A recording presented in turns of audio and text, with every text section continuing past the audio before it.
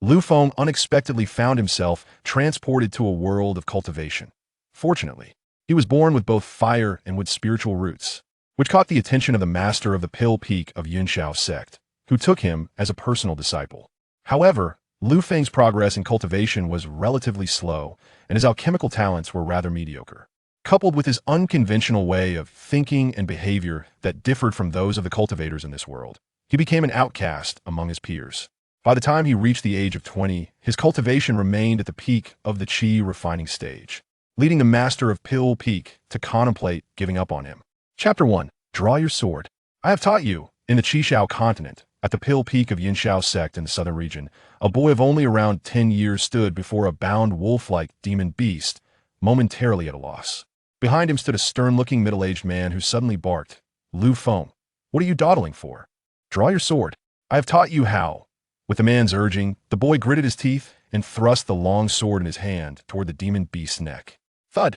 A spray of blood splattered across the boy's face, and a look of satisfaction appeared on the middle-aged man's countenance. Excellent. In the face of an enemy, you must strike with such lethal precision every time. Do you understand? 10 years later, within the Hall of Justice, a group of elders and 2 peak masters watched a handsome young man standing in the hall with serious expressions. Lu Feng, explain how you managed to injure my disciple so grievously. The master of the sword peak demanded, his face filled with anger. Lu Feng glanced around at the elders, noticing their cold, indifferent gazes fixed on him. Then, he looked up at Chun Hai, the master of Pill Peak, who was none other than his own mentor. Yet, at that moment, Chun Hai's eyes betrayed only indifference and disdain. Master Yi, this is not entirely my fault. Lu Feng protested, referring to Yi Xianming, the master of the sword peak. The surrounding elders began to rebuke Lu Feng for his actions, some even recounting his past misdeeds as if they intended to nail him to the pillar of shame. Seeing the accusations directed at him, Lu Feng shook his head in resignation. Family, who understands? The truth is, it happened like this. Yesterday, a group of disciples from the neighboring Sword Peak visited our Pill Peak, and, coincidentally, they found me refining pills. Despite my warnings, these brothers insisted on getting closer to observe the pill-making process. The moment they approached the furnace, there was a loud explosion accompanied by several cries of agony. I was just as stunned, and when I went to check, I could discover that the furnace had exploded. You cannot imagine the horrific scene. It was utterly devastating. Lu Feng recounted the events of the previous day, but his manner of storytelling caused the elders and the 2 peak masters to frown in disapproval at that moment. Master Yi coldly interjected, "So, according to your account, my severely injured disciples brought this upon themselves?" As he spoke, Yi Xuanming's nascent soul pressure slowly bore down on Lu Feng. Although it was but a hint of pressure, it was beyond what a mere qi refining stage practitioner like Lu Feng could withstand. Under the terrifying force, Lu Feng felt as if a mountain had suddenly been placed upon him. The overwhelming pressure caused beads of sweat to stream down his face, and he found himself kneeling on one leg. Yet, Lu Feng showed no fear in his eyes, for he knew that the explosion that injured his fellow disciples was not truly his fault. Just as Lu Feng appeared ready to collapse, Chun Hai, who had remained silent until now, suddenly waved his hand, dispersing the oppressive force. He then addressed Yi Xianming, saying, "Master Yi, although my wayward disciple is unruly by nature, he did not act with malicious intent. Let him off this time." Hearing Chun Hai's words, Yi Xianming flicked his sleeve and coldly replied, "For the sake of Master Chun, I shall spare Lu Feng from death, but he shall not escape punishment." Where is the elder of the Hall of Justice? At that moment, a brown-haired elder stepped forward, cupping his hands and inquiring, "Master Yi, what is your command?"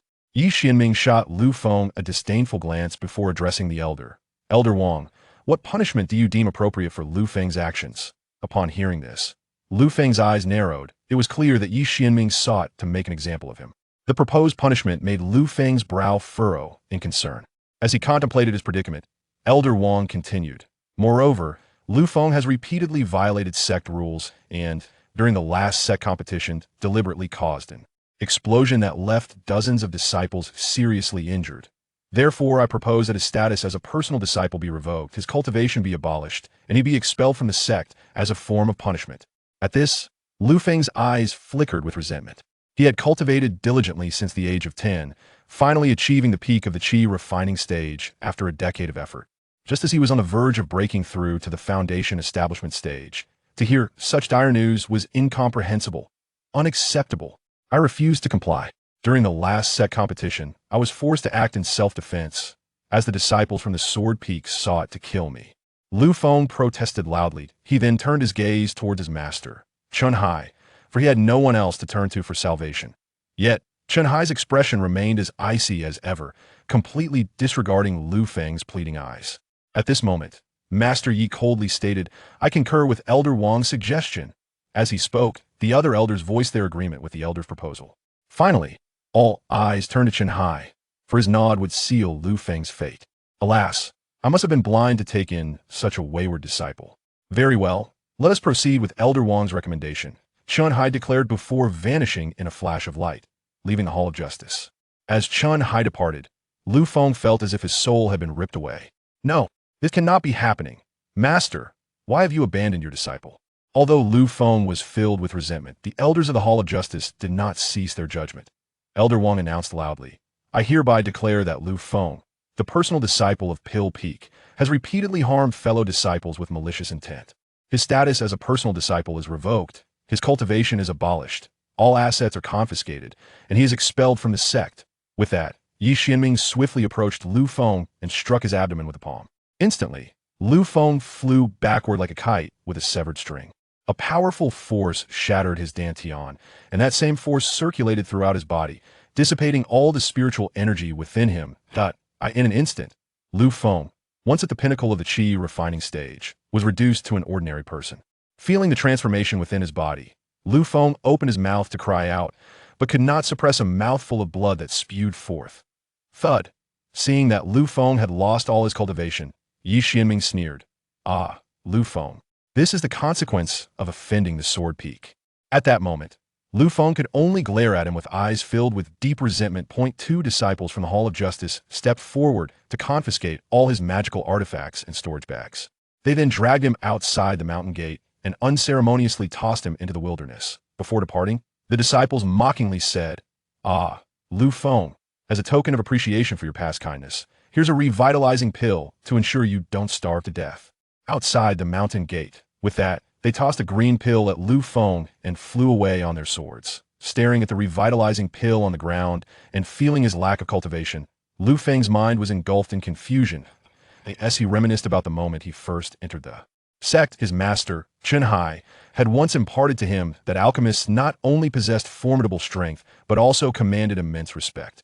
Yet now he found himself stripped of his cultivation, subjected to humiliation by his fellow disciples who brandished a single elixir of fasting. With this thought, the flames of anger within Lu Feng intensified. An alchemist, huh? Not even a dog. Ding! Congratulations to the host for awakening the Alchemical Explosion tenfold return system. Chapter 2.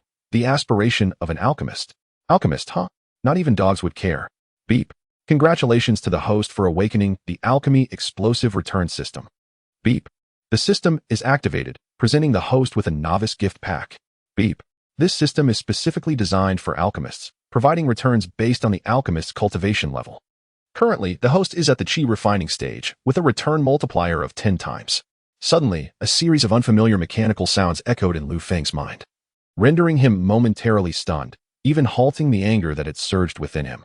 After a while, he finally reacted and exclaimed in delight, "Yes, I am truly an alchemist. I relish the exhilarating sensation of explosive concoctions." As Lu Feng reveled in his newfound joy, the system's voice reverberated in his mind once more. Beep. Would the host like to open the novice gift pack? Lu Feng pondered briefly before affirming, "Yes, open it. Right now." With no resources left to his name, he had only the fasting pill gifted by a disciple of the enforcement hall. Thus, the arrival of this novice gift pack was indeed timely. Beep. Congratulations to the host for opening the novice gift pack, acquiring 10 cubic meters of system space and a small, humble furnace. Upon hearing the system's announcement, Lu Feng was left puzzled. He understood the 10 cubic meters of system space, but what on earth was this small, humble furnace? The name sounded rather peculiar. Hey, system, how do I utilize this system space? And what exactly is this small furnace? Beep. To use the system space, the host merely needs to focus their thoughts. Additionally, please note that the system space cannot store living entities. As for the small furnace, its purpose must be explored by the host themselves. With a thought, a 10 cubic meter space materialized in Lu Feng's consciousness, within which lay a black, round furnace. Seizing the opportunity, he summoned the furnace into his hands. Wow. This system space is far more convenient than a storage pouch. As he examined the furnace closely, Feng noted its diameter was less than a meter, entirely black, and its material was indiscernible. Judging by its appearance, it seemed to be a type of alchemical furnace. However, he had never encountered a furnace so diminutive before. After a moment of contemplation, Feng became acutely aware of his surroundings. He was still outside the gates of the Yuxiao sect. Should any cultivators within catch sight of this small furnace, they would undoubtedly seize it. Until he fully understood the workings of the furnace, he needed to proceed with caution. He was no longer a direct disciple of the Yuxiao sect. Henceforth, all his cultivation endeavors would rely solely on himself. A glint of cold determination flashed in his eyes. Yuxiao sect, Yi Xianming, Shanghai, remember this. The day I ascend to the Yuxiao again shall be the day of your downfall. With a flourish of his sleeve, Feng strode purposefully toward the distant forest. In truth, Feng was a traveler from Earth, having transmigrated into this realm known as the Qishao continent through a process akin to reincarnation, possessing both wood and fire spirit roots. He had caught the eye of Feng, the master of the Yuxiao sect. However, his cultivation aptitude was rather mediocre, and after a decade of practice, he had yet to reach the foundation establishment stage. This might have been the reason for his abandonment by Shanghai. Additionally, possessing the soul of an earthling, Feng's demeanor and conduct diverged significantly from those of the cultivators in this world, leading to his ostracization by his peers from a young age. After departing from the Yuxiao sect, Feng made his way to a nearby cultivation market known as Feng. He had visited this place several times before, but always accompanied by Shanghai. This market was, in fact, a property of the Yuxiao sect, albeit populated by numerous independent cultivators. As he approached Feng, Feng felt as if his legs were no longer his own. The journey had taken an exhausting half-day, a torment for any ordinary person. No. I must regain my qi refining stage, otherwise, life will become unbearable. Taking several deep breaths, Feng gritted his teeth and stepped into the market. According to his recollections, numerous shops within Feng were hiring. Although the remuneration was modest, it would at least provide him with a place to stay. With no substantial resources to venture far, he resolved to recuperate here for a while. Along the way, Feng attempted various exchanges with the system. From the interactions, he surmised that this system was not particularly intelligent. It only communicated when specific conditions were met, such as during an explosive alchemical incident. After all, the system was aptly named the Alchemy Explosive Return System. Never mind, I shall first find a place to settle down. With that, Feng began to explore the market. Upon inspection, he discovered a plethora of shops offering various services. Some sought spirit herb cultivators, others were in need of beast tamers, while others still were recruiting alchemical apprentices and weapon refining apprentices. Feng was well informed about these supplementary cultivation professions, and he was particularly proficient in alchemy. Previously, he had been a first-tier senior alchemist in the Yuxiao sect, not far from advancing to the second tier. A first-tier alchemist could concoct pills suitable for qi refining cultivators, whereas a second-tier alchemist was far more formidable, capable of producing pills for foundation establishment cultivators, including the precious foundation establishment pill.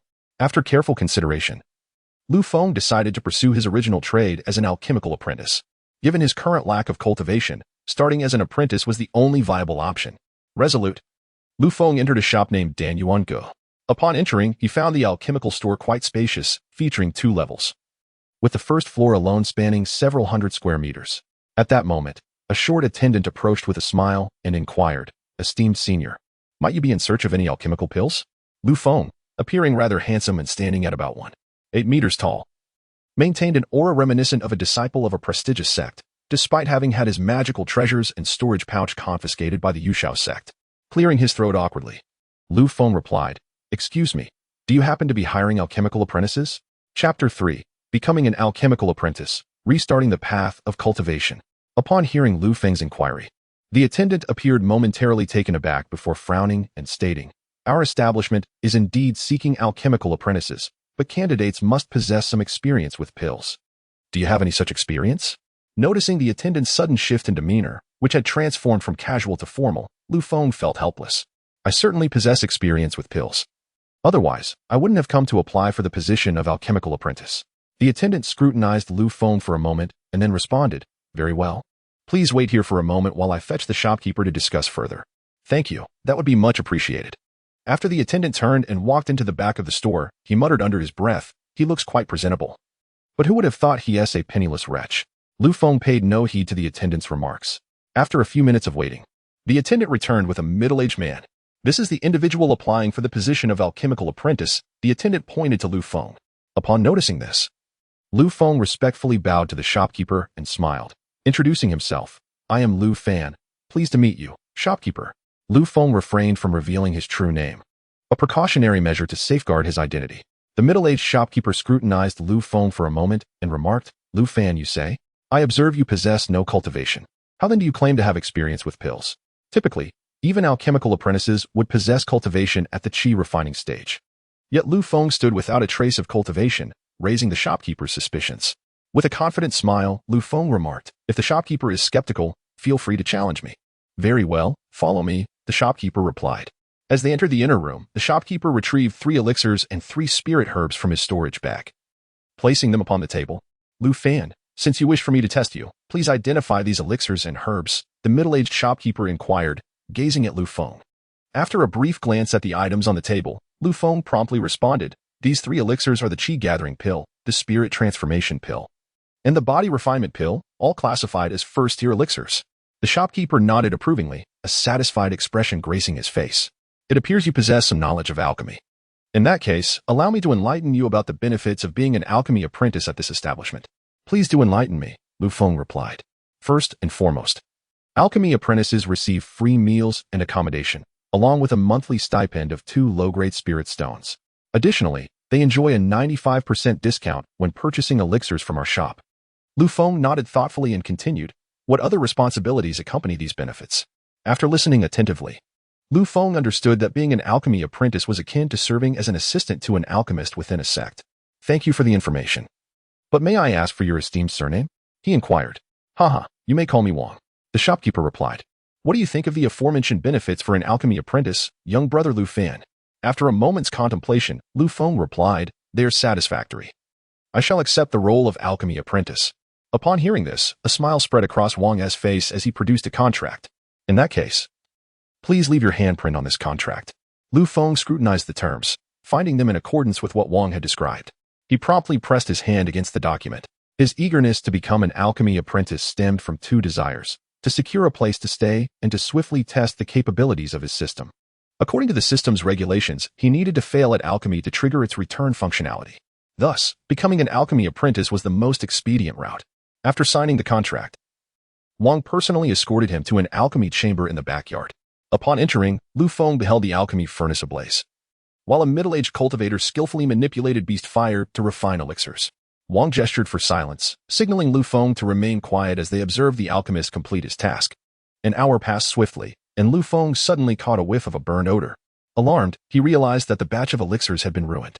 Soon after, the middle-aged alchemist ceased his work and waved his hand, sending a surge of spiritual energy toward the furnace lid. As the lid lifted, an overwhelming scent of charred material wafted forth. The alchemist shook his head in resignation, exclaiming, alas, another failure.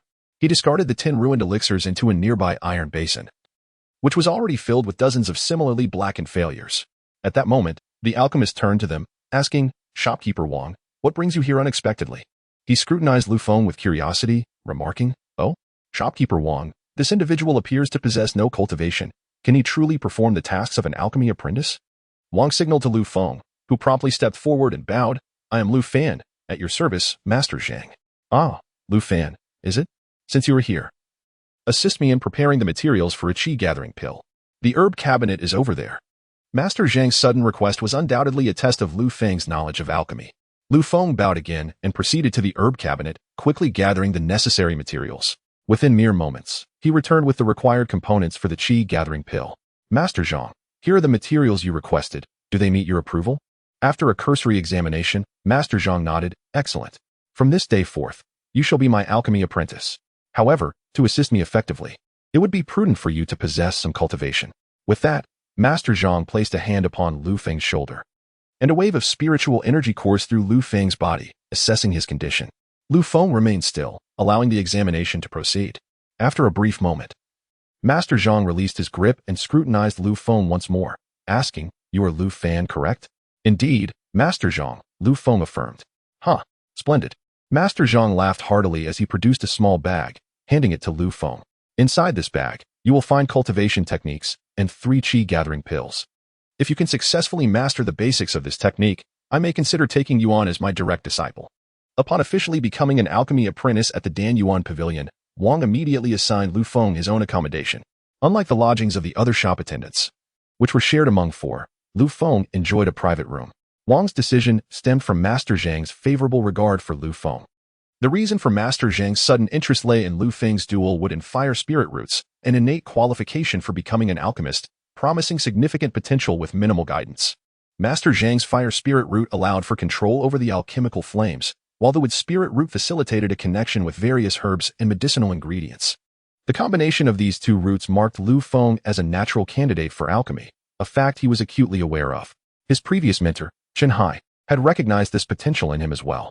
Unfortunately, Lu Feng's aptitude for alchemy had been mediocre at best, often resulting in explosive failures, earning him the moniker Exploding Furnace Ancestor among the sect disciples. Though he remained indifferent to others' opinions, he had ultimately been abandoned by the sect. Sitting in his new room, Lu Feng sighed deeply, collecting his thoughts before retrieving the small broken furnace from his system space. Previously, he had refrained from examining the furnace outside the Yushao sect.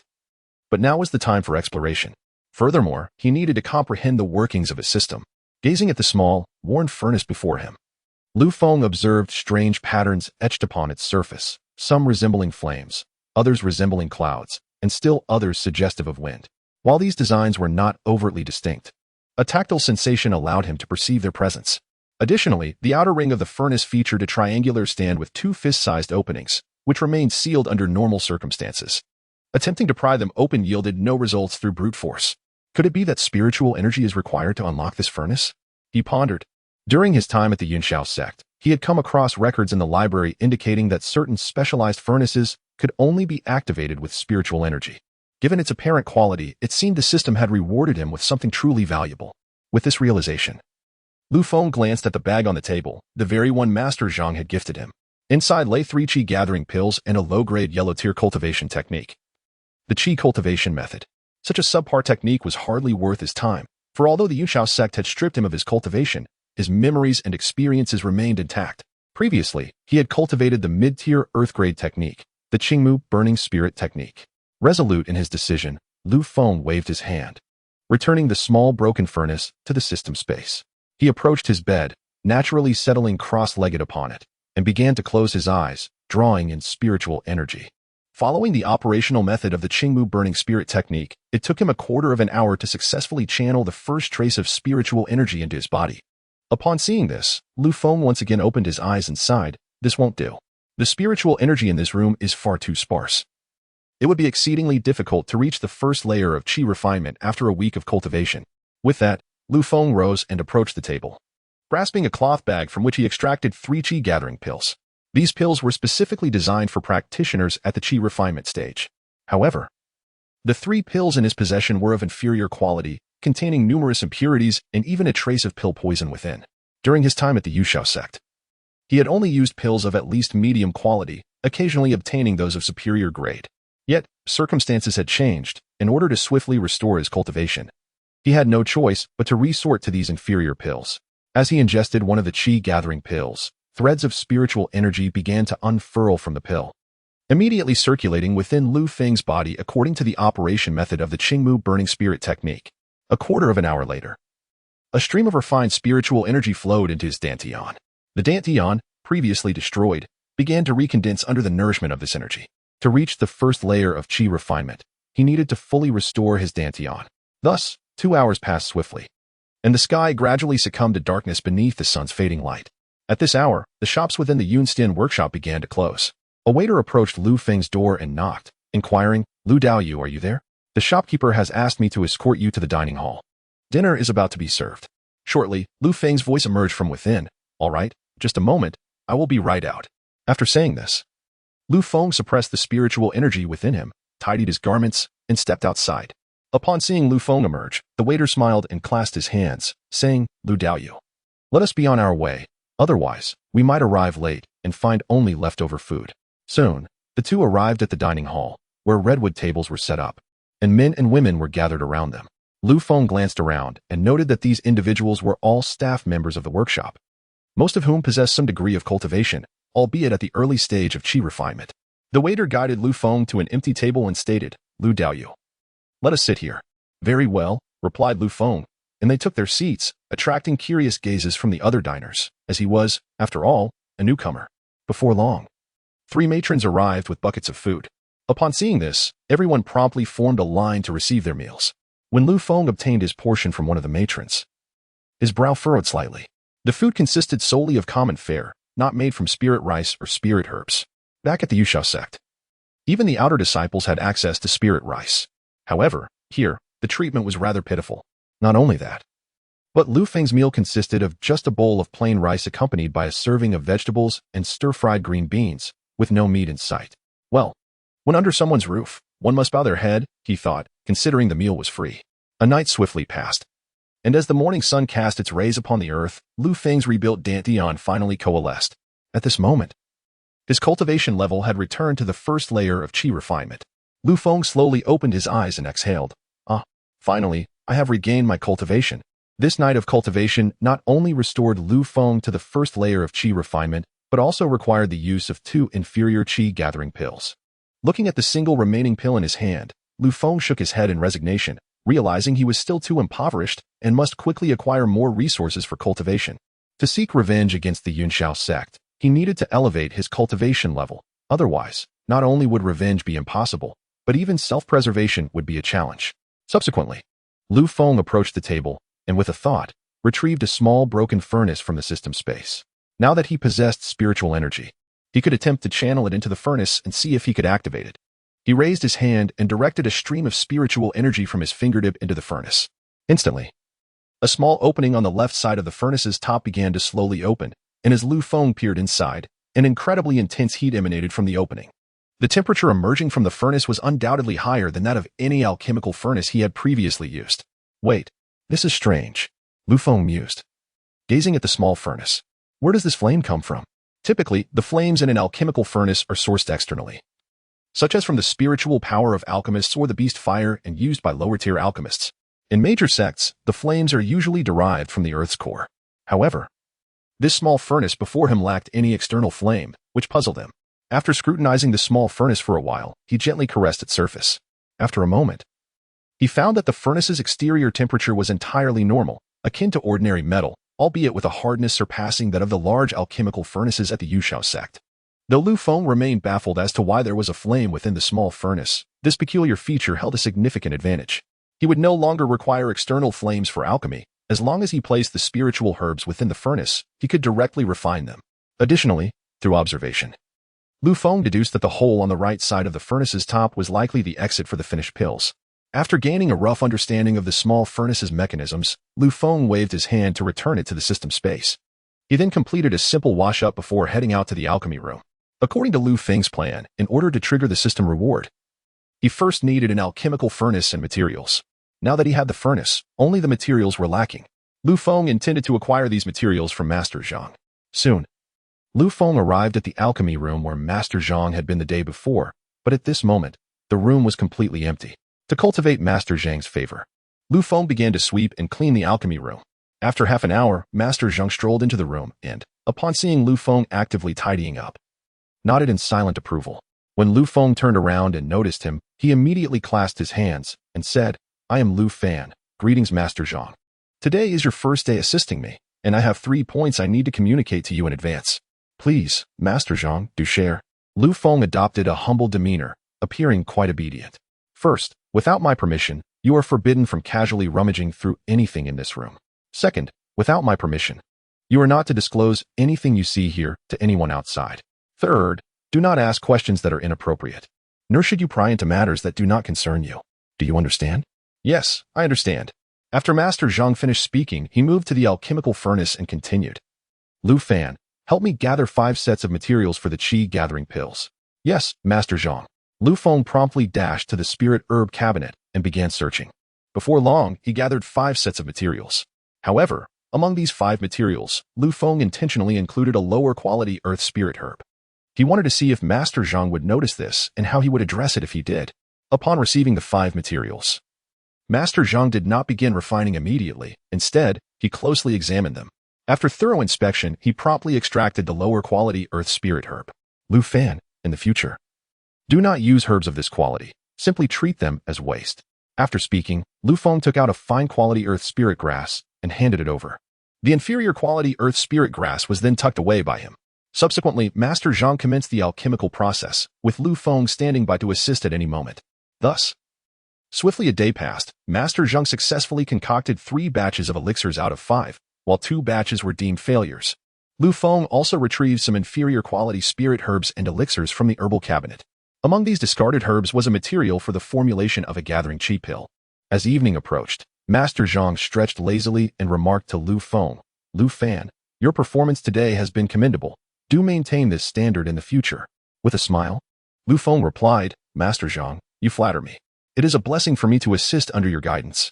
Indeed, your words are quite sweet. Well then, that will be all for today. Do not forget to practice the techniques I have imparted to you." "Yes, I shall remember." After this, Master Zhang departed from the alchemy chamber. Lu Feng gazed at the dozen failed elixirs in the iron basin, preparing to discard them outside. At that moment, a voice called out from a distance, "Lu Dao friend, wait." Turning around, Lu Feng recognized the speaker as the waiter who had taken him out for a meal the previous day. Curious, Lu Feng halted his actions and inquired, "Is there something you need, young sir?" The waiter hurried over with a smile, "Lu Dao friend, you may not be aware, but these failed elixirs can actually be sold." Lu Feng raised an eyebrow. "Oh, they can be sold?" "Indeed. Before you arrived, our shop staff took turns dealing with these failed elixirs. Now that you are here, it's your turn." Upon hearing this, Lu Feng began to understand, and he asked, if these failed elixirs can be sold, who would be interested in buying them? And what is the price? Initially, he thought that even consuming inferior elixirs was a challenge, but it seemed that the plight of wandering cultivators was indeed dire. As for the price, every 25 failed elixirs equates to 1 inferior quality elixir. Chapter 6. Initial use of the system, transforming waste into treasure. Though the price was low, being able to sell the failed elixirs provided an additional source of income. As an apprentice to Master Zhang, all the discarded spirit herbs and elixirs now belonged to Lu Feng, allowing him to handle them as he pleased. Contemplating this, Lu Feng looked at the waiter and clasped his hands. "May I ask how to address you?" The waiter chuckled. "My surname is Chun, with a single character San." Lu Feng scrutinized him for a moment and said, "Ah, so you were Dao friend Chen. You must have come for the failed elixirs, correct?" Chen San rubbed his hands together and nodded. "Yes, if you're willing, I can purchase these failed elixirs from you for spirit stones. Though the price will be somewhat lower than usual, just enough for me to earn a little for my trouble." Surprised by his candor, Lu Feng asked, "Oh, at what price will you buy them?" Chen San pondered briefly, and then raised 3 fingers. "How about 30 failed elixirs for 2 inferior quality spirit stones?" This price was slightly better than the market rate, meaning Chen San would profit 5 failed elixirs each time he collected 30 from Lu Feng. Seeing this, Lu Feng nodded. "That sounds acceptable. However, you need not come every day. Every 3 days will suffice." "Very well. Whenever you wish, I shall come to collect," Chen San replied. Lu Feng then handed over the 15 failed elixirs from the basin. "Here are 15 failed elixirs. According to your price, that amounts to 1 inferior quality spirit stone." Chen San promptly produced a spirit stone and handed it to Lu Feng, saying with a smile, "Here is your spirit stone. Please keep it safe. If there is nothing else, I shall return in 3 days." "Sounds good." Watching Chen San leave, Lu Feng fell into contemplation. It seemed he still did not know enough about the cultivation world. Just the plight of wandering cultivators was difficult for him to comprehend. As soon as he entered the room, he took out some discarded spirit herbs from his bag. After some organization, Lu Feng selected the materials for the gathering chi pill and, with a thought, summoned a small alchemical furnace. Success or failure hinges on this moment, he declared, channeling a thread of spiritual energy into the small furnace, which then slowly opened its left aperture. Without hesitation, Lu Feng deposited the gathering chi pill materials inside. Afterward, the opening closed, and Lu Feng began to manipulate the alchemical techniques to gradually refine the spirit herbs. During the refining process, Lu Feng noticed that, although the internal flame of the small furnace was terrifyingly intense, he could control it well. This mastery surpassed even his earlier experiences at the Yushao sect. Truly, it was a remarkable treasure produced by the system. Under his guidance, the materials soon transformed into a viscous liquid.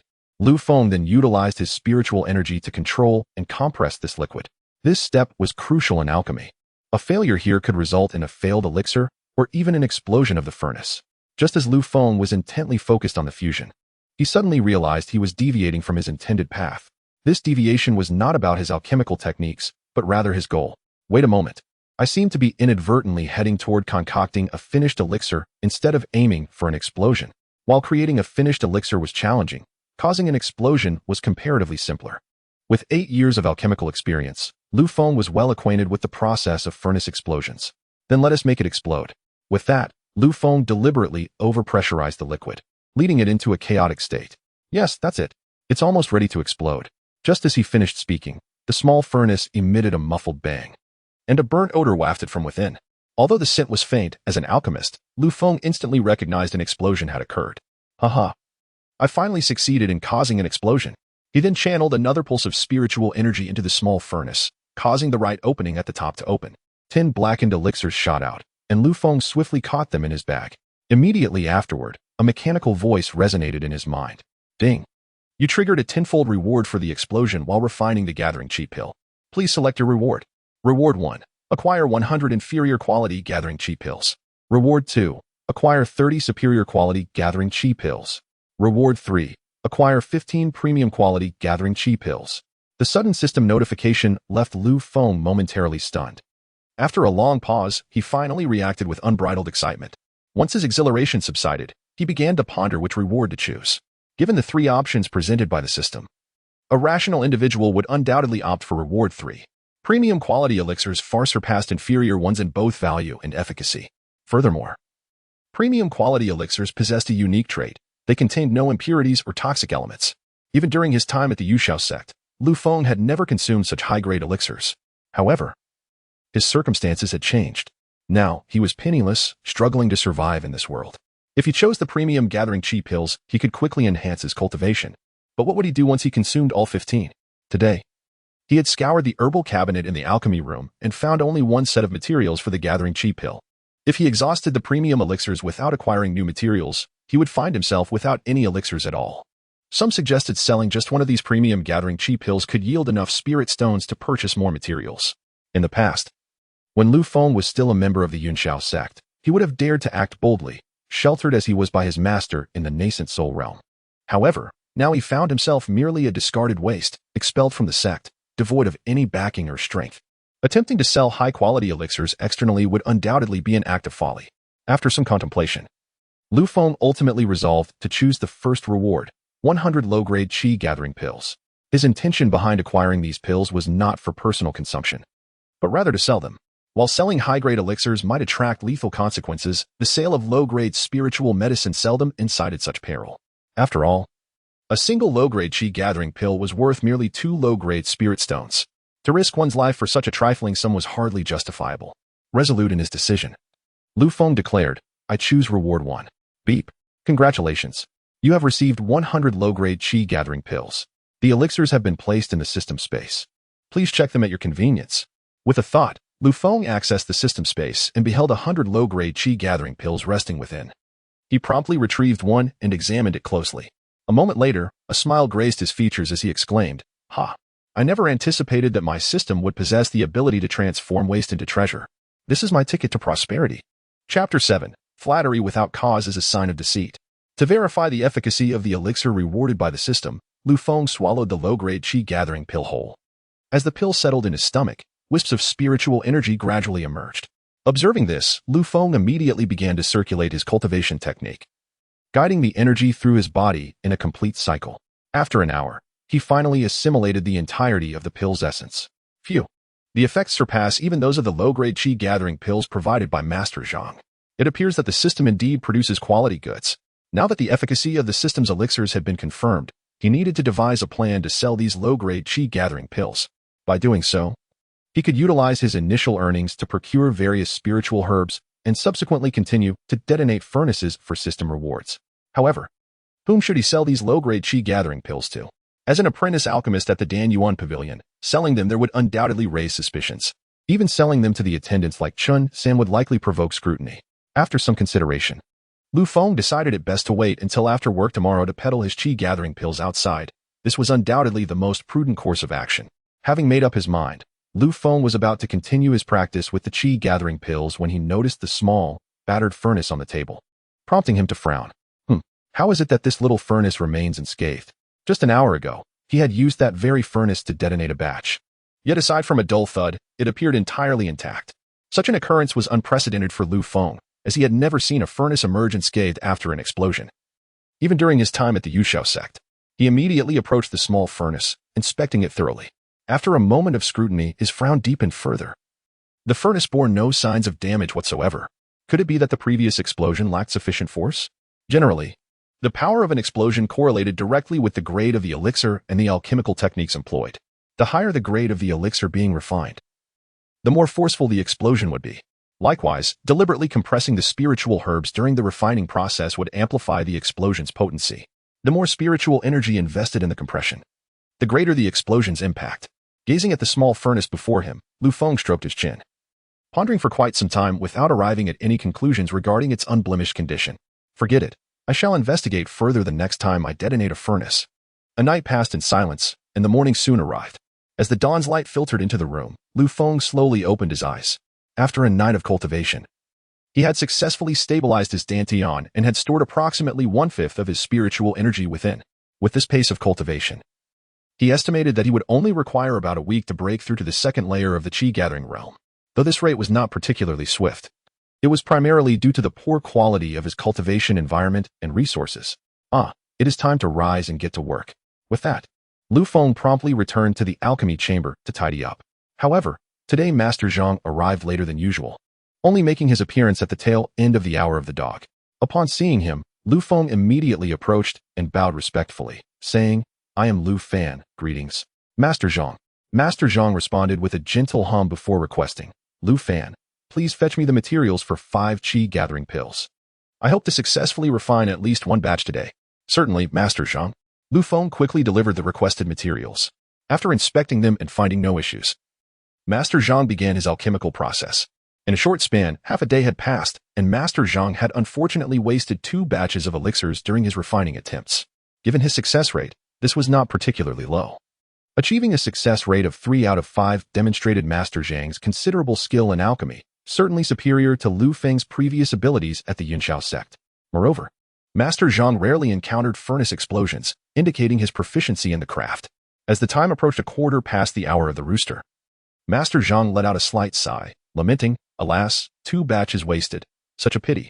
Lu Feng, standing nearby, refrained from speaking, recognizing that Master Zhang's alchemical prowess was commendable. "Yes, I understand, Master. By the way, how many of the 3 qi-gathering pills I provided you with remain?" When questioned, Lu Feng did not conceal the truth, retrieving 1 pill from his satchel and replying, "Oh, how effective are they?" His description mirrored that of those who had just begun their journey into cultivation, a process Lu Feng was well familiar with, allowing him to respond effortlessly. Master Zhang nodded slightly. Quite good. Continue refining your skills. Once you can condense spiritual energy within your dantian, I shall accept you as my personal disciple." Lu Feng feigned excitement, expressing gratitude. "Yes. I will strive to cultivate diligently and aim to become Master's personal disciple soon." With that, Master Zhang stood and departed, leaving Lu Feng to gradually restore his demeanor. From the moment Master Zhang bestowed upon him the cultivation technique and qi-gathering pills, Lu Feng had harbored suspicions about the man's intentions. There was no familial bond between them. Why would Master Zhang offer him such a fortuitous opportunity? It was clear that there was some ulterior motive at play. As the saying goes, flattery without cause is a sign of deceit. Furthermore, after his experiences at the Yunxiao sect, Lu Feng's wariness of outsiders had only intensified. Yet, with his current low level of cultivation, he could not discern Master Zhang's true level of prowess, so he must continue to play along. Nevertheless, this place, Yunxian Square, was certainly not a suitable long-term residence, as it was a property of the Yuxiao sect. Resolving these thoughts in his mind, Lu Feng swiftly tidied the alchemy chamber, filling a satchel with a dozen discarded pills before locking the door and heading to the dining hall. During dinner, Chen San, the attendant, eagerly approached Lu Feng with an excited expression. "Lu Daoyu, I just received some significant news. Would you care to hear it?" Lu Feng paused his meal. Curiosity etched on his face. "Oh, what remarkable news do you have?" Earlier today, I overheard some guests mentioning that a few inner disciples from the Yunxiao sect are descending the mountain to undergo training and will likely pass through our Yunxian Square. Chapter 8. Selling Low-Grade Qi-Gathering Pills. Upon hearing Chen San's words, a glimmer of excitement flashed in Lu Feng's eyes as he inquired curiously. "Inner disciples of the Yuxiao sect? What relevance does that hold for us?" Chen San raised an eyebrow at Lu Feng, explaining, "Lu Daoyu, you may not realize this, but the Yuxiao sect is a prominent cultivation sect in our southern region. To catch the attention of an inner disciple from this sect, even as a mere servant, would be an immense stroke of luck? Lu Feng was well aware of this reality, given that his previous standing had been even higher than that of the inner disciples. He was certainly not ignorant of such matters. Indeed, is it possible that you, Taoist Chun, are aware of when these inner disciples will arrive and who they might be? As Lu Feng continued to inquire, Jin San shook his head in resignation, saying, Alas, Taoist Lu, you think too highly of me. Given my station, I have no knowledge of such matters. However, I have heard they should be arriving in the next few days. That's true, let us dine first. After finishing their meal, Lu Feng departed from the Dan Yuan pavilion and began to meander through the marketplace. At that moment, some shops in the marketplace were gradually closing, and Lu Feng strolled while observing the surroundings. The purpose of his outing was to sell the low-grade qi-gathering pills he had received as a reward from the system, but he was uncertain about how to sell them. Just then, he noticed a few wandering cultivators heading towards the west end of the marketplace. Seeing this, Lu Feng decided to follow them. In no time, he found himself in an alley lined with stalls. Some vendors were energetically shouting, creating an atmosphere akin to a mundane market. However, the items for sale were tailored for cultivators. Could this be the night market of the cultivation realm? Lu Feng marveled inwardly. Upon reflection, a subtle smile crept across his face. Perfect. I can sell my qi-gathering pills here. Yet before selling, he wished to explore this night market further, seeking out good treasures and investigating the prices. Resolute, Lu Feng began to wander through the alley. After some exploration, he discovered a myriad of goods being sold, techniques, magical artifacts, elixirs, talismans, and more. However, most items were of low grade, with only a handful of mid-grade treasures, regrettably priced too high. Moreover, the prices here were approximately 20 to 30 lower than those in the marketplace shops. For instance, the low-grade qi-gathering pills he held were also being sold here for merely 1.5 low-grade spiritual stones each. At this rate, he could sell his 96 pills for a total of 144 low-grade spiritual stones, taking into account the 4 he had consumed during his practice the night before. Having grasped the pricing in this market, Lu Feng sought out an unoccupied stall to set up shop. Just as he placed a few qi-gathering pills on the table, 2 middle-aged men suddenly approached him. Hey, kid, who allowed you to set up shop here? Lu Feng looked up to see that these men appeared to be early-stage qi refinement cultivators. Yet they bore a menacing demeanor, resembling thugs. It was evident they were stronger than him, so to avoid unnecessary trouble, Lu Feng clasped his hands together and said, Gentlemen, this is my first time setting up a stall here, and I am unfamiliar with the rules. Please forgive my ignorance. Upon hearing this, the man on the left coldly chuckled and replied, Since it's your first time, let me inform you of the rules. To sell here, you must pay a management fee. Lu Feng felt a bit speechless. It turned out these men were collecting protection fees. Who would have thought that even in the cultivation world, he would encounter such nonsense? Thus, Lu Feng smiled and inquired, May I ask how much this management fee is? The men immediately raised 2 fingers, stating 2 low-grade spiritual stones for a night. This price was not exorbitant. However, considering there were over 100 stalls in this alley, the 2 men could collect several hundred low-grade spiritual stones in a single day. It seemed the income from this night market was substantial. Lu Feng reached into his pouch and discovered he only had 1 low-grade spiritual stone, which he had earned from selling a useless pill to Jin San earlier. Ahem, gentlemen, I have not yet opened for business, and I am short on spiritual stones. Would you consider accepting 1 qi-gathering pill as the management fee? Kid, 1 qi-gathering pill is insufficient. If you truly wish to sell here, you need to provide at least 2. Although Lu Feng felt a twinge of annoyance, he nevertheless produced 2 qi-gathering pills and handed them over. Fine, 2 it is. The men snatched the pills with a cold smirk, saying, Heh, you are rather perceptive.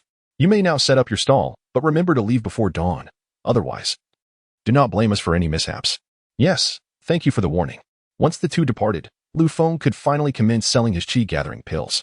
He arranged several pills on the stall, but given that many vendors were selling similar items in this alley, he needed a strategy to sell them quickly. After all, he was not accustomed to running a stall business.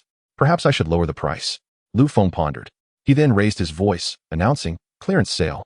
Premium low-grade qi-gathering pills for only 1 low-grade spiritual stone each. Don't miss out. As soon as he spoke, the crowd turned their attention towards Lu Feng. Even the vendors nearby glanced over. The individuals frequenting this market were primarily low-tier cultivators, and they certainly needed elixirs for their training. The low-grade qi-gathering pill was a staple item, and Lu Feng's price of 1 stone was unprecedented in this alley. Before long, a crowd gathered around him. At that moment, a female cultivator with braids stepped forward and asked, Excuse me, sir, are your low-grade qi-gathering pills truly priced at 1 low-grade spiritual stone? With that, The onlookers scrutinized the pills, wary of the possibility of being sold counterfeit goods. After a moment of contemplation, the young female cultivator continued. May I see one of your low-grade qi-gathering pills? Of course. Lu Feng responded without hesitation, handing her a pill. The young woman examined it closely, and a look of delight crossed her face. Sir, I would like 20 of your low-grade qi-gathering pills. Elated at her request, Lu Feng replied, Very well. That will be a total of 20 low-grade spiritual stones. They completed the transaction, exchanging money for goods. After the young cultivator purchased her pills, nearby onlookers immediately asked her, Excuse me, friend, is this seller's low-grade qi-gathering pill genuine? The young woman merely nodded before hastily departing the alley. Seeing this, the crowd's skepticism diminished significantly, and soon Lu Feng's remaining qi-gathering pills were sold out. At this moment, his pouch contained 94 low-grade spiritual stones, sufficient for purchasing materials for more qi-gathering pills. The thought of continuing to refine and earn system rewards filled Lu Feng with excitement. Just as he was preparing to pack up and leave, a nearby vendor selling techniques called out, Excuse me, dear friend, may I have a word? Lu Feng turned to see a middle-aged man wearing a conical hat smiling at him. Stopping his actions, Lu Feng politely replied, Greetings, esteemed Taoist. What brings you to speak with me? The hat-wearing man smiled and said, Actually, I intended to purchase some of your qi-gathering pills, but the crowd was too large for me to manage. Therefore, Lu Feng immediately understood the man's intentions. He wished to buy pills from him. Unfortunately, Lu Feng's stock of low-grade qi-gathering pills had been depleted, so he regretfully responded, I apologize, but I have sold out of my low-grade qi-gathering pills. You will have to wait for the next opportunity.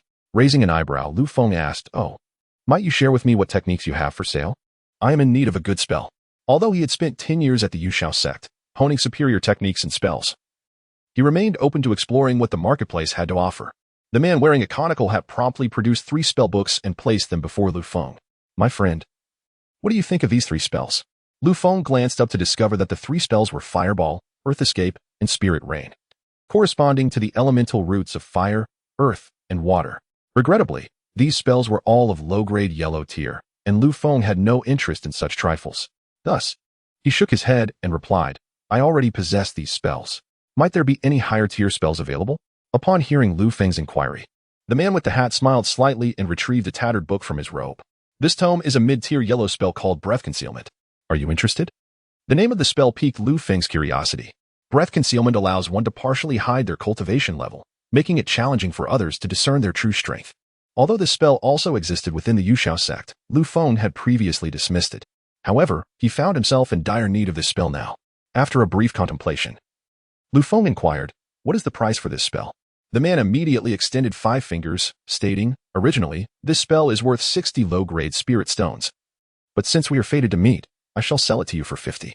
Lu Feng frowned slightly. Typically, low-grade yellow spells sold for only 10 to 15 spirit stones, while mid-tier yellow spells were priced at no more than 30 or 40 spirit stones.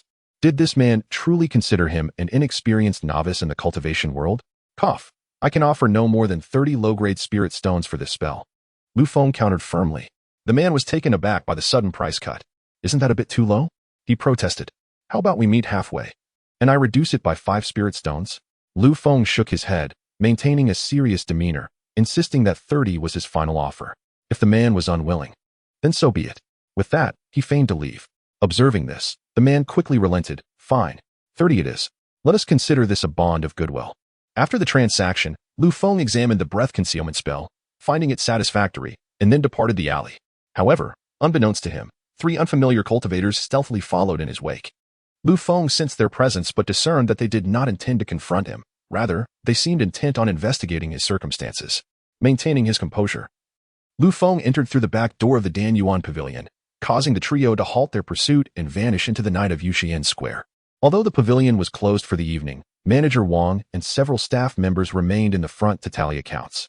Lu Feng approached. Greeting, I am Lu Fan. Honored to meet you, Manager Wang. Manager Wang turned to him with a smile. Ah, Lu Fan. What brings you here? I wish to purchase materials for refining gathering spirit pills. Are they still available? After sizing Lu Feng up again, Manager Wang replied, Indeed, they are available. However, I must inquire why you are suddenly interested in gathering materials for these pills. Clearing his throat, Lu Feng concocted a reason. I noticed Master Zhang has been busy refining pills, so I thought I might give it a try myself. Manager Wang chuckled lightly, understanding. Very well. If you wish to try, I shall accommodate you. But heed my warning. Pill refinement carries a significant risk of failure. Do not act recklessly. Lu Feng nodded appreciatively. Thank you for the reminder, manager. I understand. Seeing Lu Feng's determination, Manager Wang relented. All right, the materials for a gathering spirit pill are 10 low-grade spirit stones. As you are a staff member, I shall sell them to you for 9. Upon hearing this, Lu Feng promptly produced 9 low-grade spirit stones and handed them over. Here are the spirit stones. Please verify them. Manager Wang merely glanced at them, waving his hand, causing the stones to vanish from Lu Feng's grasp. In their place, a set of materials for the gathering spirit pill appeared in his hands. Here you go, but I still advise against trying it. Lu Feng stored the materials in a pouch, bowed in gratitude to Manager Wang, and turned to leave. Moments later, he entered his room and retrieved the materials along with a small, battered furnace. It's time to resume my explosive refining endeavors. Lu Feng rubbed his hands together, brimming with anticipation. Chapter 10. The terrifying efficacy of the premium gathering spirit pill. As night enveloped the land, Yinxian Square gradually descended into darkness. Within his room, Lu Feng prepared for his ambitious plan to refine pills. He tossed various spirit herbs into the small furnace and channeled his spiritual energy to manipulate the flames, hastening their melting process. After half an hour, the materials for the gathering spirit pill had transformed into pure liquid essence. The next step involved condensing the pill, a critical phase where success was paramount. Lu Feng carefully controlled the temperature of the flames while simultaneously directing a stream of spiritual energy into the furnace. This energy enveloped the liquid, compressing it intensely. Due to Lu Feng's relatively low cultivation level, his available spiritual energy was quite limited. Had he reached the pinnacle of the qi refinement stage, he could have easily detonated the furnace in an instant. Faster, just a little more. No sooner had he thought this than the small furnace emitted a muffled bang. Haha, success! Lu Feng exclaimed, excitement coursing through him as he inspected the furnace, relieved to see it unharmed. Clearly, this was no ordinary furnace. It likely possessed some unique capabilities. However, there was no time for contemplation. He had to quickly uncover the system reward. He directed another pulse of spiritual energy into the furnace, causing a hole to gradually open. Instantly, 10 charred pills, carrying a burnt aroma, ejected from the opening. Lu Feng caught them and placed the 10 failed pills into his pouch. At that moment, a system notification echoed in his mind. Ding! You detonated the furnace while refining the gathering spirit pill, triggering a 10-fold reward. Please select your reward. Reward 1, 100 low-grade gathering spirit pills. Reward 2, 30 high-grade gathering spirit pills. Reward 3, 15 premium gathering spirit pills. Without hesitation, Lu Feng chose, I select reward 3. Ding! Congratulations. You have received 15 premium gathering spirit pills. The pills have been transferred to your system space. Please check them at your convenience. With a thought, Lu Feng entered the system space and beheld 15 resplendent gathering spirit pills. Astonished, he grasped one of the premium pills for inspection. Wow, so this is what the legendary premium pill looks like. Upon closer examination, he noted distinct differences between the premium gathering spirit pill and the low-grade versions. The former boasted 5 prominent patterns on its surface and emitted a radiant glow. Its fragrance irresistible. Lu Feng swallowed hard, then gradually settled onto his bed, preparing to consume the premium gathering spirit pill. As the pill entered his stomach, an overwhelming surge of spiritual energy flowed forth from within. Lu Feng swiftly activated the Qingmu burning spirit technique, guiding the spiritual energy to circulate within his body. During the process of refining the medicinal pill, Lu Feng could distinctly sense the unparalleled purity of this exceptional gathering qi pill, devoid of even the slightest impurity.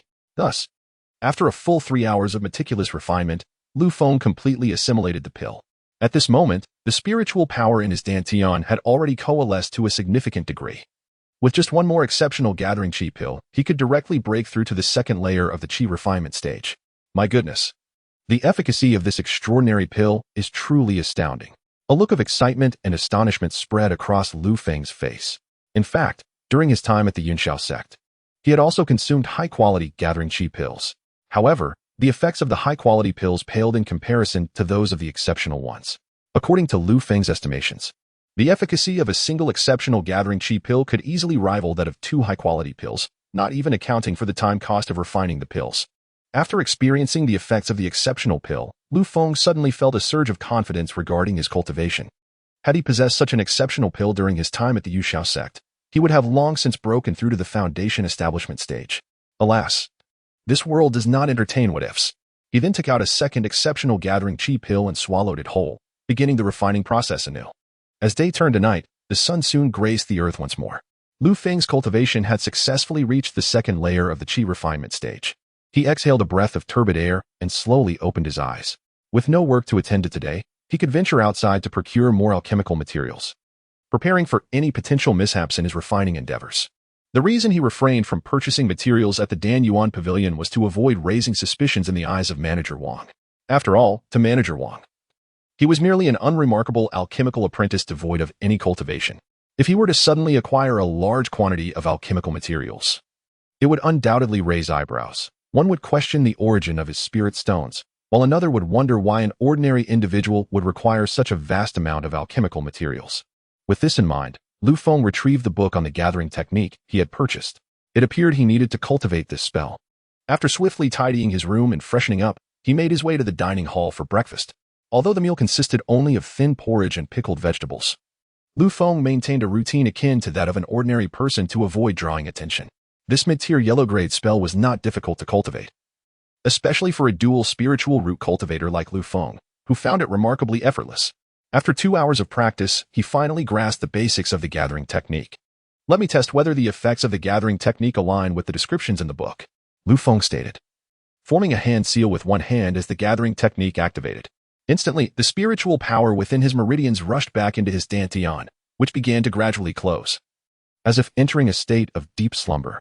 Once the gathering technique was thoroughly applied, Lu Feng exuded an aura indistinguishable from that of an ordinary person. However, this entry-level gathering technique could only deceive cultivators of the same realm. Those of a higher cultivation level would easily see through it.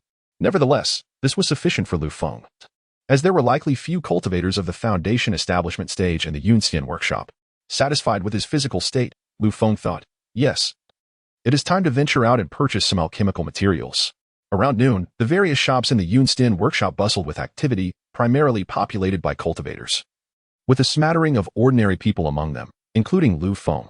With the aid of the gathering technique, Lu Feng now appeared identical to an ordinary person, not a trace of spiritual energy emanating from him, and his dantian remained in a closed state. At this moment, Lu Feng arrived at a pill shop named Xiandan Lu.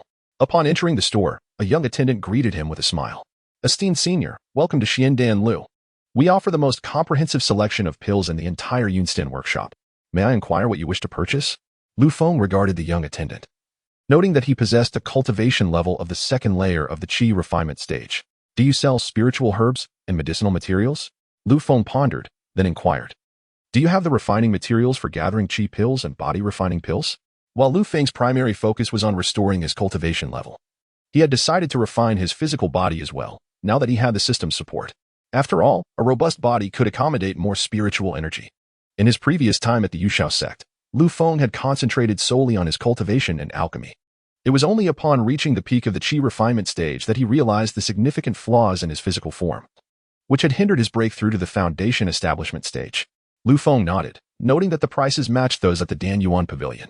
With only 54 low-tier spirit stones in his possession, his purchasing power was limited. Then I shall take 2 sets of gathering qi pill materials and 2 sets of body refining pill materials. Very well. The total for your materials comes to 50 low-tier spirit stones. How shall you proceed with the payment? Lu Feng nodded and produced the spirit stones, handing them over. Here are the spirit stones, please confirm. After both parties verified the transaction, the deal was concluded.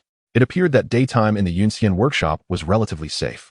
With that, Lu Feng tossed 1 set of body refining pill materials into a small furnace. After a period of melting, the materials had transformed entirely into a viscous liquid. Lu Feng then channeled a surge of spiritual energy into the furnace, beginning to exert pressure on the liquid. After a sustained period of pressure, the small furnace emitted a muffled sound. Seeing this, Lu Feng felt a surge of joy and immediately directed another pulse of spiritual energy into the furnace. Crack! The hole on the right side of the small furnace opened, and 10 dark pills, bearing a charred scent, flew out.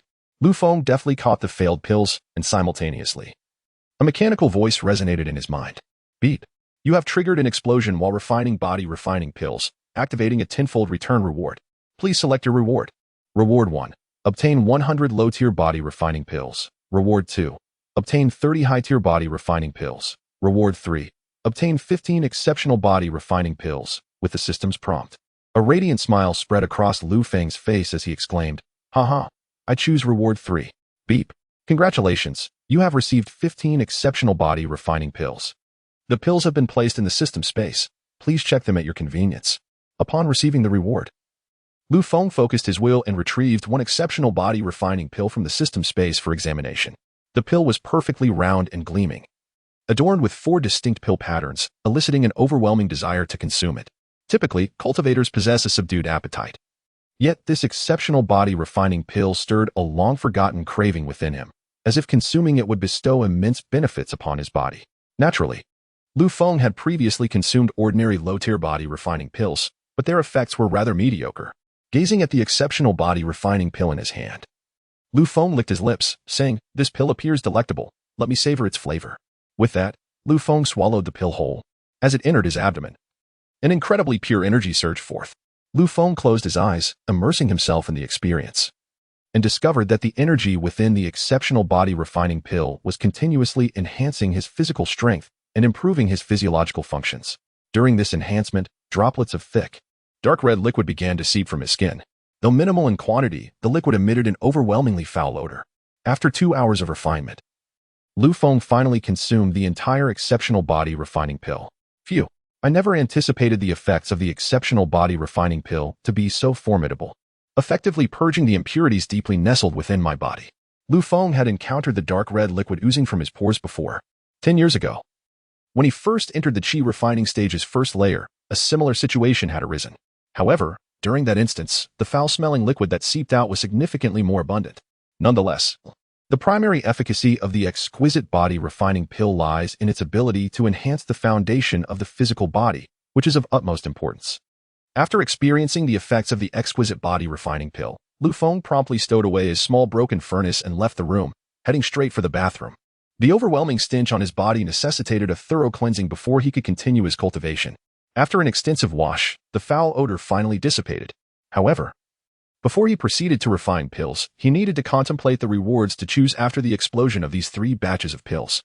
As his spirit stones were nearly depleted, he had to acquire some inferior-grade pills to exchange for spirit stones.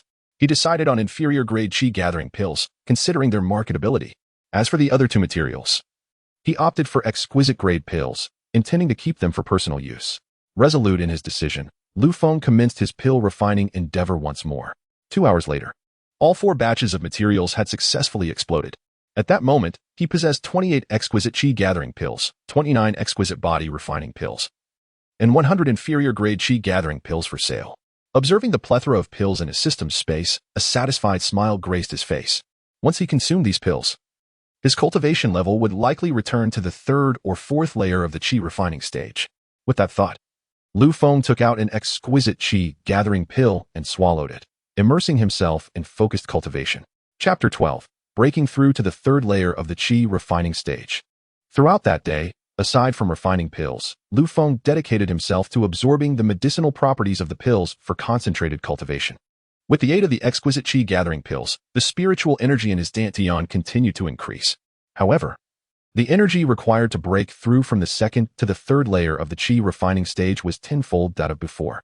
In other words, he would need to consume around 20 exquisite qi-gathering pills to successfully advance. Given that refining a single exquisite qi-gathering pill took an hour, Feng resolved to elevate his cultivation to the 3rd layer of the qi refining stage within the next 2 days before parting with his inferior-grade qi-gathering pills. While cultivators at the 3rd layer of the qi refining stage were not particularly formidable, for Feng, it would provide a certain degree of self-protection. Drawing on his 10 years of experience in the Yuxiao sect, he felt confident enough to face cultivators at the 4th or 5th layers. With this determination, Feng continued his rigorous training. 2 days swiftly passed. Feng spent most of his time in his room cultivating, only leaving for meals at the cafeteria. Upon completing the refinement of his 19th exquisite qi-gathering pill, he finally ascended to the 3rd layer of the qi refining stage. Gently, Feng opened his eyes and exhaled deeply. Although he had cultivated the concealing technique, he was uncertain of Master Zhang's cultivation level. If the latter happened to be a formidable foundation establishment cultivator, he would surely expose himself. However, based on Feng's observations, Master Zhang appeared to be merely a late-stage qi refining cultivator. To be safe, Feng planned to elevate his cultivation to the 4th layer before departing. As for the Dan Yuan Pavilion, it was merely a temporary refuge. To cultivate with focus, he needed to distance himself from the influence of the Yuxiao sect. Yes, I shall wait until I reach the fourth layer of the qi refining stage, Lu Feng resolved as he rose from his seat. At that moment, the time outside indicated it was a quarter past the hour of the dog. By this time, the night market in Xianxia and Feng would be bustling. To sell his inferior-grade qi gathering pills, Lu Feng made his way to the alley where he had previously set up shop. The area was brightly lit, resembling daylight, with hundreds of stalls lining both sides of the alley. Without hesitation, Lu Feng approached the middle of the alley and found the two burly men who managed the stall fees. "Good evening, brothers. I wish to rent a stall," Lu Feng stated. The fierce-looking man glanced at Lu Feng and replied, "Oh, it's you again. I heard you sold a batch of inferior-grade qi gathering pills at a bargain last time. It seems you made quite a fortune. Indeed, it's all thanks to you too. Here is the spirit stone for the stall rental," Lu Feng said, handing over 2 inferior-grade spirit stones. The burly man accepted the stones and chuckled. "Brother, are you planning to sell those inferior-grade qi gathering pills at a discount again?" Nodding, Lu Feng replied, "Yes, I do intend to sell inferior-grade qi gathering pills." Upon hearing this, the two men perked up and said, "Little brother, we actually have a demand for those qi gathering pills. How about selling us some?" Having previously paid them 2 inferior-grade qi gathering pills as protection fees, they were aware of the quality of his pills. Moreover, given Lu Feng's affordable prices, anyone would be inclined to buy some for personal use.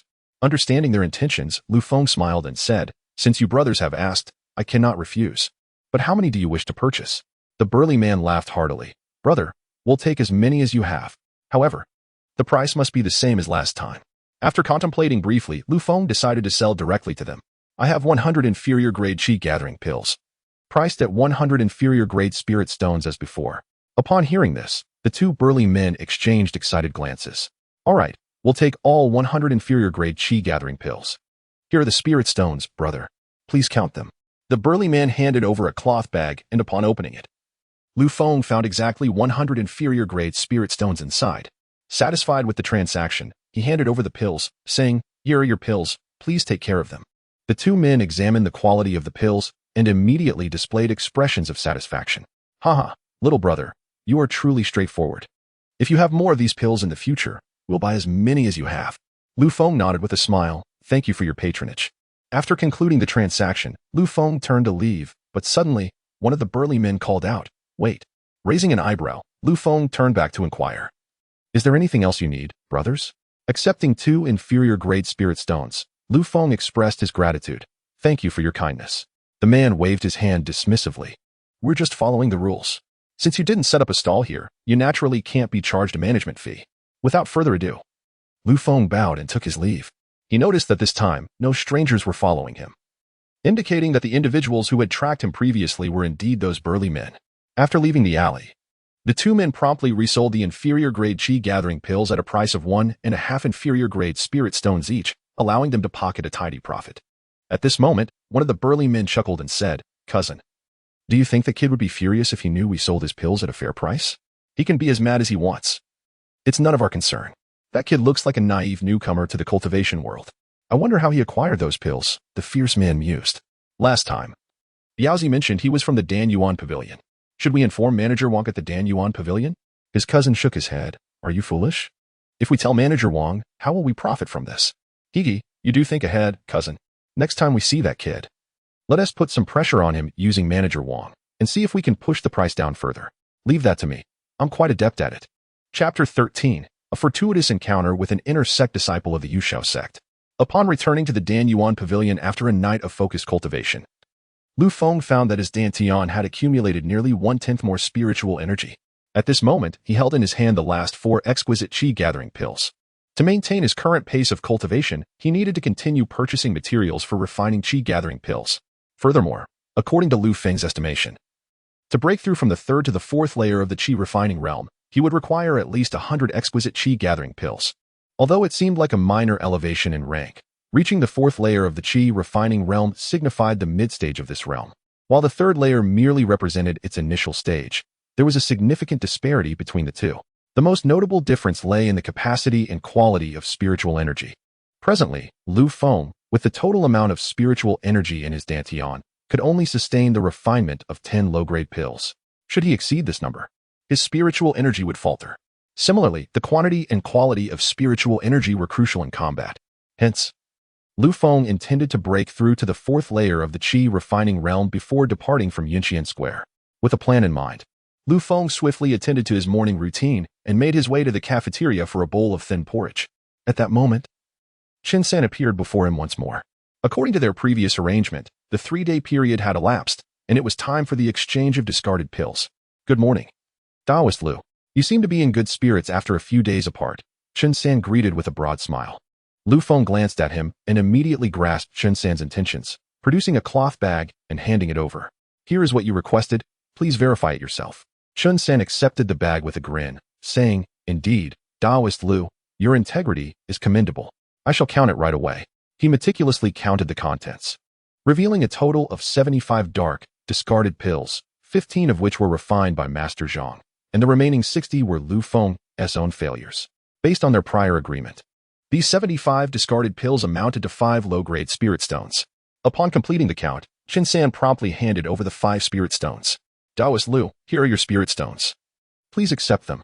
Lu Feng received the stones and remarked, Master Zhang is not in the shop these days, so you need not seek me for discarded pills again. Understood. Chen San replied. In truth, many in the shop were aware of Master Zhang's absence. Lu Feng's statement was merely a prelude to his impending departure. Afterward, Lu Feng exited the Dan Yuan Pavilion and made his way to the Xian Dan building once more. The attendant there was the same as before. The young server who greeted him with a smile, it's the esteemed senior. Welcome back. May I inquire if you wish to purchase pill materials or the pills themselves this time? With a calm demeanor, Lu Feng replied, I would like 10 sets of Qi gathering pill materials. Here are the spirit stones. He then produced 100 spirit stones and handed them over. Upon seeing the entire bag of spirit stones, the young server beamed and said, Please wait a moment. I will fetch your materials right away. Lu Feng nodded slightly and stood in place, awaiting his order. Soon, the server returned with 10 sets of Qi gathering pill materials. Just then, 3 elegantly dressed, haughty young men and women entered the Xian Dan building. Lu Feng turned to look and immediately furrowed his brow. He recognized them as 3 inner disciples from the Xianxian peak of the Yuxiao sect, Zhang Bin, Wang Hui, and Luo Yueling. Zhang Bin, in particular, had previously been injured by Lu Feng during the sect's grand competition 2 years prior. Damn it, what are they doing here? Lu Feng cursed inwardly. It seemed these 3 were the inner disciples that Chen San had mentioned earlier. At that moment, Wang Hui bellowed, Where is everyone? Are you blind? Can't you see we've come to purchase items? The server hurriedly approached with an apologetic expression. I am truly sorry, esteemed seniors. I was momentarily neglectful. Please forgive us. Wang Hui retorted with disdain. How dare you speak to me? Get your manager out here. The server hesitated, but under the cold glare from Wang Hui, he quickly acquiesced. Yes, I will fetch the manager immediately. Please wait, esteemed seniors. Lu Feng observed the scene without intervening. After all, his current cultivation was only at the 3rd layer of the Qi refining realm, while the 3 possessed late-stage cultivation. It was prudent for Lu Feng to exit swiftly to avoid any unnecessary trouble should they recognize him. As he pondered his escape, Luo Yueling suddenly noticed him. She scrutinized Lu Feng's back, displaying a contemplative expression, before pointing and demanding, You. Yes, you. Turn around. Realizing the gravity of the situation, Lu Feng inwardly lamented that he could not evade them this time. Reluctantly, he turned to face her. Upon seeing Lu Feng's countenance, Luo Yueling gasped in surprise, exclaiming, You are Lu. No, it should be Lu Feng now.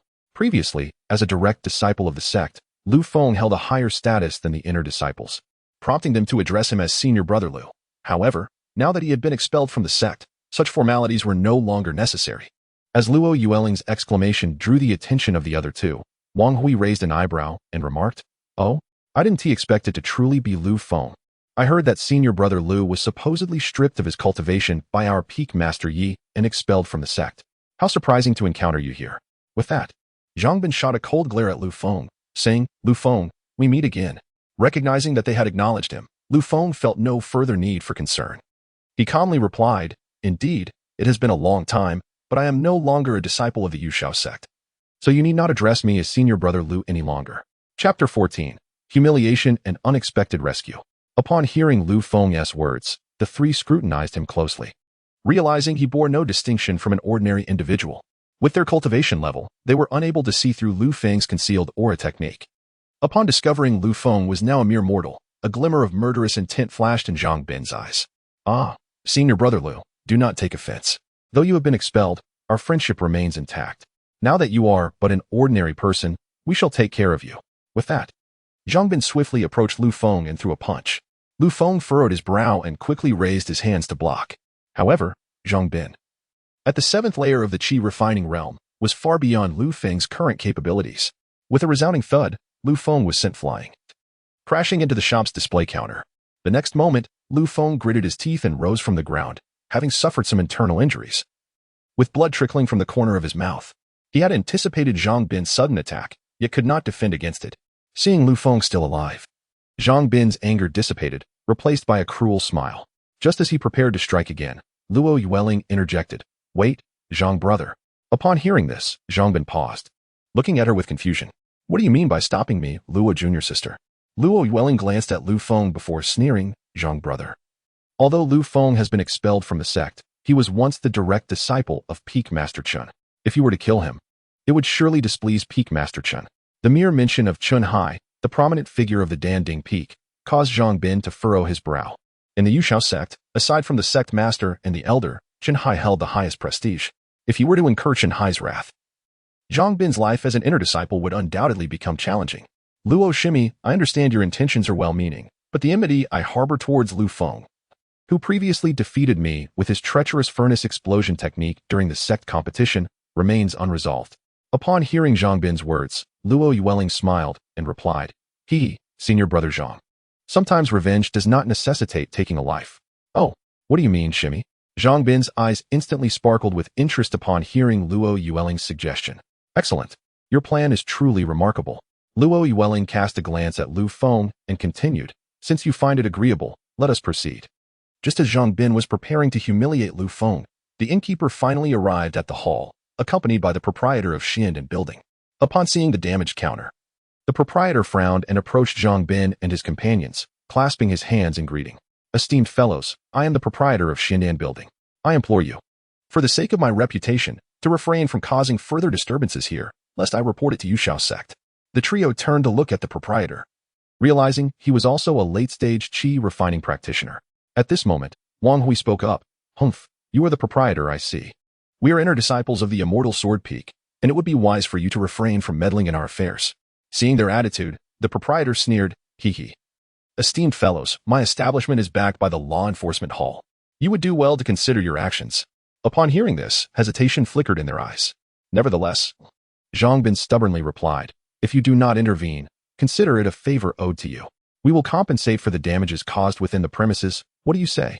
The proprietor shook his head, smiling. Were this outside, I would not utter a word, even if you fought to the death.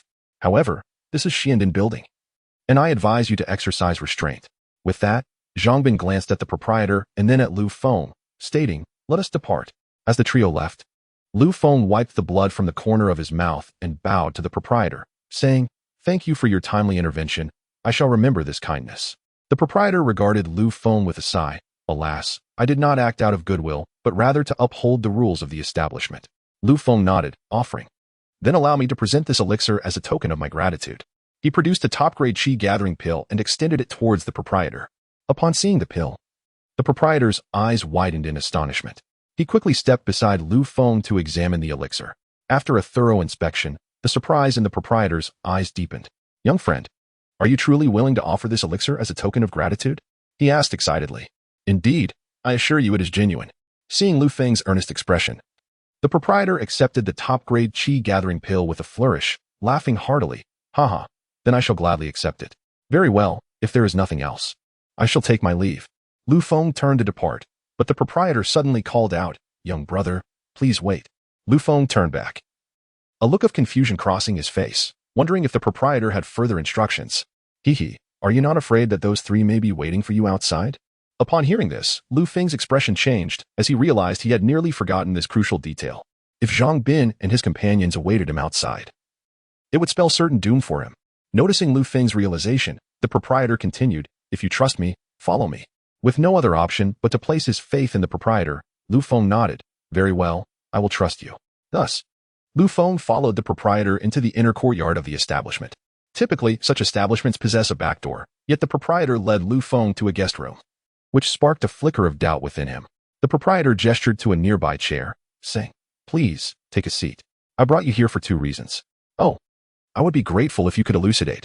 Hiki, I am fully aware of the events that transpired between you earlier. You must be the recently expelled direct disciple from Yuxiao sect, correct? Lu Feng raised an eyebrow, surprised that the proprietor was privy to this information. He nodded, responding, indeed. I am the disciple you mentioned. Examining the proprietor, Lu Feng inquired, you mentioned you had two purposes in bringing me here. What are they? The proprietor chuckled. The nature of youth is indeed impatient. My intentions are quite simple. First, to extricate you from those three's troubles, and second, to inquire if you possess any more of those top-grade chi-gathering pills. A flicker of realization crossed Lu Feng's mind. It became evident that the proprietor's motives were not purely altruistic, but rather driven by an interest in the top-grade chi-gathering pill. Understanding this, Lu Feng shook his head and replied, I possess only this singular top-grade chi-gathering pill, which was bequeathed to me by my former master. To divert attention away from the chi-gathering pill, Lu Feng could only present Xianxia as a diversion. Upon hearing this, the proprietor believed Lu Feng's words to be sincere. After all, Xianxia was a nascent soul-stage alchemist, capable of producing top-grade chi-gathering pills, which was not surprising. Ah, I see. It seems that Qin Fengzhu still values the bond between master and disciple. Mentioning Xianxia reminded Lu Feng of the cold and disdainful look he received from him. He remained resentful of Yunxiao sect's verdict against him. Chapter 15. News of the Secret Realm in Lanfeng Xian City. The proprietor's words not only reminded Lu Feng of Yunxiao sect, but also of his former master, Xianxia, who had abandoned him. Had Xianxia retained any regard for him, he would not have allowed Yu Xinming to cripple him, nor would he have consented to his expulsion from the sect. Yet, these thoughts were clear only to Lu Feng himself. Since being brought into Yunxiao sect by Xianxia at the age of 10, he had trained for a decade without breaking through to the foundation establishment stage. A painfully slow progression. It was worth noting that Lu Feng had previously enjoyed substantial training resources, and Xianxia had personally guided him. Nevertheless, despite these advantages, he had failed to achieve a breakthrough. Thus, this was a primary reason for Xianxia's abandonment. Lu Feng nodded. Thank you, esteemed proprietor. Higi, you are too kind. As far as I know, those three descended the mountain, this time seemingly to explore a secret realm. Oh, what kind of secret realm?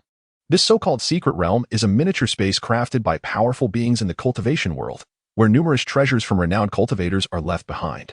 Some major sects even conceal their entire mountain gates within such secret realms, making them difficult for others to discover.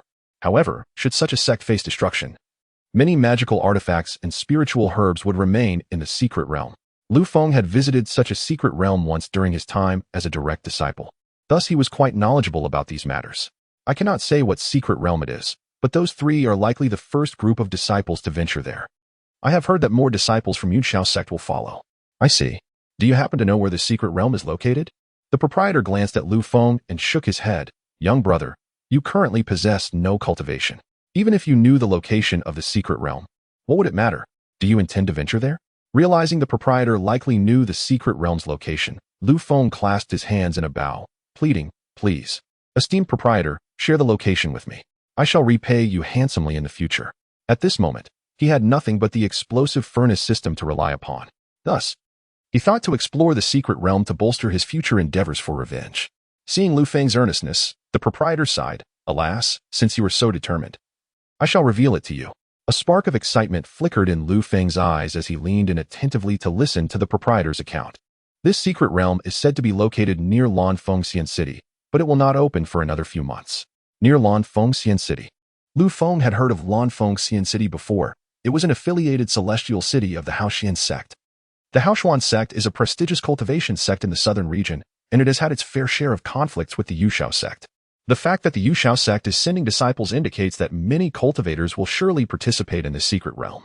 At that moment, there was a sudden knock at the door of the guest room. The innkeeper slowly inquired, what is it? Outside, a voice responded, Innkeeper, the three troublemakers have already left. Ah, I understand. You may continue with your duties, the innkeeper replied, then turned to Lu Feng with a smile, saying, Brother Lu, since those three have departed, I can accompany you out. Lu Feng immediately rose and clasped his hands in gratitude. Thank you for your kindness, innkeeper. Subsequently, the innkeeper led Lu Feng to the back door of the establishment, saying, Brother Lu, if you encounter Master Chun, please extend my regards to him. Lu Feng nodded. I shall take my leave now. The innkeeper's intervention on his behalf was partly due to his respect for Xianxia and partly because of the precious gathering chi pills Lu Feng possessed. Regardless, the innkeeper had indeed saved him once, and he hoped to repay this favor in the future. Upon returning to his room, before he could even close the door, Lu Feng coughed up a mouthful of blood.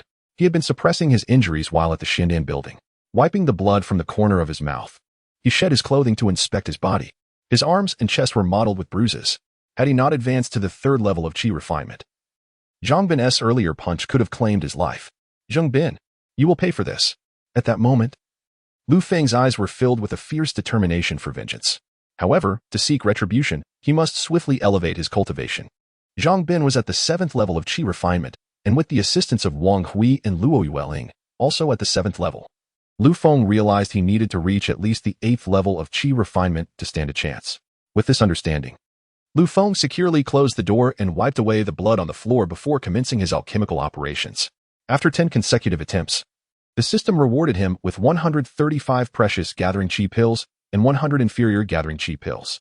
The latter were intended for sale on his next occasion. With the acquisition of these precious gathering qi pills, he had sufficient resources to cultivate to the 4th level of qi refinement. In the days that followed, Lu Feng maintained a low profile, devoting himself to cultivation, only emerging for meals. Thus, a week swiftly passed. By this time, Lu Feng's cultivation had reached the peak of the 3rd level of qi refinement, and the spiritual energy within his dantian was in a state of perfection. He then retrieved a precious gathering qi pill, murmuring to himself, I never anticipated that in less than 2 weeks, I would progress from an ordinary individual to the 4th level of qi refinement. Such a rapid advancement in cultivation would have been considered extraordinary in the past. The reasons for his accelerated growth were the aid of the precious gathering qi pills and the absence of obstacles in his renewed cultivation, coupled with his prior cultivation insights, which facilitated this remarkable enhancement. With that thought, Lu Feng swallowed the precious gathering qi pill and began his breakthrough. As the pill entered his abdomen, an abundance of pure spiritual energy emanated from it. Focusing his mind, he activated the Qingmu burning spirit technique to guide this energy through the micro and macro circulations. Once the first strand of spiritual energy was completely refined, it coalesced into a stream of spiritual power, infusing his dantian. The dantian, which had previously been in a state of fullness, began to pulsate with renewed vigor under the influence of this spiritual power. Gradually, fresh strands of spiritual energy surged into the dantian, accelerating its pulsation rate. In this manner, the dantian began to expand, its capacity increasing significantly. Once stabilized, the dantian's capacity was roughly 1.5 times greater than before. Finally, I have broken through to the 4th level of qi refinement. After successfully advancing to the 4th level, Lu Feng took a moment to consolidate this newfound power. After a week of cultivation, he was left with only 40 precious gathering qi pills. While this may seem considerable, it was insufficient to sustain him on his journey. He had initially planned to leave for the 4th level of qi refinement, but needed to make some preparations first. He decided to sell his inferior gathering qi pills and purchase materials for future alchemical endeavors. With determination, Lu Feng made his way to the Danyuan Pavilion's hall. At noon, the establishment was bustling with patrons. After a brief observation, Lu Feng quickly spotted Xianxian in the hall. He approached with haste, clasping his hands in greeting. Greetings, Dao friend Xin.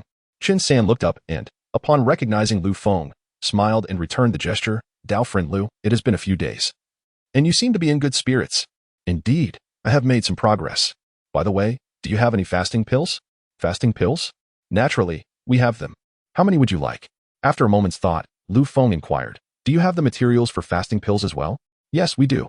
In that case, I would like 10 sets of fasting pill materials. Fasting pills are considered low-tier alchemical products, easily crafted even by novice alchemists, so the materials were not overly expensive. Xianxian nodded and soon presented 10 sets of fasting pill materials. Dao friend Lu, the total for these materials is 5 inferior spirit stones. Lu Feng handed over the spirit stones, and they exchanged goods. Knowing he needed to prepare some sustenance for his journey, Lu Feng recognized that fasting pills were the ideal provisions for cultivators. Upon hearing the price, Lu Feng was taken aback. It seemed imperative that he leave Xianxia and Feng immediately. Of course, that is settled, Lu Feng replied calmly. Great, then.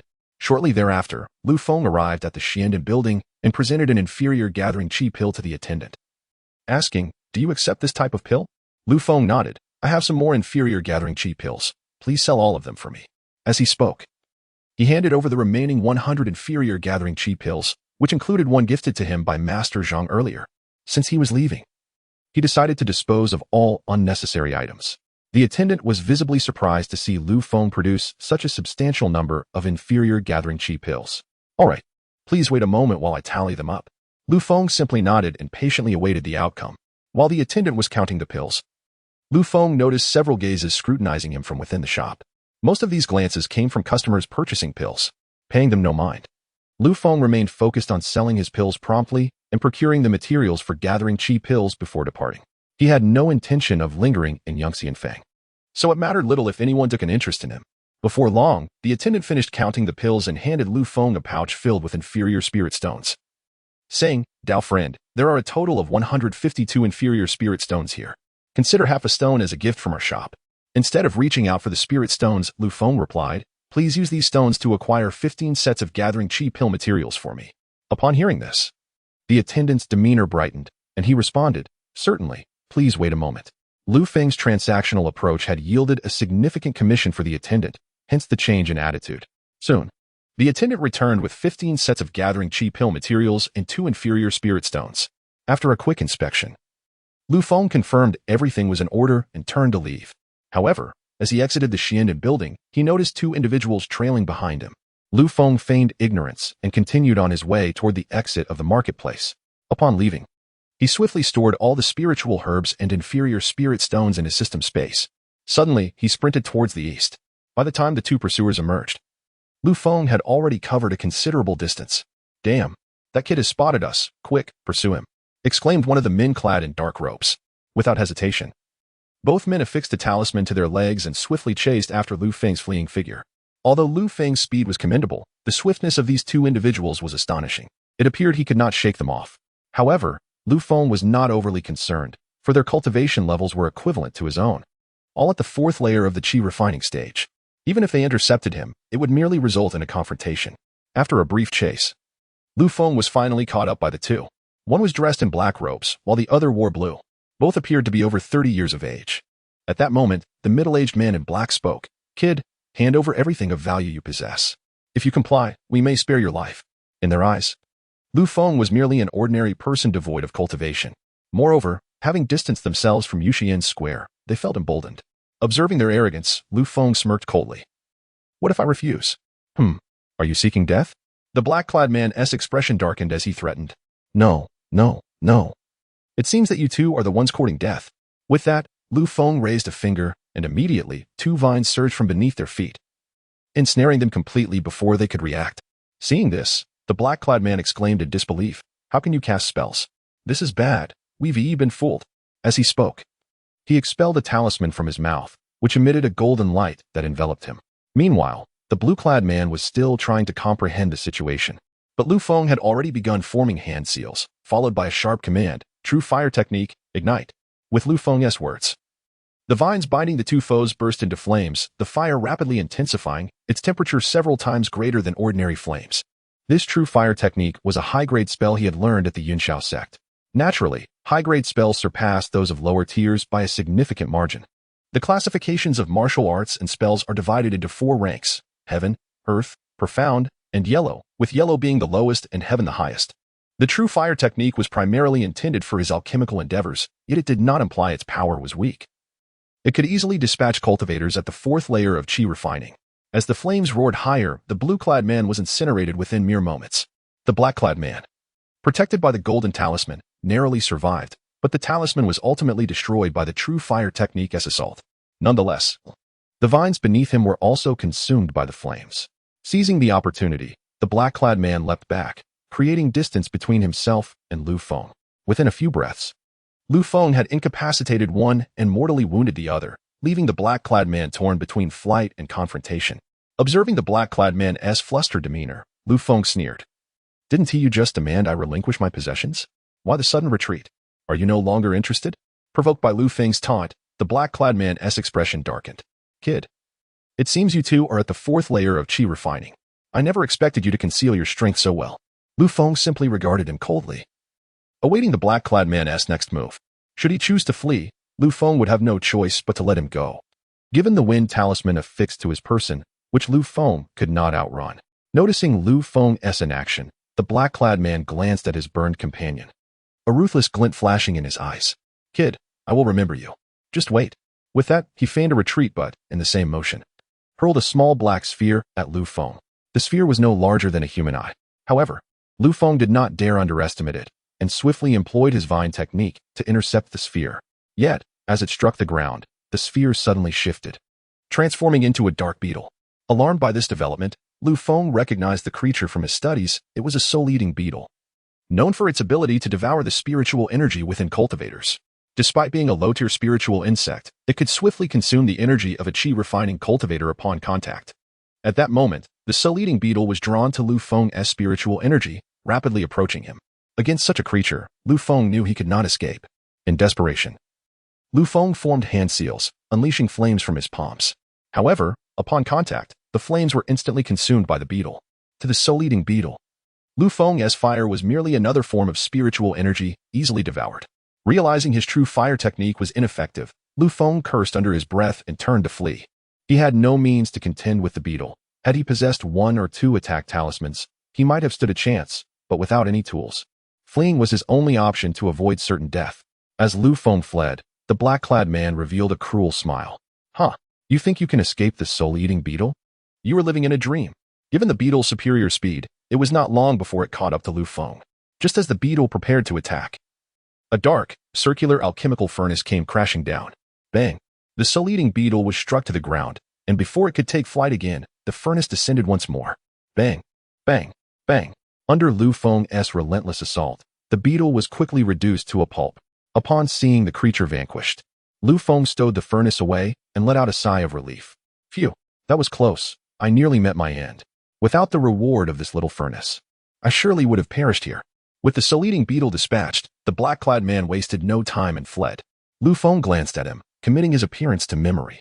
Should they cross paths again, he would not hesitate to act.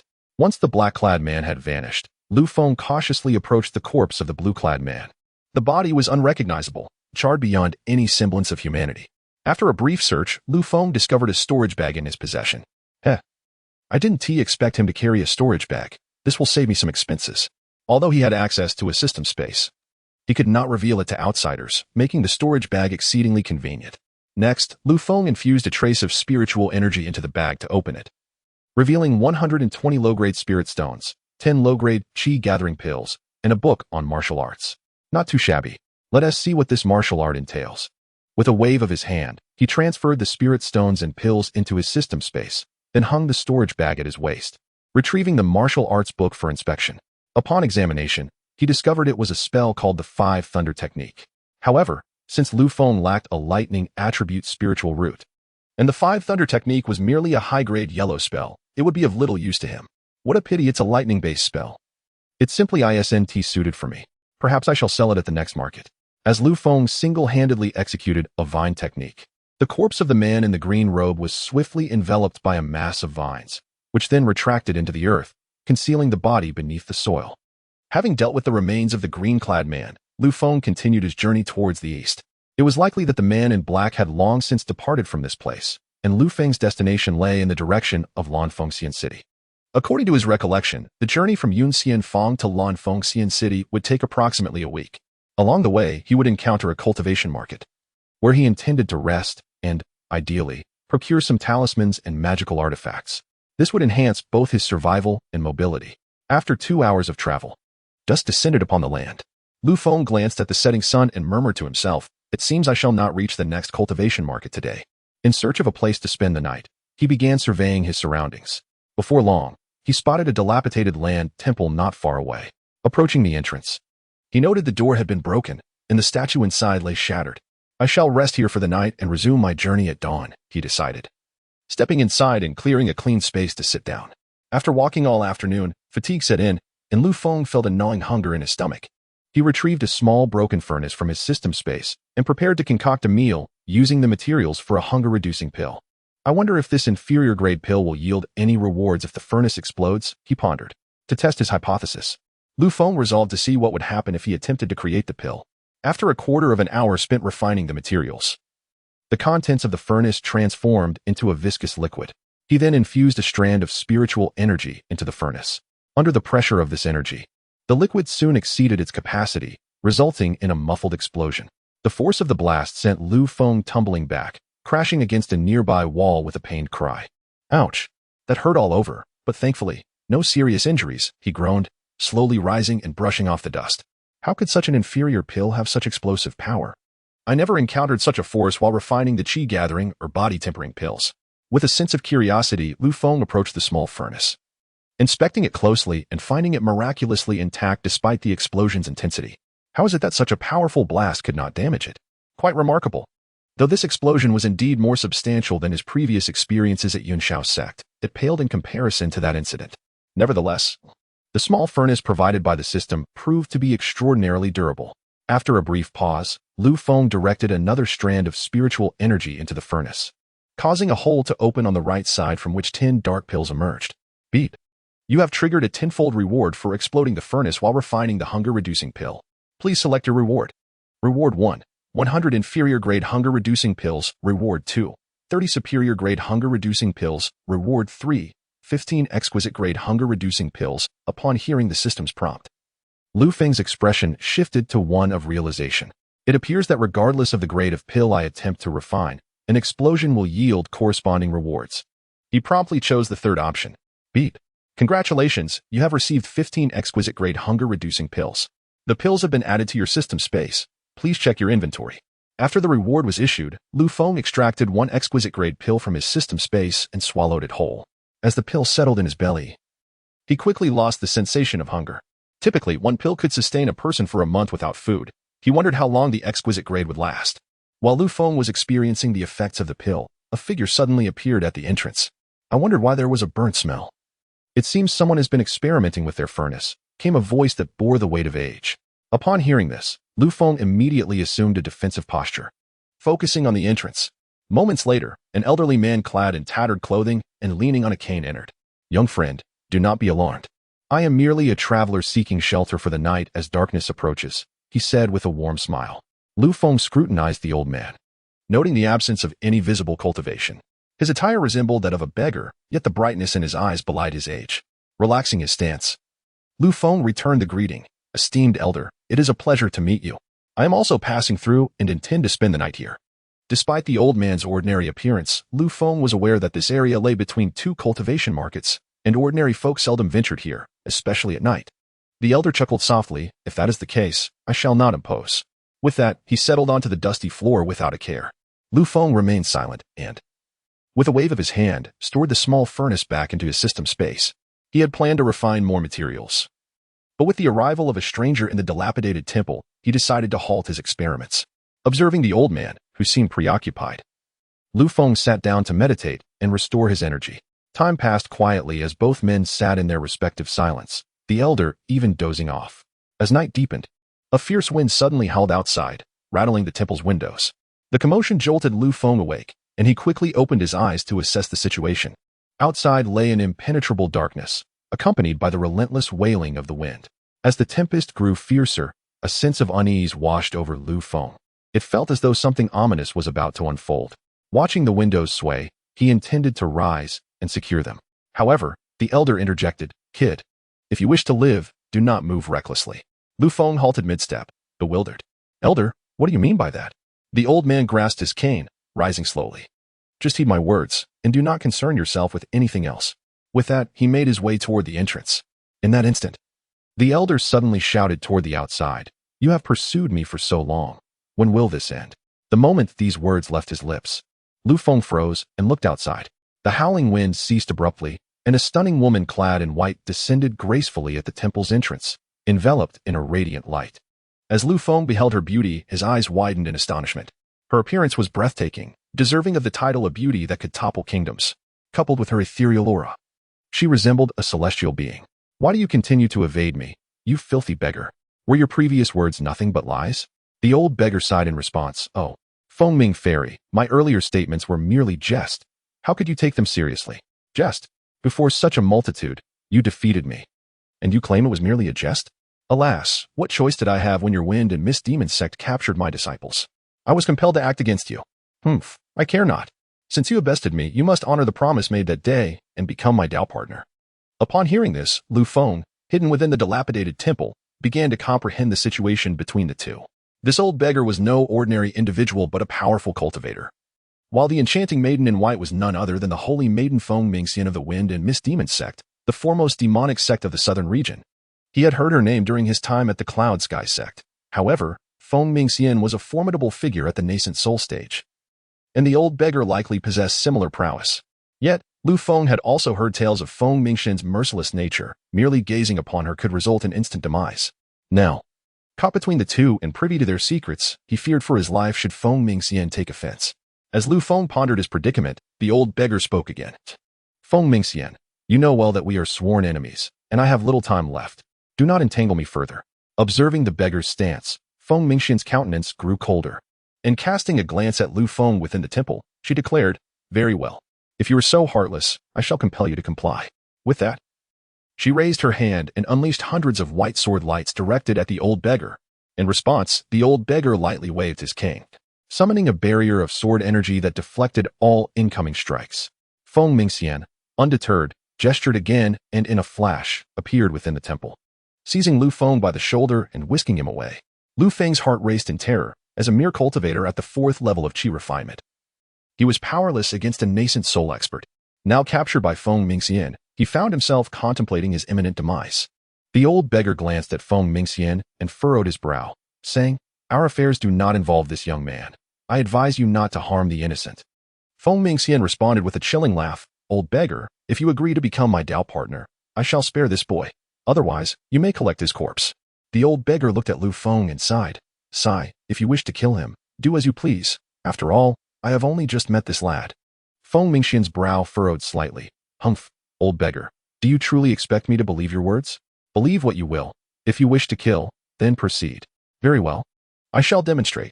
Listening to their exchange, Lu Feng felt a shiver run down his spine, internally lamenting, what does this quarrel have to do with me? As Feng Mingxian prepared to strike, an unexpected surge of blue sword light erupted from the ground. This sudden appearance forced Feng Mingxian to redirect her focus, abandoning her attempt to kill Lu Feng to counter the blue sword light. Once they landed, Lu Feng barely had time to express his gratitude to the old beggar when he was again confronted by Feng Mingxian's renewed assault. Old beggar, you claim this boy is of no concern to you, yet now I shall slay him. As the torrent of white sword light descended upon him, Lu Feng was paralyzed with fear. At that moment, the old beggar whispered, young man, hold on to me tightly.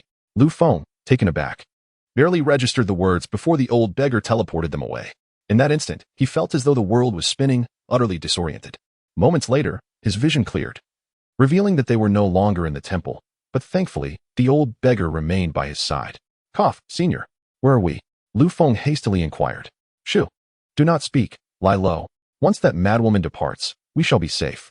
Understanding dawned on Lu Feng, and the two men lay beneath a blanket.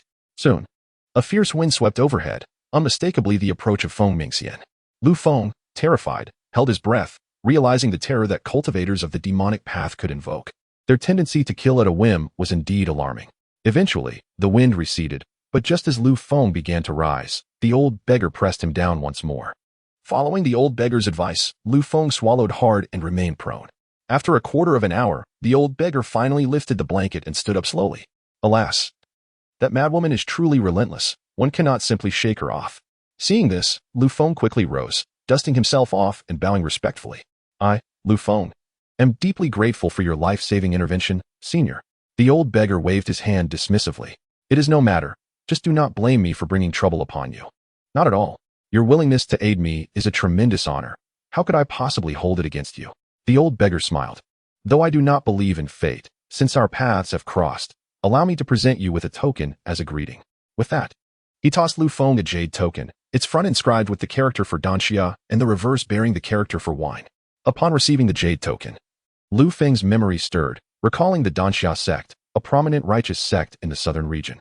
Although it did not possess the same renown as the Cloud Sky sect, its strength and heritage were equally formidable. So, you are the xianxia sect. I am honored to meet you. Lu Feng bowed again, acknowledging the old beggar's identity. Young Lu, since you are familiar with the xianxia sect, you should understand the significance of this token. Lu Feng nodded, fully aware that the token held two meanings. It could be used to request assistance from the xianxia sect for a task that upheld righteousness, or it could serve as an application for membership in the sect, contingent upon passing their assessments. Upon hearing the old beggar's words, Lu Feng was momentarily taken aback, then bowed again, saying, I shall remember this. By the way, may I inquire your esteemed name? At that moment, a voice echoed from the heavens. Feng Mingxian, I, the wine sword immortal, am here. If you possess the courage, come chase me. With that, the old beggar transformed into a streak of light and flew away. Witnessing this, Lu Feng's spirits lifted.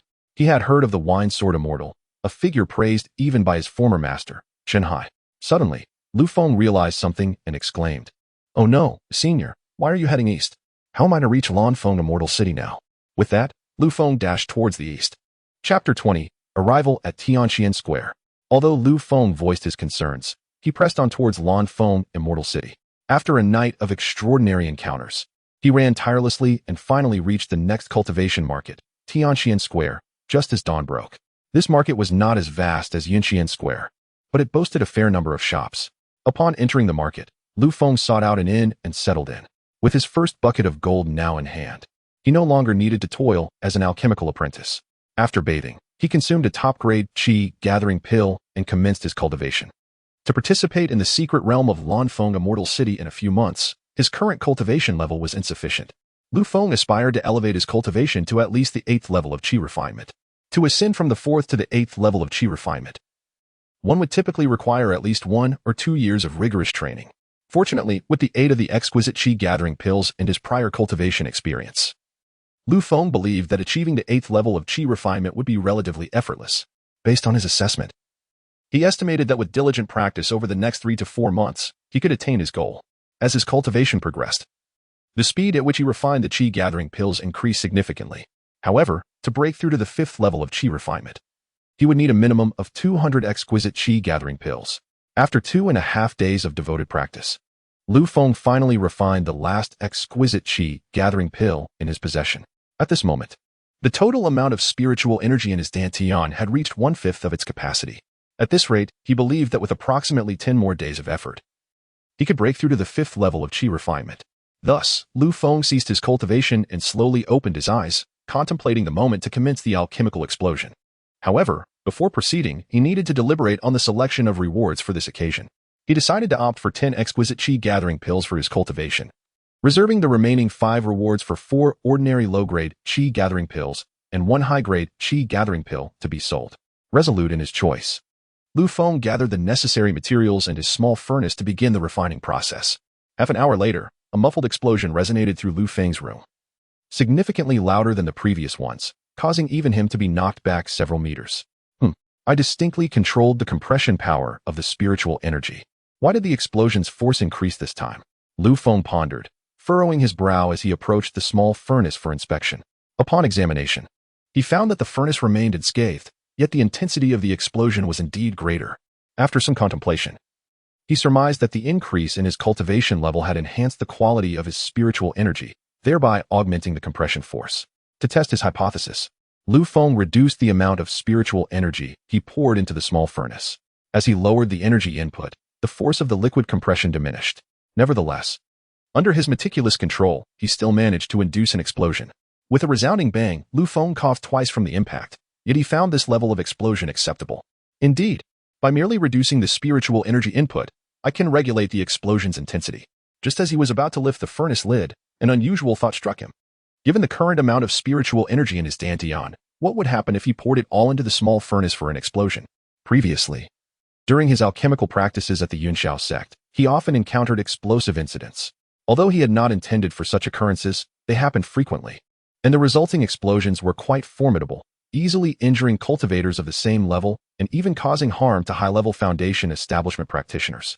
In the past, he had strived to successfully refine pills. Now, it was merely a matter of creating explosions, thus significantly lowering the difficulty. This newfound freedom provided him ample room for experimentation. Gazing at the small furnace before him, Lu Feng began to contemplate whether to attempt a grand explosion. Yes, once I finish this batch of materials, I shall initiate a substantial explosion to see the results. Having made his decision, Lu Feng proceeded to induce an explosion with all 15 batches of qi gathering pills. Upon completing the explosions, he found himself in possession of several hundred qi gathering pills of varying grades. Observing the time outside, he noted that evening had fallen. Never mind. I shall wait until tomorrow to sell the pills. Thus, Lu Feng consumed another exquisite qi gathering pill and resumed his cultivation. As night quickly passed, when the morning sun illuminated the earth, Lu Feng concluded his practice, quickly freshened up, and departed his room. At that moment, the market was bustling with cultivators traversing the streets. Lu Feng surveyed the area before heading towards a nearby alchemy shop. This time, He intended not only to sell his pills, but also to purchase some protective artifacts and talismans. Upon entering the shop, a young woman promptly approached him. "Good morning, esteemed guest. Our establishment buys and sells various grades of pills. May I inquire what you wish to purchase?" Lu Feng glanced around the shop, noting only 2 cultivators in the hall engaged in pill transactions. He then replied, "I wish to sell qi gathering pills. Do you accept them here?" The young woman smiled and nodded. "Of course, we do." Without further ado, Lu Feng produced a low-grade qi gathering pill and handed it to her. "How much will you pay for this pill?" After a brief pause, Lu Feng conjured a heavy cloth bag, stating, "Here are 400 low-grade qi gathering pills. Please take a look." The young woman's eyes widened in astonishment as she accepted the bag for inspection. The more she examined, the more her surprise grew. "Esteemed guest, you indeed possess 400 low-grade qi gathering pills. At the previous price, that totals 600 low-grade spirit stones. Very well, let us proceed with the transaction." Lu Feng replied. The young woman swallowed hard, excitement evident in her voice. "All right, please wait a moment while I retrieve the spirit stones." With that, she hurried towards the back of the shop. The scale of this transaction had exceeded her authority, necessitating her to inform the shopkeeper. Meanwhile, Lu Feng's situation captured the attention of 2 other patrons. A moment later, the young woman returned accompanied by a middle-aged man. With a broad smile, he approached Lu Feng and said, "Esteemed guest, I am the shopkeeper of this establishment. I have verified the low-grade qi gathering pills you sold, and here is your payment. Please count it." He handed over a bulging cloth bag. Lu Feng quickly glanced at the contents, confirming the number of spirit stones was accurate, and he bowed slightly. "The spirit stones are indeed correct. By the way, I also require materials to refine 20 batches of qi gathering pills. How much will that cost?" Upon hearing this, the shopkeeper realized that Lu Feng might be an alchemy apprentice under the guidance of a skilled alchemist. Given the substantial quantity of low-grade qi gathering pills he had just sold, the materials for refining qi gathering pills are priced at 10 low-grade spirit stones per batch. "But since you have engaged in a significant transaction with our shop, I can offer you a 10% discount." After saying this, he gestured to the young woman to retrieve the materials. Lu Feng nodded appreciatively. "Thank you, esteemed shopkeeper. No need for such formality. Business is a mutual consideration. Should you wish to sell more qi gathering pills in the future, you may contact me directly, and I assure you a satisfactory price." Lu Feng simply nodded in acknowledgement, settled the payment, and departed the alchemy shop. As he walked through the market streets, Lu Feng soon noticed 2 individuals trailing him. Although he had not seen them before, he surmised they were likely sent by the alchemy shop to ascertain his identity. Unperturbed, he continued on his way, heading into another artifact shop. Upon entering, a young attendant greeted him. "Welcome, esteemed guest. Our shop offers the most comprehensive selection of magical artifacts within Tianxian Square. May I inquire what type of artifact you seek?" Lu Feng scanned the shop, observing numerous first-grade spiritual instruments, predominantly of lower grade, with only a few mid-grade items available. However, Lu Feng sought a first-grade superior spiritual sword, reminiscent of the exquisite spiritual sword he had wielded at the Yushao sect. "Young man, does your shop have any first-grade superior spiritual swords for sale?"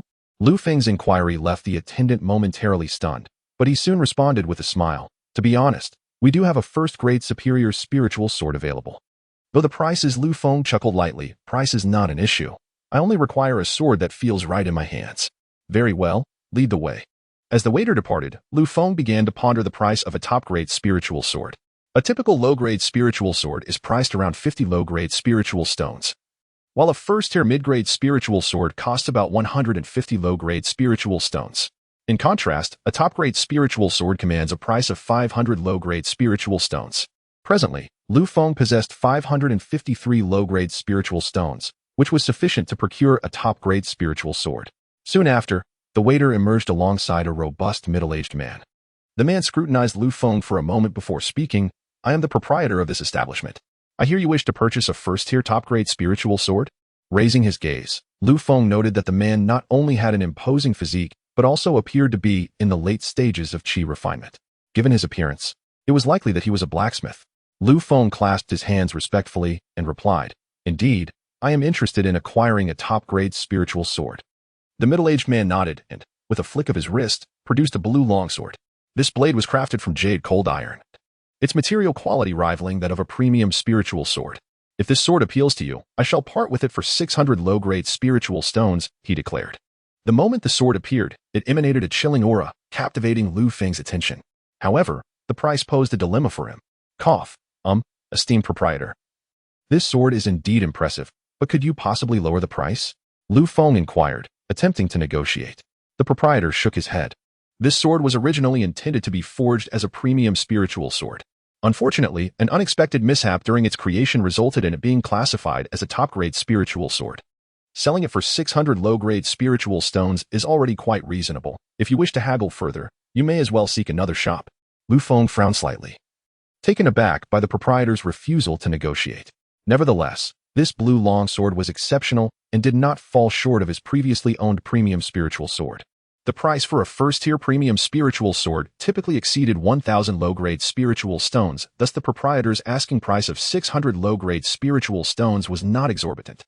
After a moment of contemplation, Lu Feng spoke again. Esteemed proprietor, I lack sufficient spiritual stones. Might I offer something else in exchange? The proprietor furrowed his brow but ultimately acquiesced. Very well, but the alternative must be of tangible value. With that, Lu Feng produced a top-grade qi gathering pill and presented it. Would this suffice? Upon closer inspection, the proprietor's eyes widened in astonishment. This is a top-grade qi gathering pill. Remarkable discernment, esteemed proprietor. Can this item replace the spiritual stones? Indeed, it can.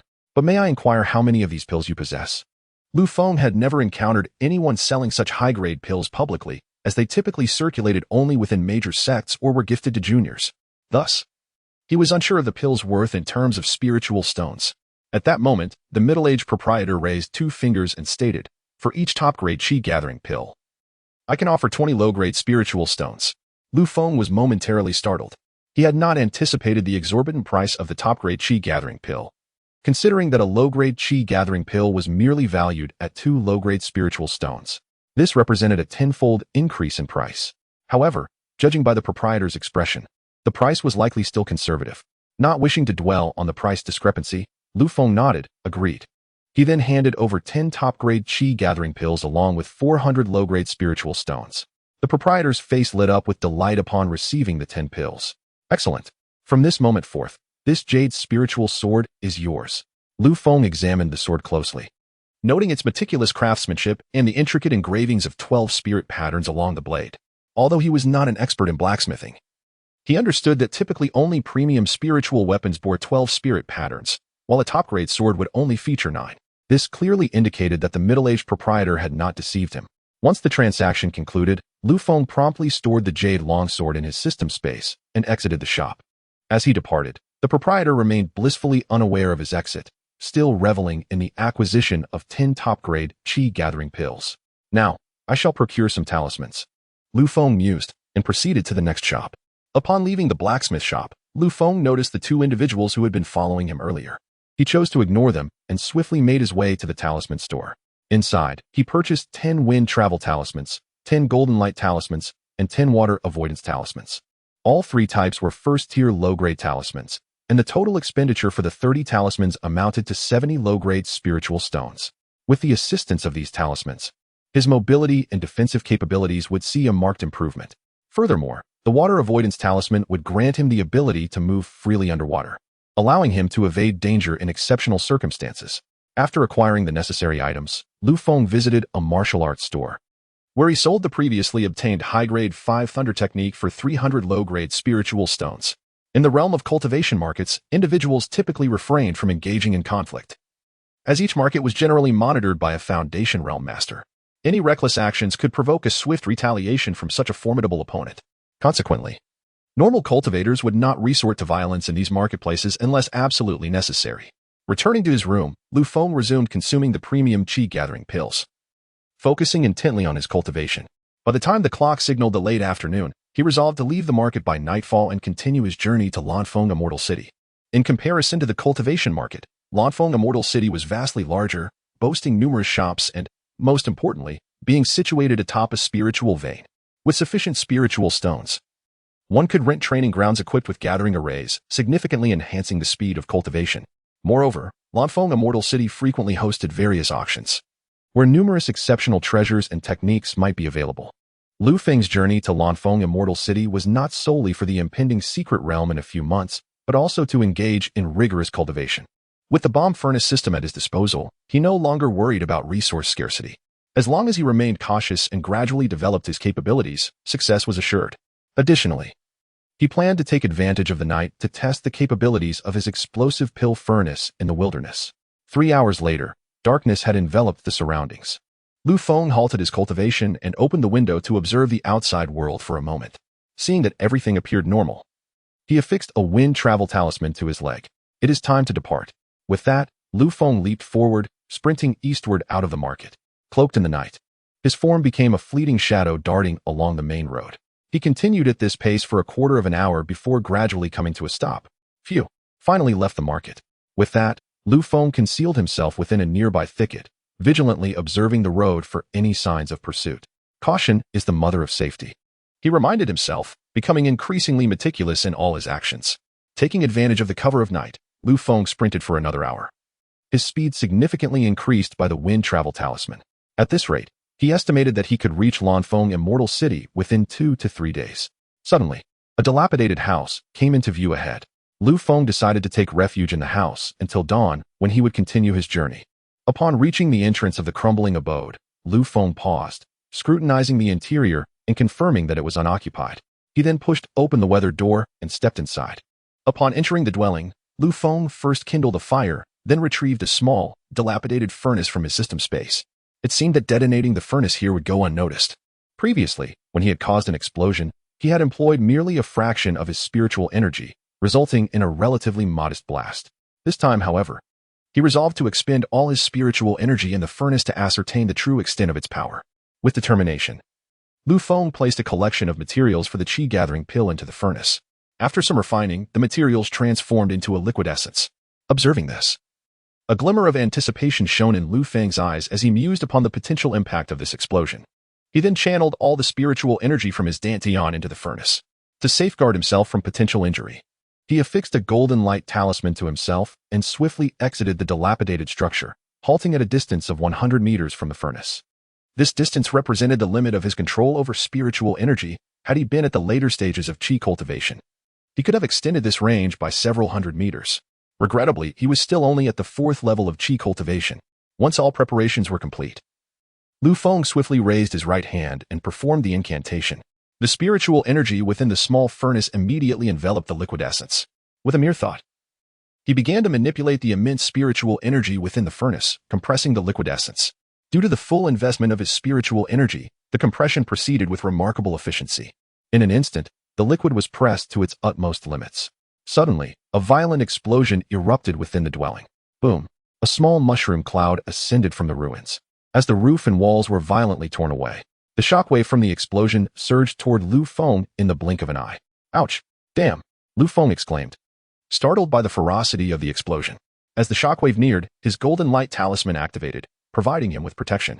Yet, the terrifying force still propelled him backward. He felt as if he were a mere leaf caught in the tempest. With a cry, he tumbled to the ground, landing unceremoniously. The golden light shield shattered with a crisp crack. Cough, cough. This power is utterly outrageous, he muttered, rubbing his backside. The force of this explosion was undoubtedly the most formidable he had ever encountered. While it may not rival the strikes of a golden core cultivator, it was certainly comparable to an attack from a peak foundation establishment expert. Had he not preemptively applied the golden light talisman and maintained a distance of 100 meters, he would likely be gravely injured or worse. After tending to his sore backside, Lu Feng hastened back towards the remnants of the dwelling, eager to inspect the condition of his small furnace.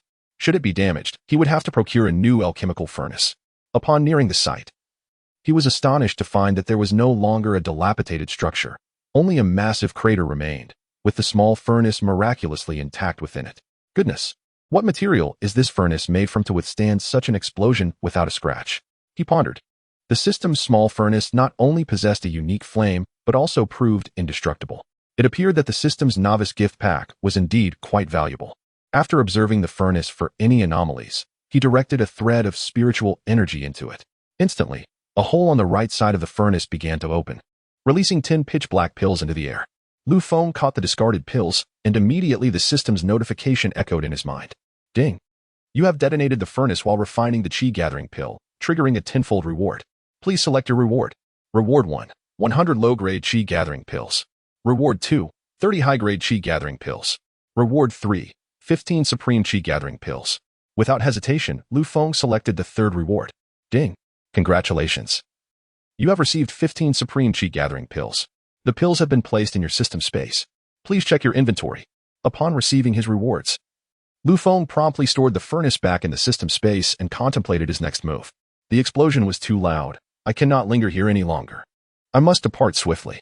With that, he turned and sprinted eastward. Less than a quarter of an hour after his departure, 2 Foundation establishment cultivators soared through the air on their swords.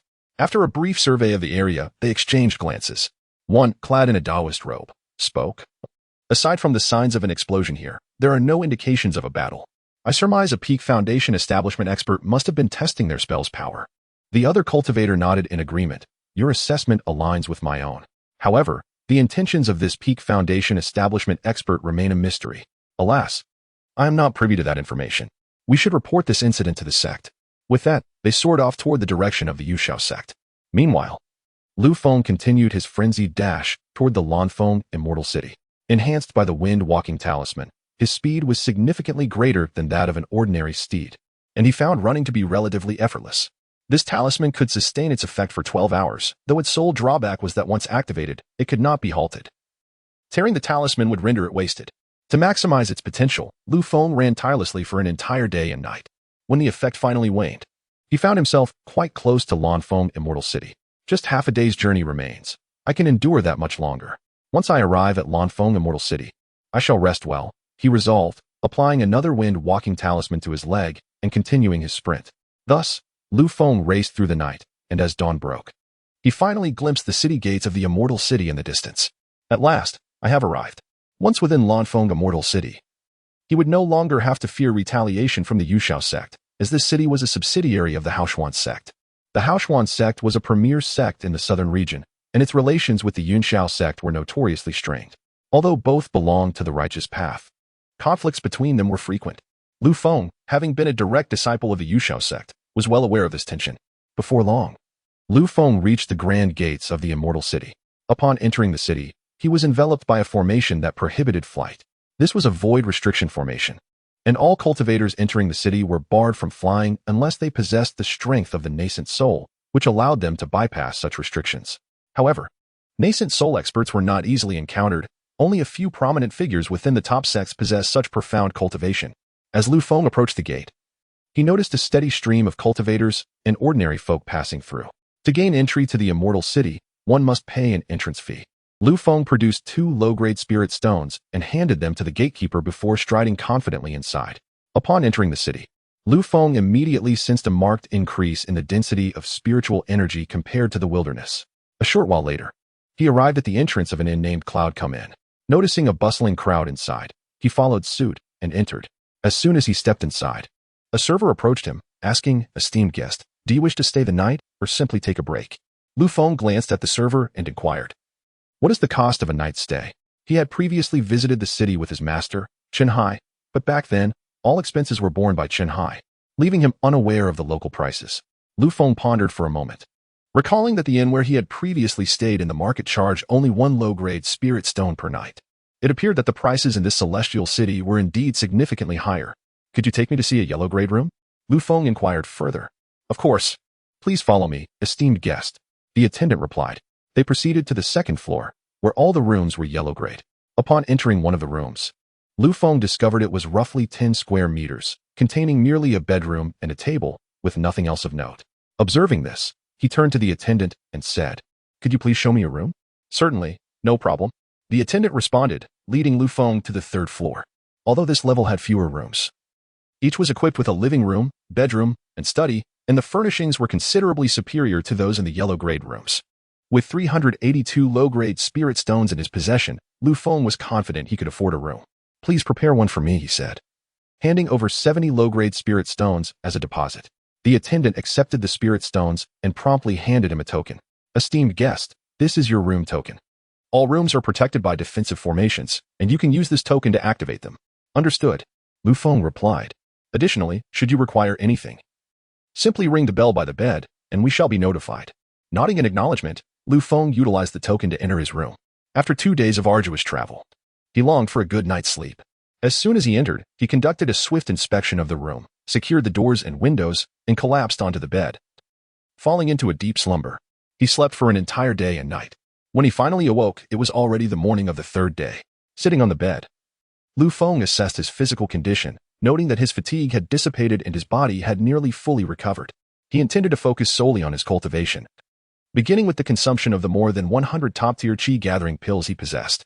Additionally, he had 19 sets of materials for crafting qi gathering pills, so he was not lacking in cultivation resources for the time being. Resolved, Lu Feng quickly freshened up and retrieved a top-tier qi gathering pill from his storage space. Swallowing it, with the aid of the pill, he swiftly entered a state of cultivation. Chapter 24. The permission to enter the Storm Spirit secret realm is granted. As his cultivation progressed, a week passed in the blink of an eye. So engrossed was Lu Feng in his practice that he lost track of time. It was only when the attendant knocked on his door that he ceased his cultivation. Knock, knock. Esteemed guest, your room is due for checkout today. Would you like to extend your stay? Hearing the attendant's voice outside, Lu Feng slowly rose to open the door. Please extend my stay for another 10 days, he requested, handing over 100 low-grade spirit stones. Very well, I shall not disturb your rest further, the attendant replied. Once the attendant departed, Lu Feng examined his dantian. He noticed that the spiritual energy, which had previously only filled 1/5 of his dantian, was now nearing completion. According to Lu Feng's calculations, with just a few more top-tier qi gathering pills, he would be able to advance to the 5th layer of qi training realm. However, he currently had only 38 top-tier qi gathering pills remaining. First, I shall cultivate to the 5th layer of qi training realm, and then I will refine the materials for the qi gathering pills I purchased earlier, he resolved. With determination, Lu Feng resumed his cultivation. After a day of concentrated practice, the spiritual energy in his dantian finally reached its maximum capacity. As new energy began to integrate, his dantian started to tremble violently. As the tremors intensified, half an hour passed. In an instant, the dantian, which had previously been the size of a thumb, expanded significantly. Delighted by the change in his dantian, Lu Feng's heart soared. At this moment, his cultivation level had risen to the 5th layer of qi training realm. I have finally broken through to the 5th layer, Lu Feng exclaimed, opening his eyes and rising to the study room. He took out a small furnace and the materials for crafting qi gathering pills, commencing the refining process. With his cultivation having advanced a level, his speed and success rate in refining qi gathering pills increased. After 2 days of alchemical work, he had exhausted all 19 sets of materials. Out of these, he had successfully crafted 15 top-tier qi gathering pills and 4 low-tier ones. Consequently, his inventory of top-tier qi gathering pills rose to 245, while he amassed 400 low-grade ones. Selling these pills would yield him several hundred low-grade spirit stones.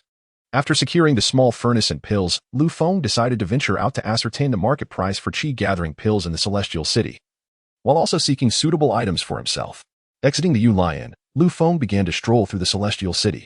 After some inquiries, he discovered that the prices of elixirs were notably higher than in the market.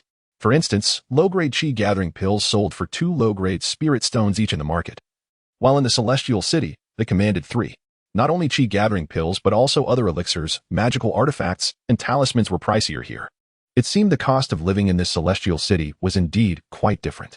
Having grasped the pricing dynamics, Lu Feng entered a shop named Lanyan Pill Pavilion, intending to sell his 400 low-grade qi gathering pills.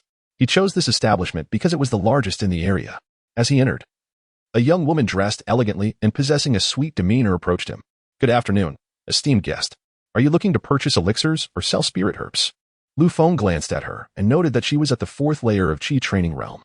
While this level was commendable in the market, it was rather common in the Celestial City. Moreover, the young woman was not only attractive but also had an alluring figure. Upon seeing the qi gathering pills in Lu Feng's hands, she quickly assessed their quality.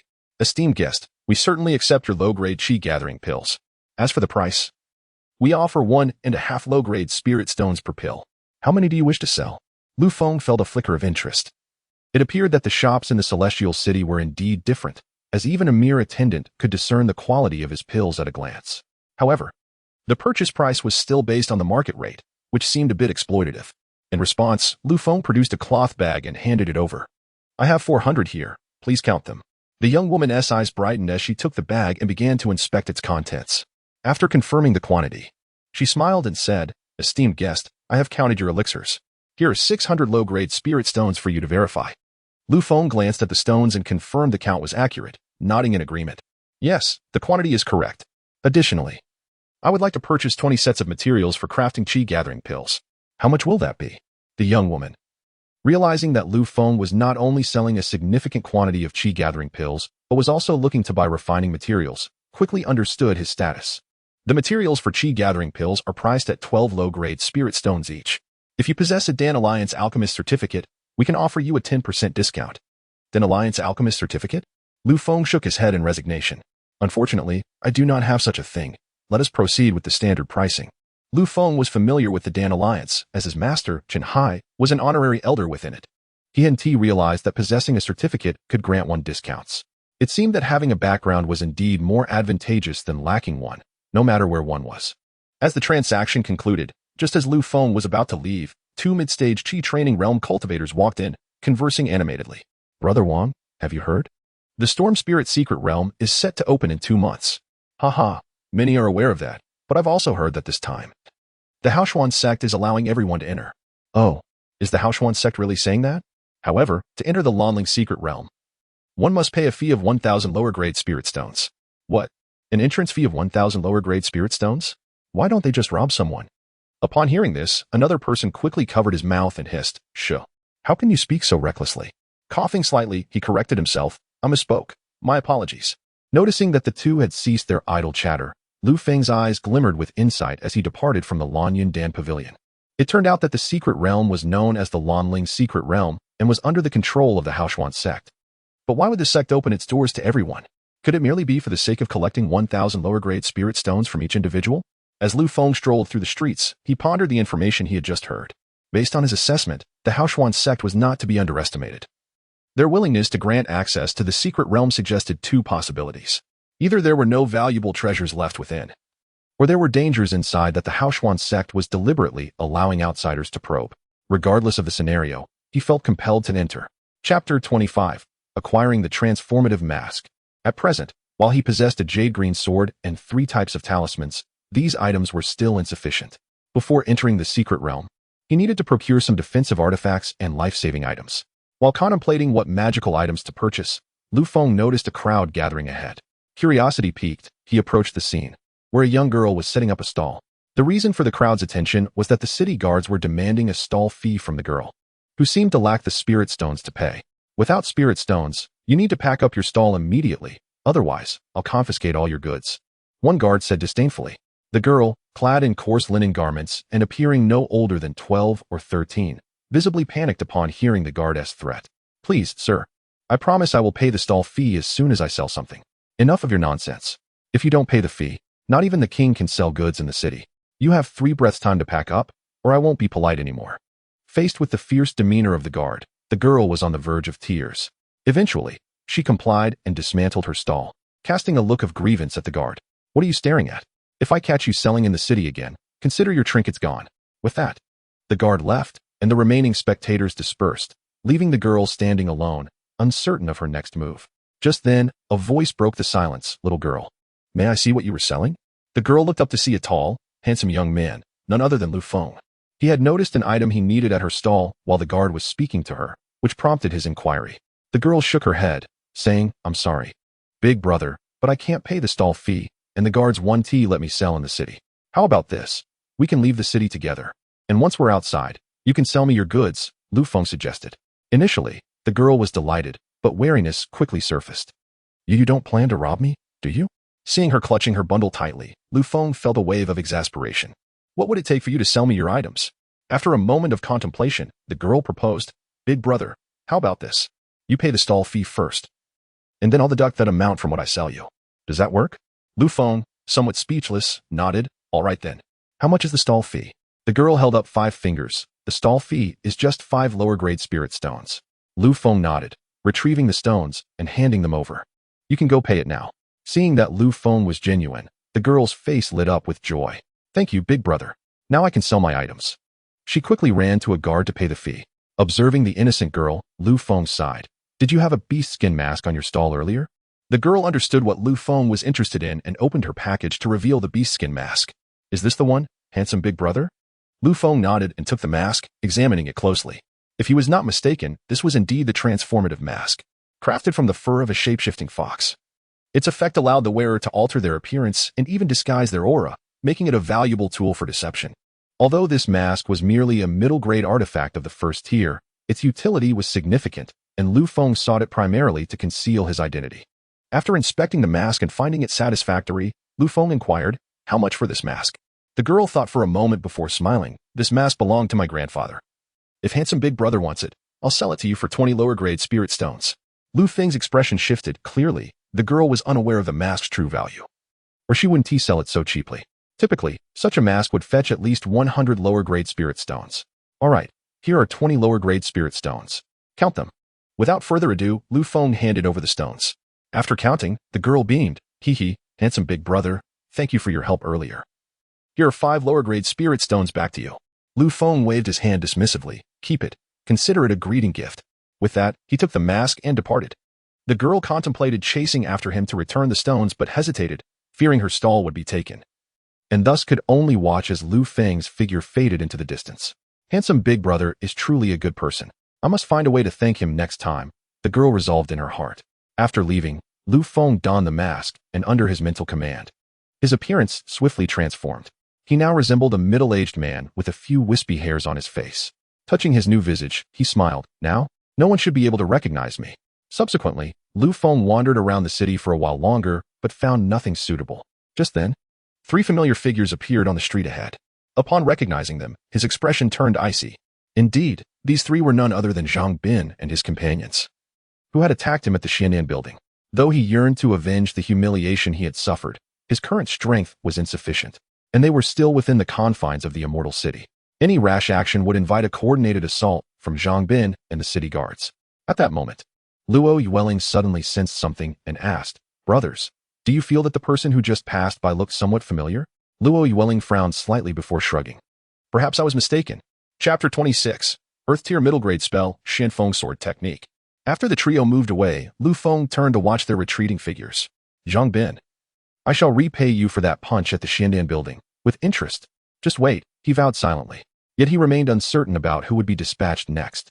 Additionally, he had limited knowledge about the Lanling secret realm. Aside from the entrance fee of 1,000 lower-grade spirit stones, he was unaware of any other details. Next time, I must seize an opportunity to gather more information about this secret realm. Now, his primary objective is to restore his cultivation level to the 8th layer of the Qi refinement stage. With the initiation of his training, 10 days swiftly elapsed. When the innkeeper returned to collect the room fee, Lu Feng directly handed over 300 low-grade spiritual stones, reserving a month's stay. The innkeeper, witnessing Lu Feng's generosity, improved his service attitude considerably. However, as Lu Feng's cultivation level continued to ascend, the resources required for further breakthroughs would increase exponentially. According to Lu Feng's estimations, breaking through to the 6th layer of the Qi refinement stage would necessitate at least 400 top-grade Qi gathering pills. 3 days passed in the blink of an eye, and Lu Feng finally exhausted his supply of top-grade Qi gathering pills. I can refine 20 top-grade Qi gathering pills in a single day. The consumption of resources is indeed quite rapid, Lu Feng remarked as he slowly rose and proceeded to his room to retrieve his small furnace, preparing to refine the Qi gathering pills. During his time at the Yunxiao sect, all his training resources were provided by the sect and Shanghai, so he had never perceived the resource consumption of cultivation as particularly burdensome. It was only now, relying solely on his own means, that he truly recognized the significance of resources. Were it not for the assistance of the explosive furnace system, his hopes of turning his fortunes around would be utterly bleak. Enough of that. I shall first refine these 20 sets of Qi gathering pill materials, he resolved. Thus, Lu Feng commenced his explosive furnace endeavor, and after 2 days of intense work, he successfully refined all 20 sets of materials. Among them, he chose to create 15 top-grade Qi gathering pills, while the remaining 5 were low-grade. He deliberately refrained from selling the top-grade pills to avoid drawing unnecessary attention. After all, he was only at the 5th layer of the Qi refinement stage. Attracting the notice of other cultivators could spell danger for him. With the pills in hand, he resumed his cultivation. Time flowed swiftly, and another week slipped by. At this moment, the spiritual energy within Lu Feng's dantian reached a state of fullness once more. As new streams of spiritual energy poured into his dantian, it began to tremble violently. After a fierce bout of shaking, his dantian expanded yet again. From this moment forth, his cultivation level finally advanced to the 6th layer of the Qi refinement stage. Lu Feng steadied his breathing, calming the spiritual energy within his dantian, and murmured to himself, "Just one more breakthrough, and I can restore my cultivation to the late Qi refinement stage. Then I shall be able to employ the Xianfeng sword technique." During his decade of training at the Yunxiao sect, He had learned numerous formidable spells in addition to the Qingmu Burning Spirit technique. One of these was the Li Hua True technique, primarily intended for alchemical purposes, while the true offensive spell was the Xianfeng sword technique. This technique, classified as a mid-tier earth-grade spell, was personally imparted to him by Chun Hai. The Xianfeng sword technique emphasizes the exquisite and swift execution of swordplay. Although this sword technique is exceptionally powerful, it demands high prerequisites. Only those who reach the late Qi refinement stage can wield it. Previously, Lu Feng had used this technique during the sect's grand competition, where only 2 exceptionally skilled disciples managed to counter it.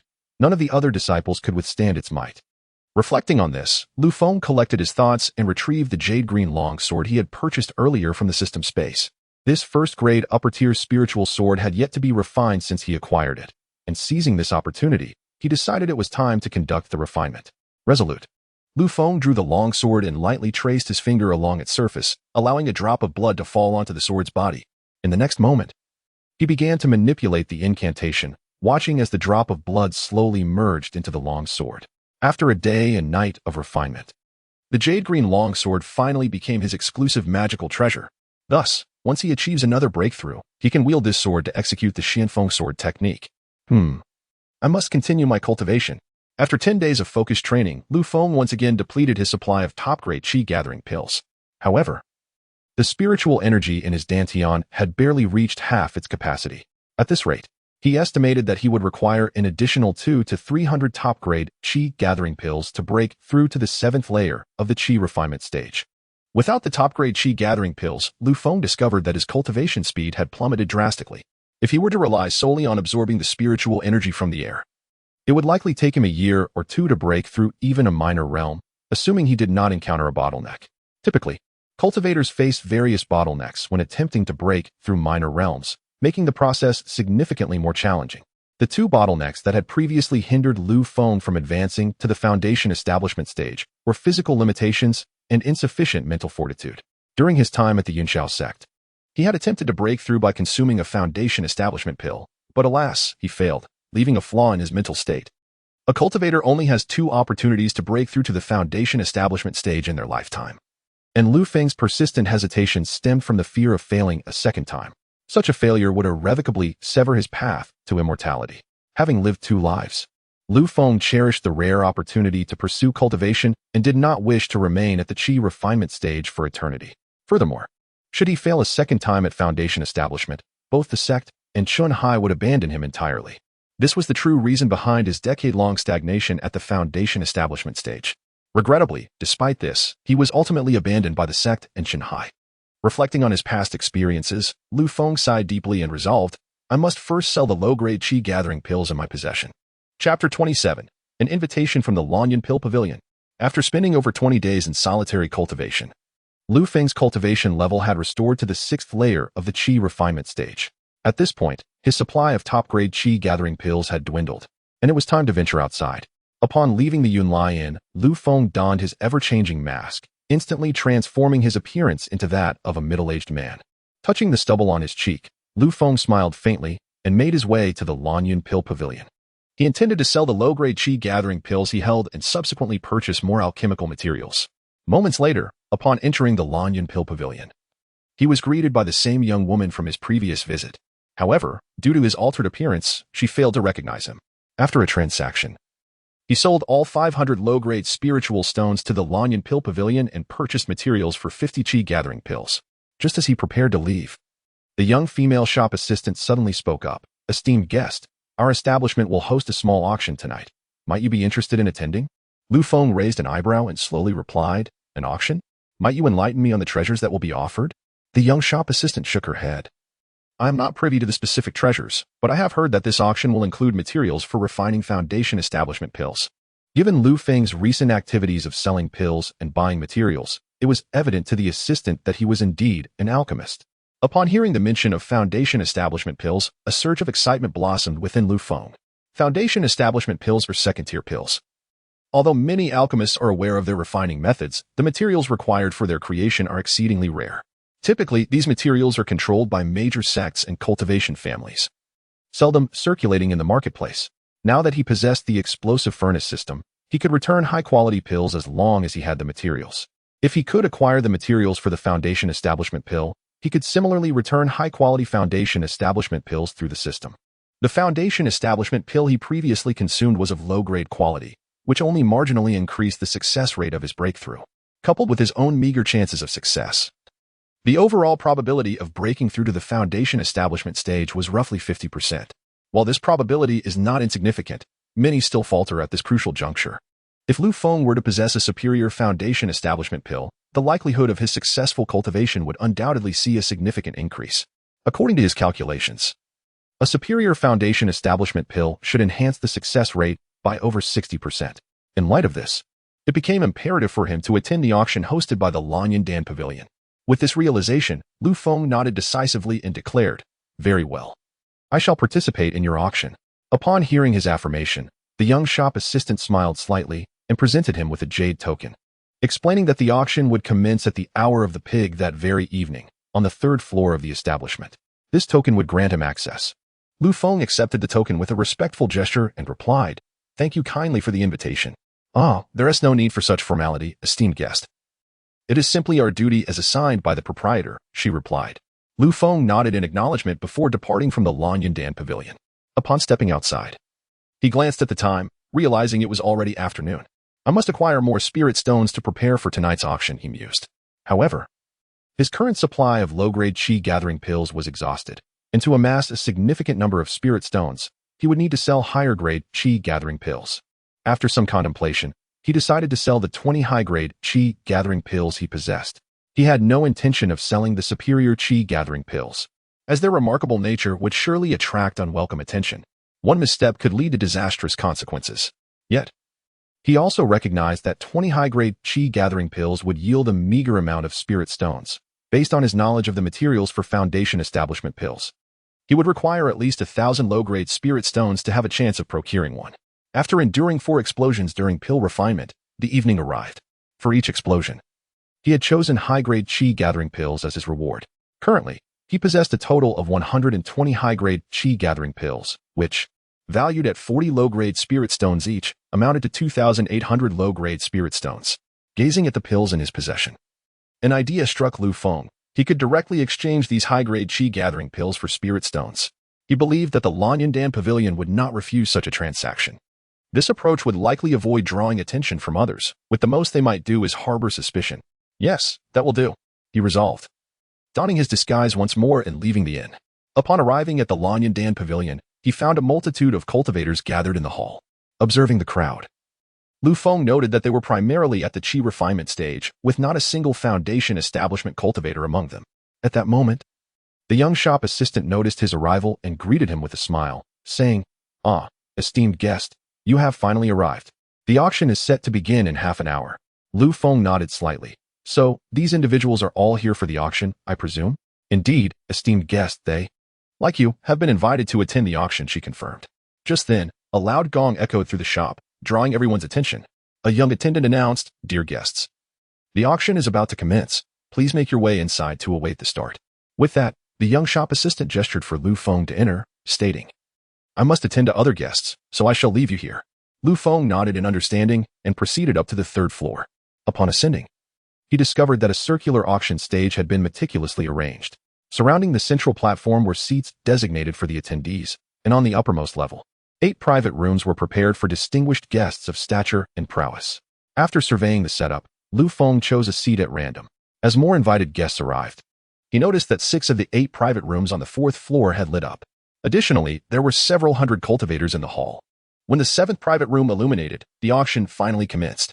A graceful young woman clad in white stepped into the center of the stage, instantly captivating the audience's attention. Lu Feng scrutinized her carefully, unable to discern her cultivation level. She then addressed the crowd, stating, "Good evening, fellow cultivators. I am Li Welon, the proprietor of the Lanyan Pavilion." Her introduction elicited surprise from the attendees. The middle-aged male cultivator seated to Lu Feng's right exclaimed, "So she is Li Welon. I never imagined I would encounter one of the 4 beauties of Xianfeng Immortal City. This trip has truly been worthwhile." His words resonated with the crowd, realizing that she was indeed one of the renowned beauties. "Not only is she one of the 4 beauties, but I also heard she is a Foundation Establishment cultivator. We must tread carefully in our discussions to avoid offending her," another added. Hearing the discussions, Lu Feng was taken aback. He had not anticipated that this white-clad woman possessed foundation establishment prowess. Truly, appearances can be deceptive. As the murmurs continued, Li Weilong spoke again. First, I would like to express my gratitude on behalf of the Lanyun Dan Pavilion for your attendance at this auction. I will be your host for this evening's proceedings. Without further ado, let us commence with the auction of our first item. With that, two beautiful shop assistants carried a wooden box to the center of the stage. Li Weilong slowly opened the box, revealing a crystal-clear pill inside. A mere glance was enough for Lu Feng to recognize it as a high-grade body refinement pill. Though not as precious as his superior body refinement pill, this high-grade pill was still quite rare in the market. This item is indeed suitable as the first auction piece, he thought. Li Weilong scanned the crowd and smiled. I believe some of you have already identified this pill. Correct. This is a high-grade body refinement pill. And we have 10 of them, personally refined by Master Wang from our shop. At her announcement, many cultivators exhibited expressions of desire, especially those with physical shortcomings, who yearned for this pill more than anyone else. Soon, one cultivator inquired, Seniorly, what is the starting bid for these 10 high-grade body refinement pills? An excellent question. The base price is 30 low-grade spirit stones per pill, but they must be sold as a complete set of 10, with each subsequent bid increasing by no less than 10 low-grade spirit stones. Let the bidding commence. As soon as she finished speaking, the previous inquisitor called out, 320 low-grade spirit stones. I'll take them. With this bid, others quickly followed suit. I bid 350 low-grade spirit stones. Huh? You think you can secure 10 high-grade body refinement pills with such a paltry sum? I bid 400 low-grade spirit stones. The prices began to soar rapidly, soon reaching 600 low-grade spirit stones. As the bids escalated, some cultivators displayed expressions of reluctance and despair. Although high-grade body refinement pills were indeed precious, the price had exceeded the budget of most attendees. Just as the crowd felt the price was excessively high, a voice emerged from the third private room on the 4th floor. I bid 650 low-grade spirit stones. I ask all fellow cultivators to show some consideration for the Yunxiao sect. This declaration captured the attention of everyone present. The Yunxiao sect held a formidable reputation in the southern region as a first-rate sect, and such a statement from the third private room left no doubt regarding its affiliation.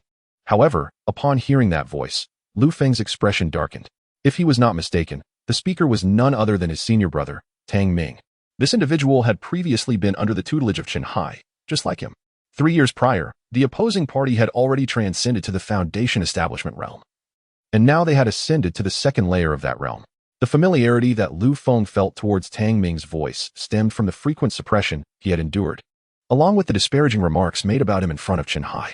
Although Lu Feng was incensed by this, he found himself powerless against Tang Ming, who not only possessed superior cultivation but also hailed from a prestigious cultivation family. In terms of both background and strength, Lu Feng was no match for Tang Ming. Moreover, Tang Ming undoubtedly played a significant role in why his master, Chen Hai, had forsaken him. Now, with Tang Ming appearing in the Lanfeng Immortal City, it was evident that he had come to participate in the current secret realm event. This is certainly not the territory of your Yunxiao sect. Your influence holds no sway here. With these words, the crowd turned their attention to the two private boxes. The audacity of Box No. 1 to speak thus indicated that its occupants were not to be underestimated. Soon, Tang Ming's voice echoed again from box number 3. Oh, is that so? From your tone? I gather you must belong to the Haoshuan sect. Humph. If you know, then what is there to discuss? I bid 700 low-grade spirit stones. As the dialogue unfolded between the two boxes, the audience quickly grasped the situation. The rivalry between the Haoshuan sect and the Yunxiao sect was well known, and this immortal city was a subordinate territory of the Haoshuan sect. Here, the Haoshuan sect could disregard anyone's authority, especially that of the perpetually antagonistic Yunxiao sect. After the Haoshuan sect placed their bid, the Yunxiao sect fell silent. At this moment, Tang Ming and his companions contemplated whether to raise their bid further. After much deliberation, the Yunxiao sect opted to withdraw. After all, this was the home ground of the Haoshuan sect, and contesting their financial prowess would be an unwise choice. Additionally, the superior body refinement pill was not an excessively rare item. The Yunxiao sect had access to it as well. Seeing that the Yunxiao sect ceased to bid, Li Weilong scanned the room and inquired, Esteemed guests, is there anyone willing to continue bidding? If not, I shall commence the countdown. Upon her words, silence prevailed, prompting Li Weilong to count down from 3. Ultimately, the item was successfully acquired by the Haoshuan sect. Subsequently, a series of items were presented, yet none piqued Lu Feng's interest. Then, a new item was brought forth, a pair of boots adorned with silver threads and golden edges. Predominantly white in color and aesthetically pleasing. Li Weilong waved her hand, and a surge of spiritual energy lifted the boots into the air. Esteemed friends, these are the cloud-treading boots, a first-tier superior defensive artifact. They not only enhance the wearer's speed but can withstand 3 full-force strikes from a late-stage chi refinement cultivator. Gazing at the white boots suspended in midair, Feng felt a flicker of interest. He was in need of a defensive artifact. Although the cloud-treading boots only offered protection against late-stage chi refinement attacks, their speed enhancement was particularly appealing. However, Feng refrained from immediately bidding, choosing instead to observe how high the bidding would ascend. Li Yuelon, holding the boots aloft for all to see, continued, "The starting price is 400 low-grade spirit stones, with increments of no less than 20 stones. You may begin bidding." As soon as Li Yuelon finished speaking, a voice emerged, elderly. "I bid 450 low-grade spirit stones." The crowd turned to see a middle-aged male cultivator of mid-stage chi refinement, who clearly harbored strong affections for Li Yuelon, as evidenced by his eagerness to be the first to bid and his substantial price increase. It was known that while the cloud-treading boots appeared impressive, their actual utility was somewhat limited, providing only 3 defenses against late-stage chi refinement attacks, which was insufficient for many. Feng, however, was not interested in the boots' defensive capabilities but rather in their speed-enhancing properties. After the middle-aged male's bid, there was a lengthy pause before any further offers were made. Seeing this, Li Yuelon spoke slowly. "Are there any other esteemed friends willing to bid on the first-tier superior cloud-treading boots?"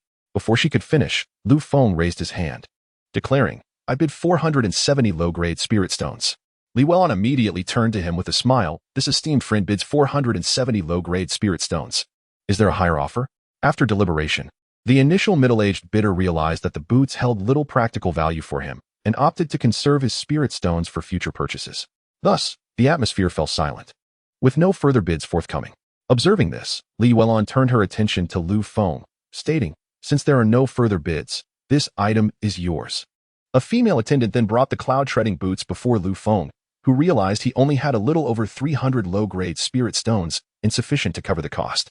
Rising, Feng addressed the attendant with a polite gesture. "Esteemed friend, may I have a word?" The attendant, slightly furrowing her brow, eventually nodded. "Very well, please follow me." Feng followed her swiftly out of the auction hall to a private box on the 3rd floor. Before the attendant could speak, Feng preemptively explained, "Esteemed friend, my spirit stones are insufficient, so I was wondering." The attendant's expression deepened with concern as she interjected, "Do you not understand our auction's rules? Or do you believe our Lanyan pavilion is easy to bully?" To clarify matters, Feng produced a superior gathering pill, stating, "No misunderstanding intended. While my spirit stones are lacking, I can offer this pill in exchange. Would your esteemed establishment accept it?" As a member of the Lanyan pavilion, the attendant was well-versed in medicinal pills, yet she had rarely encountered this particular one. After a moment of examination, her eyes widened in surprise. "Esteemed friend, is that a superior gathering pill you possess?" "Indeed. You have a keen eye. This is a superior gathering pill, and if your establishment is willing, I can use it in place of spirit stones." "Are you serious?" Such superior gathering pills are rarely circulated in the market. When they do appear, they are typically monopolized by major sects and esteemed cultivation families. Feng smiled lightly. "I assure you, I am serious. I wonder, how many low-grade spirit stones would this pill equate to?" "Very well." Shortly thereafter, the attendant returned with an elderly man with white hair. A mere glance revealed him to be a formidable cultivator of the Foundation establishment realm, rendering Feng's concealment techniques utterly ineffective. The elder surveyed Feng with a knowing smile and then addressed him, "I am Master Wang, the chief alchemist of the Lanyan Pavilion. I heard from Kai Ling that you wish to exchange a superior gathering pill for spirit stones. Is that correct?" Feng nodded and presented a superior gathering pill. "Master Wang, this is my pill. I kindly ask for your evaluation." Master Wang accepted the pill for inspection, his expression shifting to one of astonishment after a thorough appraisal. After a moment, he spoke, "Young friend, this is indeed a superior gathering pill, and its quality is quite commendable. Based on market value, I can offer you 25 low-grade spirit stones. How does that sound?" Previously, when Feng had used a superior gathering pill to replace spirit stones for the purchase of the Baiyulong Jian, the compensation had only been 20 low-grade spirit stones then. "Agreed. Let us proceed with your price, Master Wang." With that, Feng produced 16 superior gathering pills along with 70 low-grade spirit stones to finalize the transaction. Upon observing the abundance of high-quality chi gathering pills in Feng's possession, Elder Wang's eyes twinkled with intrigue. He smiled and inquired, "Young friend, you must be an alchemist as well. May I ask from whom you have learned your craft?" It was evident that only a master of the 2nd tier or higher could concoct such exceptional pills, Even an ordinary second-tier alchemist would struggle to produce them. In Wang's mind, he assumed these pills were bestowed upon Lu Feng by his master. A month prior, Lu Feng indeed had a mentor, a formidable figure at the nascent soul stage. However, now he found himself without a master, and the origin of these pills remained a secret only he understood. He mentioned having a mentor merely as Fade, intending to shield himself from any potential repercussions from the Lanyundan Pavilion.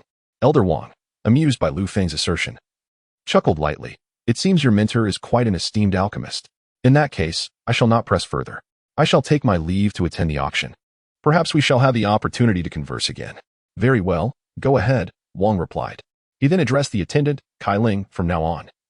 Should this young man return to our shop, grant him a 10% discount, understood? Kai Ling, taken aback, replied, Yes, Elder Wang. I shall inform the shop. But may I ask, that person appeared to be middle-aged. Why refer to him as a young man? Ah, that is of no concern to you.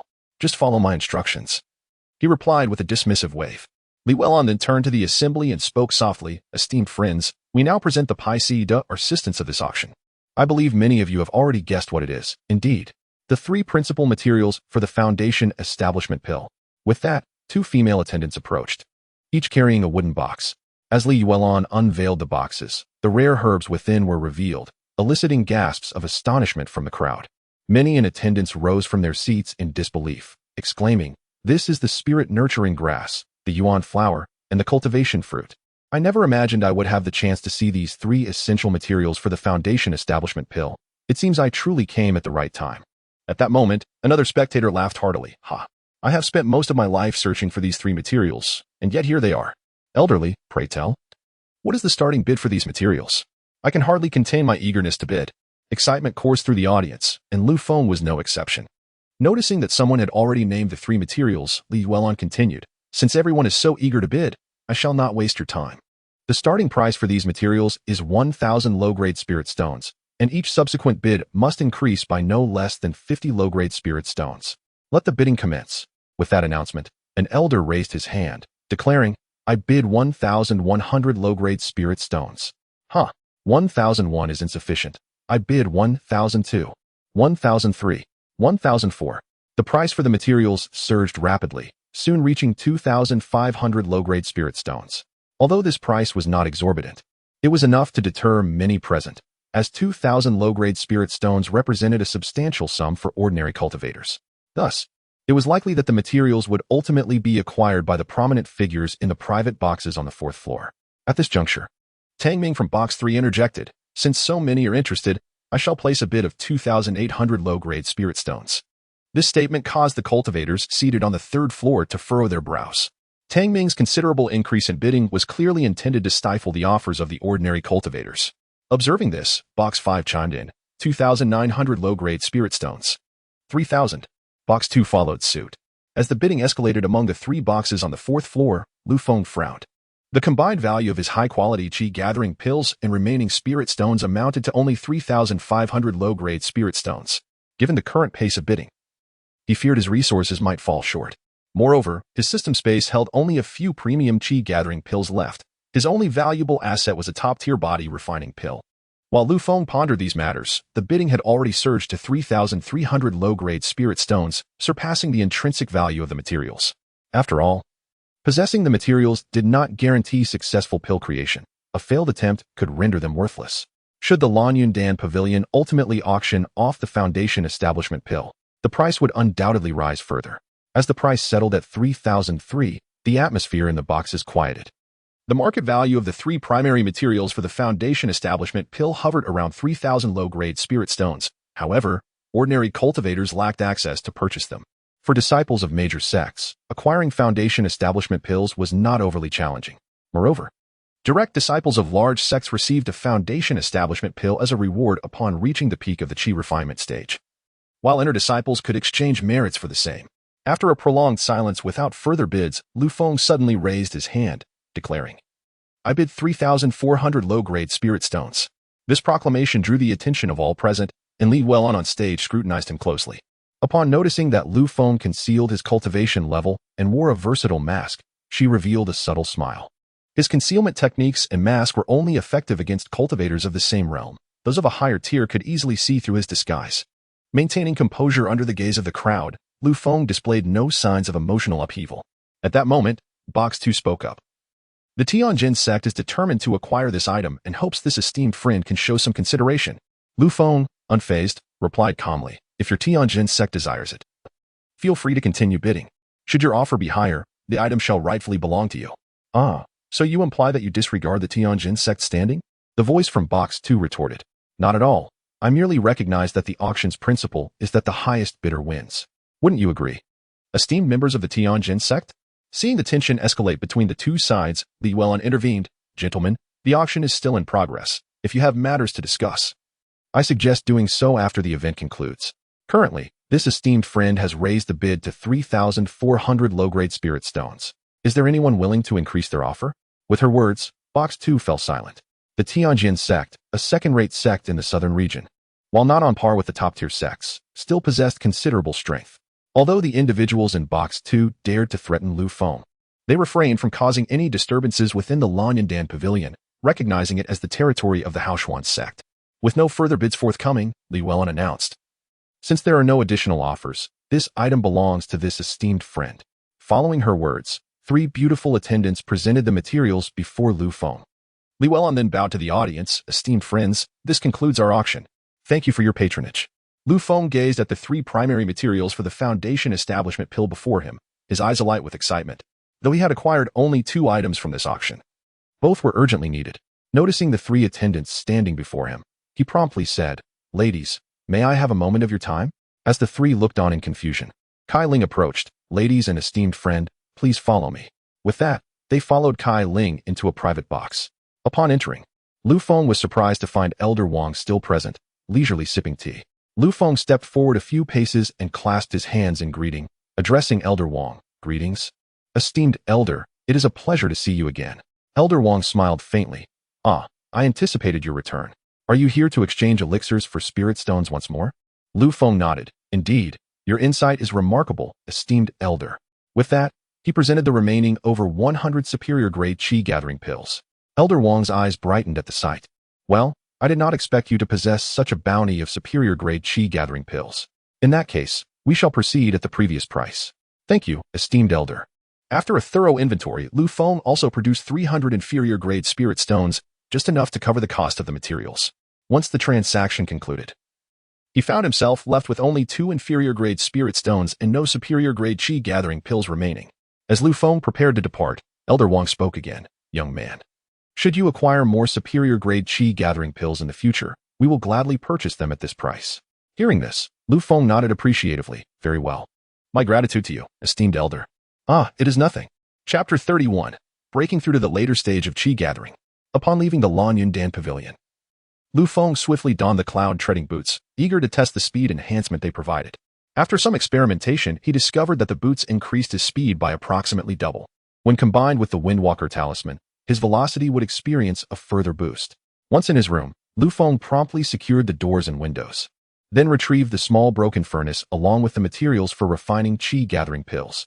He intended to complete the destruction of these materials before proceeding. As for the materials for the Foundation establishment pill, he still needed to procure additional auxiliary components for the refinement process. However, he felt no urgency regarding the Foundation establishment pill, as he was currently only at the 6th level of qi gathering. After 2 days of destruction, he finally finished with all the qi gathering pill materials. Among them, 40 portions were selected for the premium qi gathering pill as a reward for his efforts, while the remaining 6 were designated for the superior grade qi gathering pill. Now that the Lanyandan Pavilion was aware of his possession of superior-grade qi gathering pills, he could continue to sell such elixirs to them in the future. Should they inquire about the source of the superior-grade qi gathering pills, he could easily attribute them to his imagined master as a convenient cover. Gazing at the 600 premium qi gathering pills in his hands, a smile crept across Lu Feng's face. Such an abundance of elixirs will suffice for my cultivation to the 8th level of qi gathering. With that, he settled onto his bed in a meditative posture and consumed one of the premium qi gathering pills, focusing intently on his cultivation. Time passed swiftly, and 2 weeks soon elapsed. At this moment, the spiritual energy within Lu Feng's dantian reached a state of perfection. It is time to break through to the later stage of qi gathering. With resolve, Lu Feng fully activated the Qingmu burning spirit technique, causing streams of pure spiritual energy to flow into his dantian. Under the relentless influx of energy, his dantian began to tremble and expand. What was once the size of 2 thumbs gradually transformed into that of a chicken egg, as the outer wall of the dantian stabilized. His cultivation finally broke through to the 7th level of qi gathering, commonly referred to as the later stage of qi gathering. However, upon inspecting his internal state, Lu Feng furrowed his brow in confusion. Why has my dantian grown so much? Previously, while at the Yunxiao sect, he had reached the 9th level of qi gathering, which is the pinnacle of that realm, yet at that time, his dantian was only the size of a chicken egg. Now, at merely the 7th level, he found himself with a dantian size comparable to that of his 9th level self. This was indeed perplexing. Could it be that my recultivation has caused this unusual change? Lu Feng pondered, stroking his chin. After contemplating for a moment and arriving at no conclusion, he decided to set aside his thoughts and continue his cultivation. Since Lu Feng's arrival in Lanfeng Immortal City, a month and a half had passed. Based on the timeline, the Lanling secret realm would soon open in just over a month. He resolved to seize the remaining month to intensify his training, ideally achieving a breakthrough to the 8th level of qi gathering. Just as Lu Feng prepared to resume his practice, a sudden knock echoed at his door. Upon opening it, he found the inn's attendant standing before him. Esteemed guest, your room fee has come due. Shall you wish to extend your stay? Given that Lu Feng was a long-term resident and generous in his expenditures, the attendant's demeanor was notably cordial. Lu Feng considered this, intending to retrieve spirit stones from his system space to settle the bill, but to his dismay, he discovered only 2 inferior-grade spirit stones remaining. Very well, esteemed guest.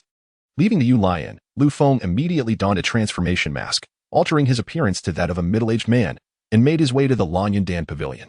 Upon entering the shop, he spotted the young lady Kai Ling and approached her. Greetings, Taoist Kai Ling. Good afternoon. Kai Ling looked up, her face lighting up with a smile upon recognizing Lu Feng. Ah, it is you, Taoist friend. Elder Wang mentioned you just a few days ago. Lu Feng returned her smile, replying, I appreciate Elder Wang's concern. I have come to sell a batch of elixirs and to purchase some materials for refining qi gathering pills. Oh, may I inquire what kind of elixirs you wish to sell? Kai Ling's expression shifted, revealing a hint of surprise at his words. Is this truly so? Lu Feng simply nodded, choosing not to elaborate, aware that mentioning superior-grade qi gathering pills in such a public setting would surely attract attention. Seeing Lu Feng's nod, Kai Ling's surprise transformed into excitement. Taoist friend, this place is bustling with people. Let us discuss in a private room. Very well. They ascended to a private chamber on the 2nd floor, where Kai Ling poured him a cup of tea and asked him to wait briefly. Before long, she returned alongside Li Yuelan, the manager of the Lanyan Dan Pavilion. Upon seeing her, Lu Feng immediately stood and clasped his hands respectfully. Greetings, elderly. I am honored to meet you. He smiled, adding, Elder Wang mentioned you previously, but regrettably, our last encounter was too hasty for a proper conversation. Aware of Li Yuelan's status as a formidable Foundation establishment practitioner, Lu Feng did not dare to display any disrespect. Li Yuelan took her seat at the head of the table and gestured for Lu Feng to sit. May I inquire your surname, young friend? My humble surname is Li. I have come to sell these elixirs. As he spoke, Lu Feng produced a superior-grade qi gathering pill and handed it over. Faced with such a powerful Foundation establishment practitioner, he felt an overwhelming pressure, as if she could see through all his hidden truths. Li Yuelan examined the elixir and expressed her satisfaction. Indeed, Elder Wang was correct. Your elixirs are quite impressive. How many of these do you wish to sell? I possess a total of 180 superior-grade qi gathering pills, and I intend to sell them all at once. Please take a look, elderly. With that, he presented the remaining 179 pills. Li Yuelan waved her hand, and a surge of spiritual energy lifted all the elixirs for inspection. After a swift evaluation, a smile slowly spread across her face. These elixirs must have been refined by your esteemed master, am I correct? Yes, that is indeed the case. Then let us proceed at the previously agreed price. Here are the spirit stones. Please accept them. Lu Feng took the spirit stones, discovering they contained 45 medium-grade spirit stones. Each medium-grade spirit stone could be exchanged for 100 inferior-grade spirit stones. Thus, the total value amounted to 4,500 inferior-grade spirit stones. After the transaction, Lu Feng nodded and said, Elderly, I would also like to acquire materials for 100 qi gathering pills. Here are the spirit stones. Upon hearing this, Li Yuelan exchanged a knowing glance with Kai Ling, who promptly retrieved a cloth bag from her storage pouch and presented it to Lu Feng. Li Daoyu, here are the materials for 100 qi gathering pills. Previously, Elder Wang mentioned a discount of 10% for you. Thus, the total cost for these materials amounts to 1,080 low-grade spirit stones. Upon hearing this, Lu Feng expressed his gratitude respectfully, saying, Many thanks to Elder Wang and Seniorly. As the transaction concluded and Lu Feng prepared to depart, Li Yuelan suddenly spoke up. young friendly. If I am not mistaken, you have come here for the Lonling's secret realm, correct? What do you mean by that, seniorly? Lu Feng inquired. With a chuckle, she replied, if you are willing, I would like to team up with your esteemed master to explore the secret realm. Would you be able to convey this to him? It was worth noting that the master she referred to was fabricated, while Li Yuelon was indeed a formidable foundation establishment cultivator. To avoid raising suspicion, Lu Feng found an excuse and said, Senior Li, I will inform my master, but I cannot guarantee his agreement. Li Yuelon smiled faintly. As long as you can relay the message, whether it comes to fruition depends on fate. With her words, Lu Feng felt a slight alleviation of pressure. Just as he was about to leave again, he realized he was not well versed in the particulars of the Lonling's secret realm. As the proprietor of a shop in this celestial city, Li Yuelon would undoubtedly possess greater knowledge about it. Senior Li, my master and I have just arrived here and are unfamiliar with the secret realm's circumstances. Could you enlighten me? Seeing Lu Feng's inquiry, Li Yuelon smiled and said, Since you have asked, I shall share some information regarding the secret realm. Lu Feng's heart leaped with joy, and he promptly expressed his gratitude. Thank you, Senior Li. Subsequently, Li Yuelon revealed some details about the secret realm, including that the Lonling's secret realm would open in 45 days. Furthermore, there were restrictions on entry. Only cultivators at the Qi refining and foundation establishment stages were permitted to enter. It was said that the Lonling's secret realm was a trial realm of an ancient sect, containing various treasures, rare materials, and even ancient cultivation legacies. However, as a trial realm, it was fraught with peril. Hence, Li Yuelon had invited Lu Feng's non-existent master to form a team for exploration. After listening to her explanation, Lu Feng appeared contemplative. Senior Li, if this secret realm only admits cultivators at the foundation establishment and Qi refining stages, then I fear my master may not be able to team up with you.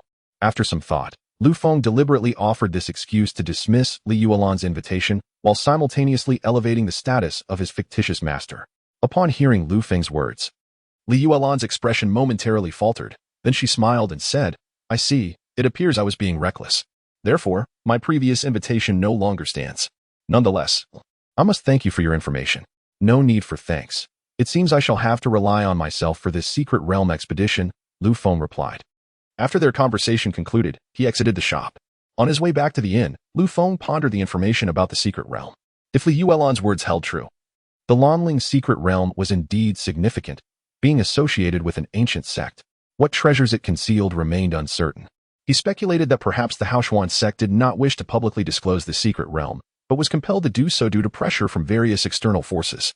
However, since only foundation establishment and Qi refining cultivators were allowed entry, this indicated that the secret realm was likely a beginner-level trial realm at most.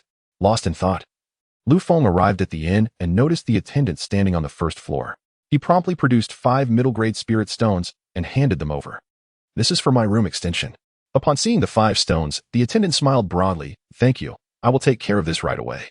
With 45 days remaining until the secret realm's opening, Lu Feng resolved to elevate his cultivation by at least one minor level, ideally reaching the 9th layer of Qi refining before the realm opened. After speaking, he consumed a top-grade Qi gathering pill and began his focused meditation. After a day of cultivation, he discovered that his rate of pill refinement had accelerated. Initially, he could refine over 20 top-grade Qi gathering pills in a day. Now, he was able to refine more than 30. This was the advantage of a cultivator's progression. At this rate, he would only need to consume 600 top-grade Qi gathering pills to break through again. Days passed steadily, and Lu Feng's cultivation continued to rise. By the 25th day, the spiritual energy in his dantian became once again complete. It is time for another breakthrough. I wonder if my dantian will expand further this time. With that, he resumed operating his technique to refine the spiritual energy. As pure spiritual power surged into his dantian, the outer wall began to tremble slightly. Soon, the tremors intensified. After 15 minutes, the tumultuous dantian suddenly expanded by a margin. At that moment, the size of his dantian transformed from that of an egg to that of a duck egg. Although the increase in size was modest, it was still growth. With the breakthrough complete, Lu Feng slowly opened his eyes. It seems my dantian can still expand. This means my total spiritual power will surpass that of other cultivators at the same level. Though he had yet to grasp the underlying principles, he recognized that any continuous growth was a positive development. Rising, Lu Feng approached the ear room and opened the window to gaze outside. He observed that the streets of the celestial city were now bustling with even more pedestrians. It appeared that many were drawn here for the secret realm. The number of participants in the Lonling's secret realm would be substantial, and the ensuing competition would undoubtedly be fierce. Moreover, Among those entering the secret realm were several formidable foundation establishment cultivators, which filled Lu Feng with significant pressure. Enough overthinking. I should first use the system to refine some top-grade qi gathering pills. After 4 days of alchemical refinement, Lu Feng finally completed the production of all 100 sets of qi gathering pill materials. From these 100 attempts, he selected top-grade qi gathering pills as rewards for 90 of them, reserving the remaining 10 for upper-grade qi gathering pills. Consequently, he now possessed a staggering total of 1,350 top-grade qi gathering pills, alongside 300 upper-grade pills. This abundance of elixirs would suffice for him to advance to the pinnacle of qi refining, and the 300 upper-grade pills could fetch a handsome price if sold. With the alchemical process concluded, Lu Feng sat in his chamber, contemplating his preparations. With only 21 days remaining until the secret realm's opening, he needed to gather supplies diligently. It would be prudent to acquire protective items such as magical artifacts and talismans, since there were numerous formidable foundation establishment cultivators among those entering the realm. Resolute in his decision, Lu Feng adjusted his attire, donned a versatile mask, and ventured out onto the streets. It was around the time of the morning SI, and the shops in the Celestial City had already opened. Due to the impending opening of the secret realm, the streets were thronged with significantly more people than usual. As Lu Feng wandered the streets, he stumbled upon a shop selling talismans that was brimming with customers. A multitude of cultivators were clamoring for the available talismans. At that moment, a young cultivator at the 5th layer of qi refining emerged from the store, brimming with excitement. Haha, I got it. I finally got it. Noticing this, Lu Feng raised his hand to stop the young cultivator and inquired, "Esteemed friend, you seem quite elated. Did you acquire something remarkable from the shop?" The young cultivator glanced at Lu Feng, noticed he was merely a mortal, and disdainfully responded, "This is not something a mere mortal like you should concern yourself with. Now step aside and let me through." Lu Feng furrowed his brow and immediately unleashed the aura of a late-stage qi refinement practitioner. Upon sensing this formidable presence, the young cultivator's complexion changed dramatically, and he quickly clasped his hands in a gesture of respect, saying, "Esteemed senior, I humbly apologize for my earlier disrespect. I beseech you to overlook my transgressions and spare me." He wiped the cold sweat from his forehead and continued, "This shop has recently been selling a treasure-hunting talisman, which possesses the ability to seek out rare materials. I just purchased one, hence my earlier excitement." "A treasure-hunting talisman?" A glimmer of interest flickered in Lu Feng's eyes. "What is the price of such a talisman?" He appeared contemplative before waving his hand, dismissing the young man. "Very well, you may leave now." The young cultivator bowed once more and promptly exited. Watching his retreating figure, Lu Feng turned his gaze back to the talisman shop. This treasure-hunting talisman was merely a mid-grade talisman of the first rank, typically valued at no more than 30 low-grade spirit stones, though it was seldom purchased. The impending opening of the secret realm had caused its price to soar. Recognizing the necessity of acquiring a few talismans for his exploration, Lu Feng hastily entered the shop to make his purchases. Upon reaching the counter, he discovered that each individual was limited to purchasing a maximum of 5 talismans per day. Despite his inner grievances, Lu Feng handed over 5 mid-grade spirit stones in exchange for the talismans. Leaving the shop, he muttered curses under his breath, deeming the establishment a blatant merchant of deceit. Next, he proceeded to the Lan Yundan Pavilion, where he sold all his high-grade qi gathering pills. This time, only Kai Ling attended to him, which alleviated some of his pressure. He managed to sell 300 high-grade qi gathering pills for 90 mid-grade spirit stones. This marked the first time since embarking on his cultivation journey that he possessed such an abundance of spirit stones. With his newfound wealth, Lu Feng also purchased 10 blood-stanching pills and 10 bone-replenishing pills, both of which were healing elixirs of the first rank, albeit of lower quality. After concluding his transactions, Lu Feng cleared his throat and addressed Kai Ling. "Excuse me, esteemed friend, might I request a moment of your time?" Kai Ling smiled and replied, "Of course. Please, follow me." Once they reached a private room in the courtyard, Lu Feng slowly spoke, "Kai Ling, do you happen to have any auxiliary spiritual herbs for the Foundation Establishment pill? If so, I would like to purchase a set." The Foundation Establishment pill was a rare commodity outside, prompting Lu Feng's cautious inquiry. Kai Ling was momentarily taken aback, but quickly nodded. "Indeed. While there are 7 types of materials required for the Foundation Establishment pill, they are not exceedingly rare, and our shop does have them in stock." "Really? That is splendid. May I inquire as to the cost of these 7 materials?" "The total for all 7 materials amounts to 1,500 low-grade spirit stones. However, as a valued customer, you may acquire them for only 1,350 low-grade spirit stones." Lu Feng nodded, producing 14 mid-grade spirit stones to complete the transaction. I would appreciate it if you could retrieve the Foundation establishment pill materials for me. Certainly. With that, Kai Ling took the spirit stones and left the private room. Lu Feng's reason for purchasing the Foundation establishment pill materials at this juncture stemmed from his concern that the upcoming expedition into the secret realm might extend over a considerable duration. Typically, explorations of such realms could last from 3 months to half a year, while some exceptional realms might confine cultivators for years, or even indefinitely.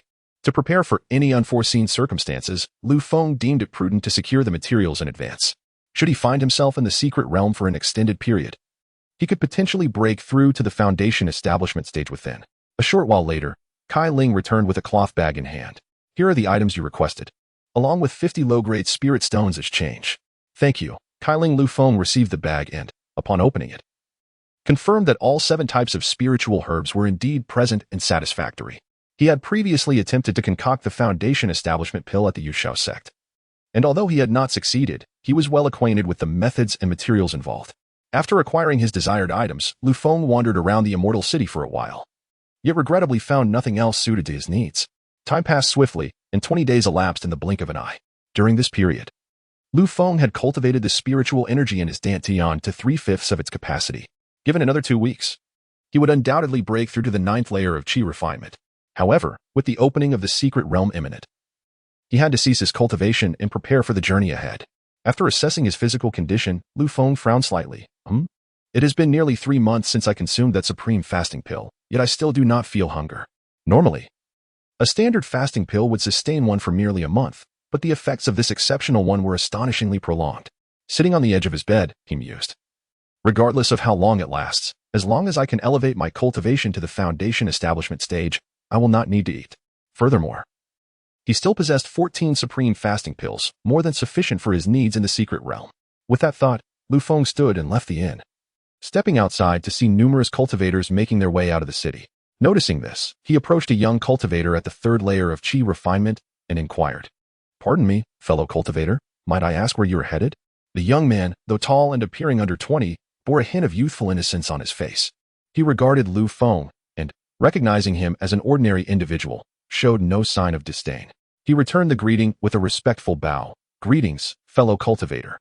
We are preparing to venture to the Lonling secret realm beyond the city." Realizing the young man's politeness, Lu Feng smiled and returned the bow. "I see. My surname is Li. Would it be possible for us to travel together to the secret realm outside the city?" After appraising Lu Feng, the young man chuckled. "Since you have asked, of course, we may." Lu Feng nodded, and together they set off toward the city's outskirts. Along the way, he learned that the young cultivator's surname was Feng, with the given name Fan, and he too had traveled from afar. The entrance to the Lonling secret realm lay about 100 miles north of the immortal city. As they walked, they exchanged information regarding the secret realm. "Fellow cultivator Li, I notice you do not possess any visible cultivation. You must have employed some method to conceal your abilities," Feng Fan observed. Lu Feng raised an eyebrow, surprised by the young man's keen insight. "Indeed, you are correct, fellow Feng. I have concealed some of my cultivation." Feng Fan did not press the matter further but shifted the conversation, asking, "Are you aware of which sects will participate in this secret realm expedition?" Lu Feng pondered briefly. "I believe several prominent sects from the southern region will indeed take part, as this newly discovered secret realm is quite enticing." "That is true. However, I have heard that there will also be sects from other regions participating." "Oh, is that so?"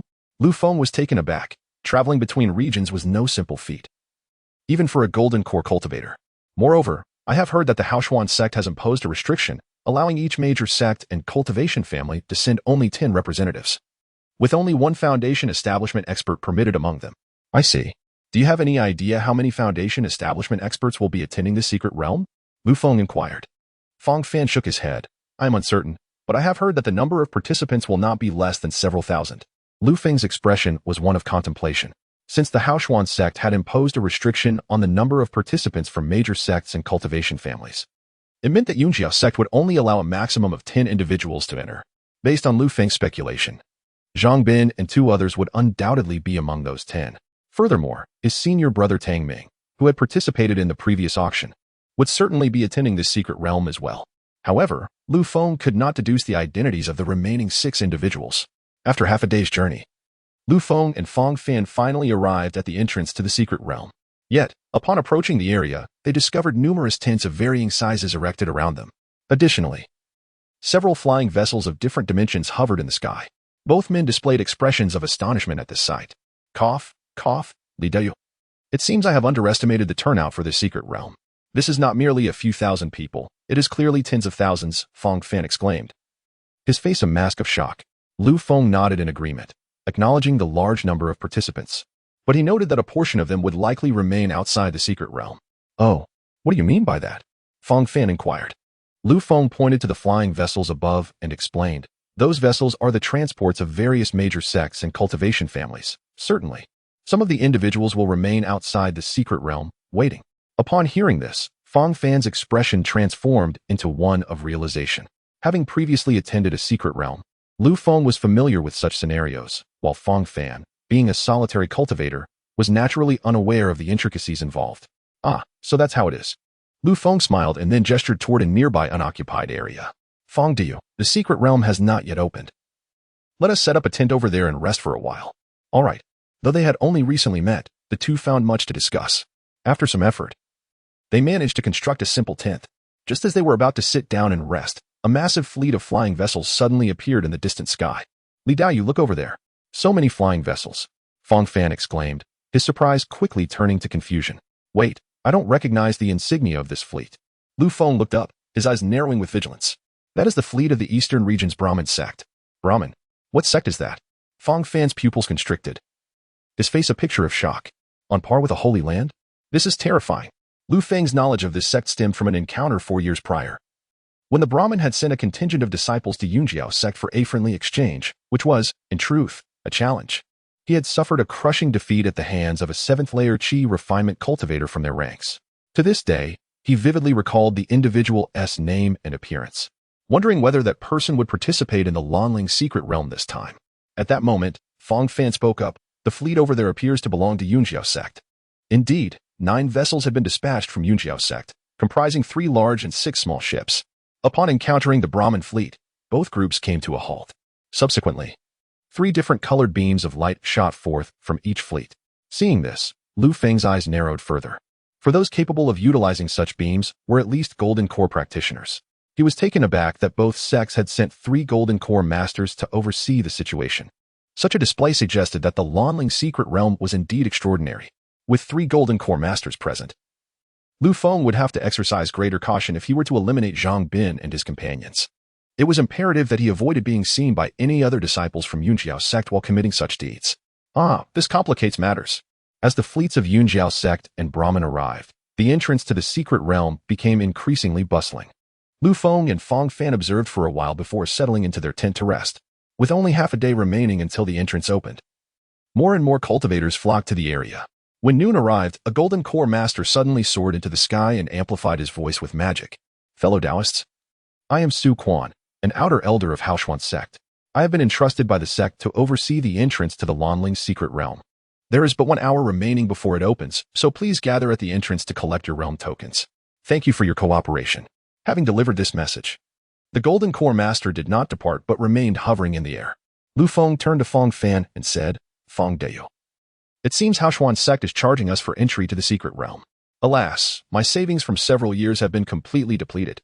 Haoshuan's sect truly has a heart of darkness, Feng lamented. As they spoke, the pair gradually made their way toward the entrance, where a long queue had already formed. After observing the scene, Feng noted that the entrance was a dilapidated temple. The temple was small, containing only a single room, but it was fortified by an array preventing unauthorized entry, clearly established by Haoshuan's sect. After finishing his observations, Feng remarked, Feng Daoyu, let us join the queue. Indeed, let us proceed. Due to the overwhelming number of solitary cultivators, exceeding 10,000, the line was extensive. By the time it was Feng and Feng's turn, half an hour had elapsed. In front of them stood a wooden table where 2 disciples of Haoshuan's sect were seated, responsible for registration and distribution of the realm tokens. Nearby, for Foundation establishment cultivators maintained order. Next to the table was a stone tablet inscribed with 3 rules. The first stated the price for obtaining a realm token, 1,000 low-grade spirit stones. The second indicated that the realm token granted free passage through the defensive array surrounding the secret realm. The final rule was rather peculiar, asserting that the interpretation rights of the realm token belonged to Haoshuan's sect, and that if lost or damaged, a replacement would need to be purchased. After reading the rules inscribed on the tablet, Feng grimaced, and promptly produced 10 medium-grade spirit stones, handing them over. The disciple responsible for registration took the stones without even glancing at Lu Feng and asked, "Name, cultivation level, and affiliated faction?" Lu Feng frowned slightly at the disciple's lack of courtesy but replied, "Li Feng, 4th layer Qi refinement, solitary cultivator. Here is your realm token. Keep it safe." Lu Feng accepted the token, noticing the array pattern etched upon it. Without further ado, he turned and walked away. Feng Fan, however, was less decisive for a solitary cultivator. 1,000 low-grade spirit stones was a significant sum. Reluctantly, he slowly handed over the spirit stones, while the disciple at the registration table impatiently urged him to hurry. Finally, gritting his teeth, Feng Fan acquired a wooden token, his expression one of discomfort. Observing Feng Fan's distress, Lu Feng smiled gently. "Feng Daoyu, since we have come this far, it is essential to invest in the entrance fee. Who knows, you might reap great rewards during this secret realm expedition." "Ah, I hope so," Feng Fan sighed. As another half-hour passed, the Golden Core Master hovering above announced once more, "Fellow Taoists, the Lonling secret realm is about to open. Please prepare yourselves." Initially, disciples from the major sects will enter, followed by the offspring of cultivation families, and finally, the solitary cultivators. Upon hearing this, the many solitary cultivators on the ground furrowed their brows, yet they had no choice but to adhere to the established order, for they were without connections or backing. The Golden Core Master, after uttering his words, transformed into a streak of light and flew into the dilapidated temple. Moments later, the doors of the temple creaked open, emanating a terrifying spatial force from within. Lu Feng looked up and beheld a teleportation portal materializing inside the temple. As the doors fully opened, the portal coalesced into existence. In the next instant, the Golden Core Master soared into the air and proclaimed, "Friends, the secret realm is officially open. All disciples from the various sects may enter." As soon as his voice faded, the hovering flying boat suddenly descended, and a multitude of sword-wielding cultivators emerged. All were disciples from the major sects, with the leaders undoubtedly being formidable foundation establishment cultivators. The Qi-refining disciples, meanwhile, were enveloped in a surge of magical energy as they flew toward the entrance of the secret realm. Upon Lu Feng's observation, he discerned that 32 sects were participating in this secret realm, indicating that there were a total of 32 foundation establishment cultivators among the group. Just as he was observing, figures began to emerge from the flying boat of Yunxiao sect. Lu Feng focused his gaze and recognized that the foremost figure was none other than his senior brother, Tang Ming. Following him were disciples, among whom, apart from Zhang Bin and 2 others, was one familiar figure that stirred complex emotions within Lu Feng. This individual was none other than his fiancée, Lu Ruyan. Though she was 2 years younger, she possessed dual spiritual roots of gold and water. Furthermore, Lu Ruyan was a direct descendant of the Lu family in the southern region. In years past, the Lu family had betrothed her to Lu Feng in hopes of aligning themselves with the influential Chen Hai. However, both were young at the time, and thus the engagement was merely formalized. Subsequently, Lu Ruyan joined Yunxiao sect and became a favored disciple of the transmission elder. As Lu Feng's cultivation progressed slowly, Lu Ruyan had advanced rapidly to complete mastery of the Qi refining stage. Since Chen Hai began to disdain Lu Feng, Lu Ruyan followed suit. Initially, she had been like an infatuated admirer, but later, she could scarcely bear to cast a glance in his direction. The two swiftly entered the formation and approached the teleportation portal. Observing the enigmatic spatial force within, Feng Fan swallowed in astonishment. As a loose cultivator, it was his first encounter with such a teleportation portal. Lu Feng glanced at him and said, "All right, let us proceed." Feng Fan nodded, and together they stepped inside. The moment their figures melded into the portal, they were engulfed by a sensation akin to the world spinning around them. Moments later, they were abruptly transported to a vast plain. "Oh my, that teleportation nearly made me sick," Feng Fan exclaimed upon landing. Meanwhile, Lu Feng began to scrutinize their surroundings. They had arrived in a small realm where, astonishingly, both the sun and moon hung in the sky simultaneously. Though termed a small realm, its expanse was considerable, at least the size of 100 celestial cities. They found themselves at the periphery of this small realm. Lu Feng's gaze drifted forward, where a massive stone tablet stood, inscribed with the 4 characters, Qiyu Shenzong. Could it be that this ancient trial secret realm is a creation of the Sun and Moon sect? Lu Feng pondered, stroking his chin. He then turned to Feng Fan and suggested, "Feng, shall we investigate the stone tablet?" After a brief rest, Feng Fan had regained his composure. "Li, those sect disciples and cultivators have already entered ahead of us. I believe we should hasten our search for treasures." "What are you implying, Feng?" Lu Feng surmised Feng Fan's intentions, suspecting he wished to explore independently. Nodding, Lu Feng replied, "Very well, since you have your own plans, I wish you a bountiful return. Farewell. Seeing this, Feng refrained from further conversation, clasping his hands in acknowledgement before parting ways. After all, they had only recently met, and neither knew the other's background well. Thus, it was prudent to explore the secret realm separately. Once alone, Feng approached the imposing stone tablet. He noted signs of weathering, indicating that this secret realm had existed for quite some time. Apart from the inscription Qiyushin Zone, there was nothing else on the tablet. Feng exhaled deeply and turned his gaze toward the depths of the secret realm, where a vast expanse of dense forest lay ahead. 3 months should suffice for me to reach the pinnacle of the qi refining stage. But whether I can break through to the foundation establishment stage remains uncertain. With that, Feng produced 2 talismans, one a treasure-seeking talisman, the other a wind-walking talisman. Observing the talismans in his hand, Feng spoke slowly. The extent of my treasure discovery rests upon you. He then activated both talismans. The treasure-seeking talisman would last a day, coinciding perfectly with the duration of the wind-walking talisman. Since the secret realm had just opened, it was the most opportune moment for abundant celestial materials and treasures. Subsequently, Feng dashed toward the forest. As he raced forward, he discovered the concentration of spiritual energy within the secret realm rivaled that of a small spiritual gathering array. Moreover, as he ventured deeper, the density of spiritual energy intensified. Just as he was attuning to the spiritual energy, distant sounds of battle reached his ears. Is someone fighting? Are they contesting for celestial materials and treasures? Feng mused, stealthily moving toward the source of the commotion. Before long, 2 factions of cultivators came into view, embroiled in a fierce clash. From their attire, the group on the left appeared to belong to a cultivation family, numbering 12, with the most formidable among them a middle-aged man at the 9th level of qi refining. The opposing faction seemed to consist of loose cultivators, though lacking a 9th level qi refining cultivator, they numbered 26. Feng could not ascertain the object of their contention. At that moment, the strongest male cultivator from the family struck down 2 loose cultivators, bellowing, "You worthless loose cultivators, hand over the blood spirit flower, or do not blame me for being ruthless." The 2 struck down loose cultivators were only at the 7th level of qi refining, and the blow had left them with internal injuries. Continuing the conflict would surely spell their doom. One of the loose cultivators retorted, "Isn't your family being too overbearing? We found the blood spirit flower first, yet you seek to seize it. Enough of your nonsense. Hand over the blood spirit flower, or face dire consequences." The loose cultivators cursed the Li family in their hearts, but faced with such overwhelming strength, what could they do? The 7th level qi refining loose cultivator gritted his teeth and ultimately withdrew a blood-red flower from his storage pouch, declaring, "Li family, I will remember this. We are leaving." With that, he hurled the blood spirit flower in a different direction, and the group of loose cultivators immediately fled in the opposite direction. The middle-aged cultivator from the Li family, upon spotting the blood spirit flower, lunged forward. However, fate had it that the direction in which the loose cultivator threw the flower aligned perfectly with Lu Feng's hiding spot. Without hesitation, Feng caught the blood spirit flower and swiftly turned to flee. Having activated the wind-walking talisman and aided by the speed-enhancing effect of his cloud-treading boots, he was far away in an instant. Upon noticing Feng, the Li family's middle-aged man's expression shifted, and anger flared in his eyes.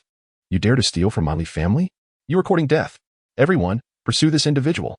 Hearing the furious shouts behind him, Feng quickened his pace even more. As he accelerated, the middle-aged man from the Li family narrowed his eyes and withdrew a spirit sword from his storage pouch, taking flight after Feng. The middle-aged male cultivator unexpectedly began to fly with the sword, his speed surpassing that of Feng by several folds. What a surprise! The members of the Li family are truly investing heavily. Typically, sword flight is an exclusive ability of the Foundation Establishment realm. While qi refining realm cultivators can also wield swords, it is primarily for ranged attacks. To carry oneself for rapid flight is impossible with the meager spiritual energy of a qi refining cultivator. The Li family's middle-aged cultivator must be utilizing a special sword, enhanced by the power of a golden core master, thus enabling him to fly. Feng glanced at the blood spirit flower in his hand and deftly stored it in the system space. This blood spirit flower is a 3rd-tier spiritual herb, and an exceedingly rare one at that. It is understandable why the opponent is so determined in his pursuit. As the distance between them shrank, Feng realized escape was futile. He drew his jade sword and began to swiftly perform incantations. Just as the middle-aged cultivator was about to catch up, Feng suddenly halted and thrust his sword forward. With the first move of the Wind Xian sword technique, chasing stars and gazing at the moon, a white sword chi shot forth with a swift whoosh towards his adversary. The middle-aged cultivator was caught off guard by Feng's sudden assault, and the speed of the strike left him no time to evade. With a piercing sound, the white sword chi instantly penetrated the cultivator's chest, causing him to plummet from his sword. Seeing this, Lu Feng wasted no time and turned to flee once more. Although he was confident in his ability to defeat this middle-aged cultivator, there were still 11 other cultivators from the Li family. If surrounded by them, he would be in grave peril. As Lu Feng escaped into the distance, the middle-aged cultivator's eyes were filled with a chilling murderous intent. Chapter 37. The Black Python in the Pond. Phew, I should be safe now. Reflecting on his serendipitous acquisition of a third-tier blood spirit flower, Lu Feng felt fortunate. If sold on the market, this flower could fetch at least a few thousand low-grade spirit stones, and it is a commodity in high demand. Regaining his focus, Lu Feng continued deeper into the secret realm. Since the Lonling secret realm serves as a trial ground, it must contain areas designated for testing. He surmised that the trial area likely resides at the heart of the realm, while the outer regions would be scattered with various rare materials for the disciples to gather. As Lu Feng hurried along, his treasure-seeking talisman suddenly flickered to life. Has he discovered wild rare materials? Lu Feng mused internally. He then rushed toward the location indicated by the talisman. Before long, he spotted a small pond nestled within the forest. This pond, roughly 5 meters in diameter, was small, yet the water shimmered green, indicating significant depth. The talisman pointed directly to the water's depths. Approaching the pond cautiously, Lu Feng examined the waters closely. To ensure no monstrous beast lurked within, he tossed a few stones into the pond. As the stones splashed, nothing unusual occurred. Pondering what treasures might lie beneath the surface, Lu Feng decided to use a water avoidance talisman and dive in for a closer look. He affixed the talisman to himself and plunged into the water. With the talisman's protection, the water was effectively shielded from Lu Feng's body, yet he could still feel the icy chill of the pond. The deeper he descended, the more frigid the water became. As he approached the talisman's indicated location, Lu Feng dove down approximately 10 meters. Suddenly, before him appeared a plant radiating a faint blue glow. This was the ethereal blue spirit grass. Lu Feng's face lit up with astonishment. The ethereal blue spirit grass is a rare second-tier herb, a primary ingredient in crafting the Transcendence Pill. The effects of this pill are astonishing, as it can cleanse a cultivator's body of impurities and pill toxins, even mending difficult-to-heal old injuries. Thus, every cultivator inevitably seeks the Transcendence Pill to rid their bodies of impurities and toxins. Without hesitation, Lu Feng reached out to gather the spirit grass. Just then, he sensed a lethal danger approaching from behind. Without a moment's pause, he drew his jade sword and unleashed a Wen Xian sword technique towards the threat. With a whoosh, a white sword chi shot through the water, striking a massive black python on the head, causing its scales to shatter. The black python let out a furious roar, its wrath echoing through the water, creating rippling waves. Lu Feng was taken aback. This black python was clearly on the verge of breaking into the second tier, equivalent to a human at the cusp of foundation establishment. Given Lu Feng's current strength, he feared he would not stand a chance against this creature. Moreover, being submerged in the pond made escape even more uncertain. Oh no, this is serious. Although anxiety coursed through him, Lu Feng's actions did not falter. He swiftly stowed the ethereal blue spirit grass into the system space and turned to swim upward. As the black python ceased its roar and noticed Lu Feng's attempt to flee, it lunged forward with a swift hiss. Though Lu Feng swam quickly, he was no match for the python's speed. In mere moments, the creature had closed the gap. Damn it! Realizing he could not evade the python's attack, Lu Feng cursed inwardly. He quickly formed hand seals with his left hand, channeling a surge of spiritual energy into his jade sword. With the third move of the Wen Xian sword technique, Sword Shadow Opening Screen, he swung his sword, causing countless sword shadows to materialize and coalesce into a circular barrier that slashed towards the black python. The spectacle of the sword shadows spreading outward resembled a peacock unfurling its plumage. In an instant, the barrier collided with the python's gaping maw, generating a terrifying shockwave that reverberated within the pond. Seizing the opportunity created by the explosion, Lu Feng propelled himself towards the pond's entrance. However, the black python shattered the sword shadow barrier and surged after him. Fortunately, Lu Feng reached the pond's edge just in time and leaped out of the water. On solid ground, he did not pause to catch his breath, fully aware that the python would not relent. Without a word, he sprinted deeper into the secret realm. There was no time to waste. If he allowed the python to ensnare him, it would spell his doom. Just as he covered 100 meters, the air was suddenly filled with the python's enraged roar. Turning back, Lu Feng saw the black python pursuing him with reckless abandon. Damn, this relentless chase is infuriating. Let's see how long you can keep this up. While Lu Feng was indeed slower than the python in the water, the ground was an entirely different matter. With the enhancements of his wind speed talisman and cloud treading boots, their speeds were relatively comparable. Thus, a thrilling chase unfolded through the forest. Soon, Lu Feng spotted a group of cultivators ahead, and without a second thought, he veered towards them. Sorry, brothers, it's every man for himself. Upon reaching the group of bewildered cultivators, one young cultivator at the 8th layer of Qi refining began to speak, but before he could finish, Lu Feng zipped past them. Just then, the ground trembled as the black python drew near once more.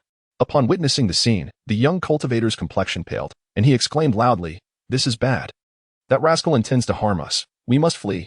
Although the young cultivator alerted everyone, a few of the cultivators were too slow to react and were caught up by the massive black python. Seeing this, the young cultivator shouted again, "Everyone, attack the python with me. This beast is merely at the peak of the first tier. Together, we can slay it." With that, several individuals joined the young cultivator in launching an assault against the black python. At this moment, Lu Feng had already fled far away. Upon hearing the sounds of battle and the python's roars behind him, he finally exhaled in relief. Phew, I can finally stop running for my life. After resting briefly, Lu Feng sprinted once more towards the center of the secret realm. As for the outcome of the battle between the python and the cultivators, he no longer cared. Remembering the azure spirit grass he had just acquired, a smile crept across Lu Feng's face. Having just entered the secret realm, I've obtained 2 extraordinary treasures. It seems my luck is quite extraordinary. Feeling elated, Lu Feng continued on his way. After walking for another 15 minutes, he suddenly noticed several figures darting ahead, clearly engaged in a chase. Observing the scene, Lu Feng swiftly pursued them. After a few minutes, he finally discerned the identities of these figures. So it is you. Lu Feng gazed coldly at the 6 fleeing individuals before him, recognizing the 3 at the front as Zhang Bin, Wang Hui, and Luo Yueling. The 3 pursuing them wore the attire of the Haotian sect, clearly identifiable as its disciples, but their cultivation levels were all at the 8th layer of Qi refinement. On the surface, Zhang Bin and his companions appeared to be at a disadvantage, as they were only at the 7th layer of Qi refinement. Zhang Bin, there's no escape for you. Hand over your storage bags, and we may yet spare your lives, one of the pursuers suddenly declared. At this proclamation, the 3 behind seemed momentarily stunned. Tang Ming, the leader of the Yunxiao sect on this expedition, possessed a cultivation level of the 2nd layer of Foundation establishment. If Zhang Bin had not been lying, continuing the pursuit would spell danger for them. Seeing this, Feng Tian exchanged glances with his 2 companions and promptly turned to flee in another direction. As the 3 departed, although Zhang Bin and his companions did not stop running, the worry in their eyes diminished significantly. Zhang Bin's earlier words had instilled fear in Feng Tian and his companions. In truth, Tang Ming had not been closing in at all. Zhang Bin merely sought to intimidate them. Once they halted, Wang Hui gasped for breath. Phew. If not for Zhang Xixiang's quick thinking, we would have suffered a great loss. Luo Yueling nodded in agreement. Indeed, Zhang Xixiang is resourceful. Just a single phrase frightened away Feng Tian and the others. Zhang Bin waved his hand modestly. You both flatter me. I was merely taking a gamble. Had Feng Tian not believed me, I would have had no recourse. Just then, 2 white sword energies suddenly shot from the nearby thicket. Zhang Bin, being naturally cautious, immediately sensed the incoming sword energies and shouted, Wang Shidi, Luo Shimi, be careful.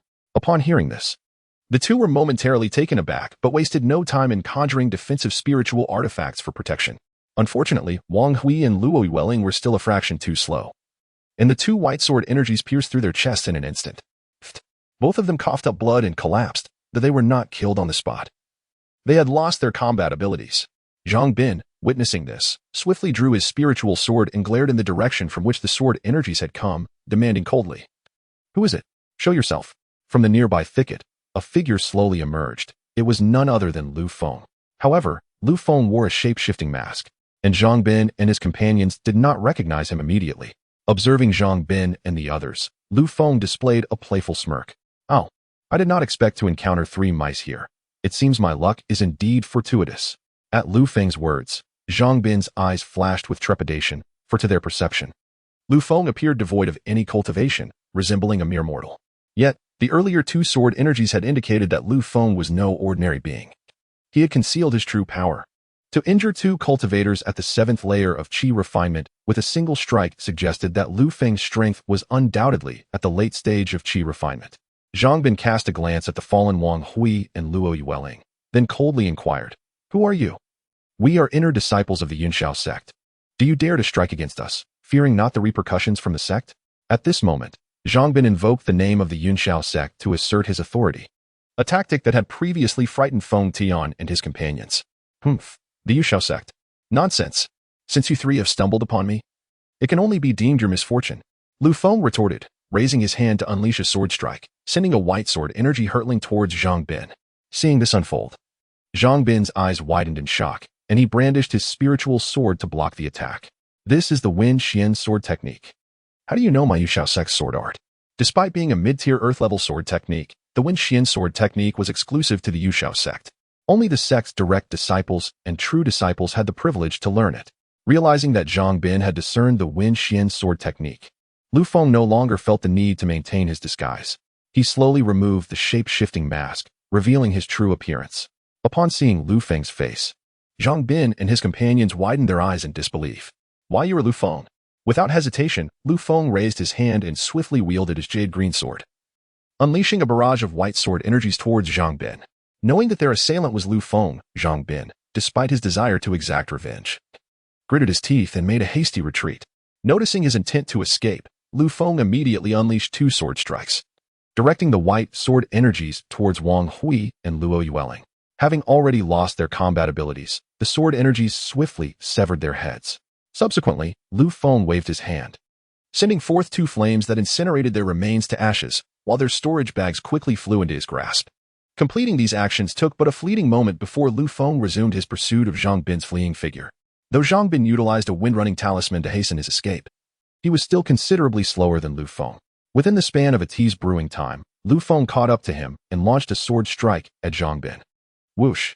A white sword energy shot forth, and in a moment of desperation, Zhang Bin turned to block with his spiritual sword. Though he successfully deflected the attack, he could no longer continue his escape. Upon seeing the icy murderous intent in Lu Feng's eyes, Zhang Bin realized his chances of fleeing were slim. Thus, he spoke.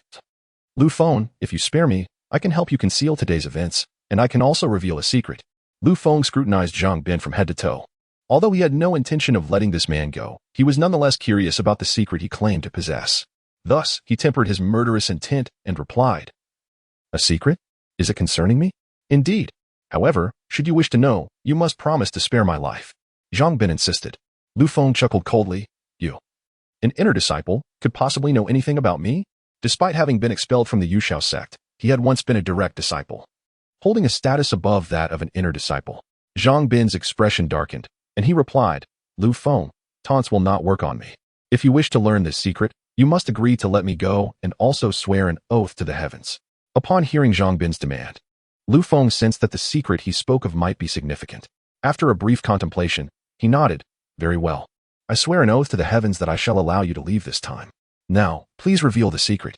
Seeing Lu Feng solemnly swear, the tension in Zhang Bin's demeanor noticeably eased.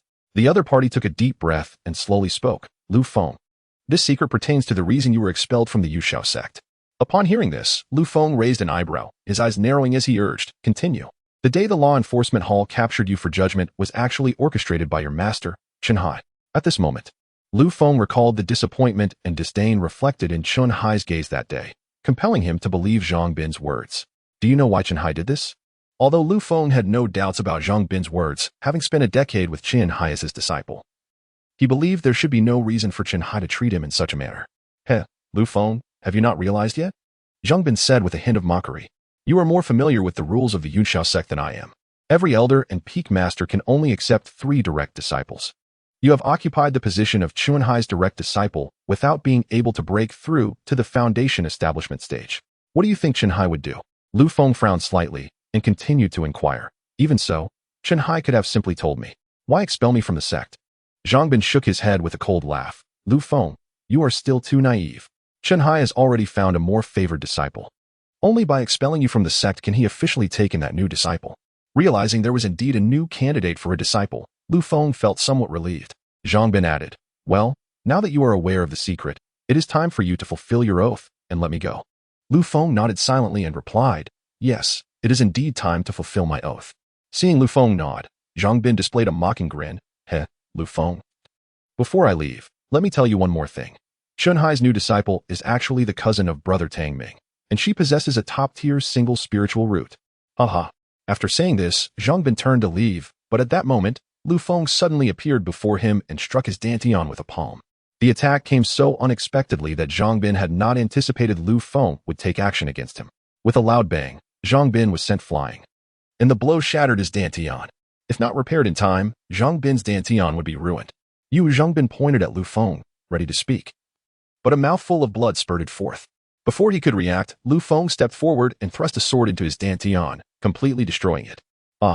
Feeling the agony in his abdomen and the rapid depletion of his spiritual power, Zhang Bin began to wail in pain.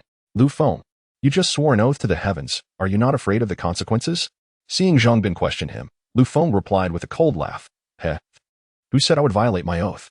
I merely stated that I would let you go this time, but I never said I would not take action against you. Observing Zhang Bin sprawled on the ground like a defeated dog, Lu Feng crouched down and seized Zhang Bin's storage bag, casually depositing his spiritual sword into it as well. After completing these actions, Lu Feng declared, all right, you can leave now.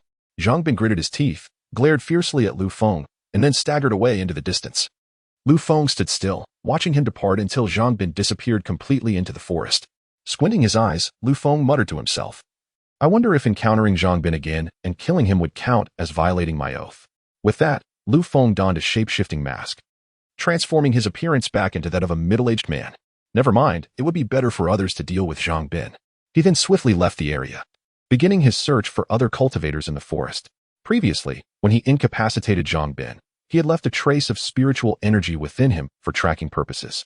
Coupled with Zhang Bin's loss of cultivation and serious injuries, he would not be able to travel far. As long as Lu Feng found other wandering cultivators and informed them of Zhang Bin's location, especially since Zhang Bin possessed the blood spirit flower, there was no way Zhang Bin could survive. After a quarter of an hour, Lu Feng finally encountered 4 cultivators in the forest. Judging by their attire, they appeared to be wanderers, and their cultivation levels were only at the mid-stage of qi refinement, making them perfectly suited for Lu Feng's schemes. Just as the 4 were exploring the forest, Lu Feng suddenly ran out from the side, wearing an expression of terror. Upon seeing someone approach, the 4 immediately took defensive stances. As Lu Feng ran towards them, he exclaimed, fellow Taoists, help me. The leader among them drew his spiritual sword and asked, who are you? If you dare come closer, do not blame us for being merciless. Lu Feng halted, feigning distress, and cried, please, fellow Taoists, do not attack. I was just chased by someone. I mean no harm. The 4 scrutinized Lu Feng, noting that he not only lacked cultivation but also had no storage bag. The leader then questioned, you say you were just chased. What was the reason? Lu Feng pretended to be frightened and hesitated to respond. Suddenly, the cultivator raised his sword toward Lu Feng, demanding, I am asking you a question. If you do not speak, do not blame us for being rude. Lu Feng, with a troubled expression, replied, please do not be angry, I will tell you. He then began to weave a tale, portraying Zhang Bin as his teammate. He claimed that upon entering the secret realm, they discovered a blood spirit flower. But Zhang Bin attempted to claim the treasure for himself, and even tried to kill him to cover it up. Upon hearing about the blood spirit flower, the 4 displayed expressions of excitement. Is what you say true? The leader asked with a fierce countenance. I would not dare deceive you, fellow Taoists. Zhang Bin has likely not gone far. If you pursue him now, you may still catch him. Upon hearing this, the 4 became visibly exhilarated. All right. You will come with us. If you dare deceive us, you know the consequences. Lu Feng timidly nodded and led the 4 toward Zhang Bin's location. Under Lu Feng's guidance, they caught up with Zhang Bin in less than half an hour. Zhang Bin was resting against a large tree. Lu Feng timidly pointed at Zhang Bin and said, fellow Taoists, that is the traitor who betrayed me, and the treasure is on him. The 4 turned to look, and upon recognizing Zhang Bin, the leader instructed, a Chong, keep an eye on this one. The other 2, come with me to check him out. A young cultivator named a Chong nodded, while the other 3 stealthily approached Zhang Bin. Upon getting closer, they noticed that he seemed injured and was resting under the tree. However, they did not observe any signs of a storage bag on Zhang Bin. The leader then signaled to his teammates, indicating it was time to take action. The 2 nodded, sprang forth, and shouted at Zhang Bin, hand over the treasures on your person, or do not blame us for being ruthless. Zhang Bin looked up at the 2 and revealed a glimmer of hope. Fellow Taoists, I am an inner disciple of the Yunxiao sect. I was just severely injured, and my storage bag and treasures were stolen. I implore you to help me reach the center of the secret realm. I will ensure you get whatever treasures you desire. The 2 furrowed their brows upon hearing Zhang Bin's words, as they contradicted what Lu Feng had previously said. Just as they were puzzled, the leader stepped forward, scoffing, you, a worthless cultivator, think you can deceive us? Since you are not being honest, do not blame us. With that, the 3 charged at Zhang Bin, unleashing simultaneous spells toward him. Zhang Bin, having lost his cultivation, looked upon the three attacks with despair in his eyes. I am not willing to accept this. Damn Lu Feng. I, Zhang Bin, will not let you off even in death. Bang bang bang. Before Zhang Bin could finish his words, he was struck by the attacks of three individuals and fell lifelessly to the ground. As the trio approached, they soon realized that their opponent had already ceased to breathe. However, the leader of the rogue cultivators was indifferent to Zhang Bin's demise and immediately began to search the corpse. After rummaging for a while to no avail, a sudden scream from behind shattered the silence. Ah, this is not good. We've been fooled. The leader quickly grasped the gravity of the situation and shouted for them to scatter and flee. Just as the three were about to escape, three white sword energies whistled towards them. Whoosh, whoosh, whoosh. Under the assault of the white sword energies, they were utterly defenseless and were gravely injured within an instant. The fallen trio, still reeling from their injuries, barely had time to react before three flames shot toward them. In the blink of an eye, they were engulfed by the flames, reduced to ashes. After witnessing this, Lu Feng slowly approached, and upon confirming Zhang Bin's heart had stopped beating, he finally felt a sense of relief. With Zhang Bin's death, no one would know who had slain him and his companions. Moreover, he no longer had to worry about the repercussions of violating his heavenly oath. Regrettably, his swift actions had allowed the flames to consume the storage bags of all four men. A pity indeed. Afterward, Lu Feng stood beside Zhang Bin's corpse, observing the unblinking expression on his face, and sneered, "Heh, Zhang Bin, had it not been for that punch from Xiandan Tower, you would not have met such a miserable end." With that, Lu Feng raised his hand and shot a fireball, instantly incinerating Zhang Bin's remains. Subsequently, he turned and made his way toward the center of the secret realm.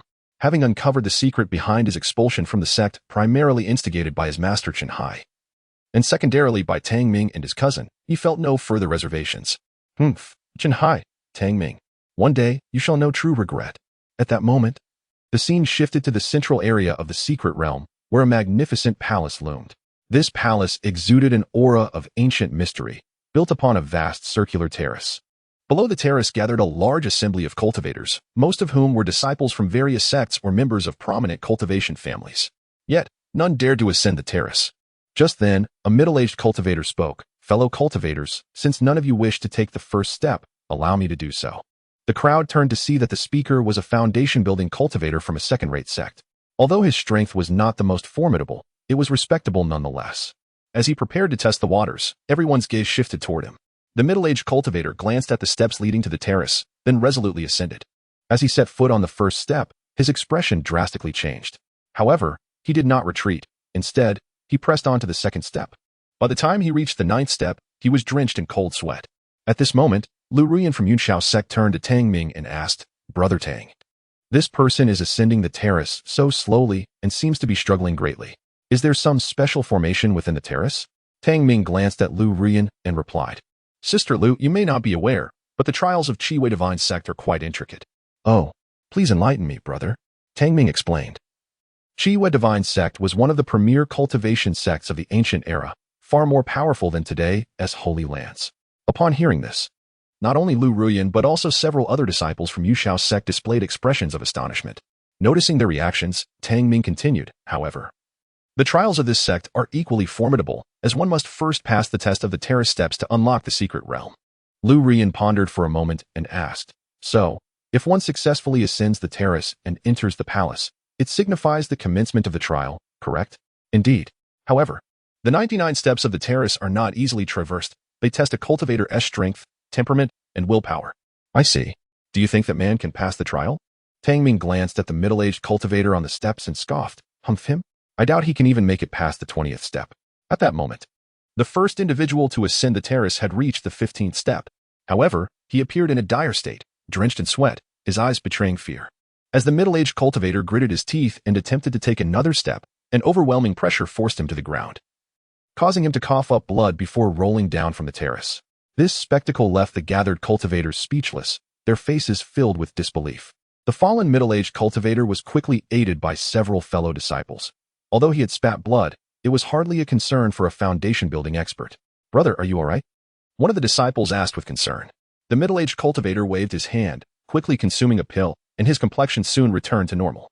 "I'm fine. This terrace truly presents a trial. Everyone, please be cautious." Hearing his warning, the crowd displayed complex expressions. At this moment, Lu Ruyan turned to Tang Ming and remarked, "Brother Tang, it seems you were correct. But if even a foundation-building expert cannot pass the trial, how can we Qi condensation cultivators hope to succeed? Tang Ming smiled lightly. Sister Lu, you must understand, the trials of this secret realm do not solely gauge cultivation level, but rather assess talent, potential, and willpower. I see. Then with Brother Tang's talent, you should easily pass this trial. Who can say for certain? After all, Chiwa Divine Sect is an ancient sect, and the rules for testing cultivators back then must differ from those today. You are too humble, brother. However, I believe you will certainly succeed. As the two conversed, a figure gradually approached from a distance. It was none other than Lu Feng. However, upon witnessing the scene before him, his expression faltered. Why are all these people just standing here? Why aren't they entering the palace ahead? As he pondered, he suddenly spotted several familiar figures, Tang Ming and Lu Ruyan among them. A glimmer of murderous intent flashed in Lu Feng's eyes. But he knew his power was still insufficient. With Tang Ming's foundation building second-layer cultivation, he could easily see through Lu Feng's disguise. Thus, Lu Feng opted to avoid the disciples of Yunxiao's sect and observe what they were doing standing there. At that moment, the leader of the group from the Baritan sect spoke. Fellow disciples, since we are aware of the terrace's situation, let us begin. The remaining 9 Qi condensation disciples responded in unison. Yes, Senior Ouyang. With that, the 10 stepped forward toward the terrace. Seeing the Baritan disciples take action, others from various sects and cultivation families followed suit. Lu Feng remained rooted in place, choosing to observe the unfolding events. Soon, these cultivators ascended the terrace steps. As they did, most of their expressions changed dramatically. Only a few maintained their composure, resolutely advancing toward the higher steps, including the foundation-building cultivator named Ouyang from the Baritan sect. Lu Feng observed carefully from behind and quickly deduced a possibility. The terrace stairs served as a unique trial before entering the secret realm of the test. The true domain of the trial lay within the palace atop the terrace. With this understanding, Lu Feng began to contemplate how he could enter the palace without being detected by Tang Ming. As for the challenge posed by the terrace stairs, he felt confident in his ability to overcome it. While Lu Feng pondered, several individuals had already reached the 30th step of the terrace. However, numerous cultivators could not withstand the pressure and tumbled down. As one cultivator surpassed the 30th step, the crowd behind could no longer contain their eagerness and rushed toward the terrace stairs. At this moment, Tang Ming and Lu Ruyan from Yunxiao sect also began to move. To prevent the Brahmin from being the first to conquer the terrace, disciples from the southern sects also exerted their strength.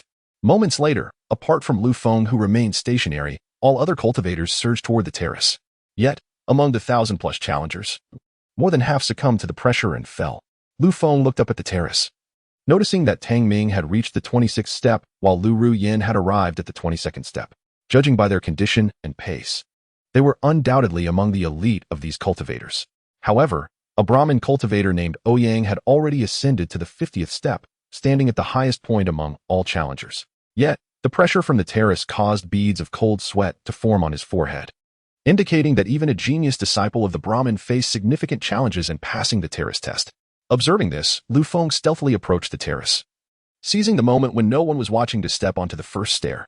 As his right foot touched the step, he suddenly felt a weight akin to a small mountain pressing down on him. Is the difficulty of this trial really so great? Fortunately, Lu Feng managed to endure the pressure, and he subsequently stepped onto the second stair with his left foot. Crack! At that moment, the weight on him seemed to increase. Taking a deep breath, Lu Feng continued to ascend. Although his pace was slow, each step was firm and resolute. Before long, he reached the 19th step. At this point, the pressure he felt had more than doubled. While he could still bear it, he knew that if it continued to increase, he would surely falter before reaching the 99th step. Nevertheless, having come this far, he resolved to persist until the very end. Glancing up, he saw that Tang Ming had reached the 45th step, and Lu Ruyan had made it to the 35th step. Seeing these two continue to persevere ignited a stubborn determination within Lu Feng. You think you can make me surrender? Not a chance. Onward. With that, Lu Feng leaped forward, landing directly on the 20th step. However, an immediate mental pressure enveloped him. Though this layer did not intensify the physical burden, it directly targeted his mental fortitude. Lu Feng's eyes flickered. He quickly grasped the situation. The first 19 steps were trials of physical strength, while beginning from the 20th step, they tested mental resilience. According to the lore of the cultivation world, this was a trial of a cultivator's spiritual awareness. A test of mental fortitude? If that is the case, I have nothing to fear. Lu Feng smiled faintly and resumed his steady ascent. As an alchemist, his mental strength was significantly greater than that of other cultivators, one of the few advantages alchemists possessed. Chapter 42. The Little Broken Furnace Saves the Day. Leading the charge into the palace. Although the terrace imposed considerable mental pressure, it was still manageable for Lu Feng. His only prior weakness had been his physical body, but after consuming a top-grade body-refining elixir, those deficiencies had vanished. Thus, he was able to surpass the challenges of the first 20 steps. With his mental prowess surpassing that of other cultivators, he ascended quickly beyond the 20th step. Upon reaching the 39th step, he noticed that Tang Ming had advanced to the 56th step. However, Tang Ming appeared to be in poor condition, beads of sweat trickling down his forehead, clearly struggling. Conversely, Lu Ruyan's pace quickened, bringing her to the 51st step. Lu Feng merely smiled coldly at this. Yet, when he looked up again, he noticed that the Brahmin Ouyang had reached the 88th step. Despite his progress, he too seemed to be in a difficult state, making it uncertain whether he could conquer all 99 steps. After observing, Lu Feng took another step, placing his foot on the 40th step. In the next instant, a searing sensation engulfed him, making him feel as though he were engulfed in flames. Was this a test of pain? A normal person would not withstand such a trial, and even a cultivator would find it challenging to endure. This was a test of endurance and willpower. If a cultivator could not bear this level of suffering, they had no business pursuing immortality. As the burning sensation permeated his body, Lu Feng gritted his teeth and continued to ascend. Soon, he reached the 49th step. Feeling as though every part of him was being scorched by flames, even every cell within him felt ablaze. The excruciating pain made him want to scream. Yet, he understood that if he cried out, he would be defeated. Maintaining his consciousness, Lu Feng stepped onto the 50th step. At that moment, the burning sensation abruptly vanished, replaced by an overwhelming chill that enveloped him instantly. What is this? An ice and fire trial? He thought, dismissing it. No matter, onward. With that, he pressed on. Yet with each step, the chill intensified. Upon reaching the 59th step, he felt the cold seep into his bones, even his consciousness blurring. Damn it! Lu Feng cursed silently. But when he saw Tang Ming and Lu Ruyan ahead of him, his stubborn spirit surged once more. If I must die, then charge ahead. With that, he stepped forward, and the icy sensation vanished. However, he was met with a terrifying pressure that felt as if he were confronting a formidable foundational cultivator. Though he could withstand it, it severely hindered his progress. Lu Feng swallowed hard and took another step. At that moment, the pressure intensified slightly, but remained within the limits of foundational cultivation. Seeing this, Lu Feng pressed on step by step. Upon reaching the 69th step, the pressure escalated to the pinnacle of foundational cultivation. Under this immense weight, Lu Feng took another step, and the next moment, the pressure surged tenfold, nearly crushing him. What the hell? At the 70th step, I'm facing golden core level pressure? Though he mentally grumbled, he was still able to endure the pressure of the golden core realm. After all, he had encountered numerous golden core cultivators at Yunxiao sect, and had even felt the pressure from the ancient Yuan Ying realm beings. After assessing the pressure at the 70th step, Lu Feng glanced up and saw that both Tang Ming and Lu Ruyan had surged past the 90th step. Meanwhile, Ouyang, the Brahmin cultivator, had stalled at the 98th step, having remained there for some time without taking the final leap. After observing the three above, Lu Feng looked back and noted that only a little over 100 cultivators remained behind him. The remaining 800 or 900 cultivators have all been eliminated from the platform. Witnessing this, Lu Feng couldn't help but lament the exceedingly harsh difficulty of the secret realm trial. Over 1,000 cultivators attempted to pass, yet only a mere 10th remained. Moreover, these individuals were selected as the most talented disciples from various major sects and cultivation families, all possessing exceptional strength and innate gifts. Nevertheless, an overwhelming 9/10 have been disqualified by the trial. However, Lu Feng was uncertain about how many would ultimately succeed in passing the test.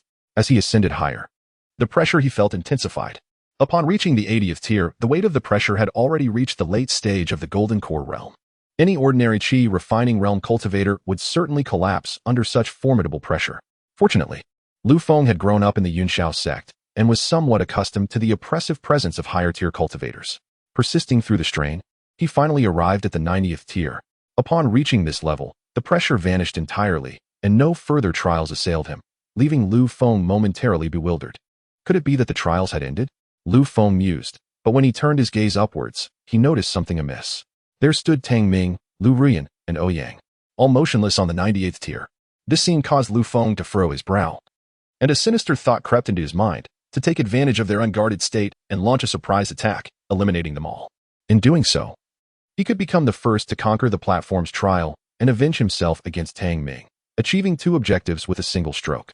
Once this thought took root, Lu Feng found it difficult to suppress his urge to strike. Just as he inched closer to the trio, preparing to attack, an unexpected dull thud resonated from the small broken furnace in his system space. Bang! This sound jolted him back to reality. What was happening to me? Lu Feng felt as if he had lost control, his actions entirely dictated by desire. He vigorously shook his head and raised his gaze once more, only to discover that he had also arrived at the 98th tier. Moreover, he noticed that a crimson light enveloped the eyes of Tang Ming and the others, as though they were ensnared in a mirage of desire. It turned out that the final few steps were an illusionary trial. Had it not been for the small furnace's sudden noise, he too might have succumbed to the endless illusions like those three. But why did the furnace emit a sound at that moment? It was placed within the system space and used by anyone. So how could it have made a sound on its own? No matter, he thought, seizing the opportunity while the trio remained unaware. He would enter the palace and investigate further. At this moment, less than 100 cultivators remained on the platform steps, the majority having been eliminated by the trials. However, the cultivators from the periphery of the secret realm began to arrive in the central area one by one. Taking advantage of Tang Ming and the others being trapped in their mirage, Lu Feng stepped onto the 99th tier. Upon reaching the final tier, no trials descended upon him. He paused briefly before striding toward the palace's grand entrance. At that moment, a cultivator below suddenly spotted Lu Feng and shouted, "Look! Someone has passed the final trial and is approaching the palace." Everyone turned to see Lu Feng standing before the palace gates. Who is this person? I've never seen him before, a disciple from the Haoshuan sect wondered aloud. Does anyone know him? The crowd shook their heads in response, indicating they were unfamiliar with him. The Haoshuan disciple frowned slightly and continued. Could it be that he is a rogue cultivator? But that is impossible. How could a rogue be the first to pass the trial? This statement triggered a chain reaction among the crowd. To the disciples of these major sects and prominent cultivation families, rogue cultivators were merely a pack of lowly individuals, hardly worthy of consideration. Now, having been outdone by a rogue was simply unacceptable. Unbeknownst to Lu Feng, the discussions below were unfolding as he stood at the palace's entrance, contemplating how to open the grand door. As soon as his hand touched the surface of the door, the immense dark door creaked open with a thunderous sound. Oh, so merely touching it will suffice to open it. Lu Feng marveled inwardly. As the door gradually opened, an ancient aura wafted from within. Lu Feng gazed inside the palace, where he beheld a structure resembling a teleportation array. Aside from that, the entire interior was devoid of anything else. A look of confusion crossed Lu Feng's face. Yet he proceeded to step into the palace. Upon arriving at the center of the array, a hollow voice echoed throughout the palace. Trial taker, congratulations on passing the platform trial. Lu Feng immediately scanned his surroundings but found no trace of any living being. Who are you? He inquired. As soon as he spoke, a shimmering figure of an elderly man materialized from the array beneath his feet. Observing the scene before him, Lu Feng's brow furrowed deeper. The ethereal elder slowly began to speak. Trial taker, I am the spirit of this palace. You may call me Elder Gong. Spirit of the palace, Elder Gong. Lu Feng's expression shifted to one of realization. So you are the esteemed elder of the palace. I pay my respects.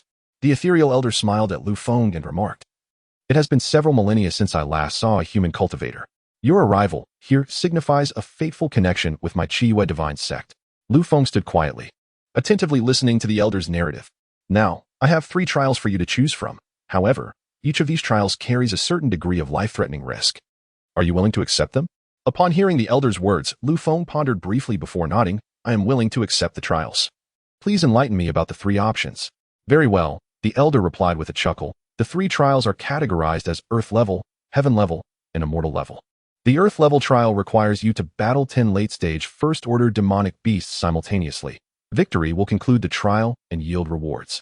Lu Feng's heart sank at this revelation. With his current strength, he could manage only 3 late-stage first-order beasts at most. Facing 10 at once would likely result in his immediate demise. The ethereal elder observed Lu Feng's reaction, remaining silent. After a moment of contemplation, Lu Feng clasped his hands and inquired, Elder, what reward might I receive upon completing the Earth-level trial? The elder smiled faintly. The reward for the Earth-level trial is a top-grade Heaven-level cultivation technique, one that is perfectly suited for your cultivation. Upon hearing this, Lu Feng's eyes lit up with excitement. A top-grade Heaven-level technique was something even a first-rate sect like the Yunxiao sect lacked. He had previously learned from Chunhai that the strongest technique the Yunxiao sect possessed only reached the middle-grade Heaven level. This meant that if he could conquer the Earth-level trial, he would obtain a top-grade Heaven-level technique tailored to his cultivation. The allure of this opportunity was immense. Cultivators place great emphasis on resources, companions, and techniques. Among these, techniques and spells are paramount. They are the companions that accompany a cultivator throughout their life, underscoring their significance. Lu Feng swallowed hard and continued to ask, Elder Gong, what about the heaven level and immortal level trials? He intended to fully understand all three trials before making a decision. The difficulty of the heaven level trial is considerably greater, requiring you to battle 10 peak, first-order demonic beasts simultaneously. As for the immortal level trial, you must face 3 early-stage second-order demonic beasts at once. Upon hearing this, Lu Feng's expression evidently froze for a moment. The requirement of battling 10 peak first-order demonic beasts in the heaven level trial was a significant escalation in difficulty compared to the earth level trial. However, some exceptionally powerful cultivators can still achieve this. The difficulty of the celestial level trial can essentially be likened to a hellish experience. A scenario where choosing to participate equates to inviting death. Pitting a chi refinement cultivator against 3 foundational level beasts is tantamount to a death sentence. Upon hearing Elder Gong's account, Lu Feng suddenly realized a critical point. Many formidable foundational level cultivators had entered this secret realm. If such advanced cultivators were to confront 3 early-stage second-tier beasts, there might be a chance of victory. With this thought in mind, Lu Feng spoke up, Elder, if I elevate my cultivation to the foundational level and then choose the celestial level trial, would the difficulty change? The ethereal elder glanced at Lu Feng and smiled. Of course. It will change. You would then be challenged by 3 early-stage third-tier beasts. What? Third-tier beasts, equivalent to formidable golden core cultivators. And 3 of them at once. Even the most exceptional prodigies would struggle to survive. Lu Feng grimaced. He felt that among the 3 trials, only the terrestrial level trial held any possibility of success. The other 2 trials left him utterly uncertain. So, have you decided which trial to challenge? The ethereal elder inquired slowly. Elder Gong, what are the rewards for the terrestrial and celestial level trials? In response to Lu Feng's continued questioning, the ethereal elder patiently explained. The reward for the terrestrial level trial is a low-grade Dao level technique, while the celestial level trial offers a technique without grade classification. Yet it is the true inheritance technique of our Qiyu sect. Upon hearing this, Lu Feng's eyes reflected both astonishment and confusion. He was shocked that the terrestrial level trial offered a Dao level technique, considering that only a few sacred lands in the entire Qi Shao continent possess such techniques. Learning a Dao level technique would lead to a qualitative leap in both cultivation speed and personal strength. Although Lu Feng was somewhat taken aback, he had his suspicions, especially since the terrestrial level trial had already rewarded him with a high-grade heavenly technique. However, what puzzled him was the elder's mention of the celestial level trial's reward being a technique without grade classification. Techniques of this nature, often referred to as mundane martial arts, are typically practiced by ordinary martial artists. Yet, the elder claimed this technique was the inheritance of the Qiyu sect, which he found difficult to comprehend. After some contemplation, Lu Feng continued, Elder, what exactly is the effect of this ungraded technique, and why does your sect classify it as an inheritance? Lu Feng frowned. Challenging the terrestrial level trial felt akin to courting death. 3 early-stage second-tier beasts could easily tear him to shreds in an instant. Just then, a possibility struck him. He recalled how, during his time at the Yushao sect, he had inadvertently injured several foundational-level cultivators using an explosive furnace. At that time, the explosion had not been intentional, so its power had not reached its peak. Furthermore, while traveling to Lanfeng Xian City, he had tested the full power of the explosive furnace.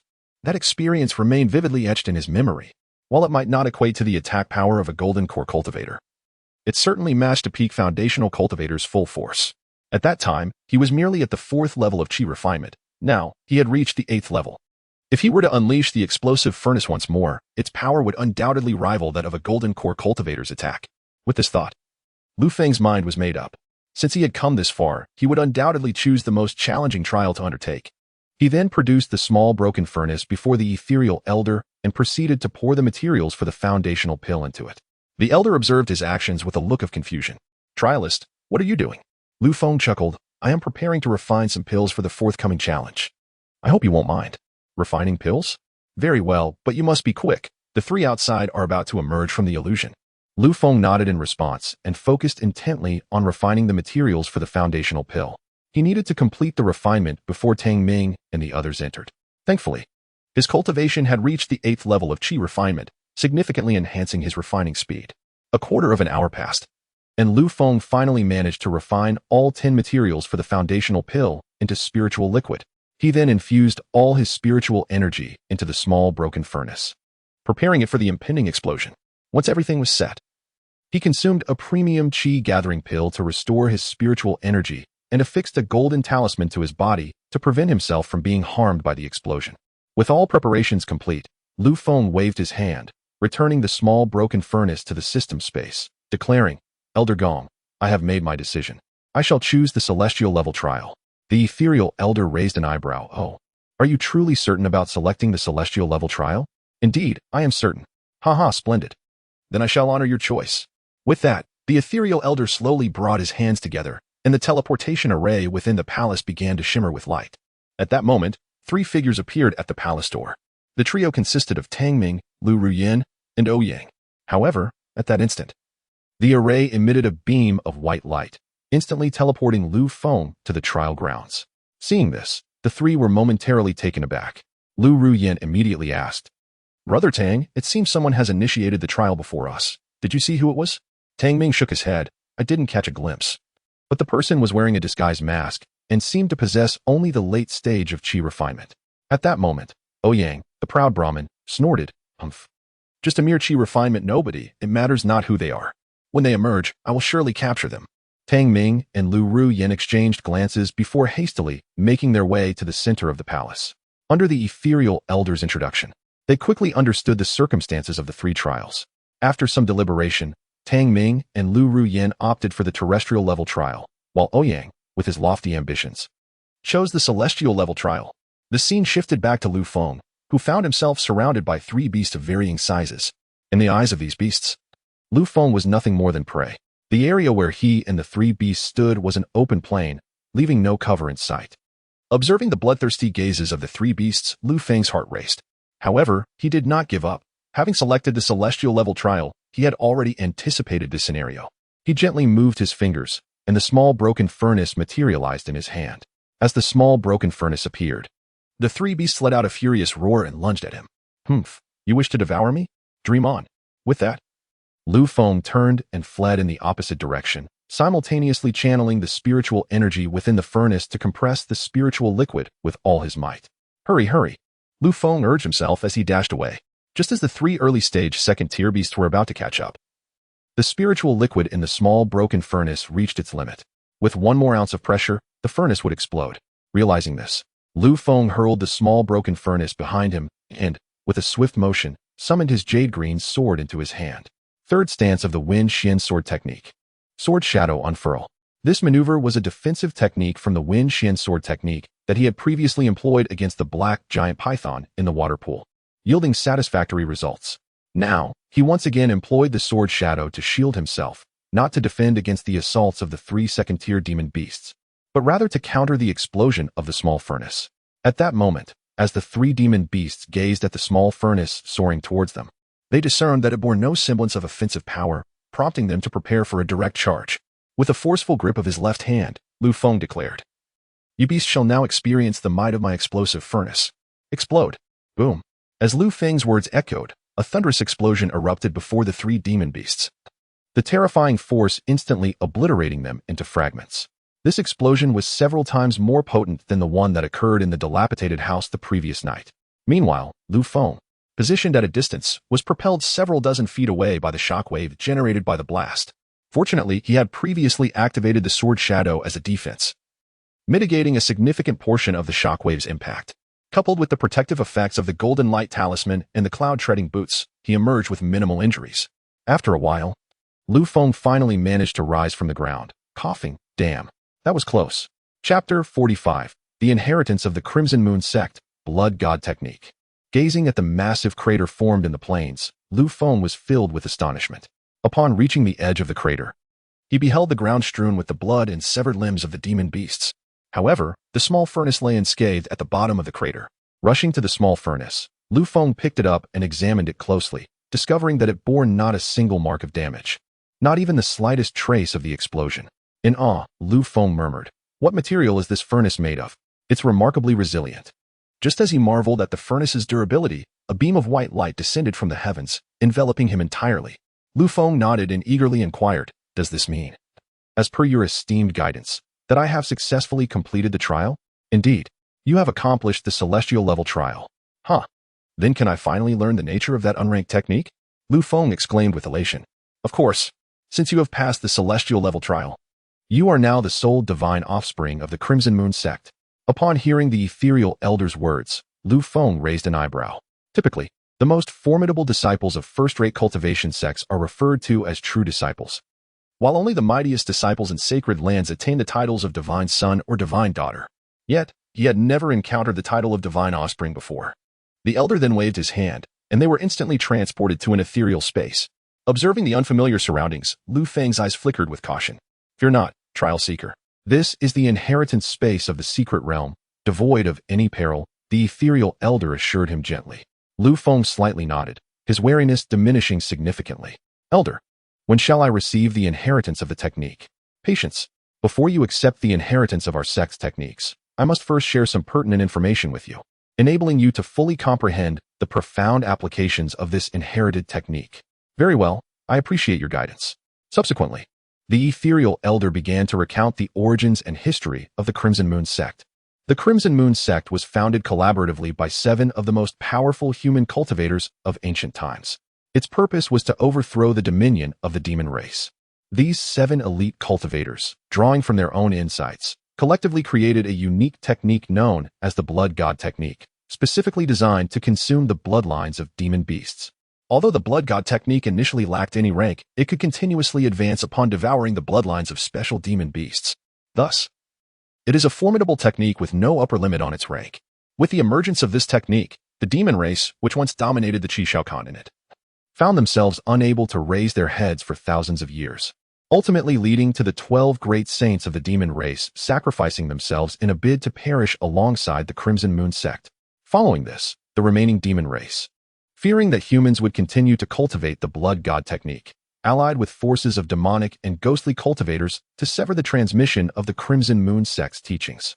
However, the protracted conflict resulted in the demon race's power plummeting, rendering them incapable of monopolizing the Qishao continent.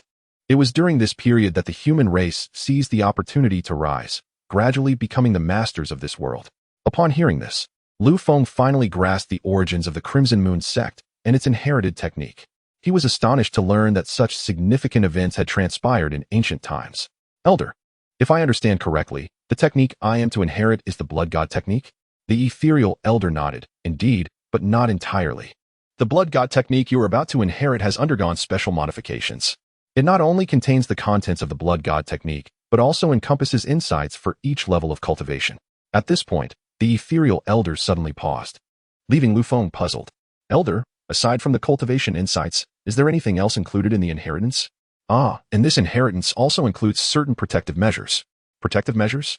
I would be grateful if you could elaborate. The ethereal elder regarded Lu Feng, then explained, these protective measures entail binding the technique to your soul, thereby ensuring that no one can usurp your inherited technique, not even the great saints of the demon race. Lu Feng's expression shifted to one of realization. It appeared that the Crimson Moon sect had taken extensive precautions to safeguard the Blood God technique. However, a furrow formed on his brow as he queried, so? I can only access the cultivation content of the Blood God technique at the Qi refinement stage for now? Correct, but fret not. From the moment you break through to the foundation establishment stage, the Blood God technique will unlock the next layer of cultivation methods and insights. Very well. Though this Blood God technique comes with certain restrictions, it possesses boundless potential. Therefore, anyone with a modicum of sense would choose to cultivate the Blood God technique. Nevertheless, to recultivate the technique, one must disperse their current cultivation. Once this is done, Lu Feng could lose a substantial portion of his previously cultivated realm, or even all of it. Yet for the sake of the Blood God technique, Lu Feng was resolute in his decision. Noticing Lu Feng's determination, the ethereal elder spoke again. Trial seeker, may I inquire your name? Lu Feng clasped his hands together and replied, my surname is Lu, with the given name Feng. Elder, I am ready to receive the inheritance of the technique. Very well, let us begin. The ethereal elder slowly brought his hands together in prayer, and a surge of unique energy descended from above, directly striking Lu Feng's head and commencing a fervent infusion. As Lu Feng stood rooted in place, he felt an overwhelming influx of unfamiliar information flooding his mind. Though the information was obscure and complex, he sensed it was indeed the content of the Blood God technique. However, the ancient nature of the technique rendered it challenging for him to fully comprehend it at that moment. Thus, under the relentless infusion of the special energy, Lu Feng gradually closed his eyes, silently accepting this inheritance. Time flew by, and 3 days soon passed. At last, the unique energy enveloping Lu Feng ceased its infusion. He slowly opened his eyes, his pupils reflecting numerous strange characters. These characters vanished in the blink of an eye. Ah, so this is the Blood God technique. Chapter 46. Dispersing Cultivation to Rebuild the Blood God Technique. At this moment, Lu Feng had completely grasped the overarching principles of the Blood God technique and had also mastered the cultivation content of its first layer. This technique indeed lived up to the ethereal elder's description as one capable of devouring the bloodlines of demon beasts for continuous advancement. Furthermore, as cultivation progressed, one could even gain partial abilities from the bloodlines of demon beasts. Simultaneously, the Blood God technique functioned as a comprehensive cultivation method. For instance, the Qingmu Burning Spirit technique that Lu Feng had previously practiced was primarily focused on magical power. The cultivation system within the realm of immortality is vast and varied, encompassing not only methods for magical cultivation but also physical, sword, and insect cultivation, among others. Each approach traverses a distinct path. However, the Blood God technique is a unique practice that harmonizes the cultivation of the body, spirit, and soul. It is easy to imagine the extraordinary nature of this technique. To Lu Feng's astonishment, the first layer of the Blood God technique's cultivation insights contained knowledge of immortality he had yet to encounter. Most notably, it revealed that the Qi refinement stage is not limited to 9 levels but can be cultivated up to 12 levels. In fact, every realm can be developed to 12 levels. Presently, however, cultivators merely strive to reach the perfect completion of the lower realms at 9 levels before attempting a breakthrough. This method of advancement is primarily suited for those of average talent, while the prodigies of ancient times ascended only after mastering each major realm to its 12th level. Thus, the disparity in combat prowess between ordinary cultivators and ancient prodigies is akin to the chasm between heaven and earth. At this moment, the ethereal elder observed Lu Feng open his eyes and spoke slowly. Lu Feng, congratulations on successfully inheriting the legacy and becoming the new son of our sect. Lu Feng smiled slightly and cupped his hands in gratitude. I owe much to your guidance, Senior Gong. Though the Red Moon Divine sect is no more, I have a feeling the demon race will rise again. When that day comes, it will be upon you to defend humanity. I shall heed your words, Senior. Should the demon race attempt to resurge, I will not allow them to succeed. The ethereal elder nodded approvingly at Lu Feng's earnest expression, saying, Very well. Your resolve is commendable. If there is nothing more, I shall see you out. Thank you for your assistance, Senior. As Lu Feng suddenly appeared, the group of cultivators immediately turned their attention to him. Their gazes were decidedly hostile.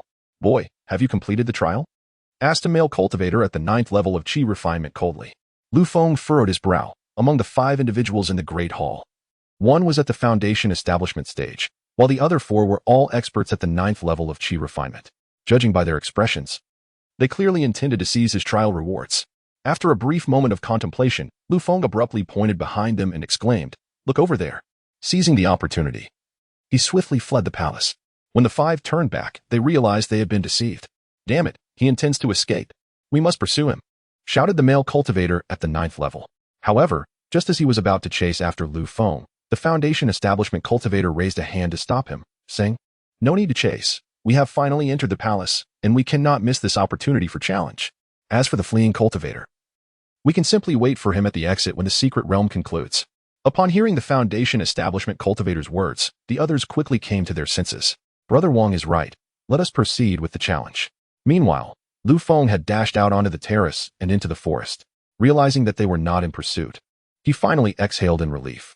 Phew, I must find a way to recultivate the Blood God technique. Otherwise, I will have to flee whenever I encounter a formidable opponent. With that thought, Lu Feng set his sights on the distant mountains. With over 2 months remaining until the conclusion of the secret realm, he planned to focus on his cultivation there and see how far he could progress. After an hour of sprinting, he reached the foot of a great mountain. Upon closer inspection, he discovered a small cave nestled within the mountainside. Lu Feng quickly climbed to the cave, only to find it barely large enough to accommodate half of his body. Undeterred, he drew his jade sword and unleashed a flurry of attacks against the cave's entrance. Moments later, a cave approximately 10 feet wide materialized before him. This should suffice. I will meditate here for now. With that, Lu Feng entered the cave and concealed its entrance with branches and foliage. Having prepared everything, he sat cross-legged inside the cave, observing the surroundings. After confirming that no one was following him, he retrieved a small, damaged furnace and infused a strand of spiritual energy to open the right side aperture. Instantly, 10 black pills and a burnt odor wafted from the opening. Lu Feng reached out to collect the 10 failed pills into his storage bag, when a familiar voice echoed in his mind. Ding! You have detonated a furnace while refining Foundation Establishment Pill, triggering a tenfold return reward. Please select your reward. Reward 1. Acquire 100 low-grade Foundation Establishment Pills. Reward 2. Acquire 30 superior Foundation Establishment Pills. Reward 3. Acquire 15 exceptional Foundation Establishment Pills. I choose Reward 3. Exceptional Foundation Establishment Pills. As his words faded, the system's voice chimed once more. Ding! Congratulations, you have obtained 15 exceptional Foundation Establishment Pills. The pills have been placed in the system space. Please check them at your convenience. Lu Feng promptly delved into the system space, where he found the 15 exceptional Foundation Establishment Pills resting quietly. With these exceptional pills, my chances of establishing my foundation will significantly increase. He then began to gradually disperse his cultivation energy, as the Qingmu Burning Spirit technique unraveled layer by layer. The spiritual energy within Lu Feng's dantian began to diminish rapidly. By the time he completely dispersed the Qingmu Burning Spirit technique, a day and night had passed. At present, his dantian had shrunk by more than half, with the remaining spiritual energy reduced several times over. Moreover, this energy continued to deplete at his current strength. He was limited to the 4th level of qi refinement. This process had dropped him 4 minor realms. After sensing the changes in his body, Lu Feng's expression shifted, and he immediately began to circulate the spiritual energy within him according to the Blood God technique. During the operation of the technique, he discovered that although the Blood God technique had not yet absorbed the bloodline of demonic beasts for enhancement, its speed of refining spiritual energy far surpassed that of the Qingmu Burning Spirit technique. This revelation astonished Lu Feng. Indeed, this technique was remarkably powerful. After half a day's cultivation, he had finally refined all the spiritual energy within his dantian. At this moment, every strand of spiritual energy in his body had been transformed through the Blood God technique. To test the potency of his spiritual energy, Lu Feng slowly formed the hand seals for the vine technique. Instantly, dense vines erupted throughout the cave. The sight left Lu Feng utterly astonished. He had merely summoned a sliver of spiritual energy, and logically, it should not have been capable of producing such an abundance of vines. This demonstrated that the spiritual energy refined by the Blood God technique was several times stronger than before. In light of this, the Blood God technique not only accelerated cultivation but also significantly enhanced the quality of spiritual energy compared to other methods. After concluding his experiment, Lu Feng took out an exceptional gathering qi pill, pondering aloud, I wonder how quickly the Blood God technique can refine pills? Though the spiritual energy in this secret realm was rich, it still paled in comparison to the exceptional gathering qi pill. Without hesitation, he swallowed the pill, eager to observe the refinement speed of the Blood God technique. As the pill entered his stomach, strands of spiritual energy began to diffuse, and Lu Feng activated the Blood God technique to guide the refinement. Previously, it took him about half an hour to refine one exceptional gathering qi pill. That meant he could refine over 20 pills in a day. However, with the recultivation of the Blood God technique, he was uncertain how long it would take to refine a single exceptional gathering qi pill now, as the spiritual energy within the pill was gradually refined. Less than a quarter of an hour passed before Lu Feng completed the entire process. The speed had doubled. Lu Feng's expression was one of disbelief. The impact of the Blood God technique was overwhelming. If he were to continue enhancing this technique in the future, the results would undoubtedly be even more astonishing. Subsequently, Lu Feng, no longer hesitating, began to continuously consume the exquisite qi gathering pills for his cultivation. Most of the cultivators within the secret realm had already attempted the trials on the platform, with 90% being eliminated. At this moment, those who had failed the trials started scouring the secret realm for treasures. Chaos ensued, with instances of murder and treasure theft erupting at any moment. Even disciples from prominent sects were not exempt from this conflict. As time passed, more than 2 months swiftly elapsed, leaving just 1 week before the conclusion of the secret realm. The rare materials within had been nearly exhausted by the group of cultivators. Meanwhile, Lu Feng had spent these 2 months hidden in a cave, diligently honing his skills. This focus propelled his cultivation from the 4th to the 11th layer of qi training, and he was now on the cusp of the 12th layer. With another 2 weeks, a breakthrough seemed imminent. Calculating the time, Lu Feng realized it was indeed time to venture out. After pushing aside the cave's concealment, he observed the surroundings for a moment. Finding no immediate danger, he waved his hand, and the jade sword soared into the air. In the next instant, Lu Feng stepped out of the cave, landing directly on the jade sword, transforming into a fleeting shadow as he soared into the distance. Ordinarily, a cultivator must reach the foundation establishment stage to fly on a sword. However, Lu Feng With his formidable spiritual power at the 11th layer of Qi training, activated his flying mode. His speed surpassed even that of early Foundation establishment practitioners. As he flew, within a mere quarter of an hour, Lu Feng discovered two teams engaged in fierce combat ahead. Among them, he recognized a familiar face, Feng Fan, the free practitioner who had entered alongside him.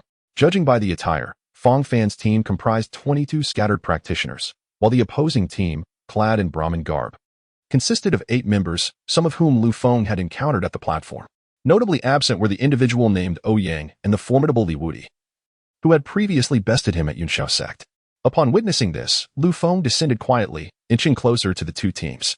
Although he and Feng Fan were merely acquaintances, he harbored disdain for the Brahmin. Furthermore, the Brahmin team lacked any formidable cultivators at the Foundation establishment stage, making it entirely feasible for him to eliminate all 8 if he so desired.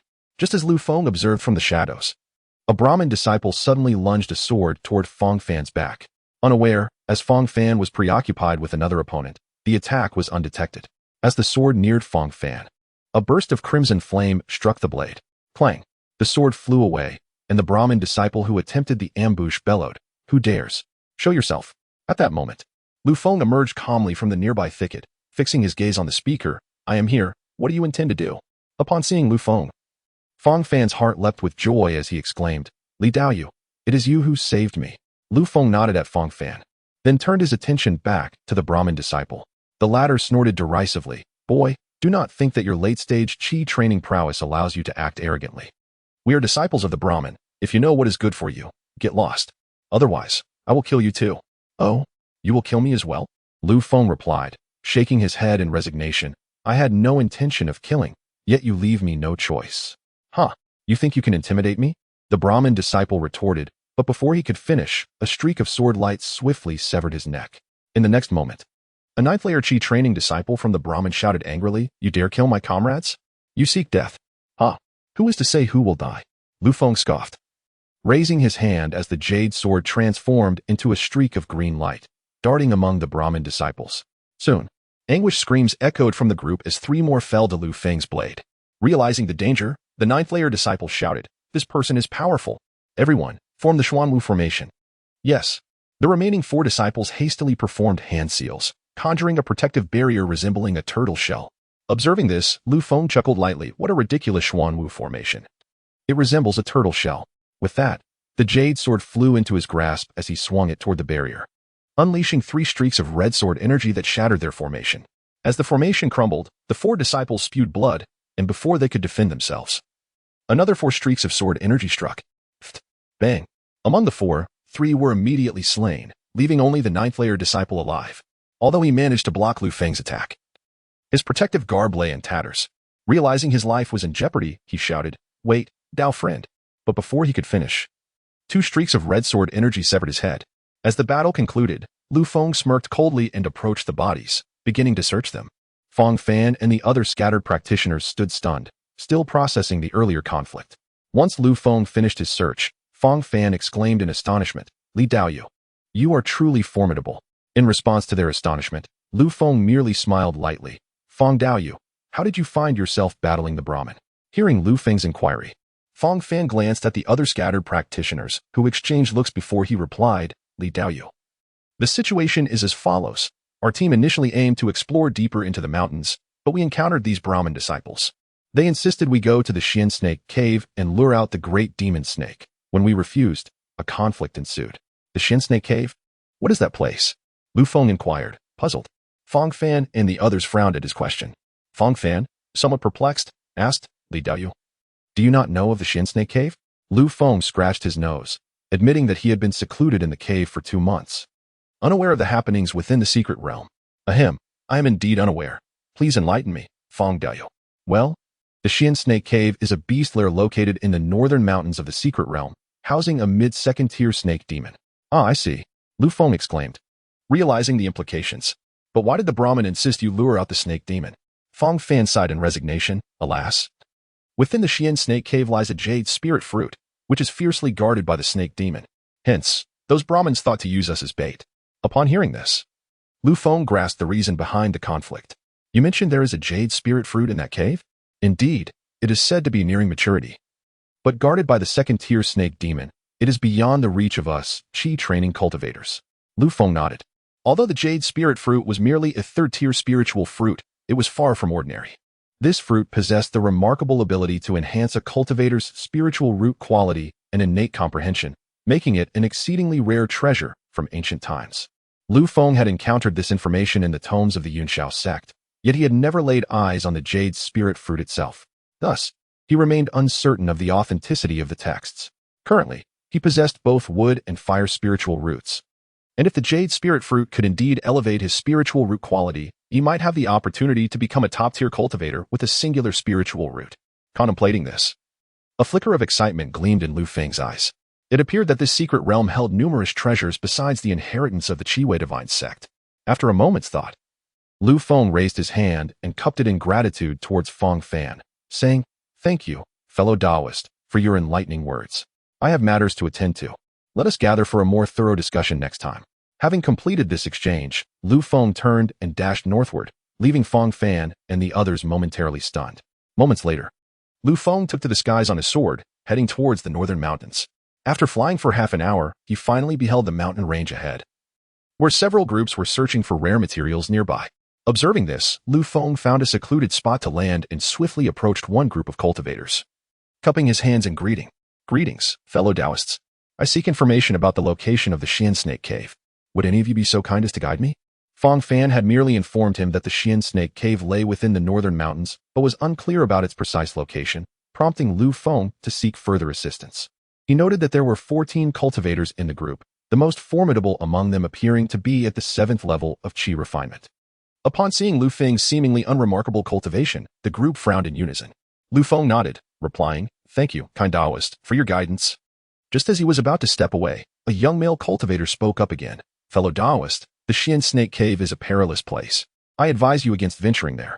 Lu Feng scrutinized the young man, noting he seemed to be only 16 or 17, with a youthful complexion that still bore traces of innocence. However, his kind-hearted nature would likely struggle to survive in the realm of cultivation. After this exchange, Lu Feng turned and made his way toward the Xian Snake Cave. The young male cultivator wished to say more, but Lu Feng had already distanced himself. At that moment, a middle-aged male cultivator interjected, "Xiao Huang, why do you converse so extensively with a stranger?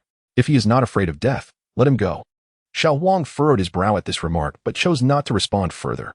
Soon, Lu Feng soared over to the opposite side of the mountain, where a narrow creek, about 2 meters wide, came into view. This creek flowed forth from a nearby cave. This must be the Xian Snake Cave. Lu Feng hovered in the air, carefully assessing the cave's entrance, which appeared to have a diameter of approximately 5 to 6 meters, shrouded in darkness.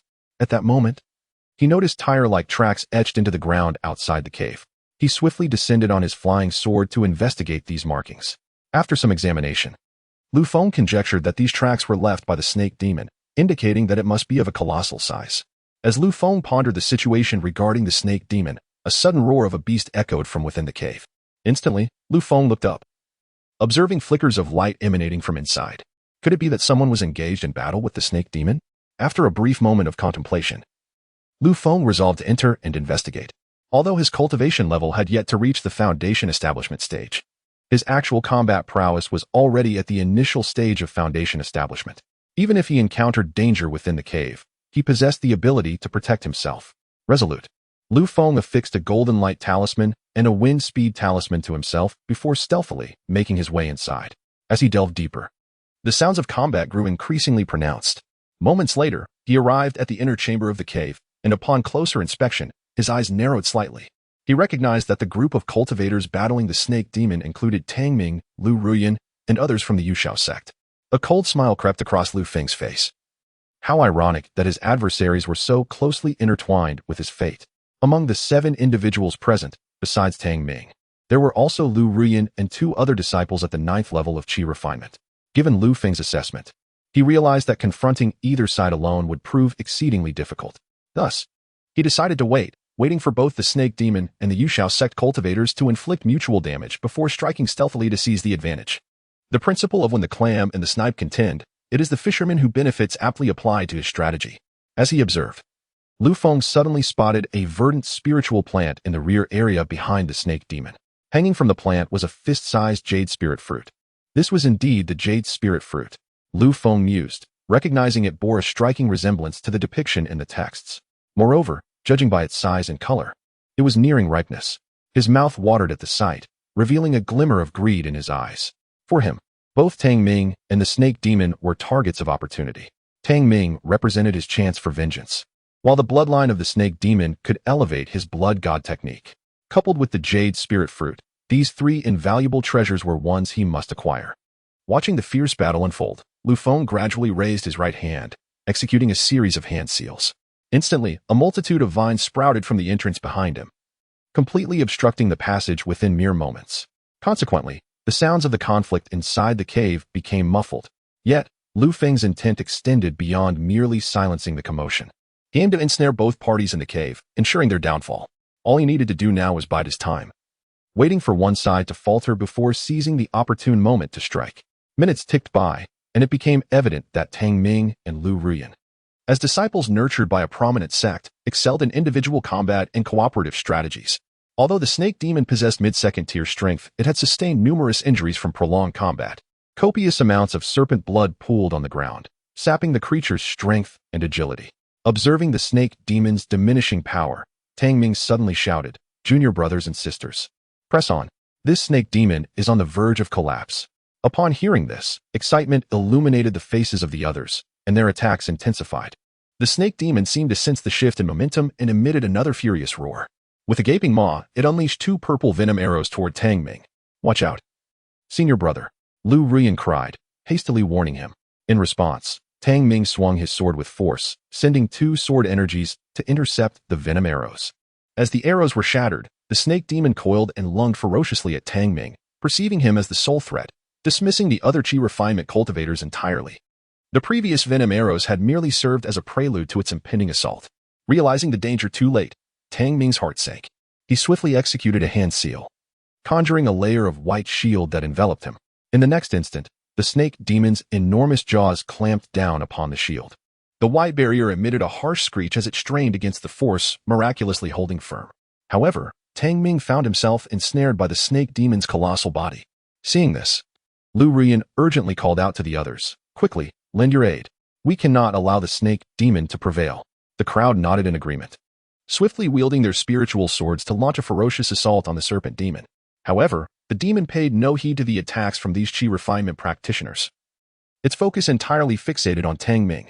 As the serpent's body constricted further, the white shield surrounding Tang Ming began to crack ominously. If this trend continued, it would not be long before the protective barrier was shattered.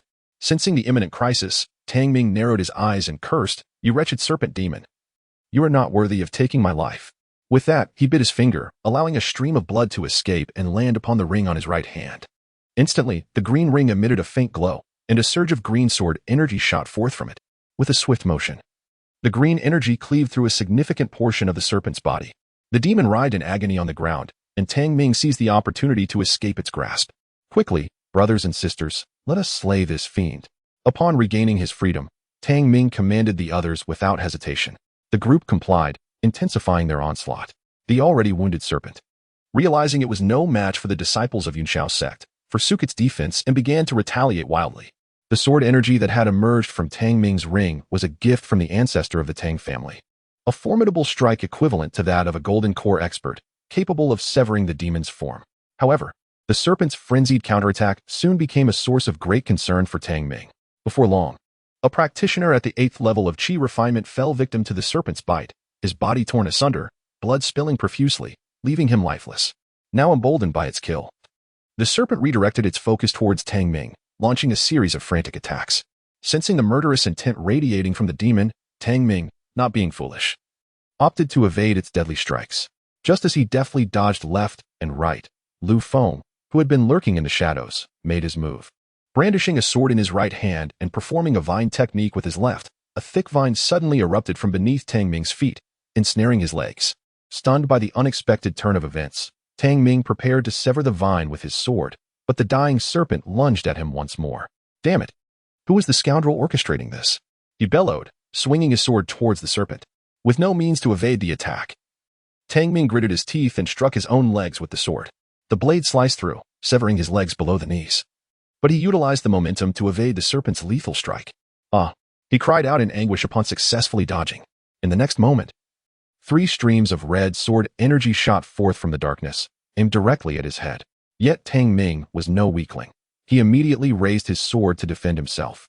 The resulting clash echoed as 2 of the sword energies were deflected, while one struck his right arm, severing it completely. Who dares to ambush me? Show yourself. At this moment, Tang Ming had lost both legs and his right arm, rendering him nearly powerless. Meanwhile, the serpent lay gravely wounded from the earlier skirmish, nearing its end. Upon hearing Tang Ming's outcry, Lu Rian quickly recognized that someone was lurking in the shadows, and she positioned herself protectively in front of Tang Ming. Wang Shidi. Quickly heal Tang Xixiao. The rest of you form a circle to prevent further ambushes. Understood, Lu Shiji. 5 disciples of Yunxiao sect immediately followed Lu Ruyan's orders, forming a protective barrier around Tang Ming. Observing this, Lu Feng understood that his method of ambush would no longer suffice to eliminate Tang Ming. So he stepped out from behind a large rock. As he emerged, Lu Ruyan and the others turned to face him. Thanks to the effects of the ever-changing mask he wore, the Qi refinement disciples could not discern Lu Feng's true identity. Lying on the ground, Tang Ming furrowed his brow upon seeing Lu Feng. Not only did he wear the mask, but he also employed a technique to conceal his aura. Tang Ming quickly discerned the concealment technique, but mistakenly believed Lu Feng to be merely at the peak of Qi refinement. As he scrutinized Lu Feng's features again, shock filled his eyes. It can't be. You? Lu Feng, emboldened by his resolve to kill Tang Ming and Lu Ruyan, stepped forward, fully prepared for the confrontation. With Tang Ming incapacitated and the serpent on the verge of death, Lu Ruyan and the 5 remaining Qi refinement disciples would be unable to stop him. Recognizing that Tang Ming had identified him, Lu Feng slowly removed his mask, smirking, Tang Xixiang, Lu Shimi, what a coincidence we meet again. Upon revealing his true face, astonishment swept through the group. Lu Ruyan's reaction was the most pronounced, for she had been secretly observing when Lu Feng was expelled from the sect after being stripped of his powers. In just over 3 months, he had not only regained his peak Qi refinement cultivation, but had also successfully ambushed Tang Ming, leaving him gravely injured. The stark contrast left Lu Ruyan utterly bewildered. At this moment, Tang Ming glared at Lu Feng with a dark expression, declaring, Lu Feng, you, a discarded waste of the sect, dare to ambush me? I will report this to the sect when we leave the secret realm, ensuring you meet a gruesome fate. Tang Xixiang, since I dare to confront you, I have no intention of allowing any of you to leave alive, Lu Feng declared, abruptly swinging his spiritual sword. 6 streams of red sword energy shot forth, targeting Lu Ruyan and the remaining disciples. The first wave of attacks concluded with 3 of Lu Ruyan's companions managing to block the assault. Yet the other 3 were pierced through the chest, collapsing lifelessly to the ground. 3 of my disciples. Lu Ruyan's expression darkened with worry and resentment as she witnessed the slaughter. Lu Feng, how can you slay your own brethren? Do you seek to become an enemy of Yunxiao sect? Casting a cold glance at Lu Ruyan, Lu Feng retorted, Lu Shimi, or should I call you Lu Ruyan now? Since the day I was expelled from Yunxiao sect, we are no longer brethren. As for becoming an enemy of Yunxiao sect, that is precisely what I have long desired. With that, Lu Feng unleashed another 3 strikes, sending a new wave of sword energy towards Lu Ruyan and her remaining companions. However, these 3 were at the 9th level of Qi refinement, capable of withstanding some of Lu Feng's onslaught. Noticing this, Lu Feng ceased holding back, relentlessly swinging his sword, unleashing a barrage of red sword energies towards the trio. Under his relentless assault, all but Lu Ruyan fell, slain by the sword energies. In that moment, only Lu Ruyan and Tang Ming remained alive within the cave. Lu Feng spared Tang Ming, intending to extract information from him before delivering the final blow. Observing Lu Ruyan's precarious situation, Lu Feng intensified his attacks. Lu Ruyan found herself in dire straits. If this continued, she would surely perish at Lu Feng's hands. Suddenly, Lu Ruyan called out, Lu Feng, I am your fiancé. Do you truly have the heart to kill me as well? Hearing her words, Lu Feng gradually halted his assault. Fiancé? You dare bring that up? Ever since your Lu family allied with Chen Hai, have you ever looked at me with respect? Lu Ruyan furrowed her brows slightly and continued to explain. Perhaps there were some missteps on the part of the Lu family, but my feelings for you are sincere. Sincere. When I was judged by the law enforcement hall, where were you to defend me? After I was expelled from the sect, why didn't you come to find me? If this is what you call sincerity, I would rather do without it. Brother Lu Feng, please let me explain. I had my own difficulties. Spare me your words. Do you truly believe I am unaware of the underhanded dealings the Lu family has conducted behind my back? At this remark, Lu Ruyan's eyes flickered with a hint of panic. Brother Lu Feng, don't listen to the wild rumors. None of them are true. Not true. I haven't even stated anything yet you declare it false. It seems that the matter of your second betrothal to the Tang family is now beyond doubt. Lu Feng directly revealed this information, and a distinct look of alarm appeared in Lu Ruyan's eyes. Tang Ming, who lay on the ground, was well aware of this matter, as Lu Ruyan's intended was none other than Tang Ming's younger brother. With that, Lu Feng swung his spiritual sword once more, launching a fierce assault on Lu Ruyan. Sensing the increased potency of Lu Feng's sword aura, Lu Ruyan gritted her teeth and immediately shattered a jade talisman. In an instant, the jade talisman unleashed a surge of spatial power, swallowing all of Lu Feng's sword energies. At that moment, Lu Ruyan glared at him coldly and declared, "Lu Feng, since you have chosen to forget old grievances, prepare to be hunted by the Yuxiao sect." As her words fell, the spatial force directly transported Lu Ruyan out of the secret realm. Left alone in the cave, Lu Feng narrowed his eyes, astonished to discover that Lu Ruyan had a random teleportation talisman in her possession. This development meant that his identity and the incident involving the deaths of the Yuxiao sect disciples would be thoroughly exposed. At that point, the Yuxiao sect would undoubtedly pursue him relentlessly, perhaps even issuing a bounty for his capture. Realizing this, Lu Feng inwardly cursed himself for failing to account for Lu Ruyan's trump card. Observing the murderous intent in Lu Feng's gaze, Tang Ming let out a cold laugh. "Hey, Lu Feng, if you wish to kill me, then do it. Spare me your theatrics." Having lost both legs and his right hand, Tang Ming was utterly devoid of the capacity to resist. Yet, as a direct disciple of the Yuxiao sect, coupled with his disdain for Lu Feng, he refused to yield, no matter the threat. Seeing this, Lu Feng's smile twisted into one of cruelty as he stabbed his sword into Tang Ming's thigh. However, Tang Ming gritted his teeth, enduring the pain without a scream. "Ah, my apologies. I intended to stab you between your legs, but alas, I missed." "Not to worry. We can try again," Lu Feng remarked with a hint of amusement. Yet, to Tang Ming's ears, those words sounded profoundly terrifying. Just as Lu Feng prepared to strike again, Tang Ming finally relented. "Lu Feng, please stop. I will tell you whatever you wish to know. Just grant me a swift end." Noticing Tang Ming's plea for mercy, Lu Feng inquired, "Very well, then tell me, why have you targeted me since my entry into the Yuxiao sect?" Lu Feng nodded, realizing that Tang Ming's animosity stemmed from this very reason. "Is Chun Hai's change of heart due to your recommendation of your cousin?" Lu Feng pressed on. At this, Tang Ming appeared momentarily taken aback. "How do you know about this?" Lu Feng's expression shifted slightly, and he swiftly pierced Tang Ming's left hand with his sword. "Now, I am the one asking the questions, not you." "Ah." Though Lu Feng's face betrayed no emotions, his heart was heavy with discontent. He had trained alongside Chun Hai for a decade, only to discover such callousness. Shaking his head, Lu Feng continued, "Now, I have one final question. Why is the peak master of the immortal sword peak, Yu Xiaming, also targeting me?" Tang Ming chuckled coldly. "Heh, Lu Feng, you overestimate yourself. A mere inner disciple at the Qi refinement stage cannot possibly be of concern to a peak master. It is merely the will of our master." It seemed that everything Zhang Bin had previously mentioned was indeed true. The judgment by the Law Enforcement Hall and Yi Xianming's hostility were orchestrated by Chen Hai. The sect had expended such effort to stage a dramatic expulsion, with none other than his esteemed Chun Hai as the director. Truly a hypocrite, Lu Feng scoffed, before swiftly decapitating Tang Ming. Having eliminated his last opponent, Lu Feng took a moment to steady himself. He then collected the storage bags of these individuals into his spatial realm and unleashed 6 flames to reduce their bodies to ashes. After completing these tasks, he approached the Serpent Demon. "Serpent Demon, cease your pretense of death. I know you are still alive."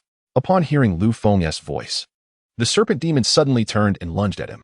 In response, Lu Feng deftly maneuvered his spiritual sword, executing a defensive move to counter the Serpent Demon's attack. He then unleashed several sword energies, piercing through the Serpent Demon's head. Since commencing his training in the Blood God technique, Lu Feng had developed a heightened sensitivity towards demon beasts. He could discern their state without even looking. After dispatching the Serpent Demon, Lu Feng stepped closer to its corpse, his eyes glimmering with excitement. "I wonder what level my Blood God technique will reach with the essence of a mid-level second-tier beast." With that, Lu Feng rapidly performed a series of intricate hand seals. A stream of crimson spiritual energy erupted from within him, directly entering the Serpent Demon's carcass. Gradually, Lu Feng settled into a meditative position, initiating the process of refining this bloodline power through the Blood God technique. The first tier of the Blood God technique possessed the ability to refine the bloodlines of demon beasts, yet it lacked the capacity to absorb their unique abilities. For instance, this Serpent Demon could shoot poisonous arrows. If Lu Feng were to elevate the technique to its 3rd tier, there would be a chance to inherit such a toxic ability. However, to advance to the 3rd tier of the Blood God technique, Lu Feng's cultivation must reach the Golden Core stage. As Lu Feng continued his refinement, The blood god technique successfully absorbed all of the serpent demon's bloodline power. Yet, the quality of this serpent demon's bloodline was rather inferior, only allowing the blood god technique to ascend to the upper grade yellow tier. Feeling the enhancement of the blood god technique, Feng let out a long sigh of relief. Phew. The first breakthrough of my technique has finally been achieved. It seems I must seek out more demon beast bloodlines to consume in the future.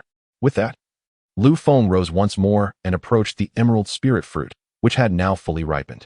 According to the texts, this fruit required a special container for preservation once harvested. Lacking such a container and eager to verify whether this fruit could elevate his spiritual root grade, Feng directly plucked the emerald spirit fruit. Holding the fruit, which resembled jade, a glimmer of anticipation shone in Feng's eyes. Whether or not you can enhance my spiritual root tier depends on you. With that, Feng took a bite. In the next moment, a rush of sweet juice flooded his mouth. Before he could react, the ruptured emerald spirit fruit transformed into green liquid, flowing into him. As the fruit's juice settled in his stomach, a refreshing sensation washed over him. Suddenly, the juice morphed into an energy that began to circulate within his body, activating his form and organs, as if every cell within him rejoiced. When this energy reached the location of his spiritual root, it seemed to have found its target, surging violently into the spiritual root. Before long, the energy derived from the emerald spirit fruit had completely infiltrated the spiritual root, initiating rapid changes. In less than 30 breaths, his original firewood dual spiritual roots transformed into a singular fire spiritual root. Yet, this transformation was not the end. The enhancement continued. After a quarter of an hour, Feng's spiritual root had evolved from a singular fire spiritual root to a heavenly spiritual root. At this point, the unique energy derived from the jade spirit fruit was finally exhausted. Feng suddenly opened his eyes, his face alight with ecstasy. My spiritual root has remarkably ascended to the heavenly grade. Chapter 52. Ascending to the pinnacle of Qi cultivation. The significance of a spiritual root for cultivators is self-evident. A higher grade signifies a swifter cultivation speed and greater innate potential. The most pronounced advantage lies in the absorption and refinement of spiritual energy. Typically, dual spiritual root cultivators require around 5 years to progress from the first to the 9th layer of Qi cultivation. In contrast, those with a top-tier single spiritual root can achieve this in merely 2 to 3 years. As for the heavenly grade spiritual root, Feng had yet to witness such a phenomenon. He had only encountered references to it in the texts of the Yunxiao sect.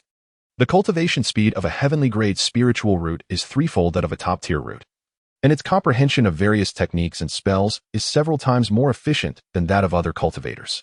This is the extraordinary aspect of a heavenly grade spiritual root. Haha. Now, I am truly destined to soar. With the aid of a heavenly grade spiritual root, his cultivation speed and comprehension of techniques would multiply exponentially. This bolstered his confidence immensely in seeking vengeance against the Yunxiao sect. Shanhai, once my cultivation is complete, I shall return to the Yunxiao sect to demand an explanation. With that said, Feng raised his hand and shot forth a ball of flame, reducing the desiccated serpent demon's corpse to ashes. He then soared away on his sword toward the cave's exit. Upon emerging, Feng inquired and discovered that the treasures within the secret realm had nearly been completely plundered. With only 5 days remaining until the secret realm's conclusion, he resolved to take advantage of this time to test his newfound cultivation speed. As the spiritual energy in this secret realm remained abundant, as he activated his techniques, the spiritual energy within the cave converged into his body at a rapid pace. In less than 10 breaths, he had absorbed all the spiritual energy present in the cave. This rate of absorption was more than 10 times faster than before.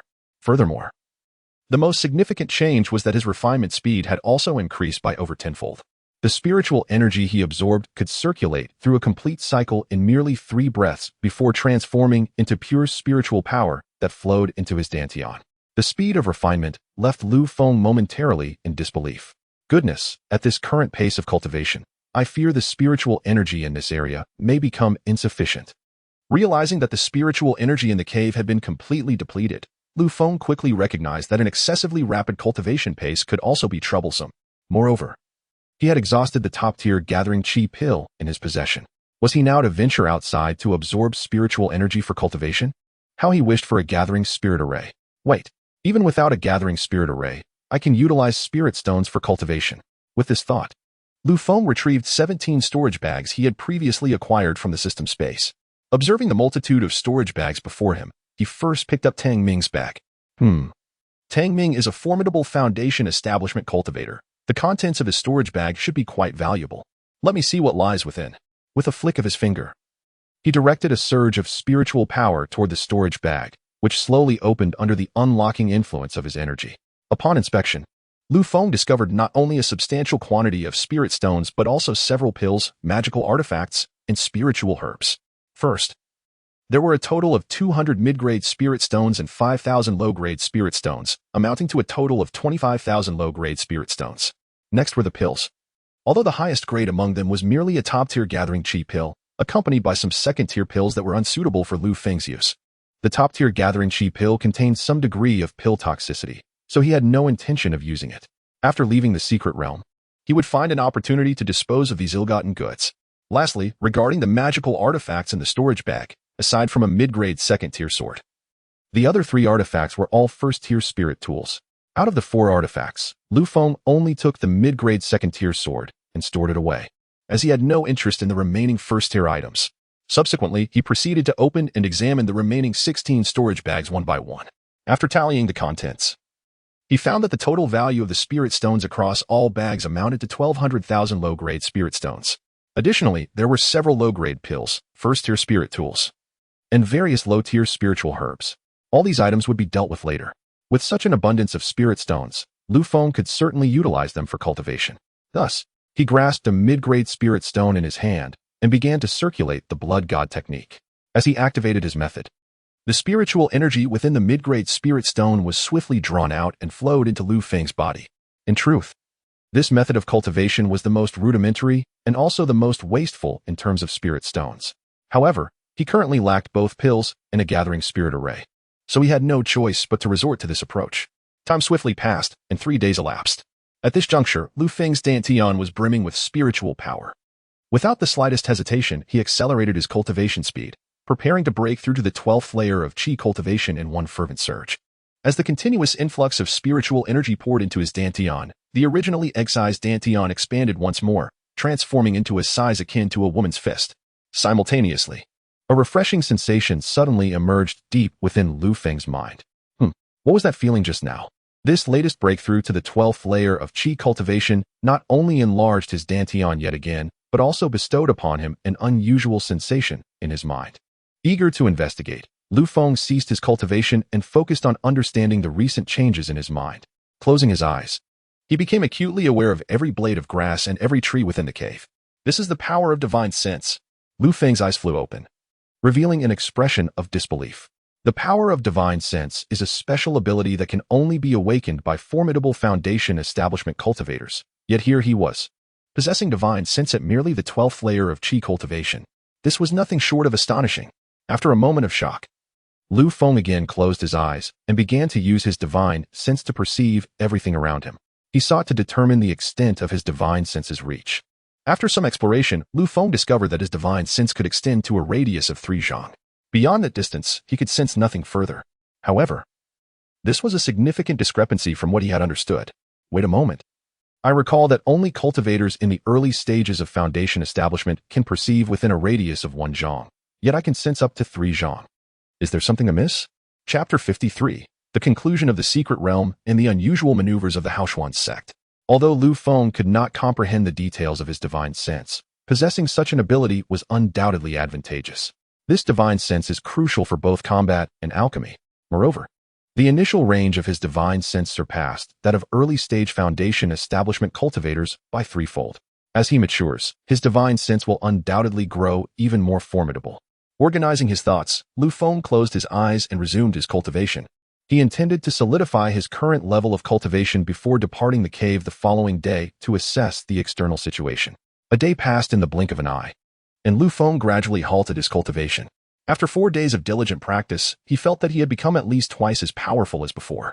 If a cultivator at the 11th layer of chi cultivation could easily defeat one at the 9th layer, then at the 12th layer, he could effortlessly overpower those at the 11th layer. Feng even felt confident that he could contend against early-stage foundation establishment cultivators and emerge victorious, or at the very least, retreat unscathed when facing mid-stage foundation establishment cultivators. However, upon gazing at the heap of discarded spirit stones within the cave, he couldn't help but feel a pang of regret. For days of cultivation had cost him over 5,000 low-grade spirit stones, along with 50 mid-grade spirit stones. Even the wealthiest among us would struggle to bear such consumption. It seems that once I depart from this secret realm, I must resort to using top-tier chi gathering pills for my cultivation. Tomorrow marks the conclusion of our time in the secret realm. It is indeed time to venture outside. With that, Feng began to organize his system space. He meticulously sorted through the contents of several storage bags, categorizing each item before placing them into the system space. Once I leave the secret realm, I shall sell all of these items. With that thought, Feng took to the skies on his spirit sword, soaring toward the cave's exit. This journey through the secret realm has proven to be immensely fruitful, granting him the blood god technique, an extraordinary cultivation method, and elevating his spiritual root to the heavenly tier. In addition, he has amassed a considerable wealth of spirit stones and treasures. Upon his exit, he need not worry about his livelihood for quite some time. As he flew, Feng observed that most cultivators were heading northward in the secret realm. Curious about their intentions, he descended in front of a group of them and inquired, "Fellow cultivators, may I ask the purpose of your journey northward?" His sudden appearance elicited wary expressions from the scattered cultivators on the ground. At that moment, a young male cultivator among them stepped forward, excitement evident in his voice. "Fellow, how wonderful. It appears you are still alive." Feng looked up to recognize him as the young man who had previously pointed him in the right direction. Smiling, Feng replied, "Ah, it is you. I thought your face seemed familiar." Just as the young man was about to speak further, a middle-aged man from behind interrupted, "Ahem. Esteemed elder, we were unaware of your cultivation level. Please forgive our rudeness." It was evident that Feng's mastery of sword flight indicated he was a formidable foundation establishment cultivator, which prompted the middle-aged cultivator's respectful tone.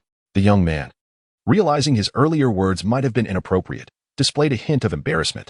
Noticing this, Feng offered a gentle smile. "Fellows, fret not. I hold no grievance against you." Upon hearing this, the group's tension eased considerably.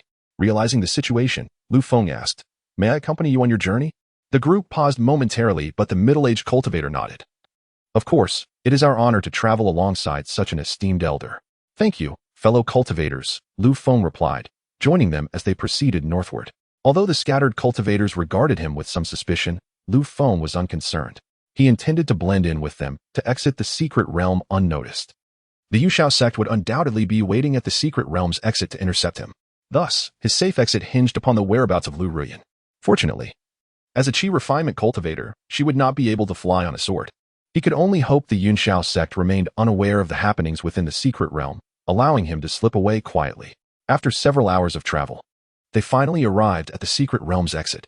Along the way, Feng grew familiar with the young male cultivator, who introduced himself as Peng, a fourth-layer chi refinement cultivator, merely 16 years old. Upon reaching their destination, they were met with a throng of cultivators, including disciples from prominent sects and powerful families. Upon scanning the crowd, Feng noticed the absence of a disciple named Ouyang from the Brahmin sect. Turning to Peng, he asked, "Why do I not see any disciples from the Brahmin sect?" "Brahmin?" Peng looked around and confirmed their absence. "I heard that the leader of the Brahmins team perished during the trials. I cannot say if it is true." "Oh, if that is the case, it is indeed possible that this Ouyang has met his end in the trials." While Feng and Peng conversed, a group of disciples from the Haoshuan sect and other first-rate sects gathered. A foundation establishment cultivator from the Haoshuan sect suddenly ascended into the air, proclaiming loudly, "Listen, everyone. I am a direct disciple of the Haoshuan sect. I recently lost a treasure and suspect one among you has stolen it. Henceforth, we will be inspecting your storage bags." Upon hearing this, the crowd furrowed their brows. The implication of his words was clear. It was an attempt at public robbery. Instantly, some disgruntled scattered cultivators began to voice their objections. "Haoshuan sect, you charged us an entry fee. Are you now attempting to seize our gains from the secret realm?" "Indeed. Haoshuan sect, I advise you not to overstep your boundaries." As these protests erupted, a dozen foundation establishment cultivators suddenly took to the skies, unleashing an overwhelming pressure. In the next moment, those who had protested found themselves kneeling under this immense force. When the crowd looked up, they saw that the foundation establishment cultivators were leaders from first-rate sects in the southern region. Realization dawned upon them. The Haoshuan sect cultivator had evidently colluded with these individuals. Peng turned to Feng with a worried expression, asking, "Brotherly, what shall we do now?" Having grown close during their travels, he referred to Feng as brotherly. With a sigh, Feng replied, "Alas, with so many foundation establishment experts, we have no choice but to allow them to search us." Though Feng was not intimidated by the foundation establishment cultivators from powerful sects, he wished to avoid unnecessary trouble. Escaping the secret realm was his utmost priority. Additionally, with the existence of his system space, He had no concerns about them inspecting his storage bag. Huang Peng, hearing Lu Feng's words, resigned himself to the circumstances. However, a few scattered cultivators refused to comply. And under the combined assault of the Foundation establishment cultivators, they met a tragic end on the spot. Witnessing this, the remaining scattered cultivators became subdued, allowing the Haoshuan sect disciples to proceed with their searches. While the term search was used, it was evident that any valuable items discovered in the storage bags would be seized by the Haoshuan sect disciples. Though the scattered cultivators harbored resentment, their lives took precedence over their treasures.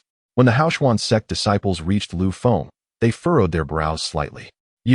How come your storage bag contains only these worthless items? Where are the treasures you acquired in the secret realm? Upon hearing the inquiry from the Haoshuan sect disciple, Lu Feng offered an apologetic smile. Esteemed fellow, I spent my entire time in the secret realm cultivating and did not acquire any valuable treasures.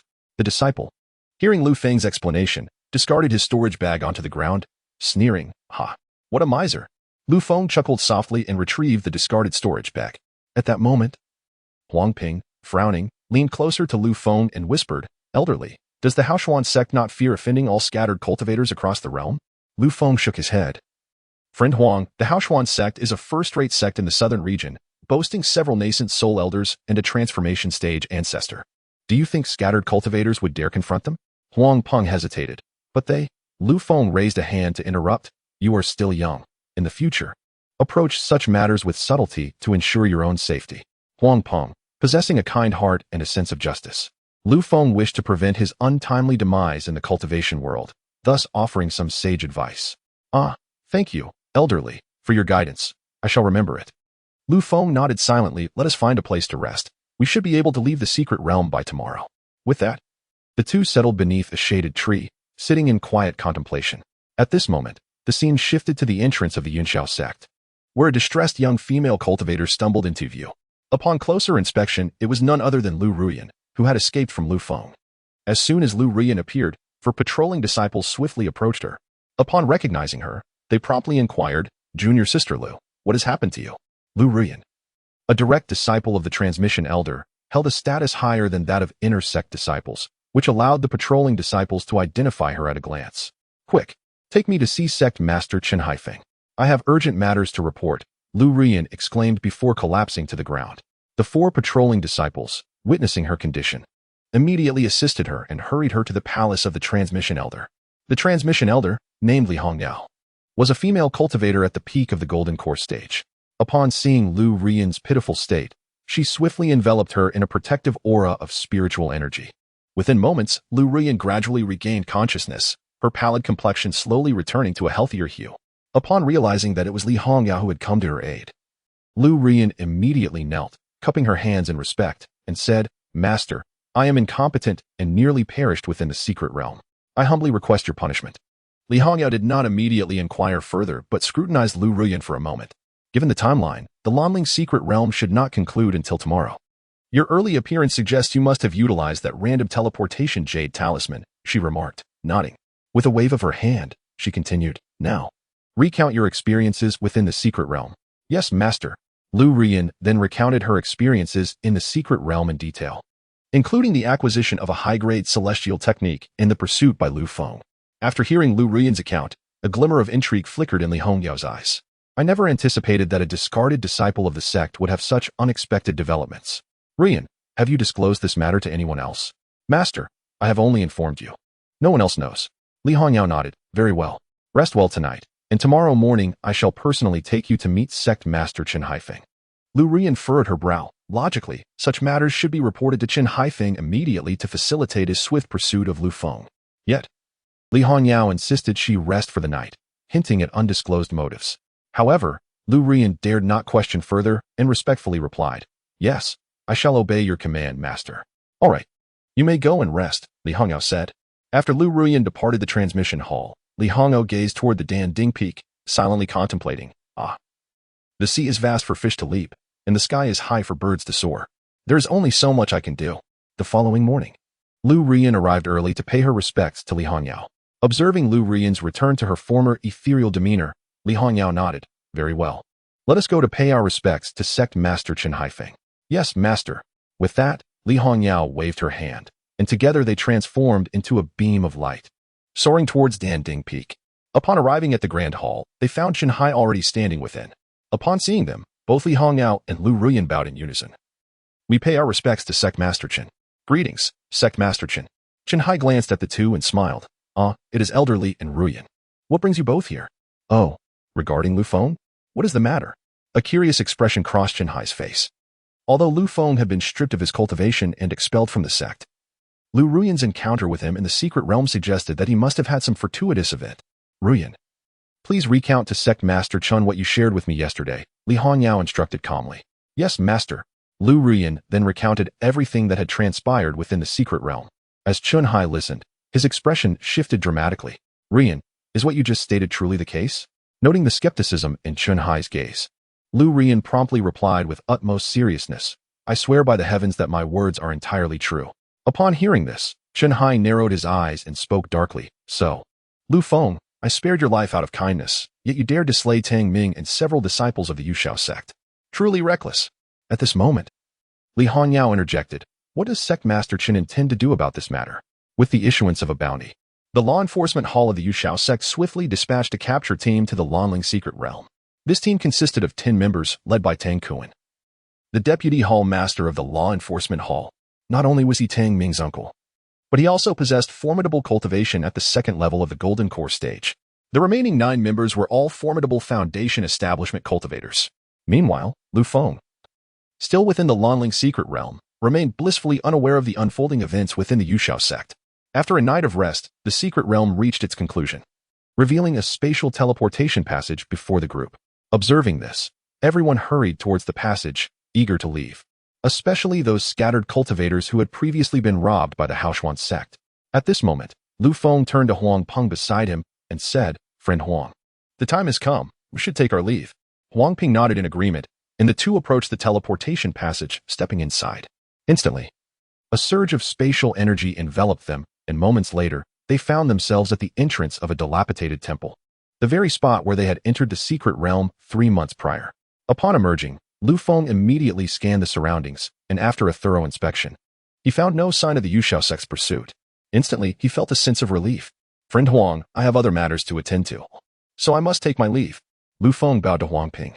Although he had not encountered any pursuit from the Yuxiao sect, he dared not linger. It was prudent to leave as soon as possible. With that, Lu Feng promptly affixed a Windwalker talisman to himself and dashed into the distance. He refrained from using sword flight, fearing it might attract the attention of the Yuxiao sect's fleet above. To ensure his safety, it was wiser to remain low-key. Once he had distanced himself from the area, he would employ sword flight to make a more secure escape. After a quarter of an hour, Lu Feng had already moved far from the secret realm's entrance. He then waved his hand, summoning his green jade sword, and without hesitation, stepped onto the spirit sword, soaring swiftly into the distance. However, his trajectory was not towards Xianfeng City, but rather in the opposite direction. Lu Feng was well aware of the Yuxiao sect's capabilities. Should they discover that he had killed Tang Ming and others, Qianxia would undoubtedly dispatch members of the law enforcement hall to apprehend him. If he sought refuge in Xianfeng City at that point, he would be in grave danger. It was prudent to first reach the next cultivation marketplace and acquire materials for qi-gathering pills. With this resolve, Lu Feng quickened his pace in sword flight. After an hour, the Yuxiao sect's capture team finally arrived at the secret realm's entrance. Upon informing the welcoming elder of the Yuxiao sect about Lu Feng, Tang Kuan was met with a moment of surprise. "So that's how it is. No wonder I have waited an hour without seeing our sect's disciples emerge."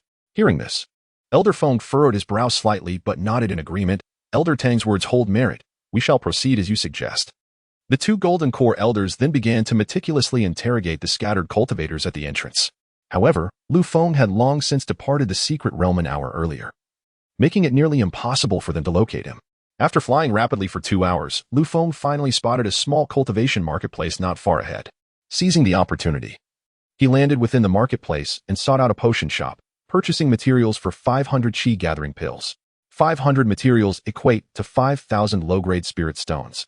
Yet Lu Feng, now affluent, is entirely unconcerned by such trifles. After procuring the materials, he dared not linger and continued his flight northward. Thus, he soared for 3 days and nights before finally pausing. Exhaling sharply, he felt a temporary sense of security after such a distance. Presently, Lu Feng found himself amidst a dense forest, where an ancient and dilapidated Taoist temple stood on the mountainside. He hastily approached the temple, only to discover that it had long been abandoned. Entering the main hall, he swiftly tidied up a small area to create a clean space. Subsequently, he retrieved his modest alchemical furnace along with the materials for the gathering spirit pills, preparing to commence his alchemical endeavors. With my current cultivation speed, possessing an ample supply of premium gathering spirit pills will surely allow me to swiftly attain the perfected realm. Coupled with the exquisite foundation-building pills I hold, I am entirely confident in my ability to break through to the foundation establishment stage. As he gazed at the materials in hand, a fierce confidence gleamed in Lu Feng's eyes. Without further ado, he cast the materials into the small furnace and began the refining process. Soon, the temple resonated with a series of muffled explosions.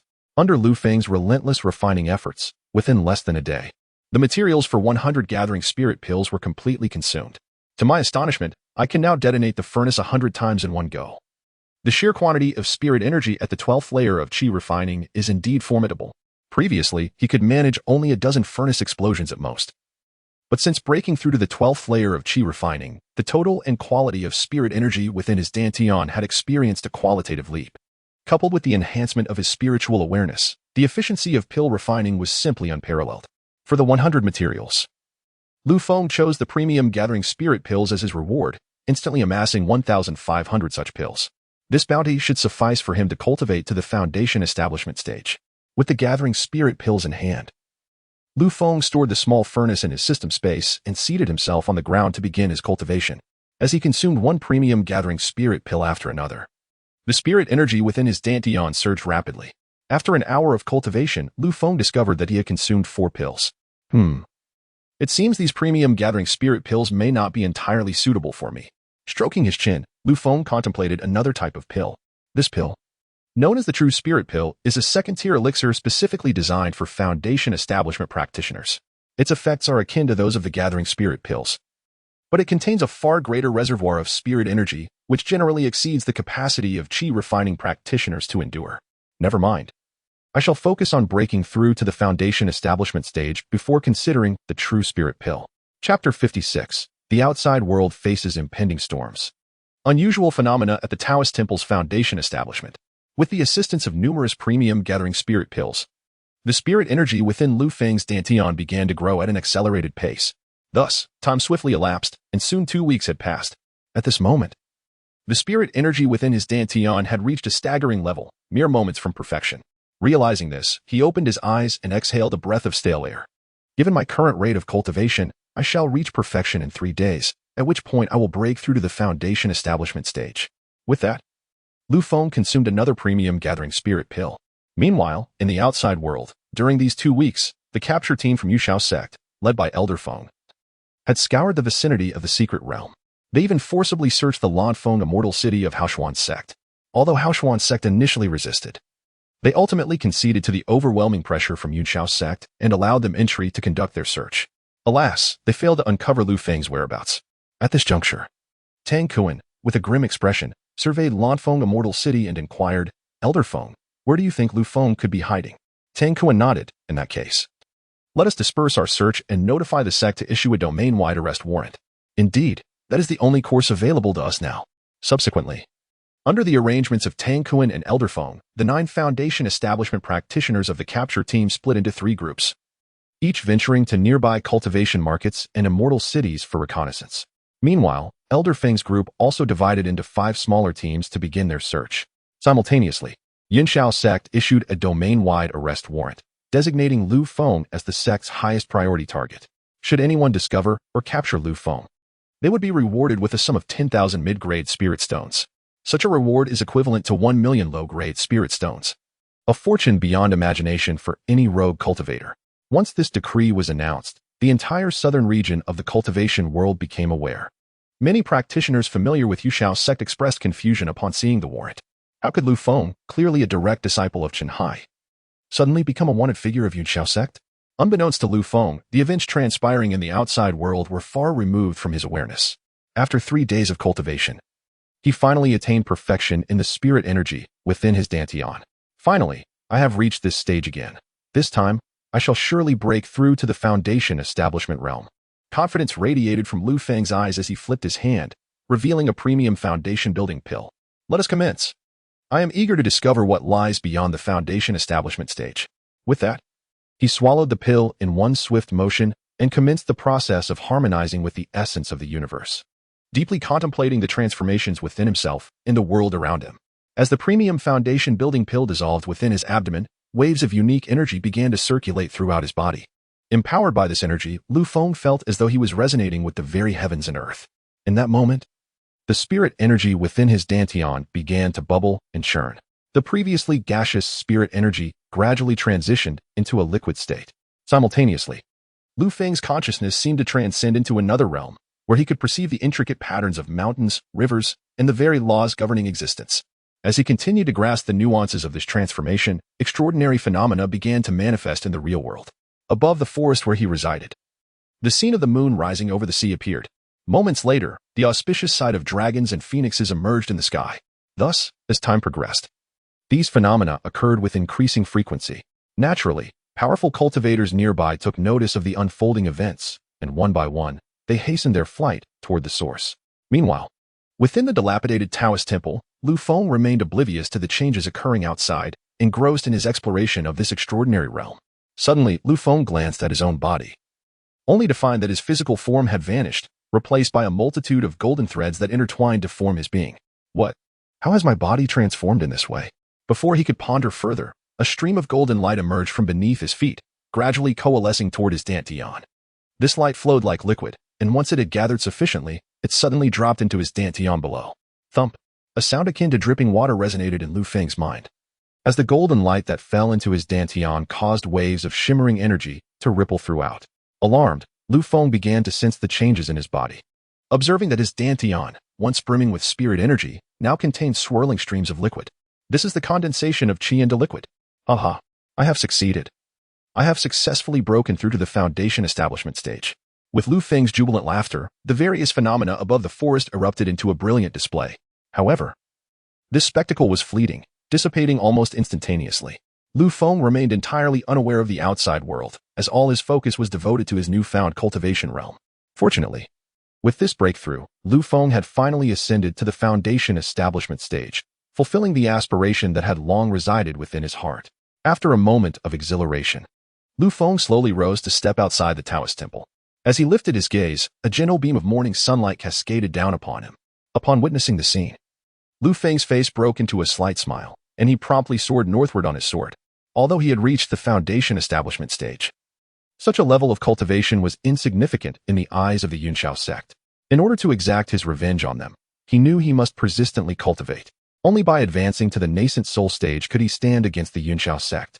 Thus, he resolved to hasten his training and remain hidden, ensuring that the Yunxiao sect could not capture him. An hour after Feng departed from the broken Dao temple, several formidable figures suddenly appeared in the forest canopy. One of them, looking perplexed, exclaimed, "Why is there nothing here?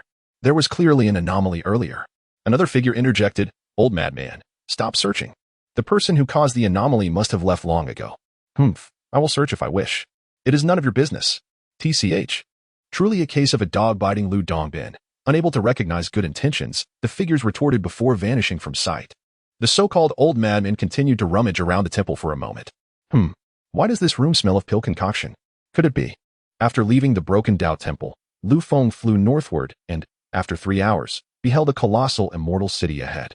Nanfeng Immortal City. Observing the name of the city, Feng's expression turned contemplative. He had heard that this city was a chaotic place, not under the jurisdiction of any sect but rather managed by 3 immortal families. Despite the disorder, it was the perfect environment for Feng to navigate through the murky waters. After a moment's thought, Feng focused his intent and transformed his mask into that of a youthful scholar.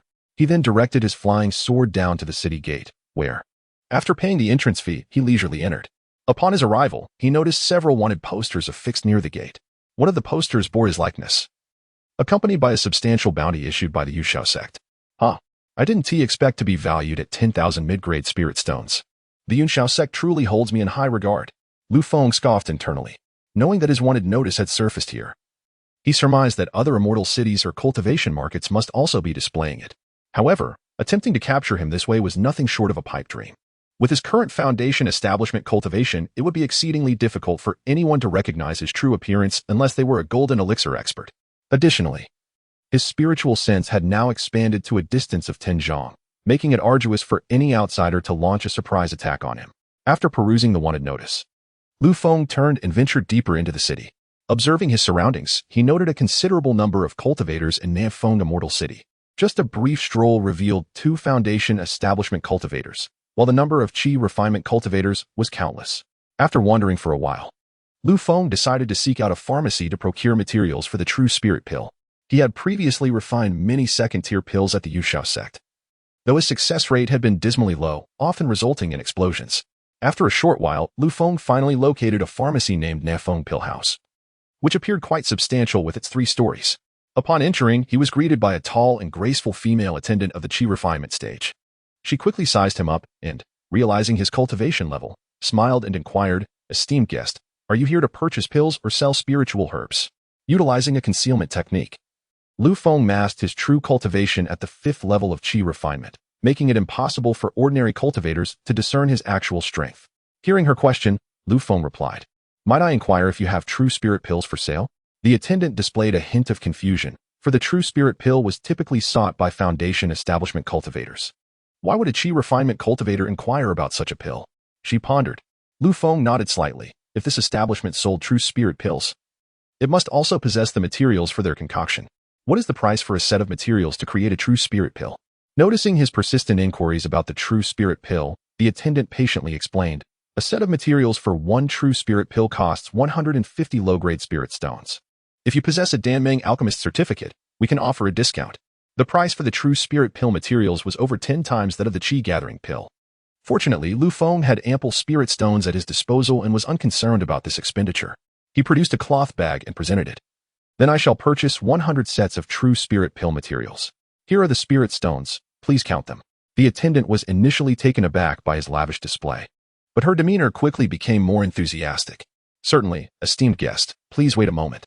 Shortly thereafter, she returned with 100 sets of true spirit pill materials, along with a jade token. "Esteemed guest, my name is Liener. This is my communication jade token. Should you require anything further, please feel free to contact me, and I will ensure you receive excellent service." Recognizing Lu Feng as a wealthy patron who had just spent over 10,000 low-grade spirit stones, she was keen to cater to his needs. Lu Feng accepted the materials and the jade token, nodding slightly. "I appreciate your assistance, Liener." With that, he exited the pharmacy. However, shortly after leaving, he noticed 2 individuals trailing behind him. An icy smile crept across Lu Feng's face as he led his pursuers through the bustling city. Within the span of a tea time, he skillfully shook off the 2 followers. They were likely sent by the Feng Pill House, but they had severely underestimated Lu Feng's strength by dispatching 2 Qi refinement cultivators to follow him. Surveying the lively immortal city, Lu Feng mused, "I've heard there are training rooms specifically designed for cultivators here. I wonder if the spiritual energy within is sufficient?" After a moment's contemplation, he resolved to investigate the conditions of these training rooms, thus searching for an alternative method of cultivation. 15 minutes later, Lu Feng arrived at the central area of the immortal city. Upon entering, he could distinctly sense an increase in the concentration of spiritual energy in the air. "Oh, this must be the place," he surmised, gazing ahead at a grand structure bearing the inscription Feng Training Grounds on its signboard. Numerous cultivators were entering and exiting, indicating a flourishing business. Lu Feng stepped inside, where he found 3 counters, one of which was bustling with people. The other 2 counters, however, had no patrons. Observing this, Lu Feng approached the middle counter, which was deserted, and inquired, "Esteemed friend, may I purchase a qualification to use the training rooms here?" The female cultivator at the counter glanced at Lu Feng and disdainfully replied, "This facility is designated for Foundation Establishment cultivators. Qi refinement cultivators must queue over there." Lu Feng frowned. Although her attitude was less than cordial, she had nonetheless provided him with useful information. "What is the price for a Foundation Establishment cultivator's training room?" The female cultivator raised an eyebrow at Lu Feng and then smirked. "Heh, why is a mere Qi refinement cultivator asking so many questions? Do you intend to experience the 2nd-tier training room?" "Oh, is there something wrong with that?" Lu Feng retorted, further intrigued by her condescending demeanor. "Humph, of course. As long as you can afford the spirit stones.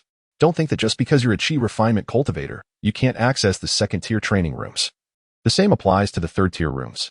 Upon hearing the words of the female attendant at the counter, Lu Feng calmly inquired, "May I ask the price of the 2nd-tier training room?" The cost for utilizing a 2nd-tier training room is 20 low-grade spirit stones per hour. If you wish to book it for an entire day, it would only require 220 low-grade spirit stones.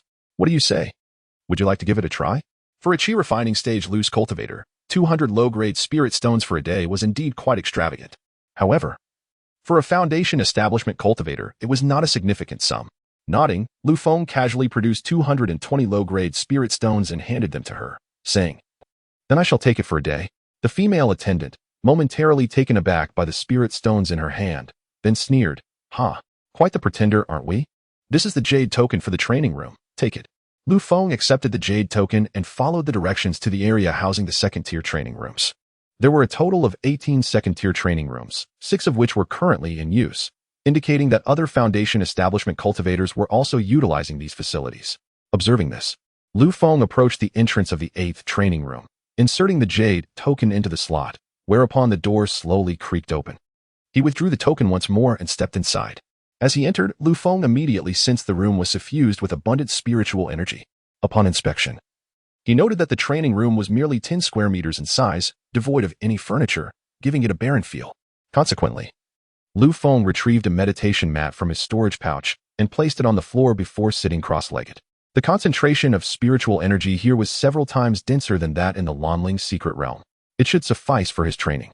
Let me see how effective this training room truly is. With that, Lu Feng gently closed his eyes and began to circulate the blood god technique, rapidly absorbing the spiritual energy within the room. This was the first serious training session since his breakthrough to the foundation establishment stage, and he was uncertain whether the available spiritual energy would be adequate. As the blood god technique operated swiftly, the spiritual energy in the room flowed into his body at a terrifying speed. After 10 breaths, Lu Feng had absorbed half of the energy available in the training room. After 30 breaths, he had completely depleted the room's spiritual energy. The constant influx of energy could no longer keep pace with Lu Feng's absorption rate. The training facility had a spiritual energy monitoring system in place. Once the energy in a room fell short, the array would issue a warning. At that moment, an elder responsible for managing the training rooms furrowed his brow, observing the flashing alerts on the array. Why is there a shortage of spiritual energy in the second-tier room number 8? After pondering for a moment, he was perplexed and gently adjusted the array to increase the output of spiritual energy to room 8. This should resolve the issue, he muttered, resuming his watch over the 8th training room. However, after waiting for some time, he noted that the spiritual energy levels had not increased. What is going on here? The elder was puzzled and promptly made his way to the front counter. Upon seeing him, 3 counter attendants hurriedly approached. "Elderly, how may we assist you?" The attendant who had looked down upon Lu Feng was the first to speak. The elder directly inquired, "Who purchased the jade token for the second-tier training room? A chi refining stage 5? Are you certain you are not jesting with me?" The attendant was taken aback and hurriedly explained, "Elderly, how could I dare jest with you? That chi refining cultivator was witnessed by all. If you do not believe me, you may ask the others." Elderly glanced at the others, who all nodded affirmatively. "Very well," he waved his hand, "you may resume your duties." He then approached the entrance of the 8th training room, observing that it was currently occupied. A glimmer of light flickered in his eyes. Do they intend to tarnish the reputation of our Nefeng training hall? Then I shall drown you in spiritual energy. At this moment, the spiritual energy output of room 8 had been elevated to that of a 3rd-tier training room. Such a tremendous output finally matched Lu Feng's absorption rate. However, this barely met the minimum standard for Lu Feng's requirements. The alert on the management room's array for room 8 continued to flash. Elderly, gazing at the persistent warning lights, was astounded. How can this be? Could it be that an elder of the Golden Core stage has come to disrupt our establishment? Yet, the profits of the Nanfeng training hall were meager and could hardly attract the attention of such formidable beings. The situation left Elderly momentarily confounded. Forget it. I shall report this matter to the clan leader.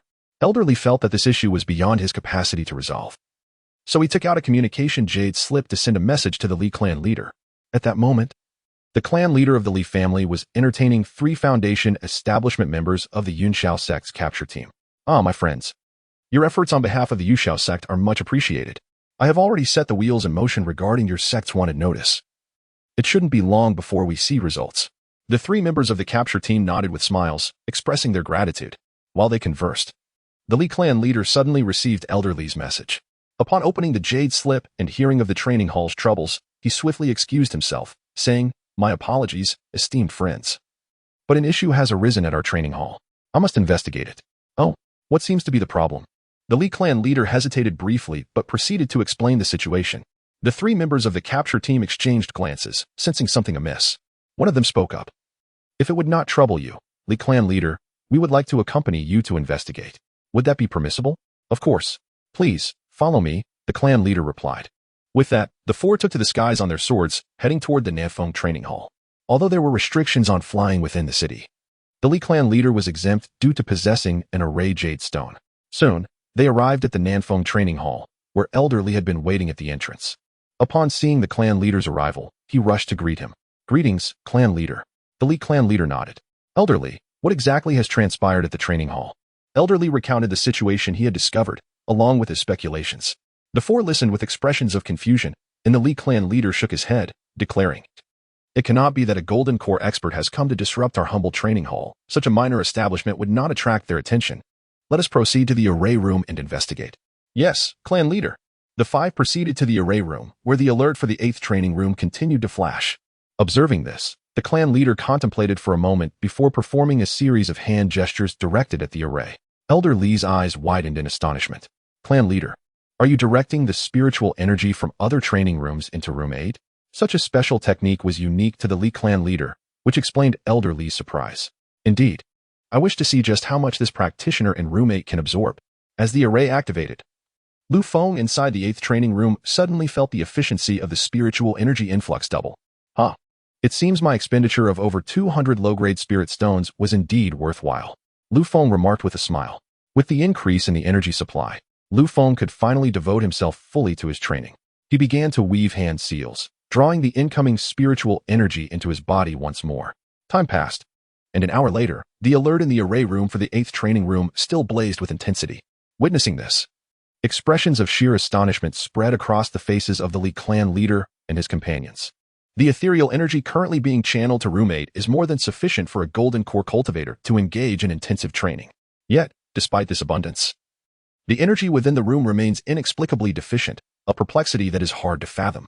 It appears that someone is intentionally causing disruption. Let me uncover the identity of this troublemaker. As clan leader Li spoke, he once again gestured with his hands, causing the array to flicker and the flow of energy to room 8 to be abruptly severed. Let us see what kind of entity occupies the 8th training chamber. With that, clan leader Li and his companions proceeded to the exterior of the 2nd-tier training room, awaiting developments. Meanwhile, within room 8, Feng sensed the cessation of energy flow and furrowed his brow. What is this situation? Is there a time limit on the energy supply? I had reserved it for an entire day, and yet barely half a day has passed. After lingering in the room for a while longer, with no sign of energy resuming, Feng inserted the jade token into the slot, causing the door to the training room to slowly open. He intended to inquire whether there was an issue with the training chamber, as it had not provided even a hint of energy for quite some time. However, as he stepped outside, he was met by 5 Foundation establishment cultivators of varying ages, 3 of whom were clad in the garb of Xianxiao sect disciples.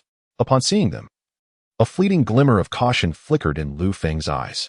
Nevertheless, his appearance had changed enough that even the disciples of Xianxiao sect would not recognize his true identity. Just as he prepared to depart, clan leader Li suddenly called out, "Fellow cultivator, please wait." Feng raised an eyebrow and turned to face him. "Are you calling me?" "Indeed. You must have been utilizing the 8th training room, correct?" "Yes, that's correct. Is there a problem?" At this, clan leader Li narrowed his eyes. "You possess quite the skill to come to my Li family's training grounds and cause trouble. Do you think my clan is easy to bully?"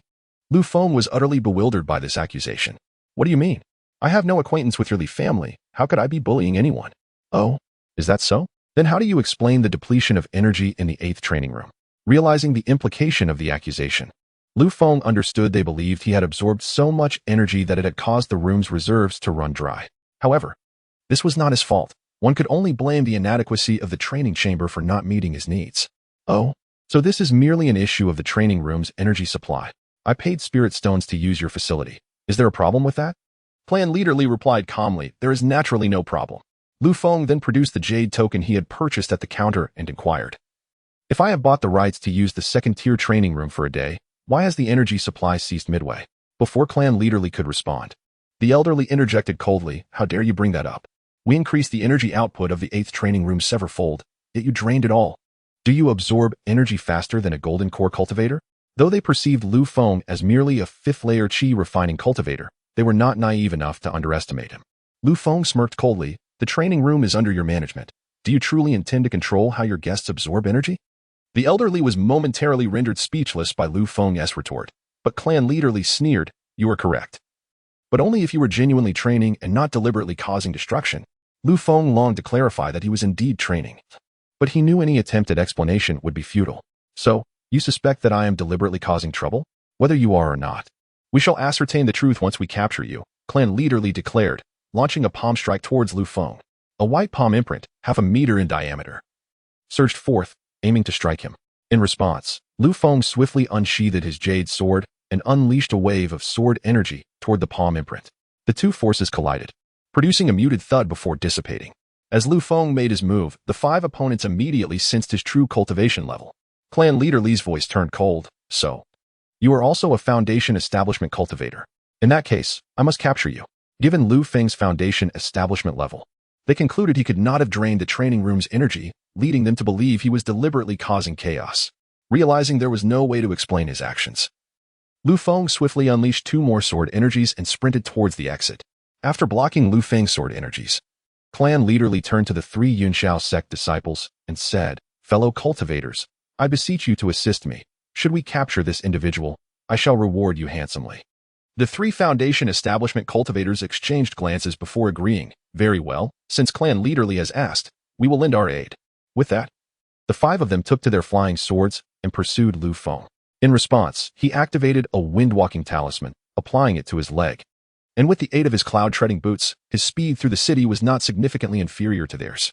In a matter of moments, Lu Feng reached the city gates. Just then, clan leader Li shouted from behind, "I am clan leader Li. Stop that scholar in the green robe." As soon as he uttered those words, the guards at the city gates launched an assault against Lu Feng. Unfortunately, these guards were merely chi-refining cultivators, and with a few casual sword strikes, Lu Feng dispatched them effortlessly.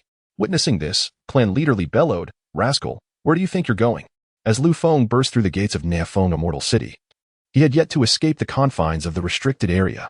At that moment, 3 silhouettes soared overhead, and upon glancing up, Lu Feng saw 3 Yunxiao sect disciples had already positioned themselves in front of him, blocking his path. "Damn it," Lu Feng cursed inwardly. Although he was not afraid of the 5 Foundation Establishment cultivators, a confrontation would likely reveal his identity. If that happened, he would be besieged by more than just these 5 cultivators. Yet, with his retreat blocked, his only option for escape from Feng Immortal City lay in a decisive battle to eliminate all 5. With a plan forming in his mind, Lu Feng raised his hand and unleashed 3 sword strikes towards the weakest among them, Elderly, taken aback by Lu Feng's audacity. Elderly froze as he saw the 3 sword energies hurtling towards him. "Li, be careful," clan leader Li shouted urgently. Elderly, a mere second-layer chi-refining cultivator whose potential had long been exhausted, was unable to advance further in his cultivation. In contrast, Lu Feng not only possessed a divine-grade spirit root but also practiced the formidable blood god technique, coupled with his ancient cultivation methods. He had reached the 12th layer of chi refinement before breaking through. Thus, despite only being a first-layer Foundation Establishment cultivator, his actual combat prowess rivaled that of a late-stage Foundation Establishment cultivator. Among the 5 adversaries, 3 were in the early stages of Foundation Establishment, while clan leader Li and 1 Yunxiao sect disciple were merely at the 5th layer. The 3rd sword energy pierced through Elderly's chest, sending him crashing down from his sword. Seeing this, a murderous intent flickered in clan leader Li's eyes as he roared, "You dare kill my clan elder? I will flay you alive and use your skin as a lamp." As he spoke, he raised his hand and launched a lethal strike towards Lu Feng. A crimson cross-shaped sword energy surged forth, slicing toward the opponent with a swiftness that surpassed the previous 3 strikes. However, the clan leader Li was not to be underestimated. He possessed the cultivation of the 5th layer of Foundation Establishment. Without a moment's hesitation, he summoned a bowl-shaped protective artifact to shield himself. The sword energy collided with the artifact, producing a sound akin to metal striking metal. Though it successfully deflected Lu Feng's attack, the artifact was rendered powerless. At this sight, a glimmer of apprehension flickered in the clan leader's eyes. He then called out to the 3 members of the Yunxiao sect, urging them to act swiftly and not allow this youth to continue his arrogance. Yet, the trio remained motionless, until one disciple of the 5th layer of Foundation Establishment coldly inquired, "How do you wield my Yunxiao sect's Feng Shin sword technique?" This technique was a closely guarded secret of the sect, reserved solely for direct disciples and those of true lineage. Thus, upon witnessing Lu Feng's mastery of it, the disciple felt compelled to question him. Lu Feng merely chuckled disdainfully, "Fools. The moment these words left his lips, the expressions of the three Yunxiao disciples darkened. "You seek death," they exclaimed in unison, launching an immediate assault on Lu Feng. Two of them unleashed spells, while the third released a wave of azure sword energy. Unfazed, Lu Feng raised his hand and countered with three blade-like energies. In an instant, their attacks were effortlessly neutralized.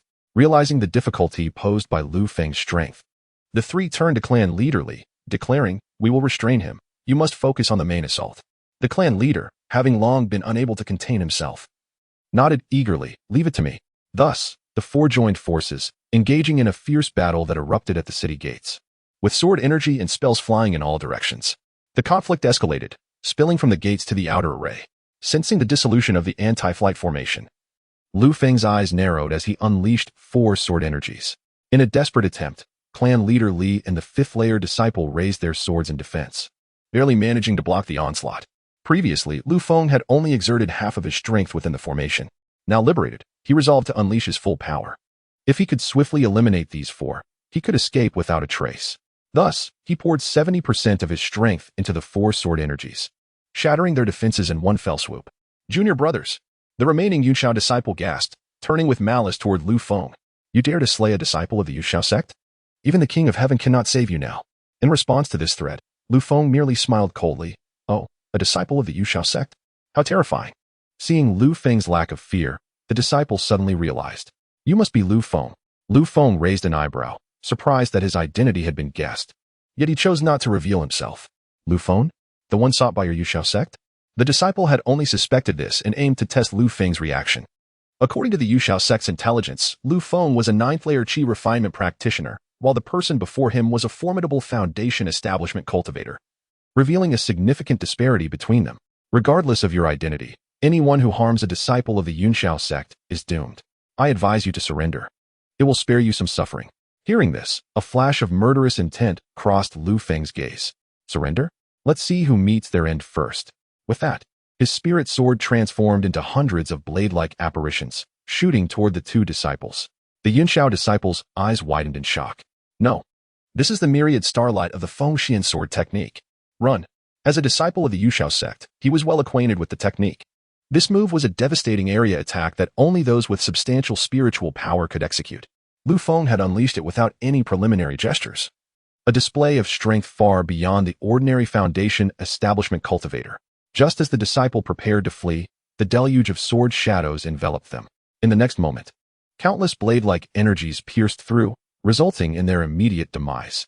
After dispatching the five, Lu Feng swiftly collected their storage bags and swords into his system space, then incinerated their bodies to ash before taking flight toward the northern region of the Xian city. With such chaos, he could no longer remain in Southwind Xian City and intended to explore the cities further north. Within half a day of his departure, Tang Kun arrived with a capture team at Southwind Xian City. "Deputy Hall Master, half a day ago, Li Tianxiang's team reported a suspicious individual here, but we have since lost contact.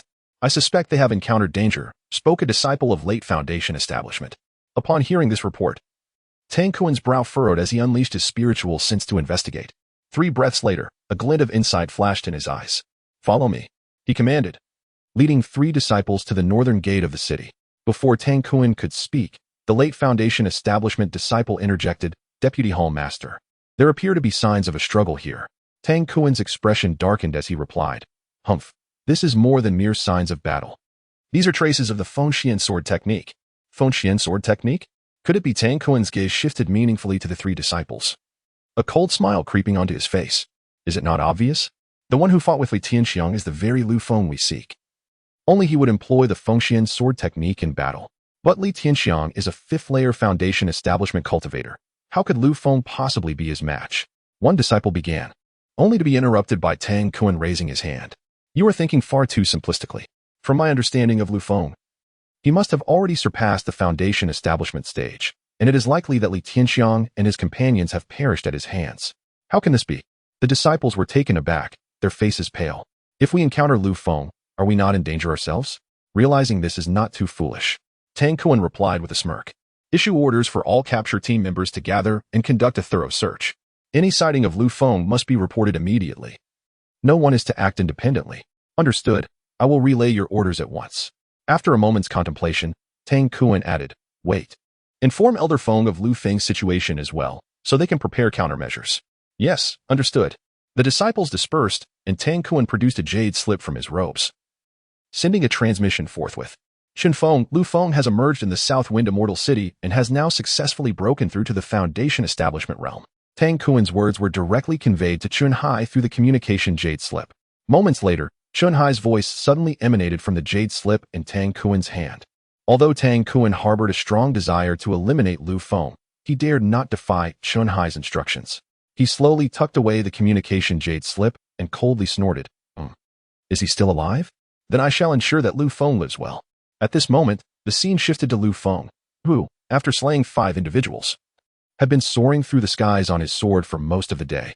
Although he passed by 2 cultivation marketplaces along the way, Lu Feng did not dare to linger, as they were still too close to the South Wind Immortal City. If discovered by the people of Yunxiao sect, it would spell trouble. Sigh. Continuing to flee like this is not a solution. I must find a secure place to cultivate properly, Lu Feng pondered while flying. If he continued to cultivate in such a manner of escape, his progress would undoubtedly be exceedingly slow. He was still contemplating revenge against the Yunxiao sect and seeking an explanation from Chunhai. Thus, finding a stable place for cultivation was imperative. However, given his current status, it was unlikely that any sects in the southern domain would dare to accept him. As for leaving the southern domain to venture to other continents, Lu Feng had not yet considered it. After all, crossing continents would take even Golden Core realms many years for a mere Foundation Establishment cultivator like him. It would be nothing short of a jest. In the midst of his thoughts, he suddenly recalled the old beggar he had encountered in the dilapidated temple. The beggar appeared to be a nascent soul elder from the Xianxia sect and had even gifted him a green jade token. Remembering this, Lu Feng raised his hand, and the green jade token appeared in his grasp. According to the token's usage rules, he could request to be accepted as a disciple by the Xianxia sect. However, the prerequisite was to pass the entrance examination of the sect. Contemplating the circumstances of the Xianxia sect, Lu Feng reflected that this force was not only a long-established top-tier sect in the southern domain, but also held a good reputation in the cultivation community. The only peculiar aspect was that the Xianxia sect's admission rules were quite unique.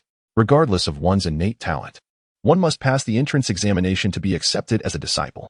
Even if one possessed a heavenly grade spiritual root, they would still be rejected without passing the entrance test. Consequently, the Xianxia sect had a relatively small number of disciples, and one could say they were quite rare. However, none of the disciples within the sect were mediocre. Perhaps I should first try the Xianxia sect. If I pass the entrance examination, I can cultivate in peace, Lu Feng decided. With that, he stored the green jade token in his system space and flew towards the direction of the Xianxia sect. Based on his memory, the Xianxia sect was located to the north and, at his current flying speed, he estimated it would take approximately 3 days to arrive.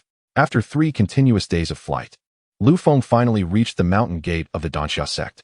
Observing the concealed entrance shrouded in illusions, Lu Feng let out a long breath. Finally, I have arrived. Chapter 62. The Radiant Light welcomes the Immortal Gate, a shocking reunion with an old friend. The mountain gates of such top-tier cultivation sects are typically shielded by various formations, rendering ordinary individuals imperceptible even if they arrive. After a brief observation, Lu Feng took out the green jade token and tossed it toward the distant illusionary formation. As the token entered the formation, a faint glimmer flickered. In the next moment, 2 Foundation Establishment cultivators emerged from the formation, holding the green jade token. Upon seeing Lu Feng, they first scrutinized him carefully before cupping their hands in greeting. Fellow Taoist, may I inquire if this green jade token is yours? Indeed. It is I, Lu Feng replied.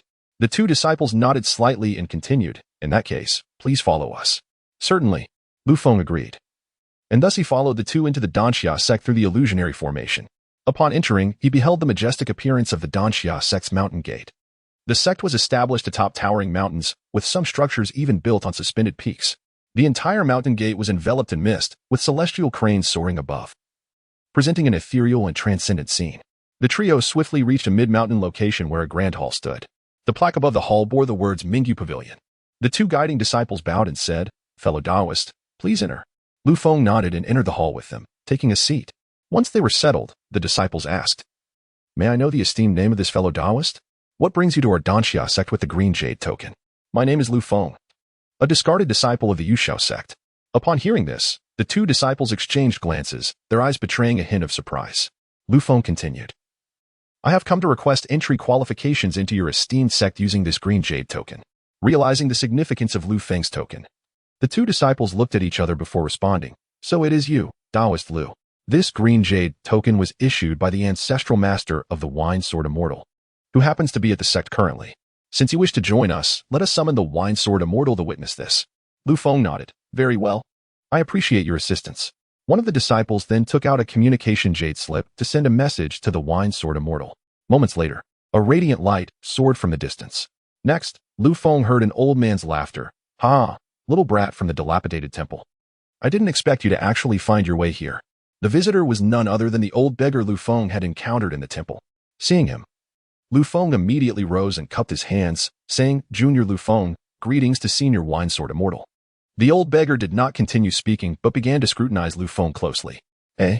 You have actually broken through to the Foundation establishment realm. How is this possible? Several months prior, the old beggar had met Lu Feng when he was merely at the 4th level of Qi refinement. In such a short span, Lu Feng had ascended to the 1st level of Foundation establishment. This pace of cultivation was astonishing, and the old beggar had never witnessed anything like it before. Lu Feng chuckled awkwardly. Hee, Senior, you flatter me. Perhaps it is merely good fortune. At this, the old beggar grasped Lu Feng's left hand, and a surge of spiritual consciousness entered his body to begin probing. Senior, what are you doing? Lu Feng asked, somewhat at a loss. Silence. I wish to see what kind of anomaly you are. The old beggar commanded.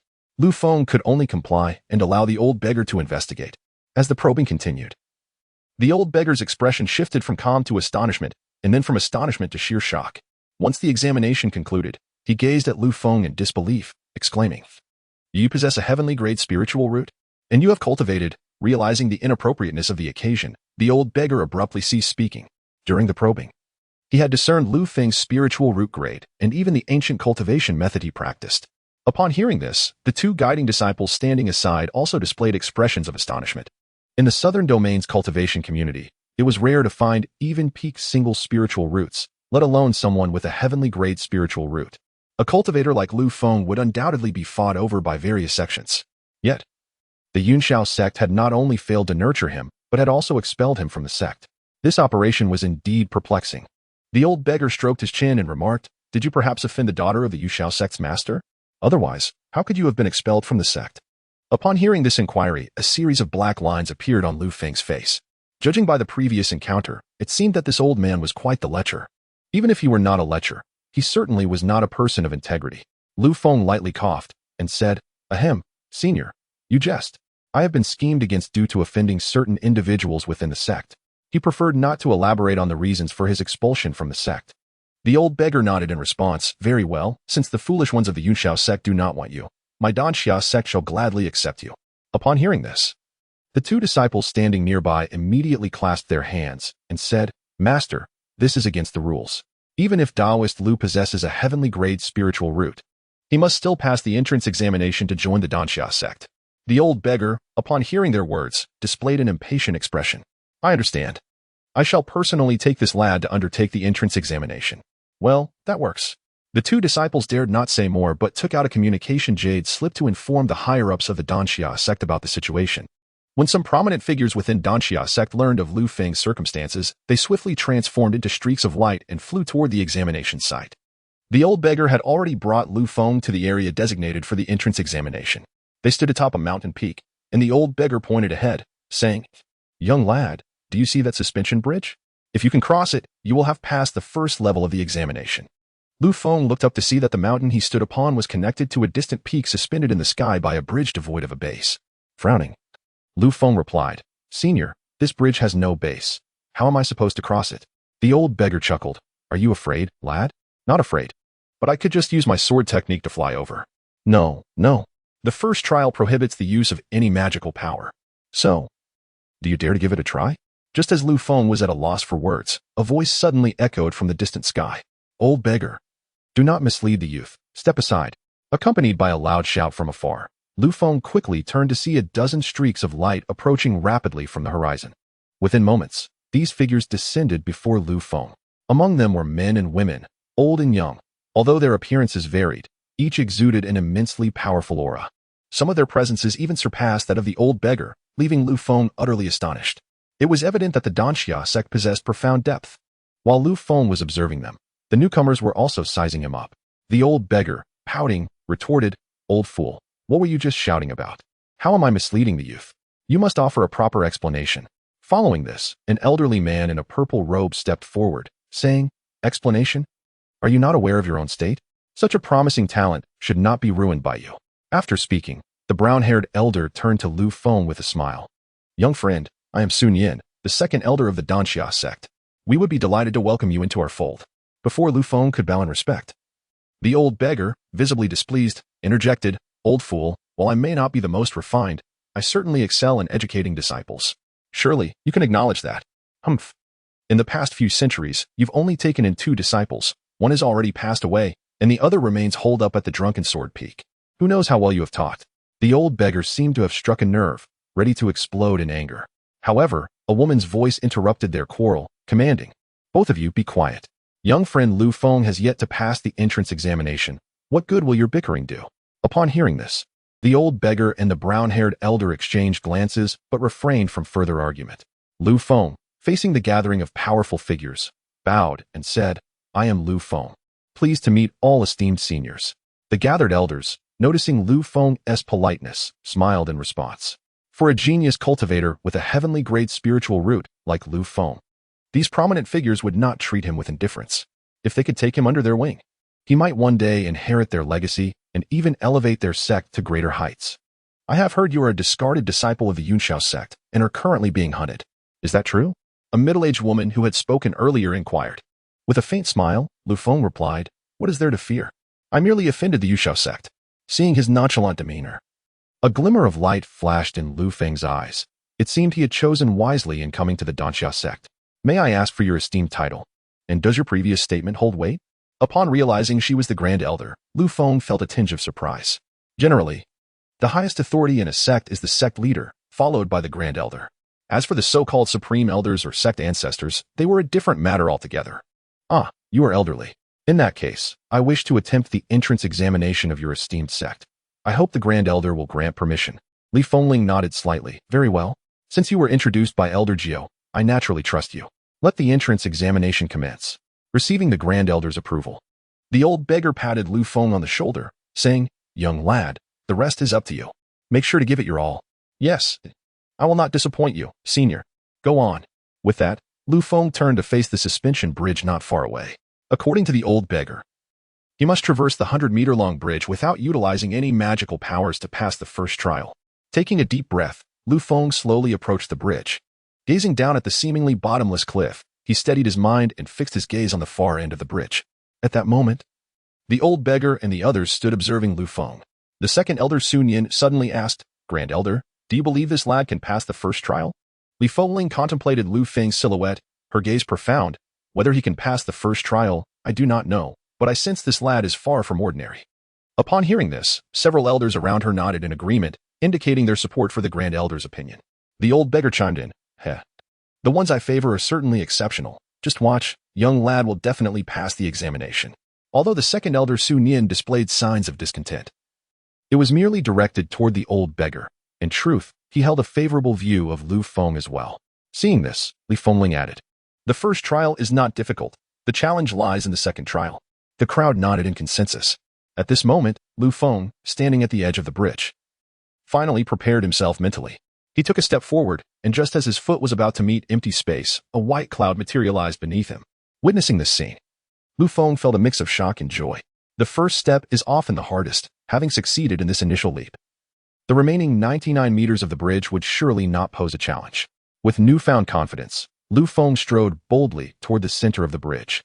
The onlookers behind him were momentarily stunned. The second elder Sun Yin exclaimed in disbelief, This is the path of the cloud supporting the immortal. Following his words, several elders gasped in astonishment. This occurrence had only been witnessed by the founders of the Danxia sect.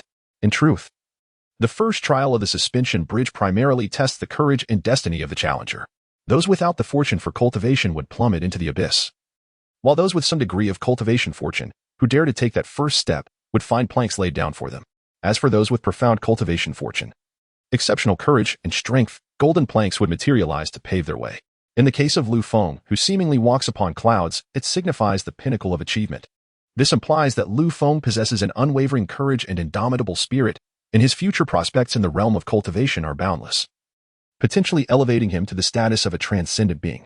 Upon hearing this, the onlookers were momentarily taken aback, yet soon grasped the gravity of the statement. Promptly bowing in respect, acknowledging, "Yes, we shall heed the elder's command." Among this assembly, Li Fengling stands not only as the Grand Elder of the sect but also as the one with the highest cultivation level, having remained in the 9th tier of the nascent soul realm for many years. The prospects of her breaking through to the terrifying realm of transformation are considerable. Thus her words carry immense weight. As Lu Feng traversed the swaying bridge with increasing steadiness and speed, the clouds beneath his feet grew more solid. This indicated that his path towards immortality would be exceptionally fruitful, impervious to external disturbances. This development brought smiles to the faces of the esteemed figures behind him. "I told you this lad has potential," the old beggar proclaimed proudly. At this moment, even the composed Grand Elder Li Fengling nodded in agreement. "Indeed, should this young man pass the entrance examination, I shall personally commend the Elder of Wine for his recommendation to the sect leader." The old beggar, hearing this, beamed with delight. "Ah, I am most grateful to the Grand Elder." While they conversed, Lu Feng had reached the midpoint of the bridge. Here, he gradually slowed his pace and began to gaze into the abyss below. Observing the ethereal clouds and the unfathomable chasm, he was suddenly struck by a profound realization, intertwined with memories from his time on Earth. As these recollections surged forth, a tumult of emotions swelled within him. Just as these feelings intensified, the clouds beneath him began to fade. This alarming sight startled the esteemed figures behind him. The old beggar furrowed his brow, exclaiming, "This is not good. The lad is being ensnared by his inner demons." The second elder, Sun Yin, wore a tense expression. How could this be? Just moments ago he was fine. Why has he succumbed to his inner demons? Li Fengling shook her head in resignation, stating, "Everyone has their own inner demons. Should one fail to overcome this trial, no matter how exceptional their talent, this shall remain mediocre." Her words caused the crowd to frown. Overcoming one's inner demons is an endeavor that can only be achieved through personal struggle. Failure to do so will severely limit one's potential in cultivation. It may even lead to mental disturbance, transforming one into a radical demon cultivator. At this moment, Lu Feng's mind was besieged by the taunts and accusations of the Yuxiao sect members, the reprimands from the head of the law enforcement hall, and the cold inquiries from Yi Xianming, the sect leader of the Sword Peak. Lastly, the disdainful and indifferent gaze of Chun Hai surfaced in his mind. Instantly, a mix of defiance and rage contorted Lu Feng's expression. Moreover, the left side of his face began to emanate a dark crimson hue. The onlookers, witnessing this scene, were taken aback. Even the usually composed Grand Elder Li Fengling's countenance shifted. "This is dire. Lu Feng is succumbing to his inner demons. If this continues, he may very well transform right here." As she spoke, the old beggar, visibly anxious, declared, "Grand Elder, we cannot allow this to continue. I cannot wait any longer." He prepared to intervene in Lu Feng's trial, but the Grand Elder raised her hand, channeling her energy to restrain him. "Elder of Wine, I understand your urgency, but Lu Feng is at a critical juncture. The choice between becoming a demon or a deity lies in his hands." The old beggar, though recognizing the truth in her words, feared that if Lu Feng fell into the demonic path, it would be too late for regret. The dark crimson hue on the left side of Lu Feng's face deepened, threatening to spread to the right side when the clouds beneath his feet finally dissipated. In an instant, Lu Feng plummeted from the bridge. Unbeknownst to him, engulfed by his inner demons, he remained oblivious to his impending fall.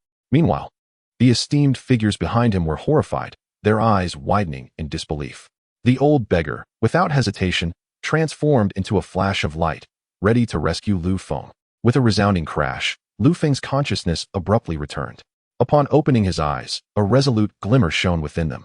"Chenhai, Yinxiao sect, I, Lu Feng, shall settle this score with you." As he spoke, a radiant seven-colored light erupted from the depths of the chasm, lifting him back onto the bridge. The sight left the onlookers in utter disbelief.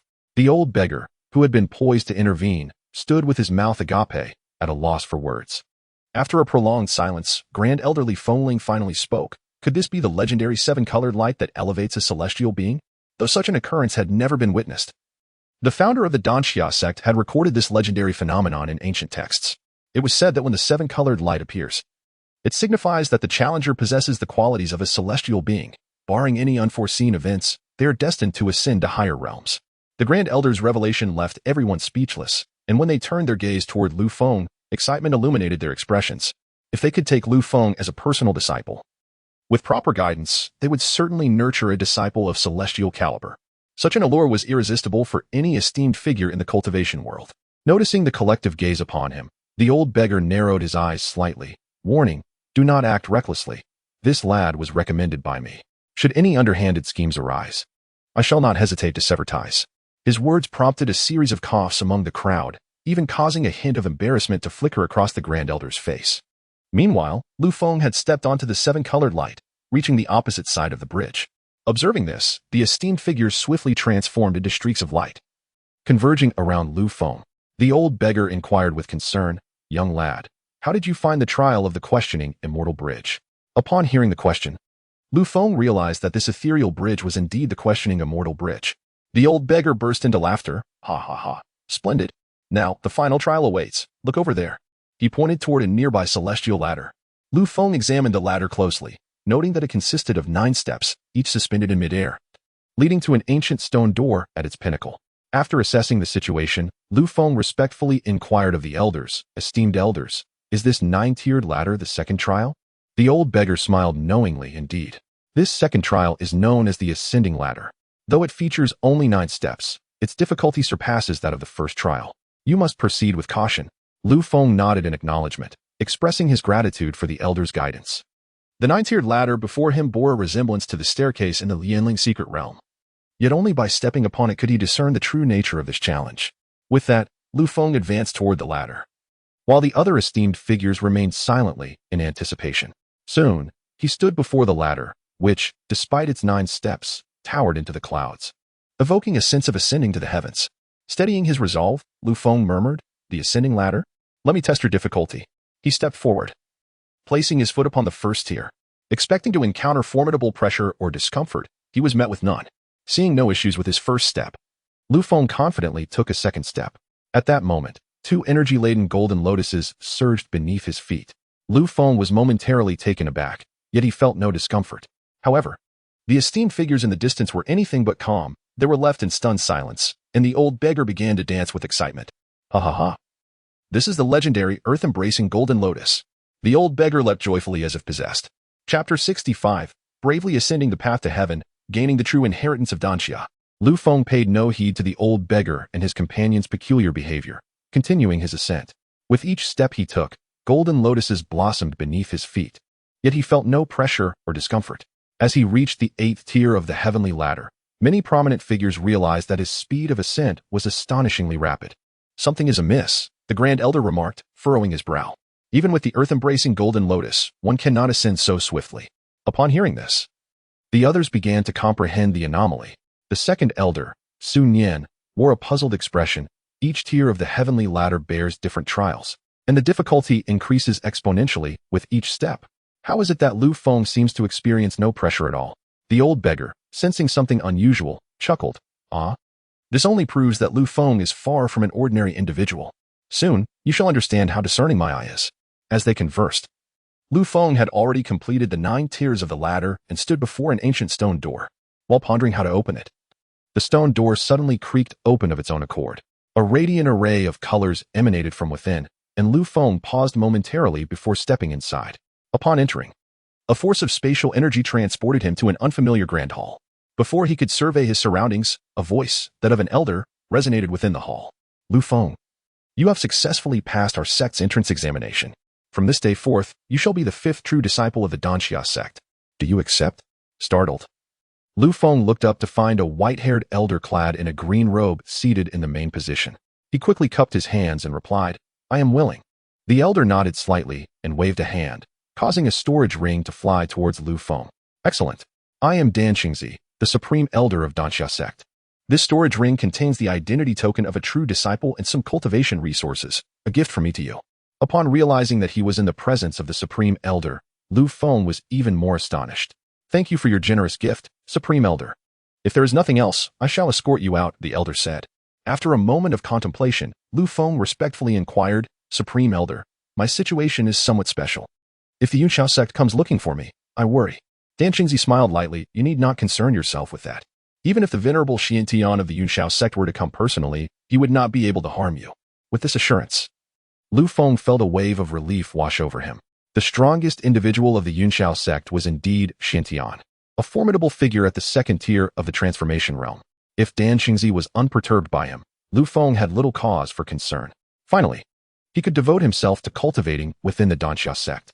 "Yes, I shall remember."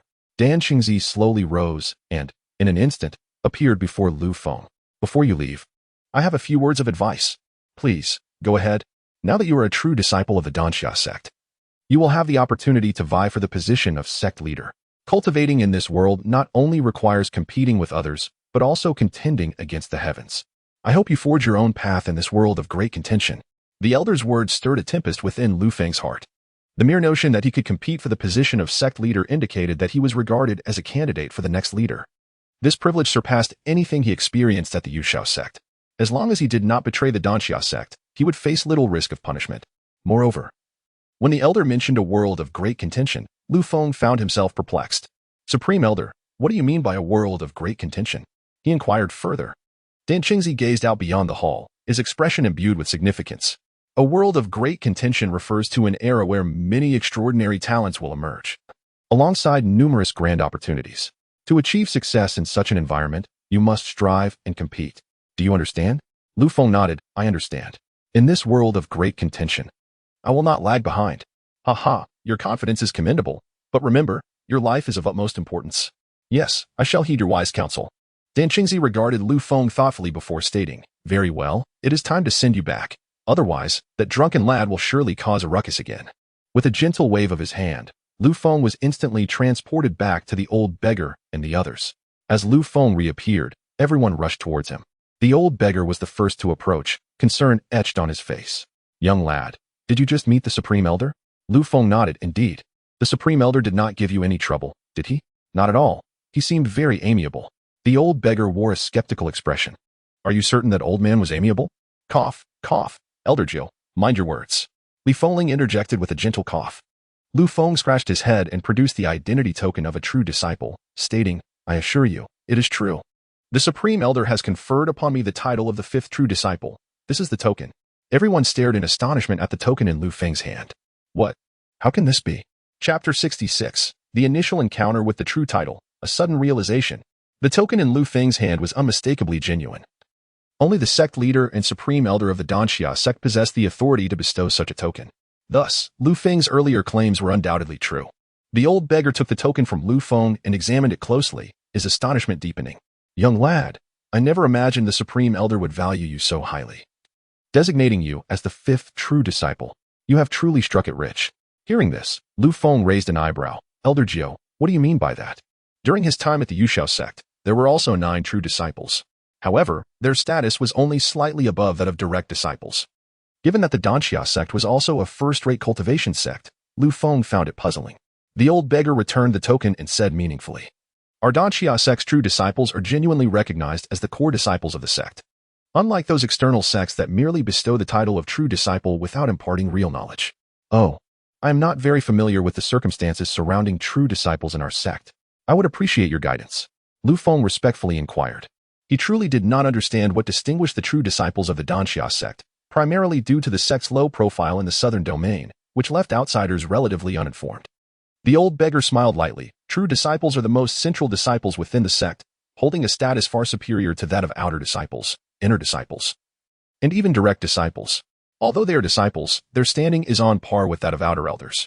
Lu Feng nodded, acknowledging this point. The old beggar paused before continuing. Moreover, if a true disciple errs, only the sect leader or the Supreme Elder can impose punishment. No other elders within the sect possess that authority. Is that so? Lu Feng expressed his surprise. During his time at the Yuxiao sect, although he held the title of a direct disciple, he could be taken away by the law enforcement hall at will. This comparison illuminated just how precious the status of a true disciple in the Danxia sect truly was. At this moment, Sun Yan, who stood behind the old beggar, chuckled and spoke. Our sect has more than just this one true disciple. Once you become a true disciple, you become one of the candidates for the future leader of our sect.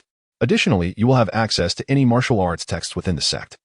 And you can consult all elders, including the sect leader, regarding any aspects of cultivation that you do not understand. Upon hearing this, Lu Feng's eyes clearly displayed astonishment. The benefits granted to true disciples of the Danxia sect were indeed exceptional. It was evident that the sect genuinely regarded its true disciples as future successors. After a moment of contemplation, Lu Feng inquired again, what happens to true disciples if they fail to contend for the position of sect leader? Upon finishing his question, Elder Su let out a gentle cough and turned his gaze towards the elder beside him, saying, this matter should be explained by the Grand Elder. as she possesses the requisite experience. Lu Feng looked at Li Fengling with curiosity, eager to hear her response. Li Fengling smiled faintly and replied, "In fact, I was one of the true disciples of the previous generation, but unfortunately, I lost to the sect leader's senior brother and became the current Grand Elder." After hearing the Grand Elder's words, Lu Feng finally understood. It turned out that even if one lost in the competition for sect leader, they could still hold an important position within the sect. Thus, the struggle for the position of sect leader was not as brutal as he had imagined. Sensing Lu Feng's lingering concerns, Li Fengling continued, "Lu Feng, our sect only allows healthy competition among true disciples, so you need not worry about trivial matters." Lu Feng nodded, expressing his gratitude. "Thank you, esteemed seniors, for your guidance." The old beggar, seeing that the explanations were sufficient, spoke again, "Young lad, you are now a true disciple of our sect, so we are no longer qualified to be your masters. However, if you ever need anything in the future, feel free to seek me out." "All right, I thank Elder Gio for your kindness," Lu Feng replied. "Ha, come. I shall now take you to select a cave dwelling as your true disciple's abode." Lu Feng nodded and respectfully bid farewell to the Grand Elder and the others. Subsequently, the old beggar took him soaring into the sky, pointing out the various structures of the sect below, as he explained. The Danxia sect's main gate is divided into 3 layers. The outermost layer is specifically designated for outer disciples, including areas for receiving guests. However, this outer layer has the lowest concentration of spiritual energy. Moving inward, one finds residences for inner disciples and some elders, along with various departments and the 9 major peaks of the sect. Lu Feng recalled the Danding Peak and Xianxian Peak of Yunxiao sect, which were also situated in the inner disciple region.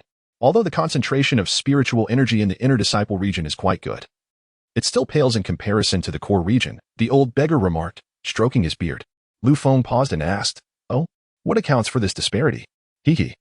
While the core region may not be large, it contains 3 major cave heavens and 6 blessed lands. Moreover, only true disciples, the sect leader, and the supreme elder have access to it. Other disciples and elders within the sect are not permitted entry. Lu Feng was naturally acquainted with the concept of cave heavens and blessed lands, as they were the most optimal cultivation sites for cultivators, rich in spiritual energy and capable of enhancing a practitioner's comprehension. Furthermore, some cave heavens and blessed lands possess special functions, such as connecting to the earth's fire or harnessing the power of the stars. However, Lu Feng had only heard of such places and had never witnessed them himself. Just as he was reflecting on this, the old beggar brought him to the formation guarding the core region. "Ahem, young lad. This formation is the protective array of the core region. I do not have the authority to enter, so I will need to borrow your true disciple token," the old beggar stated. Lu Feng nodded and produced the token, handing it to the old beggar. With a smile directed at Lu Feng, the old beggar said, "All right. Keep your token safe. We can now enter the core region." With that, the 2 of them passed through the gap in the formation and flew inside. Upon entering the core region, Lu Feng noticed some peculiarities. The core region appeared to have a smaller area than the inner disciple region, and the buildings within were quite sparse. Yet, the concentration of spiritual energy here was evidently several times greater than that of the inner region. Noticing Lu Feng's astonished expression, the old beggar revealed a grin. "Hee. Do you feel it? This is the core region of our sect." Lu Feng closed his eyes to immerse himself in the sensation. He discovered that the spiritual energy in this area was sufficient for his daily cultivation. He exclaimed, "Elder Gio, this place is truly extraordinary." It was well known that Lu Feng had a significant demand for spiritual energy, and the fact that this place could satisfy his daily cultivation needs spoke volumes about its potency. "Hee. This is merely the beginning. In a while, I will take you into the cave heavens and blessed lands, and you will truly understand what it means to be formidable," the old beggar replied. With his anticipation piqued, Lu Feng responded, "Very well, I am grateful for your guidance, Elder Gio." Just as the 2 were preparing to continue their flight, 3 figures suddenly approached from the distance. As they drew closer, Lu Feng realized that all 3 were young cultivators, comprising 1 woman and 2 men.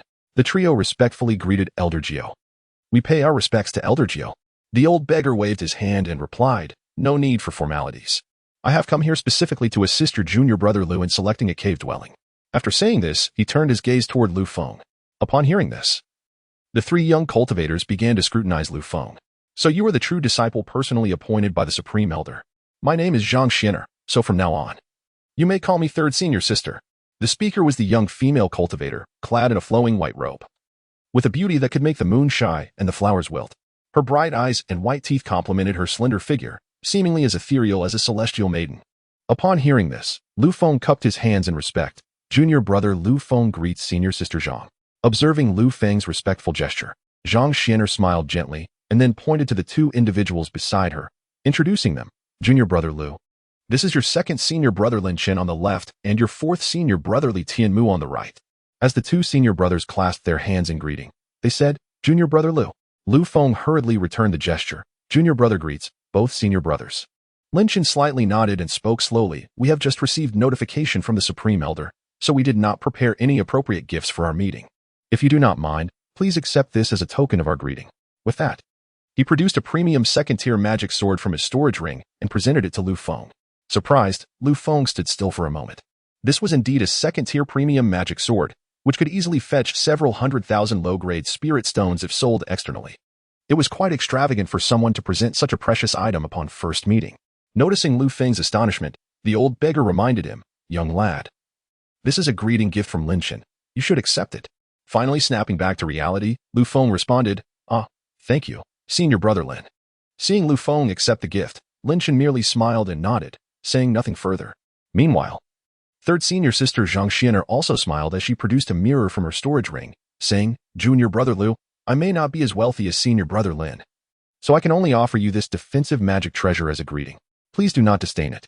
Upon closer inspection, Lu Feng realized that the copper mirror Zhang Xianer gifted him was a second-tier upper-grade defensive magic treasure, which, although not as valuable as Lin Chen's gift, was still worth around 1 to 200,000 low-grade spirit stones. Lu Feng cupped his hands and replied, Senior sister Zhang is too kind. How could junior brother disdain your gift? Hee, as long as you do not disdain it, that is good. Zhang Xianer smiled brightly. At this moment, fourth senior brother Li Tianmu, with a hint of exasperation, remarked, Since my senior brothers and sisters have already presented greeting gifts, I cannot come empty-handed either. This item is something I acquired by chance, so I shall give it to you as a greeting. With that, he tossed over a square jade box, roughly the size of a head. Lu Feng received the jade box, but did not open it immediately. Instead, he looked at Li Tianmu with curiosity and inquired, What is this item, senior brother Li? Why not open it and find out? All right. Lu Feng slowly opened the jade box, and a rich fragrance wafted out. Upon closer inspection, he discovered a fist-sized, bright red fruit nestled inside. Although Lu Feng was unfamiliar with this fruit, its appearance and aroma suggested that it was anything but an ordinary spiritual fruit. At that moment, Zhang Xianer exclaimed, Junior brother Li, you actually gifted the dragon blood Dao fruit to junior brother Lu? Why not? Li Tianmu chuckled in response. Hearing their conversation, Lu Feng inquired, Senior brother Li, what exactly is this dragon blood Dao fruit? Before Li Tianmu could finish his explanation, Zhang Xianer eagerly interjected, Junior brother, this is a rare treasure. Not only does it extend one's lifespan by 100 years, but it also significantly enhances physical strength and boosts comprehension. Lu Feng was taken aback by this revelation. Such an extraordinary fruit was something he had never encountered before. It was invaluable for cultivators nearing the end of their lives or those focused on physical cultivation. Li Tianmu appeared completely nonchalant about the gift, which left Lu Feng momentarily at a loss for how to respond. Clearly, his understanding of the Danxia sect was still quite limited. The disparity between his fellow disciples at Yunxiao sect and these individuals from Danxia was monumental. In acknowledgement, Lu Feng bowed deeply to the three of them, saying, If there is ever a need for assistance, please do not hesitate to ask. I will certainly help. Junior brother, since you are now a true disciple of our sect, we are all brothers and sisters. There is no need for such formality. Lin Chen, the second senior brother, waved his hand dismissively. Indeed, Zhang Xianer concurred. Lu Feng nodded silently, yet he etched their camaraderie into his heart. When the conversation seemed to reach a natural conclusion, the old beggar, who had been standing nearby, spoke up. All right, you young ones have ample time to deepen your bonds. I must first help Lu Xiaoji select his cave dwelling. The three immediately clasped their hands in respect and replied, Understood. We shall not disturb Elder Jio while he assists junior brother Lu. With that, they took to their flying swords and departed towards their respective cave abodes. As Lu Feng watched them leave, a thought struck him. He turned to the old beggar and asked, Elder Jio, if I am counting correctly, there should be 5 true disciples in our sect, including myself. But I have yet to see the eldest senior brother out on a journey. Indeed. Moreover, I have heard that Xianxiaaudiobooks ventured into the demon abyss for training. I wonder how he is faring. Upon hearing this, Lu Feng's brow furrowed. For he had heard tales of the demon abyss. It was said to be rife with all manner of demons and monsters, posing significant risks even for practitioners of the dark arts. For Xianxiaaudiobooks, a righteous cultivator of the Danxia sect, entering such a perilous place would exponentially heighten the danger. Clearly, the eldest senior brother was an extraordinary individual, daring to explore the abyss alone. As they conversed, the old beggar had already led Lu Feng to a peak adorned with bamboo. Lu Xiaoji, this is the sixth blessed land in the core area, known as Qingzhou Peak.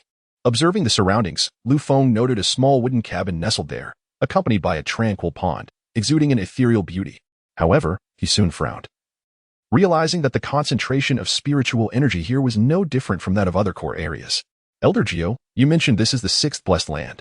Yet I do not feel any change in the spiritual energy concentration. The old beggar chuckled lightly. That is because we have yet to enter the interior of this blessed land. The concentration of spiritual energy will naturally reveal itself. Chapter 68, Observing the Qingzhou Blessed Land. Gratitude born. Oh, how do we enter? Simply present your true disciple token. Lu Feng promptly handed over his token. The old beggar took it and tossed it towards the wooden cabin. At the moment the token struck the cabin door, a spatial rift suddenly appeared.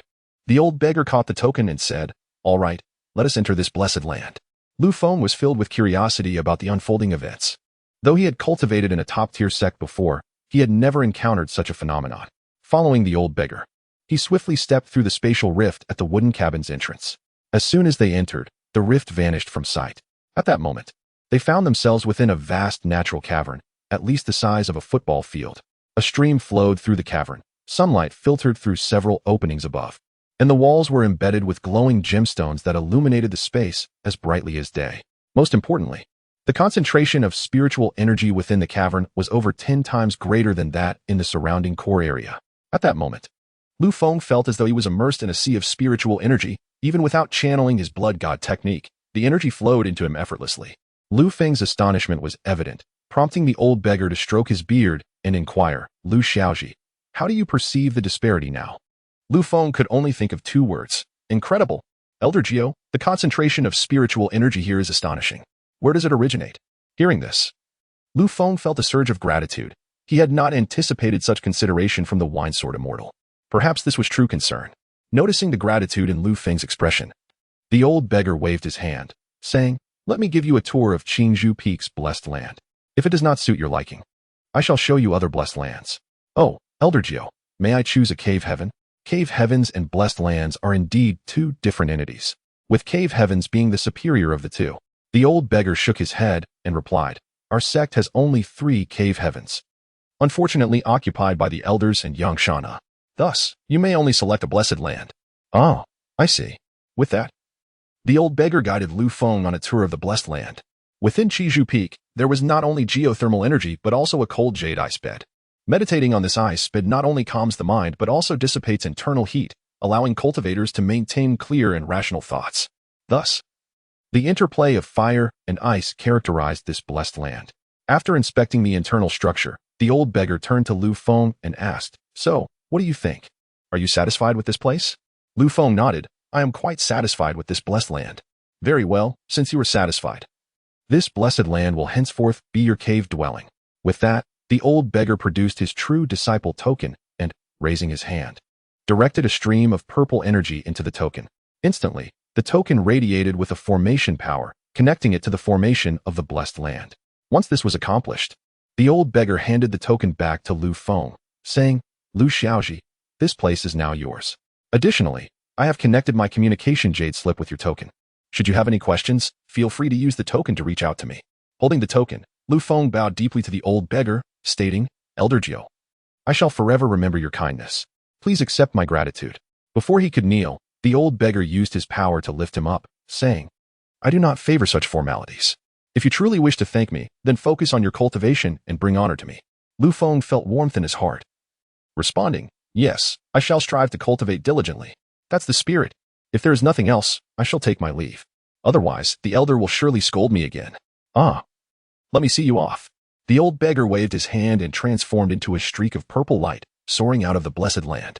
Once he departed, Lu Feng found himself alone within the vast cavern. Reflecting upon his circumstances upon entering the Danxia sect, Lu Feng could not help but marvel at the unpredictable nature of life. Initially, he was merely a forsaken disciple of Yunxiao's sect, even a wanted criminal. Yet now, he had ascended to the status of a true disciple of the Danxia sect, bestowed with a cave of significant spiritual merit as his sanctuary for cultivation. After a moment of contemplation, Lu Feng retrieved the storage ring gifted by the esteemed elder. Inside, He found not only the insignia of a true disciple but also a complete set of disciple robes, a tome, and various cultivation resources. Upon unfolding the robes, he was taken aback, for the ensemble comprised 4 second-tier superior-grade magical artifacts: the Leoli golden crown, the silver and gold robe, the starry frost arm guards, and the cloud-soaring boots. This formidable attire ensured his safety, as long as he did not encounter a golden elixir expert. The benefits offered to true disciples by the Xianxia sect were indeed extraordinary. As he donned the robes, Lu Feng's appearance transformed, rendering him even more handsome and dashing. After changing attire, he examined the tome, which detailed the history and regulations of the Xianxia sect. This reading granted him a clearer understanding of the sect, particularly the distribution rules for cultivation resources allocated to true disciples. According to the records, true disciples could claim corresponding resources at each cultivation stage, available annually. For instance, as a first-layer foundation establishment cultivator, Lu Feng was entitled to receive 10 superior-grade spirit stones, 100 middle-grade spirit stones, and 10,000 inferior-grade spirit stones each year. Beyond spirit stones, he could also obtain 1,000 superior-grade true spirit pills and 300 second-tier medicinal pills. Such an extravagant allocation of resources was beyond Lu Feng's wildest dreams. He then laid out all the cultivation resources from the storage ring, which amounted to precisely a year's worth of resources. Alas, it seemed that this favor was deepening. After inspecting the items bestowed by the esteemed elder, Lu Feng glanced at the storage ring on his finger. While both the storage ring and storage pouch served the function of holding items, the pouch was hardly comparable to a true magical artifact. Moreover, it was relatively easy for outsiders to access a storage pouch, unlike the storage ring. This ring was not only a third-tier magical artifact but also boasted a significantly larger storage capacity, with the crucial feature of being able to recognize its master. Once bonded, it was exceedingly difficult for anyone else to access it unless their cultivation level greatly surpassed that of the original owner, thus erasing the spiritual imprint. Thus, among the items bestowed by the elder, the storage ring was undoubtedly the most valuable. Lu Feng proceeded to examine the storage pouches belonging to the Li family patriarch and 3 disciples of Xianxiao sect. After thorough scrutiny, he discovered 7 second-tier middle-grade artifacts, 5 second-tier inferior-grade artifacts, and a few first-tier superior-grade spiritual tools. Additionally, there were 320,000 inferior-grade spirit stones and some ordinary-grade medicinal pills. When combined with the treasures found in Tang Ming and other storage pouches, he could amass quite a sum of spirit stones. However, Lu Feng was not currently in need of spirit stones, and given that he had just joined the Xianxia sect, he could defer the handling of these spoils. For now, he intended to focus on his cultivation and familiarize himself with the inner workings of the Xianxia sect. As for the dragon blood fruit gifted by Li Tianmu, Lu Feng decided against consuming it immediately. After all, he was not in need of longevity at the moment, and the blood god art was continuously enhancing his physical strength. Thus, it was prudent to keep the fruit in reserve for future necessity. Having accounted for all his possessions, Lu Feng placed some of the more valuable treasures in the system space, while the rest were stored in the storage ring. It was time to embark on his cultivation journey. He was eager to discover what unique advantages awaited him in the auspicious land of Qingzhou Peak. With that thought, he settled onto the icy jade bed, crossing his legs in meditation. Instantly, a refreshing sensation enveloped him. Sensing the bed's efficacy, a smile graced Lu Feng's lips. He then closed his eyes, focusing intently on the rapid cultivation of the blood god art. As he cultivated, the rich spiritual energy around him began to surge into his being. Despite Lu Feng's astonishing absorption rate, the spiritual energy within the cave showed no signs of diminishing. Regardless of how much he drew in, it was swiftly replenished. At this moment, Lu Feng grasped the true power of this auspicious land. It appeared that he could finally devote himself fully to cultivation. With renewed determination, Lu Feng resumed his practice of the blood god art, immersing himself without reservation. Meanwhile, the scene shifted to the Xianxia sect's assembly hall, where more than 20 senior members of the sect gathered. Among them were several high-ranking individuals who had just witnessed Lu Feng's entrance examination. At the head of the assembly sat a middle-aged man clad in a gray robe. Though he bore an unremarkable appearance, he exuded an air of elegance and authority. This man was none other than Feng Qingxian, the sect leader of Xianxia. At that moment, the wine-sword immortal rose and clasped his hands, addressing the leader. Master, Lu Feng's cave has been arranged in the auspicious land of Qingzhou Peak, and it seems he is quite pleased with the location. Feng Qingxian nodded slightly, acknowledging that Qingzhou Peak was indeed an excellent place for cultivation. With this, our sect now boasts 5 true disciples. I trust there are no objections regarding Lu Feng's status? Upon his statement, most attendees expressed no dissent, for they had witnessed Lu Feng's performance during the entrance examination firsthand. Thus, they unanimously supported his acceptance. The few who had not observed his examination dared not oppose the elder's wishes. Consequently, Feng Qingshuan's inquiry was merely a formality. Noticing the lack of objections, the grand elderly Fengling suddenly stood and spoke. Master, esteemed peak lords and elders, it has been over a decade since our sect has seen the emergence of a true disciple. This situation is well known to all. Yet we are powerless to change it. Unlike other cultivation sects, our entrance examination rules have led to the elimination of many exceptionally talented candidates. As a result, the number of disciples in the Xianxia sect has significantly dwindled, and with the stringent requirements for true disciples, we have only selected 4 over the past few decades. With Lu Feng's addition, we now have a mere 5. Li Fengling paused for a moment before continuing. Regarding Lu Feng, I have personally verified his abilities. Both his talent and temperament undeniably qualify him as a true disciple. The only concern lies in his identity. Among the prominent figures present, a few remained unaware of Lu Feng's background, prompting Li Fengling to address the matter specifically. Furthermore, her endorsement of Lu Feng indicated that several elders and peak lords within the sect also recognized his worth. Thus, Lu Feng's status as a true disciple was beyond question, given Li Fengling's considerable prestige within the Xianxia sect. Upon hearing the Grand Elder's remarks, Feng Qingxian inquired, "Oh, sister, you mentioned that Lu Feng's identity presents some complications. Could you elaborate?" In truth, Feng Qingxian had been aware of Lu Feng's situation prior to the assembly and sought to clarify the matter publicly. Li Fengling exchanged a glance with Feng Qingxian, both sharing a barely perceptible smile. Feng Qingxian nodded silently. If that is the case, what trouble could arise from the Xianxia sect accepting Lu Feng? These words illuminated the assembly, revealing the source of the complications. Only then did Feng Qingxian faintly smile, exclaiming, "Hehe, Lu Feng's actions are likely a result of the grievances he harbors from being expelled, which is a natural human emotion that can be understood." Upon hearing the sect leader's words, the crowd immediately grasped the underlying meaning. It was an intention to firmly support Lu Feng, regardless of the threats posed by the Yunxiao sect. At that moment, a middle-aged woman clad in a dark robe rose and clasped her hands in respect, saying, "Sect leader, elder. Although our sect does not boast a large number of disciples, each one has been meticulously chosen, with several inner disciples and direct disciples being the Xiarmi de la Xiarmi. Since the elder believes in Lu Feng's talent and character, why not hold a grand competition among the disciples? If Lu Feng can secure a place in the top 3, then his status as a true disciple will be beyond reproach." Feng Qingxian and Li Fengling turned their gazes towards the speaker, who was none other than Feng Wenqin, the leader of the Xian NV peak of the Xianxia sect. Although Lu Feng's title as a true disciple was conferred by the Grand Elder, earning the respect of his peers required concrete evidence of his abilities. Thus, Feng Wenqin's suggestion was entirely reasonable. Observing this, Feng Qingxian addressed the assembly, inquiring, "What are your thoughts on Feng Peak Master's proposal?" The prominent figures, who had previously witnessed Lu Feng's entrance examination, frowned in contemplation. They firmly believed in Lu Feng's talent and character, yet Feng Wenqin's suggestion was indeed sensible, leaving them at a crossroads. Just as hesitation hung in the air, the Wine-Sword Immortal cast a glance at Feng Wenqin and rose to speak. "Sect leader, Feng Peak Master's suggestion is indeed sound.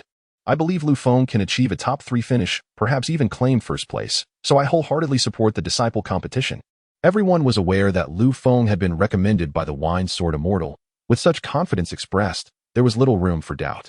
The Grand Elder, Li Fengling, exchanged glances with the Wine-Sword Immortal and nodded in agreement, stating, "Since Feng Peak Master wishes for a competition, let us proceed with it. This will also serve to evaluate our disciples' progress over the years." Seeing the Grand Elder's endorsement, the others voiced their support as well. With no further objections, Feng Qingxian decisively declared, "Since everyone is in favor, we shall proceed as per Feng Peak Master's suggestion. The competition will be held in 1 month. And if Lu Feng secures a top 3 finish, we shall publicly announce his status as a true disciple of our sect."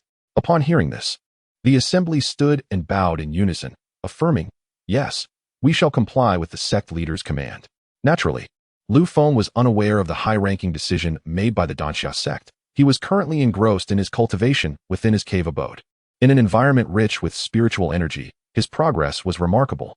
In just 3 days, the spiritual liquid in his dantian had condensed to about half its capacity. At this rate, a few more days of cultivation would enable him to break through to the second level of the foundation establishment stage. At this moment, Lu Feng gradually ceased his training and attuned to the changes within his body. He noticed that as he diligently practiced the blood god art, both his spiritual awareness and physical strength were continuously enhancing. When he initially broke through to the foundation establishment stage, His spiritual awareness could only extend to a distance of 10 zhang. Now, however, it had reached approximately 12 zhang. Besides the enhancement of his spiritual awareness, the transformation of his physical body was also significant. Previously, during the qi refining stage, the changes in his body were not particularly pronounced. But since breaking through to the foundation establishment stage, he felt a considerable increase in his physical strength. However, to validate the extent of his physical prowess, he needed to sustain some injury. After a moment of contemplation, Feng summoned his jade green sword and, without hesitation, swung it at his left arm. The impact produced a sound as the sword met his flesh, leaving a mere white mark on the skin. It should be noted that Feng had exerted 50% of his strength in this strike. Though he did not unleash his full power, his physical strength was considerably greater than that of an ordinary cultivator. Witnessing this, Feng's eyes widened, filled with astonishment. Although he sensed that his physical body had grown significantly stronger, he had yet to comprehend just how formidable it had become. At this moment, he realized the terrifying strength of his physical body, likely comparable to that of a top-tier spiritual weapon. In order to test the limits of his physical defense, Feng increased his strength by another 20% and struck his left arm again. This time, the skin of his arm was cut open, revealing a slender wound.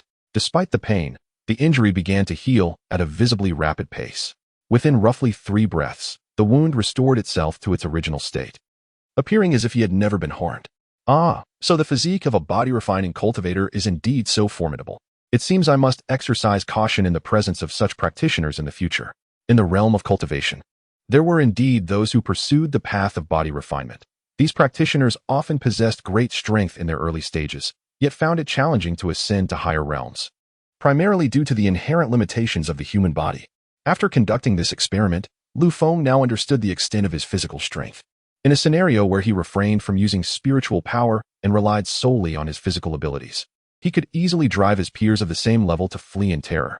In comparison to his physical strength and spiritual awareness, Feng's spiritual power was undeniably the most formidable aspect of his capabilities. I wonder, how much stronger will I become upon reaching the second level of the foundation establishment stage? With that thought, Feng closed his eyes once more, immersing himself in his cultivation. As days passed, time swiftly flew by, and soon 4 days had elapsed. On this particular day, Feng's dantian underwent another transformation, though this change was distinct from that experienced during the qi refining stage. Previously, each advancement in the qi refining stage resulted in a slight expansion of his dantian. Now, having reached the foundation establishment stage, the size of his dantian had already grown to the scale of a woman's fist. However, this time, the size of the dantian did not alter. Instead, the density of the spiritual liquid within had doubled. After sensing the changes within his dantian, Feng proceeded to assess the transformations in his physical body and spiritual awareness. To his astonishment, the range of his spiritual awareness had expanded to 25 zhangs, more than doubling its previous extent. As for his physical strength, Feng felt it was now entirely comparable to that of a top-tier spiritual weapon. Given this rate of growth, what staggering heights could he reach upon advancing to the 12th level of the foundation establishment stage? The mere thought of it ignited a spark of excitement in his eyes. Steadying his mind, Feng closed his eyes once again, returning to his focused cultivation. As time continued to pass, news of the disciple competition within the Danxia sect spread to every disciple. In a short while, both outer disciples, inner disciples, and direct disciples eagerly signed up. While these disciples may not have comprehended the primary objective of the competition, the elders and leaders of the sect were acutely aware.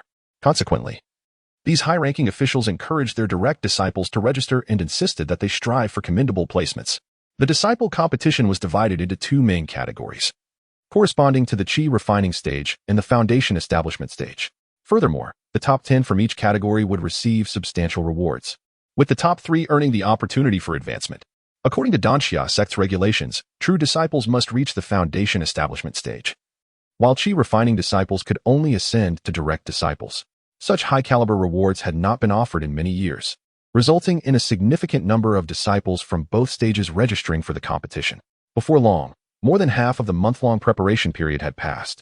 With only 3 days remaining until the disciple competition, Xianxianer suddenly arrived at the auspicious grounds of Qingzhou Peak. Upon her arrival, she directed a surge of spiritual power towards the wooden house. As Feng was immersed in his cultivation within the cave, he suddenly sensed a flicker from his identity token. As he opened his eyes and took out the token, he was taken aback to see a projection emanating from it. The projection depicted none other than Xianxianer standing before a wooden cabin. Why has Sister Zhang suddenly come to find me? Could it be that there is something urgent? Lu Feng's expression revealed his confusion, yet he swiftly departed from his cave dwelling to greet her in person. Upon their meeting, Lu Feng cupped his hands in respect and said, "Greetings, Sister Zhang. May I inquire what brings you here so unexpectedly?" Chapter 71. A Spar with Xianxianer. Xianxianer scrutinized Lu Feng for a moment, and a glimmer of surprise flashed in her eyes. "Ah, junior brother Lu, your cultivation has risen by 2 levels. How impressive." Lu Feng raised an eyebrow, puzzled as to how Xianxianer, who was also at the foundation establishment stage, could discern his cultivation increase at a glance. After all, he had employed the concealment technique, making it difficult for cultivators of the same realm to perceive his true strength. If she could see through his cultivation changes, it meant she had recognized his actual level during their first meeting. "Sister Zhang, how were you able to perceive the changes in my cultivation?" Lu Feng inquired, intrigued. She smiled lightly and replied, "Hee, I possess the innate Linglong eyes, which allow me to see through all illusions and disguises. Now you should understand." At her words, Lu Feng's astonishment deepened. He had indeed heard of the Linglong eyes, known for their ability to pierce through all forms of deception and illusions. With such eyes, it was as if one had obtained the power of X-ray vision, rendering any falsehood transparent. In that moment, Lu Feng realized just how extraordinary his sister was, truly deserving of her title as a direct disciple. Seeing this, Lu Feng expressed his admiration. "Sister, you are indeed remarkable. I am in awe." Xianxiaaudiobooks chuckled. "Oh, this is nothing compared to the abilities of our senior brother. My skills pale in comparison." At this, Lu Feng felt an even stronger sense of astonishment. Clearly, his senior siblings were no ordinary individuals. "Since you have come to Qingzhou Peak, please, allow me to invite you inside for a conversation," he offered. "Yes, please." Soon, the two entered the cave dwelling, where Xianxianer carefully assessed the surroundings and nodded in satisfaction. "The spiritual energy in your cave is quite exceptional. It seems Elder Jiu has truly arranged this with care." Lu Feng smiled and nodded, leading her to a jade table. "Elder Jiu has indeed treated me well. Please, take a seat." Once they were seated, Lu Feng ventured again. "May I ask what brings you here today, sister?" Xianxiaaudiobooks produced a jade token from her storage ring and handed it to him. "This token is your entry pass for the upcoming internal disciple competition. Please keep it safe." With a puzzled expression, Lu Feng accepted the token. "Sister, what does this mean?" Xianxiaaudiobooks proceeded to relay the instructions given by the sect master. "The sect master hopes you can secure a position within the top 3 of the foundation establishment group. Do you feel confident in this?" Lu Feng stroked his chin, deep in thought. From Xianxiaaudiobooks' words, he sensed that there might be individuals in the competition who would pose a challenge to him. If he wished to solidify his status as a true disciple within the Danxia sect, he would need to demonstrate corresponding strength. After contemplating this, Lu Feng replied, "Sister, I am confident in securing a spot within the top 3 of the foundation establishment group. However, I wonder if there are any particularly formidable disciples participating?" "Oh, may I inquire about the 5 individuals?" Lu Feng asked, furrowing his brow. "Are they even stronger than you, sister?" Xianxiaaudiobooks sighed, "Alas, I am only at the 7th level of the foundation establishment stage. If I were to break through to the 9th level, then Li Macho would not stand a chance against me." "I see. And what are the other 4? "The others are Xianxiaaudiobooks, the direct disciple of the Green Cloud Peak Master; Yi Hua, the direct disciple of the Sky Sword Peak Master; Fu Hongtian, the direct disciple of the Transmission Elder; and Murong Zihan, the direct disciple of the Law Elder." Upon hearing these names, a spark of determination flickered in Lu Feng's eyes. "Sister, what are their cultivation levels?" Xianxiaaudiobooks let out a helpless smile. "All 4 are at the 9th level of the foundation establishment stage, and they practice heavenly tier techniques. What do you think of them?" As she spoke, Xianxiaaudiobooks watched Lu Feng's expression, gauging if any hint of fear would arise. However, Lu Feng displayed no sign of trepidation. Although these 5 were indeed powerful, he was now at the 3rd level of the foundation establishment stage and felt no fear even if he were to encounter them. "These 5 have impressive strength. They are top-tier talents in any sect." Xianxiaaudiobooks pressed. "Does junior brother feel he can triumph against them?" Lu Feng nodded slightly. "While I cannot claim to have 100% certainty, I believe I have an 80 to 90% chance." "Oh, is that so?" After all, the strength of these 5 was well recognized among the disciples, and even Xianxiaaudiobooks herself admitted she would not stand a chance against them, let alone Lu Feng, who was only at the 3rd level of the foundation establishment stage. "Higi, if sister does not believe me, perhaps you might consider a sparring match." In truth, the sect master had sent Xianxiaaudiobooks to challenge Lu Feng to gauge his true abilities. Seeing Lu Feng take the initiative to propose a spar, a glint of mischief appeared in Xianxiaaudiobooks' eyes. "Since junior brother is so confident, let us see just how strong you truly are. Then let us step outside for a test." With that, the two flew out of the cave, coming to a standstill in the skies above Qingzhou Peak. Over the past half-month, Lu Feng had completed the refining of the true disciple robes given to him by the Elder, as well as the second-tier premium magic sword, the Fire Cloud Sword, gifted by senior brother Lin Chen. Gazing at Zhang Xianer, Lu Feng once again cupped his hands and said, "Sister Zhang, I ask that you exercise caution in our spar." Zhang Xianer smiled lightly. "Junior brother, do not hold back. I am ready." "Very well. Prepare yourself." With that, Lu Feng raised the Fire Cloud Sword and unleashed a swift strike, sending forth a crimson sword energy. Zhang Xianer's gaze sharpened as she swiftly wielded her silver sword, releasing a silver sword energy in response. The two energies collided with a resounding explosion. After the initial clash, Zhang Xianer's expression shifted as she regarded Lu Feng anew. The power of that red sword energy had been palpable. Had she not exerted 90% of her strength, she might have sustained an injury. Junior brother indeed possesses remarkable skills. In that case, I shall not hold back. Lu Feng smiled slightly. I humbly request your guidance. Chapter 72. The Might of the Nine Heavens Profound Sword. Shocking spiritual power resonates deeply. As Lu Feng's words faded, Zhang Xianer pointed her silver sword skyward, unleashing a formidable sword intent that radiated from her being. The previously clear sky began to darken, swirling with ominous clouds. When the sword intent reached its zenith, Zhang Xianer cried out, "First form of the Nine Heavens Profound Sword, the winds and clouds stir." Flash. With that, a Tinjiang-long silver sword imprint descended from above Lu Feng's head. He looked up to see the terrifying sword might approaching, the force of it causing his garments to billow violently. In that moment, he grasped the vast chasm separating direct disciples of a first-rate sect from those Foundation establishment cultivators he had encountered outside. Take the head of the Li family he had faced before, this strike would have surely slain him on the spot. Even the inner disciples of the Yunxiao sect at the Foundation establishment stage would not come close to matching this level of combat prowess. To execute such a powerful sword technique required not only immense spiritual energy, but also a profound comprehension of sword intent. Recognizing this, Lu Feng swiftly began to channel his turbulent spiritual energy into the Fire Cloud Sword, invoking the third form of the Wind Profound Sword technique, Sword Shadow Spread Wide, Go. As the words fell, a barrier composed of hundreds of sword shadows surged towards the silver giant sword in the sky. In the next instant, a thunderous roar erupted, shaking the heavens. When the two looked again, both the silver giant sword and the sword shadow barrier had vanished without a trace. Witnessing this scene, Zhang Xianer smiled and remarked, "Junior brother, you truly possess remarkable skills. Allow me to unleash another move." With that, she began to gather her sword intent, preparing to execute her second sword technique. The tremendous sound produced from their earlier clash drew the attention of the second senior brother Lin Chen and the fourth senior brother Li Tianmu, who immediately soared out of their cave dwelling. Upon witnessing Lu Feng and Zhang Xianer engaged in a magical contest, they exhibited not surprise, but rather intrigue. "Second brother, who do you think has the upper hand, Zhang senior sister or Lu junior brother?" Li Tianmu inquired of Lin Chen. Li Tianmu chuckled with interest. "Hee, second brother.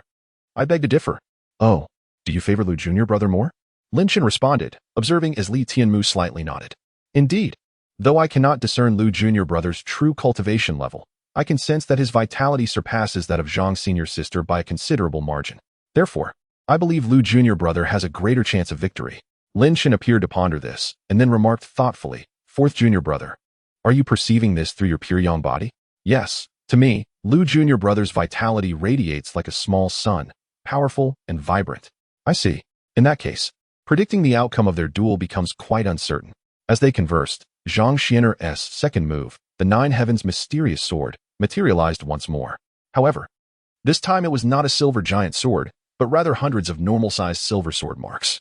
"Junior brother, be cautious. This attack will be exceedingly dense." Gazing at the multitude of sword marks behind Zhang Xianer, Lu Feng merely smiled, saying, "Senior sister Zhang, you truly are impressive. Please proceed." With that, he wielded the Fire Cloud Sword once more, causing a myriad of sword shadows to appear above his head. At that moment, both party sword techniques mirrored each other, exhibiting a style of collective, successive strikes. In swift succession, they both launched their attacks, intertwining the silver sword marks with the myriad of sword shadows, resulting in a cacophony of thunderous explosions that dazzled the eye. Soon, their second round of attacks concluded, yet neither was able to gain the upper hand. Zhang Xianer had already acknowledged Lu Feng's strength, yet being a spar, a victor must be determined. Suddenly, Zhang Xianer positioned her silver sword upright before her and began to weave intricate hand seals. At that moment, dark clouds gathered ominously in the sky. Accompanied by the rumble of thunder, Lu Feng stood opposite, watching as her sword intent coalesced once again, this time considerably stronger than in their previous exchanges. After 3 breaths, Xianxianer looked up at Lu Feng and declared, "Junior brother Lu, if you can withstand this move, I shall concede." Upon hearing this, Lu Feng's expression grew serious, as he sensed a hint of threat from her impending strike. It seemed Xianxianer's third move would be exceptionally formidable. "Very well, let it come," Lu Feng replied, suddenly sheathing the fire cloud sword behind him and standing firm in anticipation of her assault. Not only did Xianxianer furrow her brow at Lu Feng's unusual behavior, but the 2 observing true disciples also wore puzzled expressions. Although Xianxianer had not yet reached the 9th level of foundation establishment, her true combat prowess outclassed that of typical 9th level cultivators, coupled with the 9 heavens mysterious sword being a low-grade heavenly technique. Even a golden core master would not dare to underestimate her. Yet, Lu Feng had chosen to face her with his bare hands, an act that seemed perilously reckless. Despite her uncertainty about Lu Feng's intentions, Xianxianer's sword technique was already poised for execution, leaving her no choice but to strike. With a sudden shout, she unleashed the 5th form of the 9 heavens mysterious sword, the mysterious Thunder Divine Sword. "Go." As she spoke, a massive rift tore through the thunderclouds above, revealing a colossal silver sword mark enveloped in countless bolts of lightning, plummeting downward. Lu Feng, positioned below, could distinctly feel that this strike bore far greater power than her first. Yet, he displayed no sign of trepidation. Slowly, he raised his left hand and reached towards the descending thunderous sword, murmuring, "It is time to test the strength of my spiritual power." With that, Lu Feng clenched his left hand tightly, and a massive crimson spiritual hand materialized above him, easily spanning several dozen zhang, twice the size of the descending thunder sword. Observing this spectacle, Xianxianer, Lin Chun, and Li Tianmu finally grasped Lu Feng's intent. He intended to withstand her heavenly grade sword technique with his own spiritual power. Realizing the potential danger Lu Feng faced, Lin Chen's expression shifted. "This is not good. Lu Feng may be in peril." He prepared to intervene and assist Lu Feng in receiving the strike. However, Li Tianmu suddenly urged, "Second brother, hold on. Did you not sense the terrifying strength of Lu Feng's spiritual hand?" Lin Chen paused momentarily, then looked up at the crimson spiritual hand. In the next instant, his pupils dilated. "Good heavens! It seems I have underestimated Lu Junior brother." As they spoke, the spiritual hand collided with the thunder sword. With a resounding crash, the spiritual hand firmly grasped the descending thunder sword, and as Lu Feng exerted more force, the power within the spiritual hand intensified, effectively immobilizing the struggling thunder sword. The onlookers were left astonished, unable to fathom how effortlessly Lu Feng's spiritual hand had countered the thunder sword's attack. Yet, the unexpected was yet to come. With another powerful grip, Lu Feng's hand crushed the massive thunder sword, resulting in a catastrophic explosion that sent Xianxianer, Lin Chun, and Li Tianmu flying.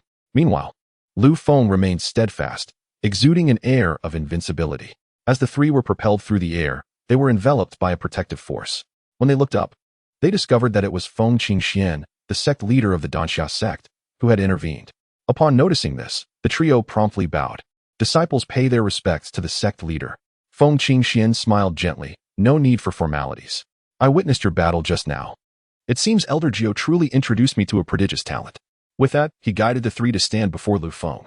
Having never met the sect leader before, Lu Feng felt somewhat at a loss upon encountering the refined middle-aged man. At this moment, Xianxianer spoke up, "Junior brother Lu, this is our Danxia sect's leader, Master Feng." Hearing this, Lu Feng hastily bowed. Disciple Lu Feng pays respects to Master Feng. Feng Qingxian remained silent, scrutinizing Lu Feng closely. Quite impressive. You may rise." "Thank you, Master." Gazing at the middle-aged man before him, Lu Feng sensed no indication of his cultivation or might, resembling more of a scholar from the mortal realm. "Lu Feng, your recent spar with Xianxianer was commendable. Initially, I had some concerns regarding your abilities, but it appears my worries were unfounded." Upon hearing Feng Qingxuan's words, Lu Feng suddenly recalled the man's intention to have him participate in the disciple competition.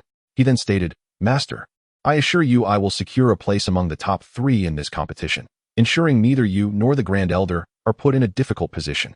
His position as a true disciple had been granted by the Grand Elder, yet maintaining it would rely on his own efforts. Upon hearing Lu Feng's declaration, Feng Qingxian smiled lightly. "Since you understand the importance of the competition, I am at ease. Should you achieve a top 3 finish, I will publicly announce your status as a true disciple." With these words, gratitude blossomed in Lu Feng's heart. He is still being hunted by the Yunxiao sect. To put it bluntly, at this moment, he remains a wanted criminal. Yet, Feng Qingxian intends to publicly acknowledge his status as a true disciple, thereby openly siding with him.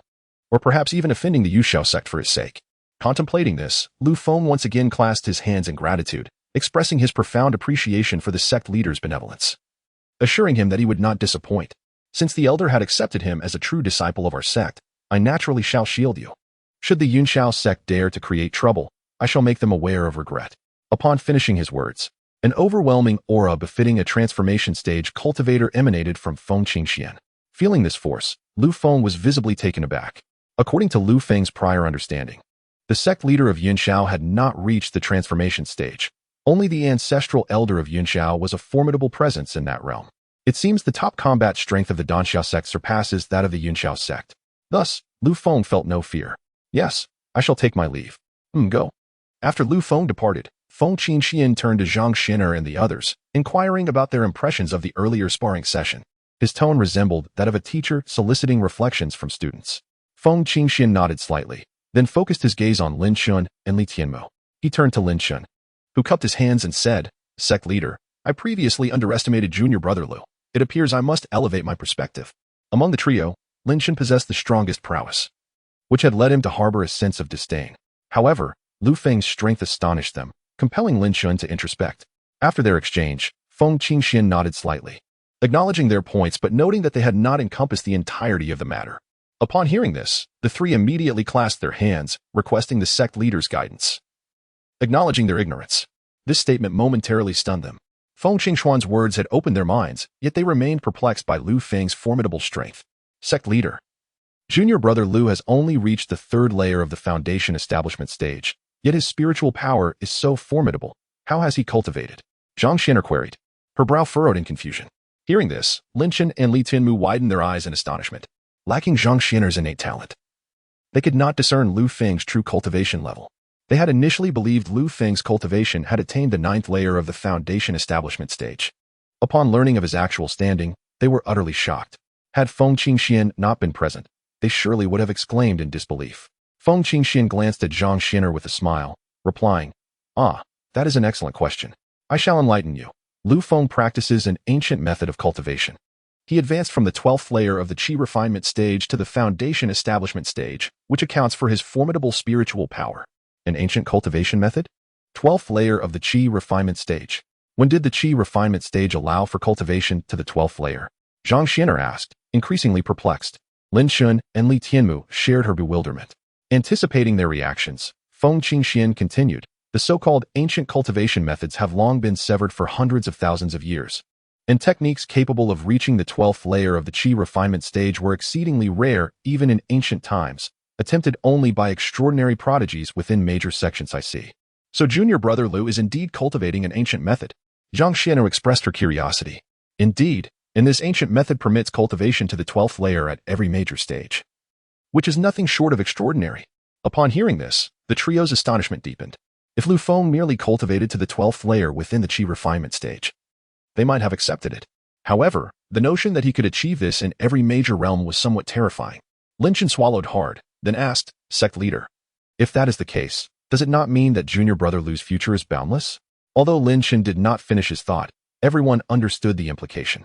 Feng Qingxian nodded silently, affirming, yes, your junior brother Lu's future is immeasurable, but the path of cultivation is mysterious. The opportunities you three may encounter in the future are unpredictable, so you must cultivate diligently and await your moment. Yes, we shall heed the sect leader's teachings. Oh, by the way, you must not speak of junior brother Lu's cultivation circumstances to anyone else, understood? The three nodded in unison, affirming their understanding. Chapter 74, A Hundredfold Return. The competition begins. From the battles observed, it is evident that Zhang Xiner's prowess surpasses that of any foundation establishment cultivator he has encountered.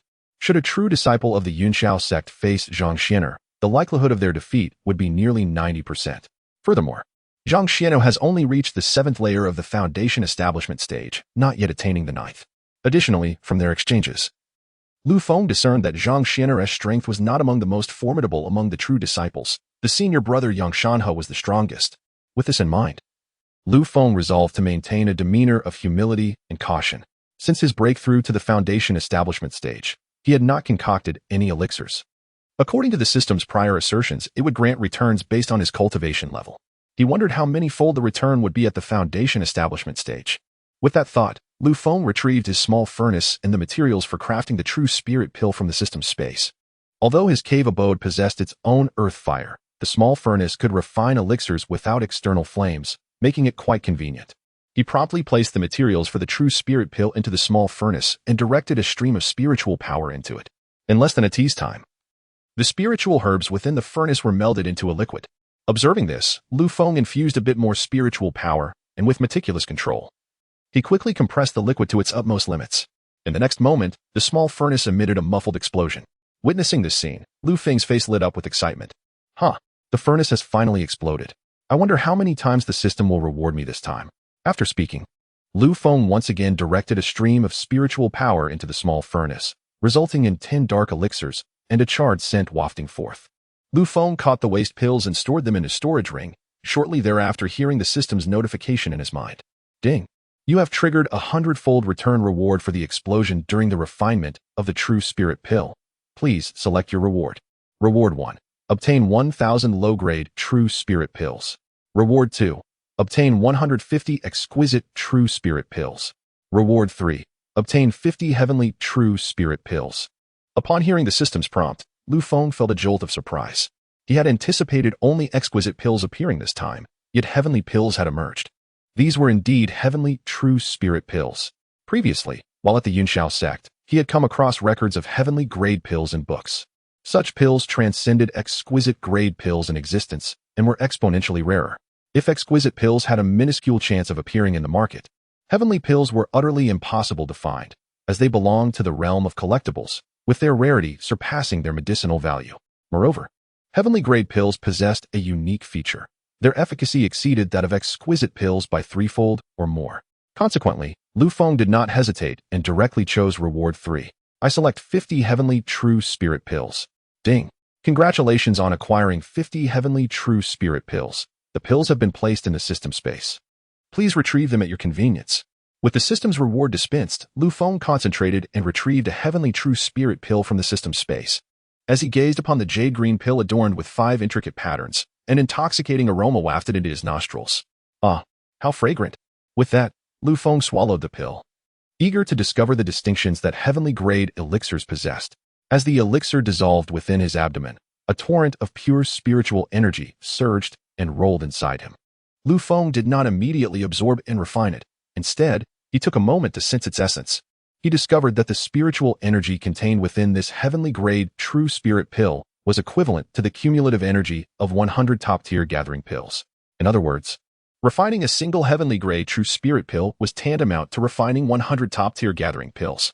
Understanding the significance of this elixir, Feng promptly began to cultivate using the blood god technique to refine the pure spiritual energy within him. In less than a quarter of an hour, he had completely refined the pill. With a sigh of relief, he noted that the refining speed was satisfactory, given his current total spiritual energy. He estimated that he would need about 150 pills to break through to the 4th layer of the foundation establishment stage. Furthermore, he could refine 96 heavenly grade true spirit pills in a single day. Thus, within 3 days, he could achieve a minor breakthrough. With this thought in mind, Feng wasted no time and resumed concocting true spirit pills. No, rather, he continued to explode the furnace. Before long, he had exhausted the 100 batches of true spirit pill materials he had purchased in the Southwind Immortal City. All 100 batches had been dedicated to heavenly grade true spirit pills, and now, his system space held a staggering 4,999 heavenly grade pills. Gazing at the abundance of these pills, a smile crept onto Feng's face. With such a plethora of heavenly grade pills, he should have more than enough to cultivate to the 12th layer of the foundation establishment stage. While his current cave abode was indeed an excellent place for cultivation, it paled in comparison to the speed afforded by the heavenly grade true spirit pills. Without the aid of pills, transitioning from the 3rd to the 4th layer of the foundation establishment stage would take at least half a month. However, with the heavenly grade true spirit pills, the process could be completed in merely 2 days. Given such a significant disparity in time, Feng naturally opted to utilize the pills for his cultivation. Resolute in his decision, he stowed away the small furnace and began his cultivation with the heavenly grade true spirit pills. 2 days later, He successfully broke through to the fourth layer of the foundation establishment stage, spending an additional half-day to stabilize his newfound strength. At this moment, the time for the internal competition had finally arrived. Lu Feng adjusted his attire and mounted his flying sword, heading toward the inner door area. Moments later, he arrived at the inner door region, where disciples hurried about, some soaring through the air on their swords toward a single destination. Observing this, Lu Feng followed suit, arriving at a vast valley. This is the martial arts arena. As he gazed down at the expansive arena, astonishment flickered in Lu Feng's eyes. Just then, a voice echoed in his mind. Lu, come this way. Following the sound, he saw the wine sword immortal seated on a terrace, waving him over. Without hesitation, Lu Feng flew over. During his flight, Lu Feng noticed the arena was teeming with people, and the nearby viewing terraces were filled with golden core and nascent soul experts. It seemed that the prominent figures of the Xianxia sect were keenly interested in this competition. Moments later, Lu Feng landed before the wine sword immortal and several others. Bowing respectfully, esteemed elders, this disciple Lu Feng pays his respects. Seated on the terrace alongside the wine sword immortal were the Grand Elder and Sun Yin, among others. Upon seeing Lu Feng, smiles broke out across their faces. The wine sword immortal boisterously inquired, Lu, what place do you aim to secure in this competition? At this moment, the Grand Elder spoke slowly. Lu Feng, it is commendable that you have such ambitions. However, among the contestants in the Foundation Establishment Group, there are many talented disciples. Prepare yourself mentally. Lu Feng nodded slightly. Indeed. Thank you for the reminder, Grand Elder. I will take heed. Good, as long as you understand. Now, take a seat here and observe. After the Qi refinement group has concluded, it will be your turn. Understood. Shortly thereafter, a servant brought a chair for Lu Feng, who settled comfortably and began to observe the unfolding competition. The internal disciple competition commenced with the Qi refinement group, serving as a warm-up for the subsequent matches. Not long after Lu Feng sat down, an elder clad in a black robe ascended above the arena and announced the official start of the Qi refinement group competition, which consisted of one-on-one elimination matches, followed by a top 10 arena contest and a final points ranking match.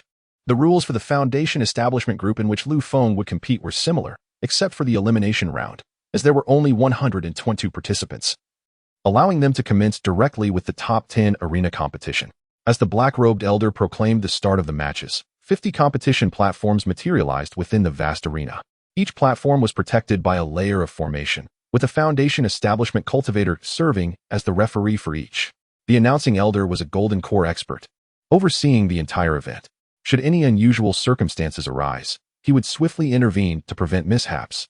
As the matches commenced, the Qi refinement disciples of the Xianxia sect began to take the stage. After observing for a while, Lu Feng found the battles at the Qi refinement level insufficient to capture his interest. Although he had only recently broken through to the Foundation Establishment stage himself, he perceived the Qi refinement battles as mere childish play. While a few disciples exhibited notable prowess, they appeared to him as nothing more than older children in a scuffle. Thus, the Qi refinement group matches persisted for 3 hours before concluding, with a youth named Yuan Ping claiming the first place. Not only did he possess the cultivation of the 9th layer of the Qi refinement stage, but he was also an inner disciple of the Xianxia sect. According to the competition rewards, he would receive a second-tier premium magic weapon and qualify for a promotion. Ultimately, Yuan Ping was taken as a personal disciple by the second elder, Sun Yin. Observing Yuan Ping standing behind Elder Sun Yin, Lu Feng merely smiled faintly. At that moment, the wine sword immortal turned to Lu Feng and said, Lu, it's almost your turn. Be sure to perform well. Yes, Elder Wine, rest assured. I shall not disappoint you. As he spoke, the wine sword immortal cast a sidelong glance at Sun Yin, aware that if Su had taken Yuan Ping as his disciple, Lu Feng was expected to achieve commendable results in the Foundation Establishment Group to maintain their honor. Otherwise, Sun Yin would undoubtedly use it to tease the wine sword immortal. Very well, go on. With that, Lu Feng bowed to the wine sword immortal and the Grand Elder, then soared toward the competition arena. Just then, a dark, shimmering light descended from the sky, landing above the martial arts arena. As the crowd looked up, they revealed expressions of reverence. We pay our respects to the sect master. The figure was none other than Feng Qingxian, the sect master of the Xianxia sect. Upon seeing everyone bow, Feng Qingxian raised his hand and said, Please rise. I am quite interested in this competition, so I thought I would come to observe. Do not mind me. Continue with the competition as scheduled. Having spoken, Feng Qingxian descended onto the terrace where the Grand Elder was seated. The Grand Elder promptly vacated the main seat, inviting the sect master to take his place. Once everyone was seated, A brown-haired elder soared into the air above the arena and amplified his voice with his magical power. Fellow disciples, I am the third elder, Xianxiai, responsible for presiding over the Foundation Establishment Group competition. According to the rules, the first round will be the top 10 arena contest, lasting 1 hour. At the end of this time, the 10 remaining disciples on the platforms will be deemed as having advanced. Let the matches begin. With that proclamation, the vast martial arts arena suddenly unveiled 10 enormous platforms, each enveloped in a golden formation to shield the clashes within from affecting the surroundings. The third elder, Xianxiai, being a nascent soul expert, was more than qualified to serve as the chief judge for this event. As the three elders announced the commencement of the competition, numerous figures soaring on their swords swiftly converged upon the 10 arenas. In mere moments, all 10 platforms were brimming with participants. However, this round of the competition was a challenge match, allowing any disciple from the Foundation Establishment stage to challenge others on the platforms at will. Thus, the contest was not about who could occupy the stage first, but rather who could endure until the very last moment. With the platforms now occupied, several disciples of the Foundation Establishment stage began to ascend and issue challenges. Initially, most of those stepping onto the stage were disciples from the early to mid-Foundation Establishment stage, which did not pique Lu Feng's interest. He was awaiting the appearance of true powerhouses from the Foundation Establishment stage. As time passed, half an hour later, a cultivator from the late Foundation Establishment stage finally took to the stage. Once this level of disciple appeared, the previously competing disciples were swiftly defeated. The earlier challengers, from the early and mid-Foundation Establishment stages, could only acknowledge their inferior strength. In fact, there were not many late Foundation Establishment disciples within the Danxia sect, only 26, including those at the 9th level of Foundation Establishment. Observing the increasingly formidable competitors, Lu Feng felt his own fighting spirit rising. At that moment, a contestant on the first platform was just defeated, and without hesitation, Lu Feng leapt onto the arena. The victorious disciple was an inner sect disciple at the 8th level of Foundation Establishment. Upon seeing Lu Feng, he furrowed his brow and asked, "Who are you? I do not recall ever seeing you before." The disciples of Danxia sect were not numerous. Combined, the outer and inner sects numbered only a few thousand, making it easy to recognize each other. Yet, as this was Lu Feng's first appearance before these disciples, they naturally did not know him. Lu Feng clasped his hands and introduced himself. "I am the newly appointed 5th true disciple, Lu Feng. I look forward to your guidance, junior brother." Upon hearing Lu Feng's name, the other disciples' eyes gleamed with recognition. "Oh, so you are the new true disciple. I am Feng Hu, honored to meet you." "Senior brother Lu." The status of a true disciple naturally surpassed that of an inner sect disciple, and Feng Hu was obliged to address Lu Feng as senior brother. Lu Feng nodded slightly. "Well then, since we are acquainted, let us begin." "Indeed, senior brother Lu, please offer your guidance." Though Feng Hu spoke respectfully, an aggressive glint shone in his eyes. As soon as he finished speaking, he raised his hand and unleashed a sword strike. A swift surge of white sword energy hurtled towards Lu Feng. Calmly, Lu Feng flipped his hand, summoning the flame cloud sword, and executed a horizontal slash, instantly shattering the white sword energy with a crimson force. Feng Hu seemed to have anticipated this, and his fighting spirit intensified. "Senior brother Lu is indeed formidable. I shall have to get serious." Lu Feng remained composed, beckoning, "Then come forth." With narrowed eyes, Feng Hu swiftly closed the distance between them. When they were merely 10 meters apart, he suddenly darted to the left, simultaneously launching 3 talismans towards Lu Feng. Lu Feng's gaze sharpened. He recognized the 3 talismans as red, yellow, and purple. With a flick of his finger, 3 flames erupted from his hand, his top-tier mystic art, the true fire technique. Upon contact, the flames exploded, and the purple talisman emitted a noxious gas. Fortunately, the talisman did not detonate near Lu Feng. Otherwise, he would have been enveloped by the toxic fumes. As Feng Hu's assault was neutralized, he pressed his hands against the arena and bellowed, "Earth Dragon Technique. Bind him." In the next instant, a 5 to 6 zhang-long earthen dragon surged forth from the ground of the arena, lunging toward Lu Feng. Just as the Earth Dragon was about to collide with him, countless sword lights materialized around it. Second style of Wind Mystic Sword technique, sealing heaven and locking earth. Slash. Witnessing this, Feng Hu's eyes widened in astonishment. While he was still reeling from shock, Lu Feng raised his hand and unleashed 3 red sword energies. Although Lu Feng did not employ his full strength, it was sufficient to overwhelm Feng Hu. Despite being taken aback by Lu Feng's prowess, Feng Hu swiftly erected a black shield to defend against the incoming sword energies. As the first red sword energy struck the shield, it caved in. Yet the shield still retained some defensive capabilities. However, the second sword energy followed swiftly, cleaving the shield in 2. The third sword energy then struck Feng Hu directly in the chest, sending him hurtling backward, blood spewing forth. Cough. How is this possible? My earth shield was shattered. Feng Hu, on the ground, stared in disbelief at the bisected black shield. It was a second-tier mid-grade magical item. Yet it could only withstand 2 strikes against Lu Feng's sword energies. Observing Feng Hu's astonished expression, Lu Feng was about to launch another wave of sword energies when Feng Hu spoke again. I concede. Upon hearing this, the Golden Core Realm referee, standing beside the first platform, leaped onto the stage and declared, in this match, Lu Feng is the victor. With a smirk, Lu Feng twirled his sword and smiled. Ha! Thank you, junior brother Feng.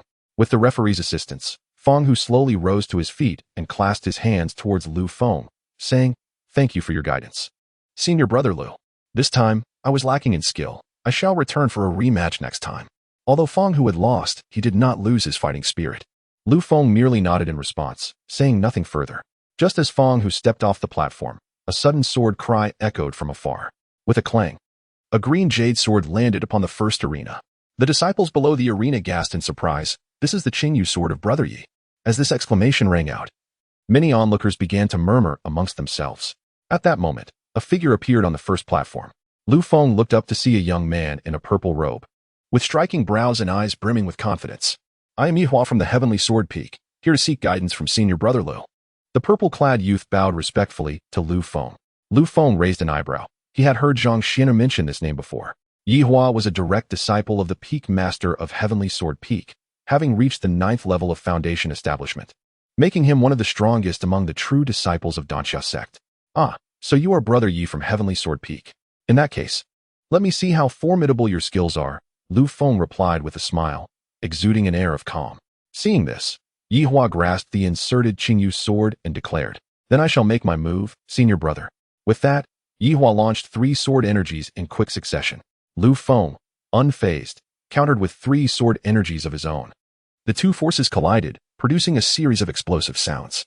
Just as they engaged, Linchen, Zhang Xianer, and Li Tianmu arrived at the martial arena, riding their flying swords. Li junior brother, this is your fault. If you hadn't insisted on sparring with me, we wouldn't have missed the Qi Refining Group's competition.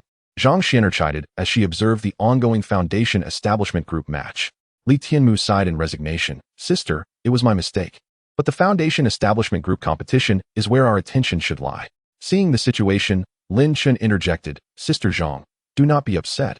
After all, our main purpose was to observe junior brother Lu's performance. We are already familiar with the strengths of others within the sect, so it matters little whether we watch or not.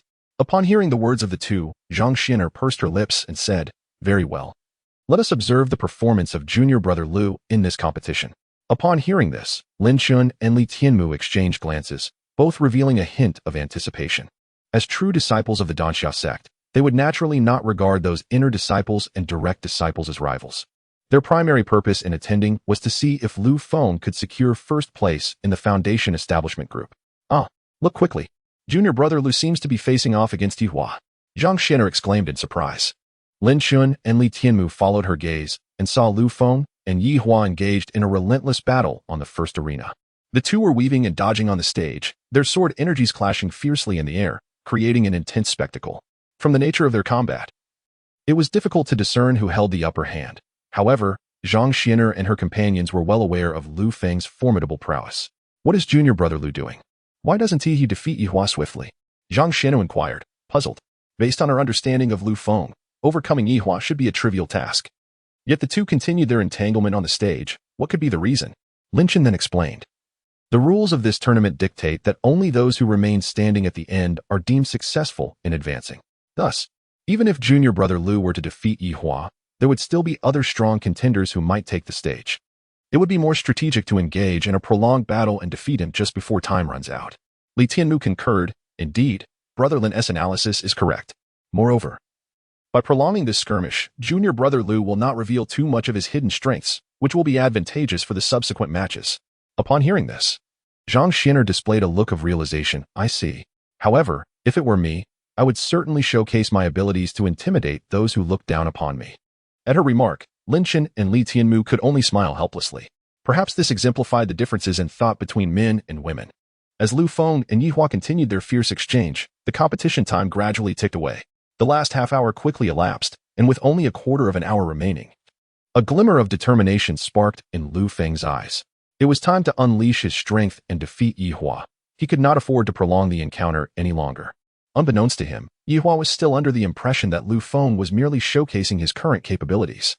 Just as Yihua prepared to unleash his ultimate move, the red sword energy shooting toward him suddenly intensified. With a swift motion, Yihua struck out, his azure sword energy colliding with Lu Feng's. However, in the next moment, the red sword energy failed to be completely deflected, and with a swish, it sent Yihua flying. Fortunately, he was protected by a second-tier defensive artifact, sparing him from injury.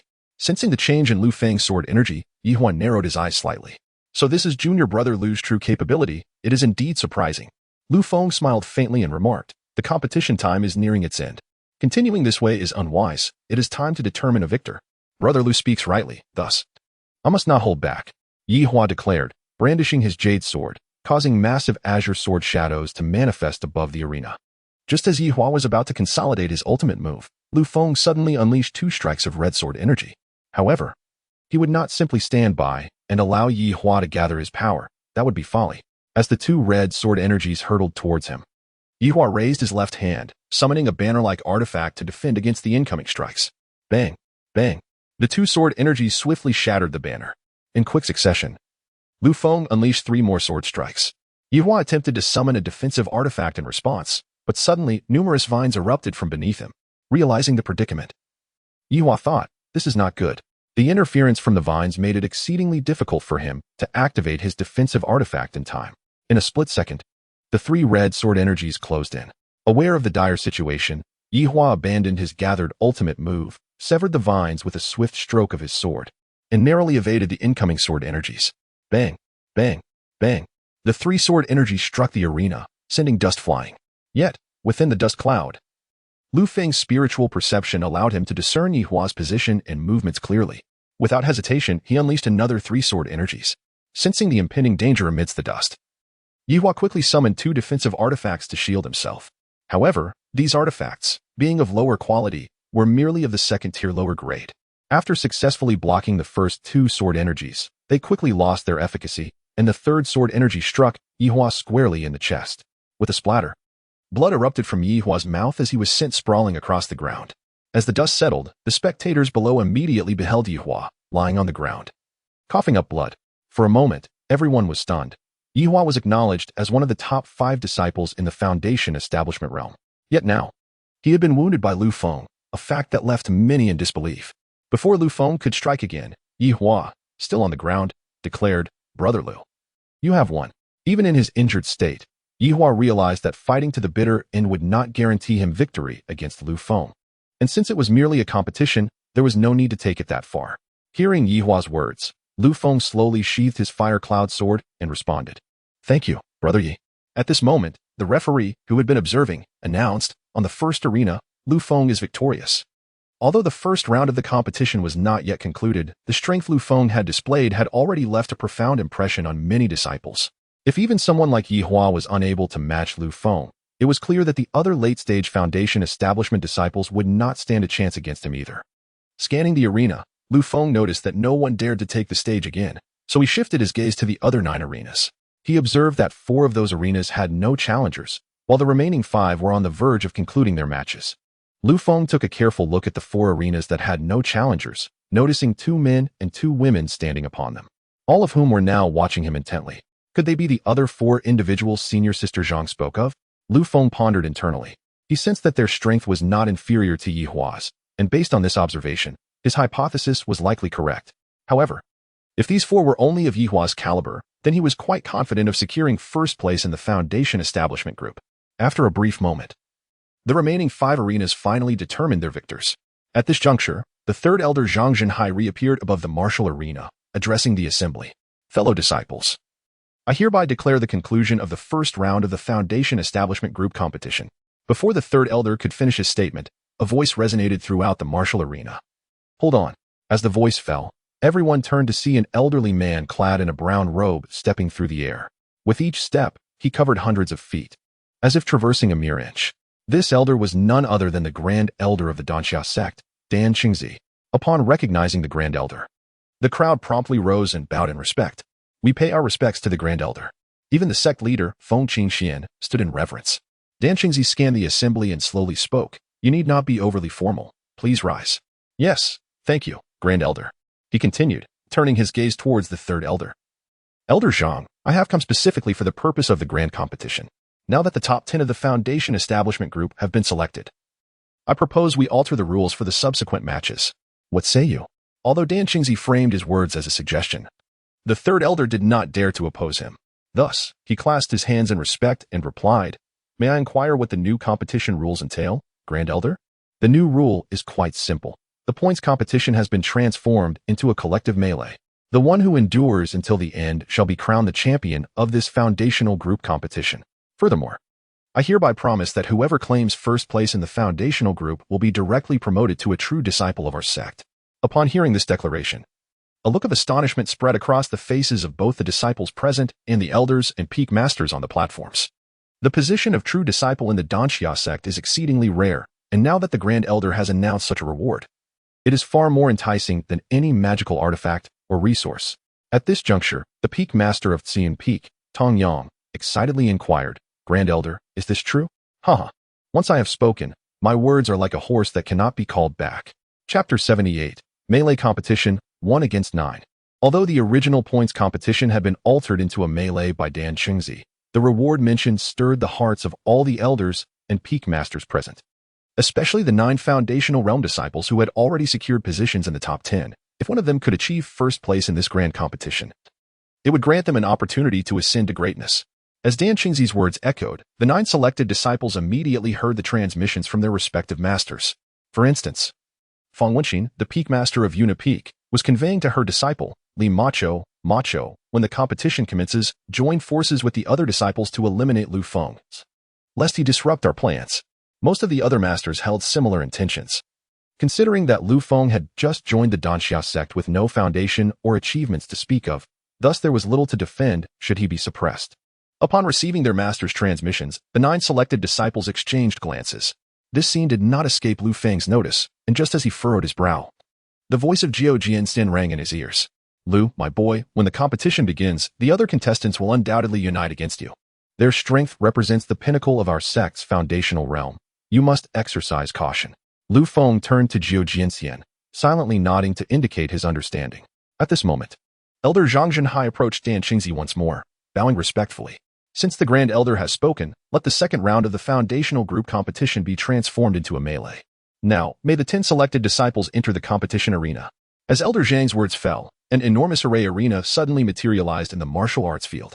This arena dwarfed the previous 10 combined, certainly providing ample space for all 10 of Lu Feng's opponents to engage in combat. The appearance of the array arena sent waves of excitement through the observing disciples nearby. Compared to the one-on-one points competition, this melee promised greater spectacle and a more visceral experience of the brutality of battle. As the competition venue manifested, Li Macho and the others swiftly took to their flying swords and entered the arena, with Lu Feng following suit. Once all 10 participants were present, an unusual phenomenon became apparent. Li Macho and her 9 companions positioned themselves on one side of the arena, leaving Lu Feng isolated on the opposite side. It was evident that Li Macho and her cohort intended to join forces against Lu Feng, aiming to eliminate him first. Observing this scene from the platform, Jiao Jianxin stood up in outrage. What does this mean, Peak Masters Feng and Tong? Do you intend to gang up on him 9 against 1? This is utterly despicable. In response to Jiao Jianxin's furious outburst, Feng Wenxin and the others feigned indifference, appearing unconcerned. Witnessing this, Jiao Jianxin fumed with frustration, while the sect leader, Feng Qingxian, calmly interjected, Elder Jiao, do not be enraged.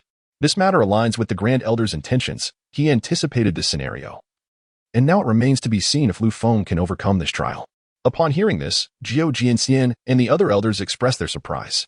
Jiao Jianxin, with a furrowed brow, questioned, Sect leader, what does the Grand Elder intend? Surely, there are better ways to assess Lu Feng's capabilities.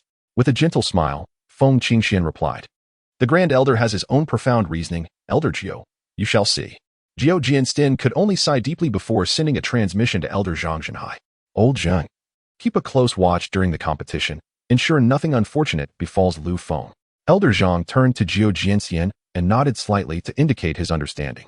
With this reassurance, Jiao Jianxin felt a modicum of relief.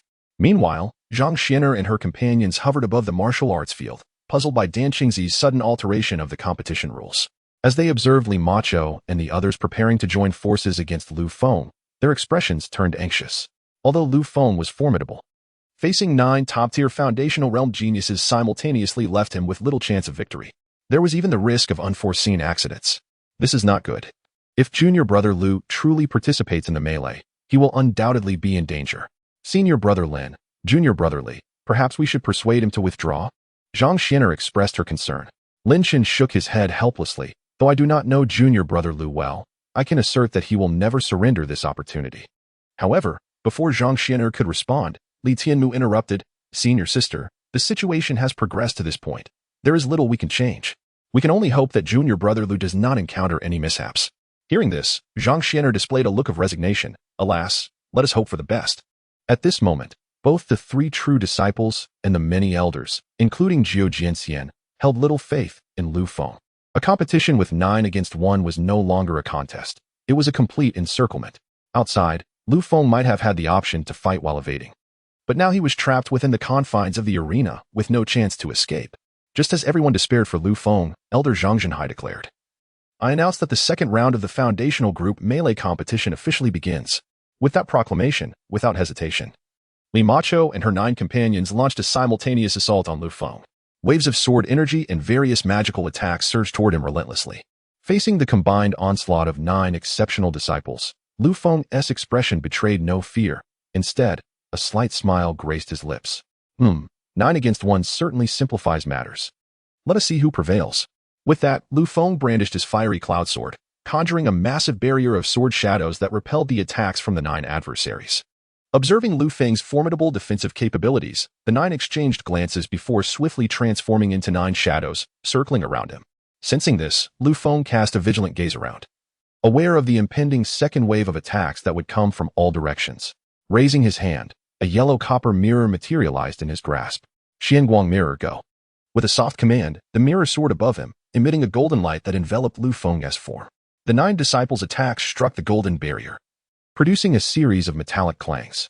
Yet, the protective aura surrounding Lu Feng remained intact, merely dimming slightly. This Xianguang mirror was a gift from Zhang Xian'er, a second-tier superior magical artifact. Under Lu Feng's formidable magical prowess, its defensive capabilities soared. Upon witnessing this, Li Macho immediately urged, brothers and sisters, increase the intensity of your attacks. That mirror cannot withstand for long. Understood. Chapter 79. One must know the aspirations of youth, once promised the pinnacle of the world. With this command, the 9 disciples intensified their assault, unleashing an overwhelming barrage upon the golden light of the mirror. The relentless cacophony of metal clashing rendered Lu Feng's figure within the golden glow nearly invisible to the spectators. This was no mere competition. It was a merciless siege against Lu Feng. Amidst the resplendent golden light, Lu Feng, though refraining from immediate retaliation, meticulously gauged the true prowess of the 9 adversaries before him.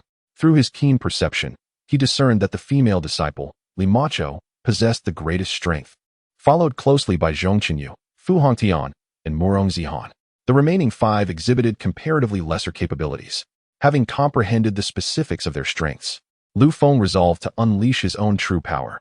He stowed the fiery cloud sword within the system's space, and with his palms pressed together, began to cultivate the spiritual energy within him. Just as the golden light from the bronze mirror was on the verge of dispersing, 9 crimson spiritual energy hands erupted forth from the luminous glow. These hands expanded swiftly, transforming into colossal appendages of several dozen zhang in size. Observing the spectacle, Li Macho and her companions furrowed their brows, sensing the immense might emanating from these hands. Should these appendages launch an assault, it was likely that few among them could withstand the onslaught. As the 9 furrowed their brows, a voice resonated from within the golden light. After your incessant attacks, it is now my turn. Be subdued. With this declaration, the 9 massive spiritual hands surged toward them. In response, Li Macho and her companions unleashed their assaults upon the hands. Various sword lights and spells collided with the appendages, inflicting some damage. However, the hands instantly restored themselves and continued their advance. Damn it! Li Macho cursed inwardly, realizing that unless they could obliterate these colossal hands in a single strike, they would remain unyielding. But given their current strength, shattering such formidable spiritual constructs was an impossible endeavor. As the hands drew closer, Li Macho and her allies resorted to their ultimate techniques, launching their most powerful strikes against the spiritual hands. Boom, boom, boom. The combined might of the nine erupted, filling the arena with thunderous detonations. Dust clouds billowed, obscuring the scene for many disciples in the Qi refinement stage. As the dust settled, it became evident that the spiritual hands had only sustained minor damage and showed no signs of dissipating. In midair, Lu Feng flipped his hands, summoning a tremendous surge of spiritual energy toward the hands. In the blink of an eye, the nine spiritual hands returned to their original state. Meanwhile, Li Macho and her companions were panting heavily, clearly drained from their previous efforts. Noticing this, Lu Feng issued another command: continue to be subdued. At his words, the nine spiritual hands lunged once more at Li Macho and her allies. Witnessing this scene, the onlookers outside expressed their astonishment. Elders and leaders seated on the terrace rose in unison, astonished by the spectacle. Even Elder Jiu, with a look of disbelief, remarked, "What is happening with this Lu? How can he wield such astonishing spiritual power?" The leaders of Yinu Peak and Xian Peak, Feng Wenxin and Tong Yang, respectively, mirrored his surprise. How has this child cultivated to produce such a vast wave of spiritual energy? This is beyond human capability, Feng Wenxin exclaimed in shock. Tong Yang added, "This type of spiritual energy is unprecedented for me. It seems the elder has once again triumphed in his gamble." At that moment, Zhang Xianer, hovering above the arena, joyfully exclaimed, "Lin Shixiang, Li Shidi, look! Lu Shidi has turned the tables. He is extraordinary." Lin Shen and Li Tianmu, initially taken aback, soon revealed expressions of delight. "Indeed, Lu Shidi has reversed the situation." Lin Shen smiled. "I never anticipated Lu Shidi's spiritual power would be so formidable. I am left in his shadow." Li Tianmu chuckled. "Lu Shidi's power likely rivals that of our senior brother. We are indeed inferior." Zhang Xianer, suddenly enlightened, chimed in, however. "Lu Shidi's potential is not lesser than that of our senior brother." Lin Shun and Li Tianmu readily agreed with this sentiment. As the crowd marveled, the nine spiritual hands descended upon Li Macho and her companions. Yet, they were not to be easily subdued. Each summoned their defensive treasures to shield themselves. However, the giant hands captured both the disciples and their treasures, shattering them under the immense force. Several disciples could not withstand the pressure and coughed up blood on the spot. As the situation grew dire, Li Macho gazed up at Lu Feng, who, impervious to their plight, appeared as a divine warrior, his silver robes billowing in the wind, utterly dismissing them as threats. "I shall remember you, Lu Feng." Li Macho, recognizing the embodiment of true strength, resolved not to succumb to despair. If she could not contend with him in the foundation establishment stage, she would bide her time until her advancement to the golden core stage. At this juncture, Lu Feng looked down upon the nine, coolly inquiring, "Do you concede?"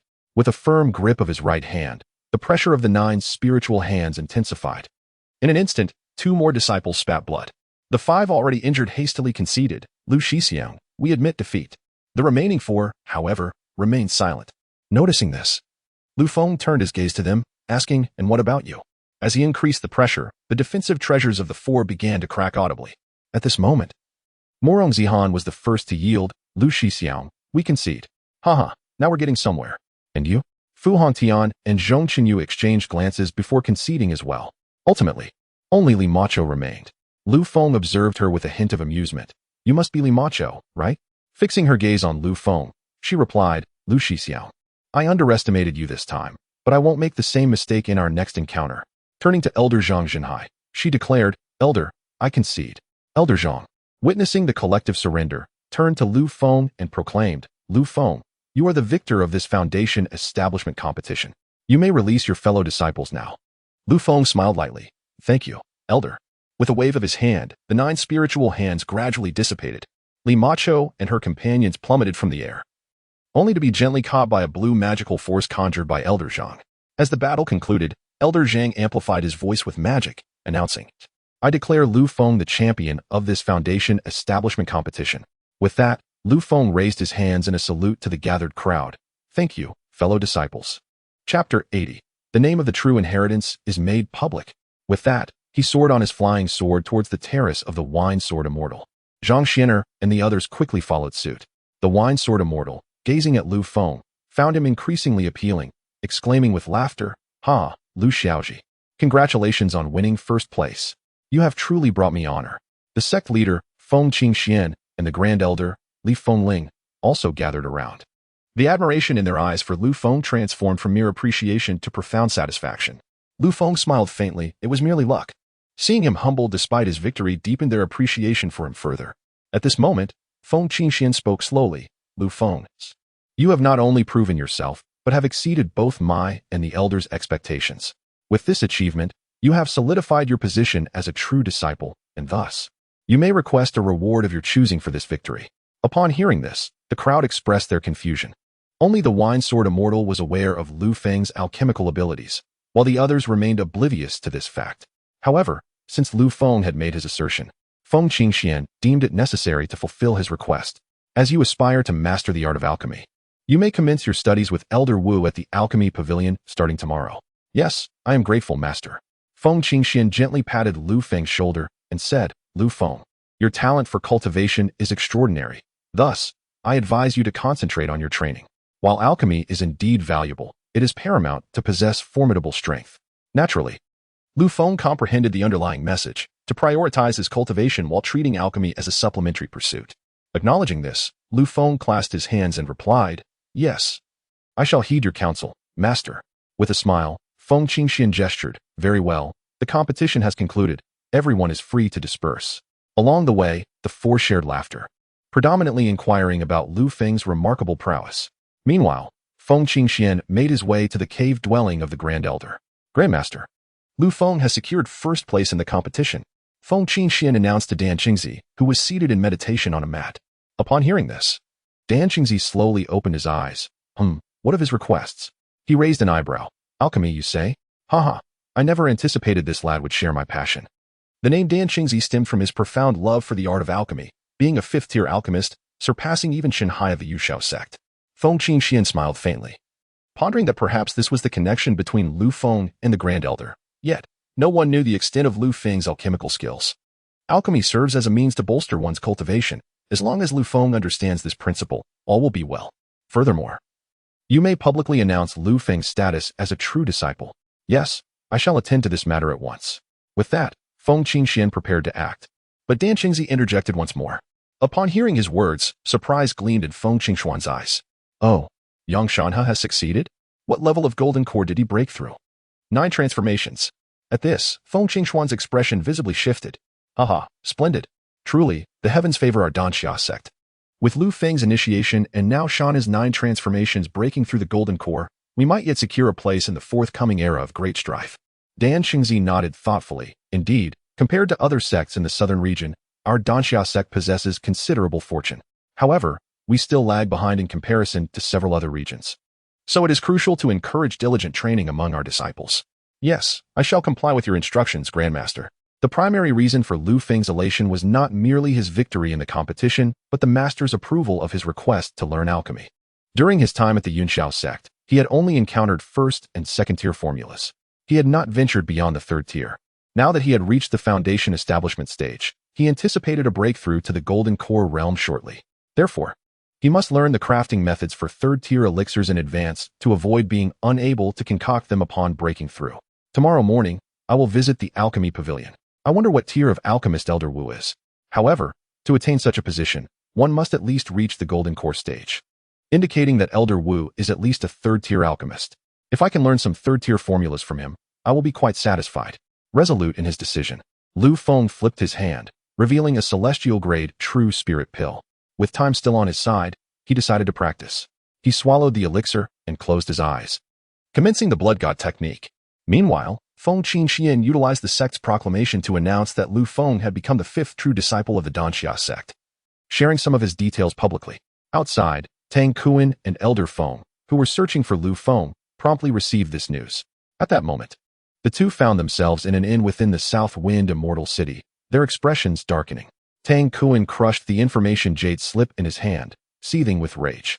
Damn Lu Feng, he has chosen to ally with the Danxia sect. His actions are tantamount to betraying his master and clan. Chapter 81. The Attitude and Response of the Yunxiao Sect. Observing Tang Kuan's fury, Elder Feng spoke slowly. I find nothing strange about Lu Feng's defection to the Danxia sect. What puzzles me is why such an established first-rate sect would publicly acknowledge him as a true disciple. Upon hearing this, Tang Kuan, consumed by anger, faltered momentarily. His wrath had clouded his judgment, preventing him from grasping the implication of Elder Feng's words. Elder Feng, Are you suggesting that the Danxia sect's announcement of Lu Feng's true disciple status indicates they are prepared to face our Yunxiao sect's wrath? Elder Feng nodded silently. Indeed. The Danxia sect's bold declaration of Lu Feng's identity signifies their allegiance to him, or at the very least, their indifference to offending our Yunxiao sect. Hearing this, Tang Kuan's eyes narrowed. The actions of the Danxia sect were beyond the capacity of a mere vice hall master to handle. Elder Feng, what should we do now? Should we truly confront the Danxia sect to demand him back? Elder Feng shook his head with a bitter smile. With our golden core cultivation, we likely wouldn't even breach the gates of the Danxia sect, let alone demand anything. Then what do you propose? Tang Kuan's face betrayed his urgency. He had been tasked with capturing Lu Feng. However, the Danxia sect's actions complicated his mission significantly. Though reluctant, Tang Kuan could only nod in resignation. Alas, it seems we have no choice but to proceed as such. Meanwhile, within the conference hall of the Yuxiao sect, several formidable beings at the nascent soul stage were gathered, including Chen Hai, the master of the Danding Peak, and Yi Xianming, the master of the Xianjian Peak. At the head of the assembly sat Mo Wentian, the sect leader. Mo Wentian scanned the room, casting a deliberate glance at Chen Hai before addressing the assembly. Esteemed colleagues, I have summoned you all to discuss how we shall respond to the matter of our wayward disciple, Lu Feng. As he spoke, many in the hall displayed expressions of confusion. The name Lu Feng was familiar to them. He had been Chen Hai's direct disciple, but was expelled from the sect months ago for repeated violations of sect rules. The powerful figures were unaware of the subsequent events involving Lu Feng, hence their puzzled expressions. Observing their reactions, Mo Wentian continued, after being expelled from our sect, Lu Feng, for reasons unknown, has regained his cultivation and even killed 9 of our disciples within the Lonling secret realm. This revelation elicited astonishment from the assembly. A discarded disciple, having lost his cultivation, had somehow regained it within a few months and killed 9 of their own. Such an occurrence was unprecedented. At this juncture, the third elder, Luo Hua, stood and bowed, asking, Sect leader, since this Lu Feng has dared to slay our disciples, it is likely due to resentment from his expulsion. I propose we issue a bounty for his capture. Upon his suggestion, Mo Wentian raised his hand, and a jade slip soared into the hall, beginning to broadcast the Danxia sect's announcement. As the proclamation concluded, many high-ranking members displayed expressions of shock. Hearing this, third elder Luo Hua immediately frowned. Sect leader, the Danxia sect is aware of Lu Feng's identity yet still dares to accept him as a true disciple. This is a blatant provocation. Following his statement, several other high-ranking members voiced their agreement.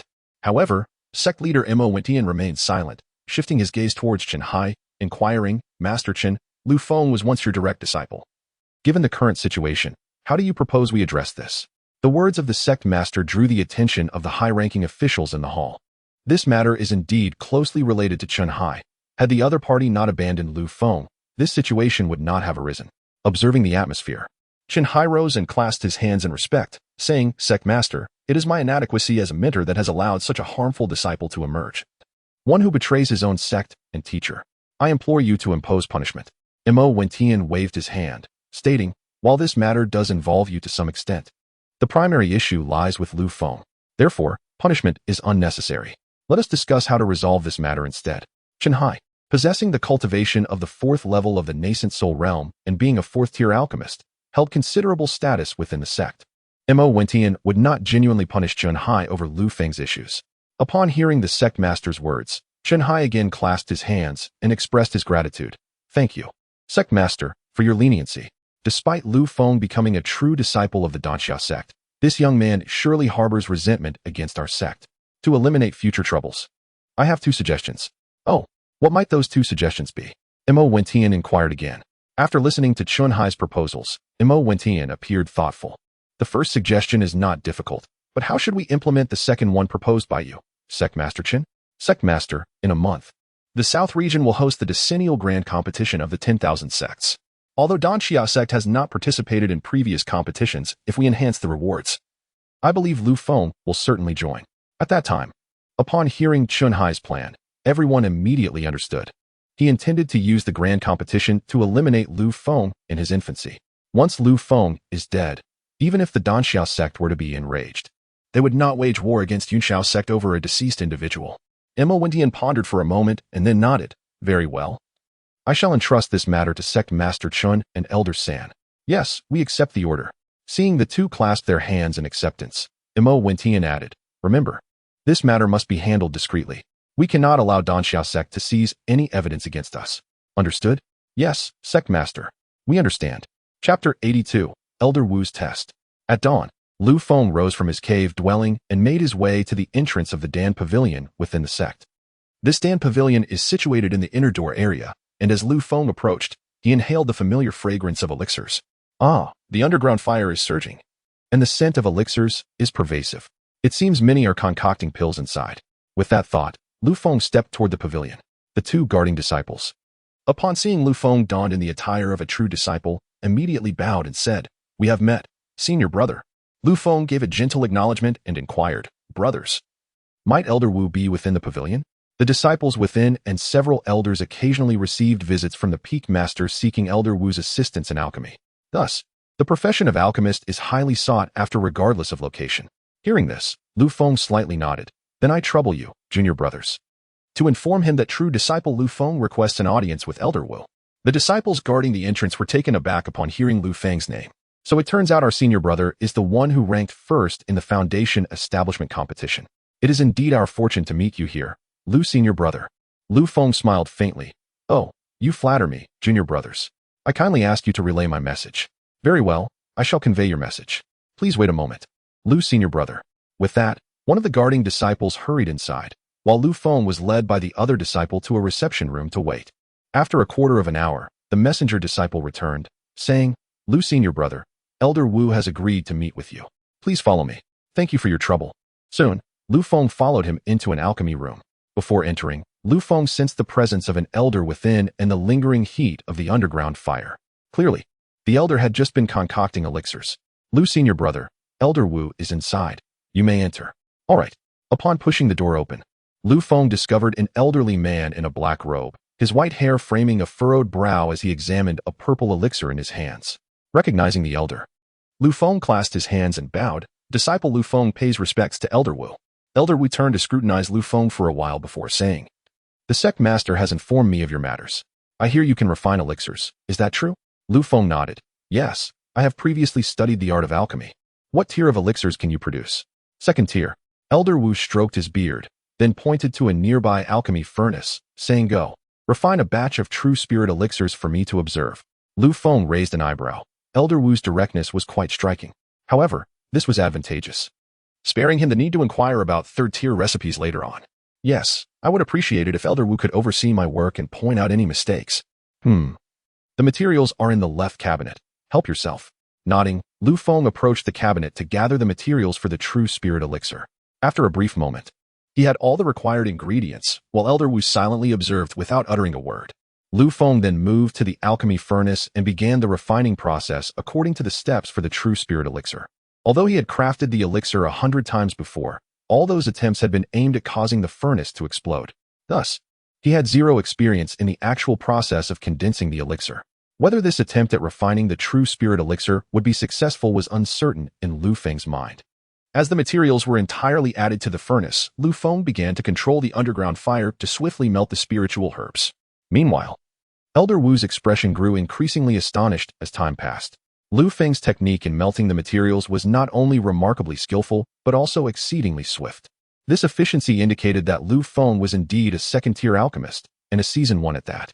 In just 15 minutes, Lu Feng had melted all the materials into a liquid essence. This rate of refinement exceeded that of a third-tier alchemist, filling Elder Wu's eyes with delight and admiration.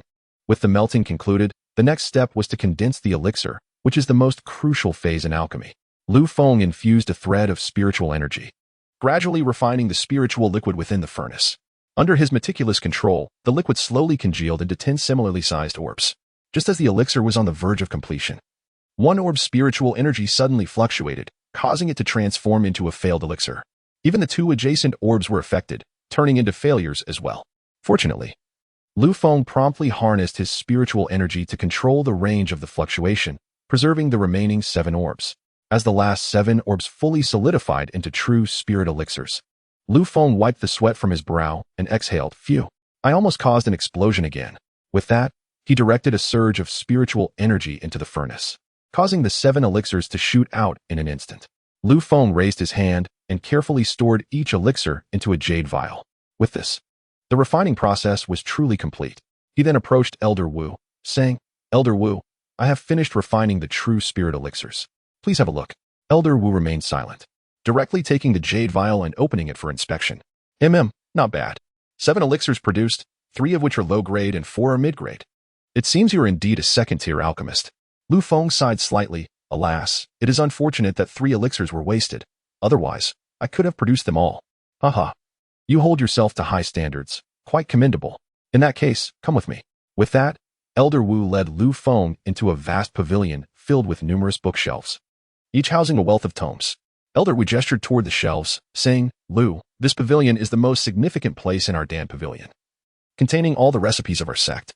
Upon hearing this, Lu Feng's heart raced with excitement. The books before him far exceeded those he had encountered during his time at the Cloud Sky sect.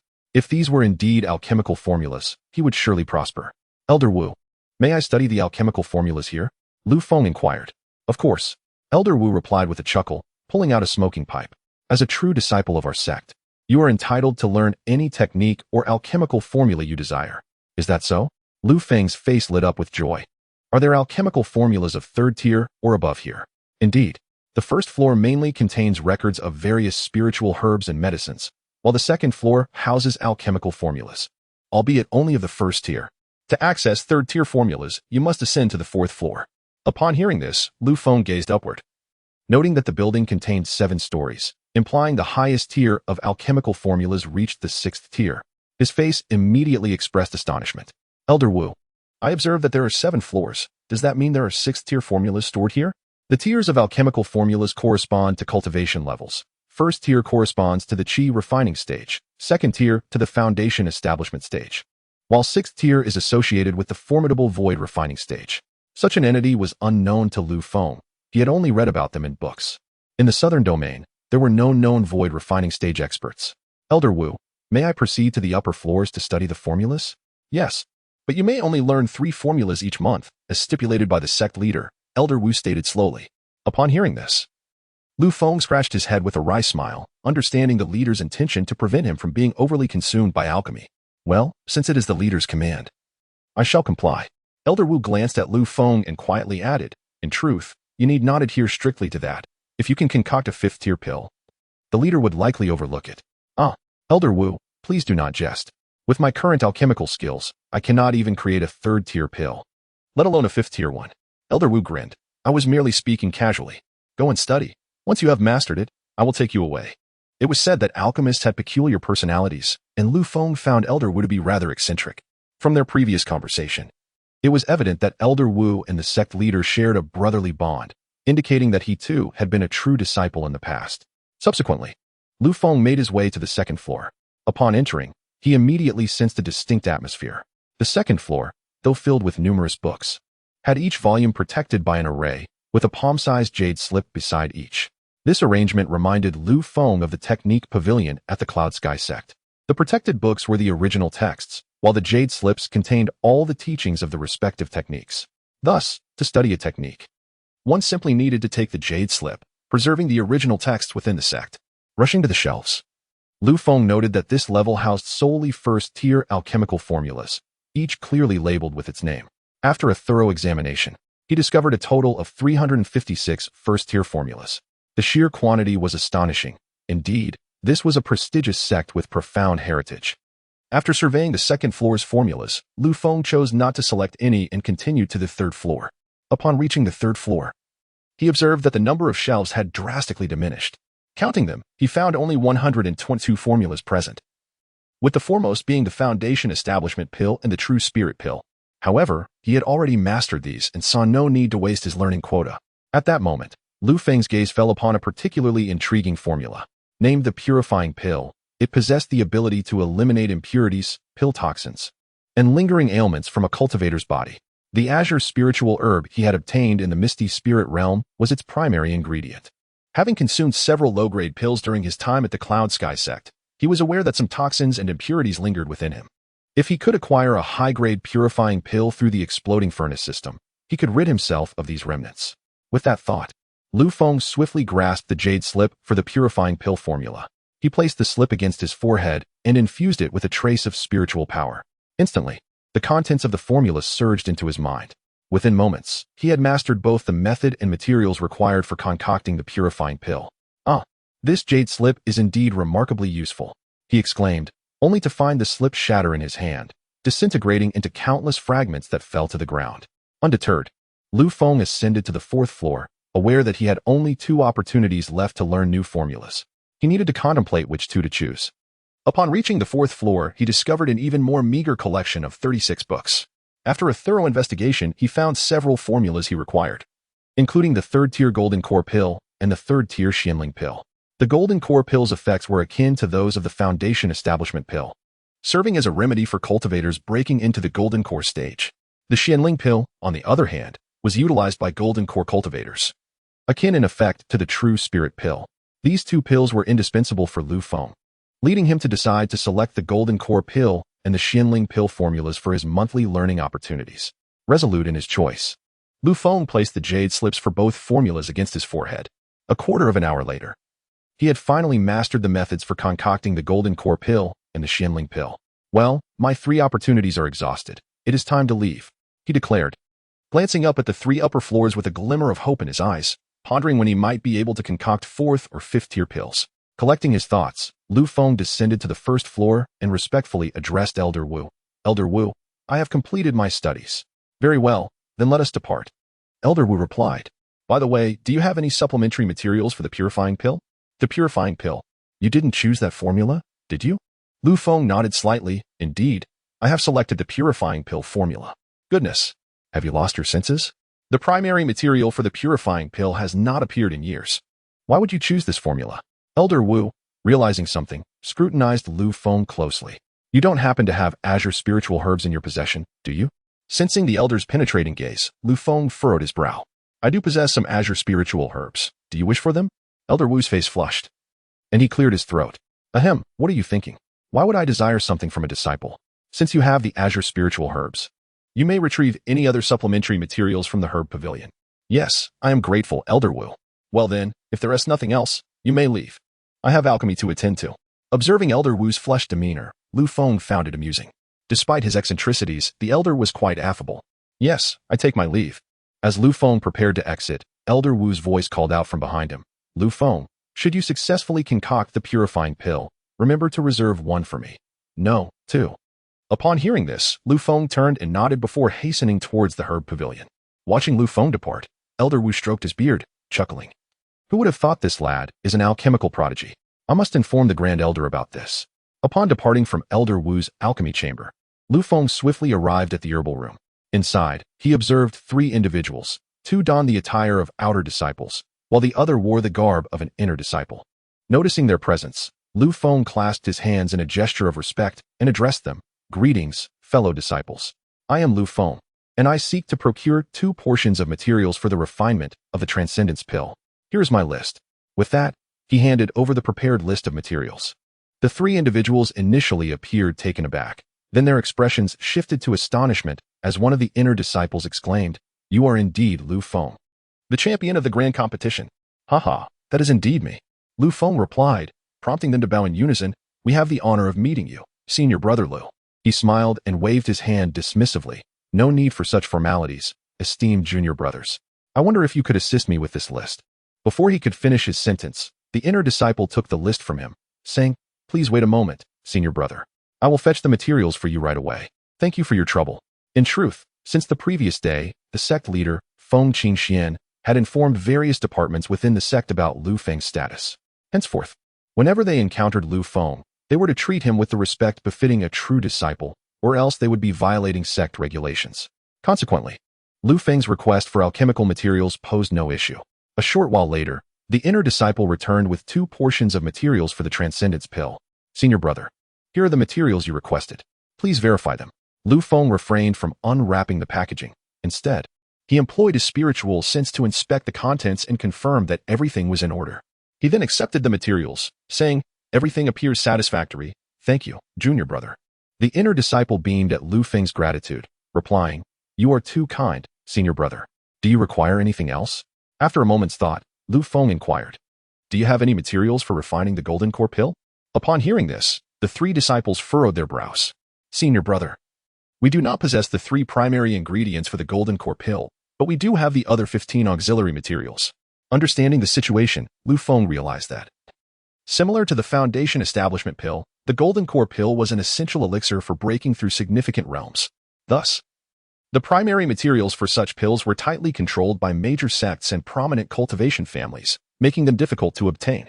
In that case, please provide me with a portion of the auxiliary materials for the golden core pill.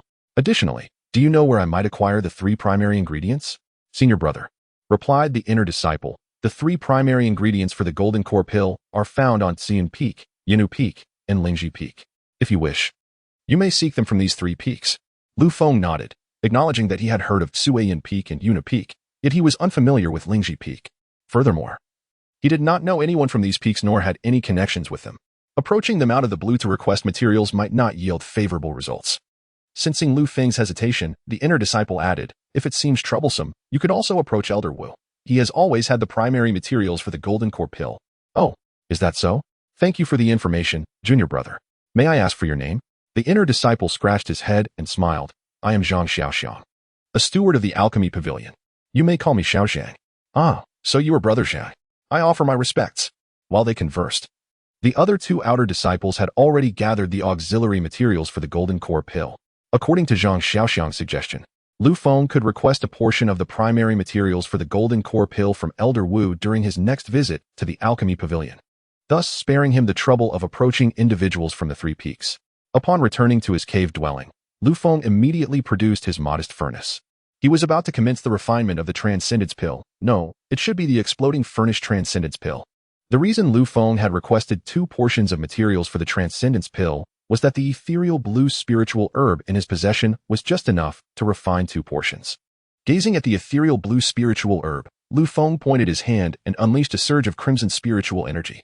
In an instant, the ethereal blue spiritual herb was divided in 2, with 1/2 soaring into the modest furnace.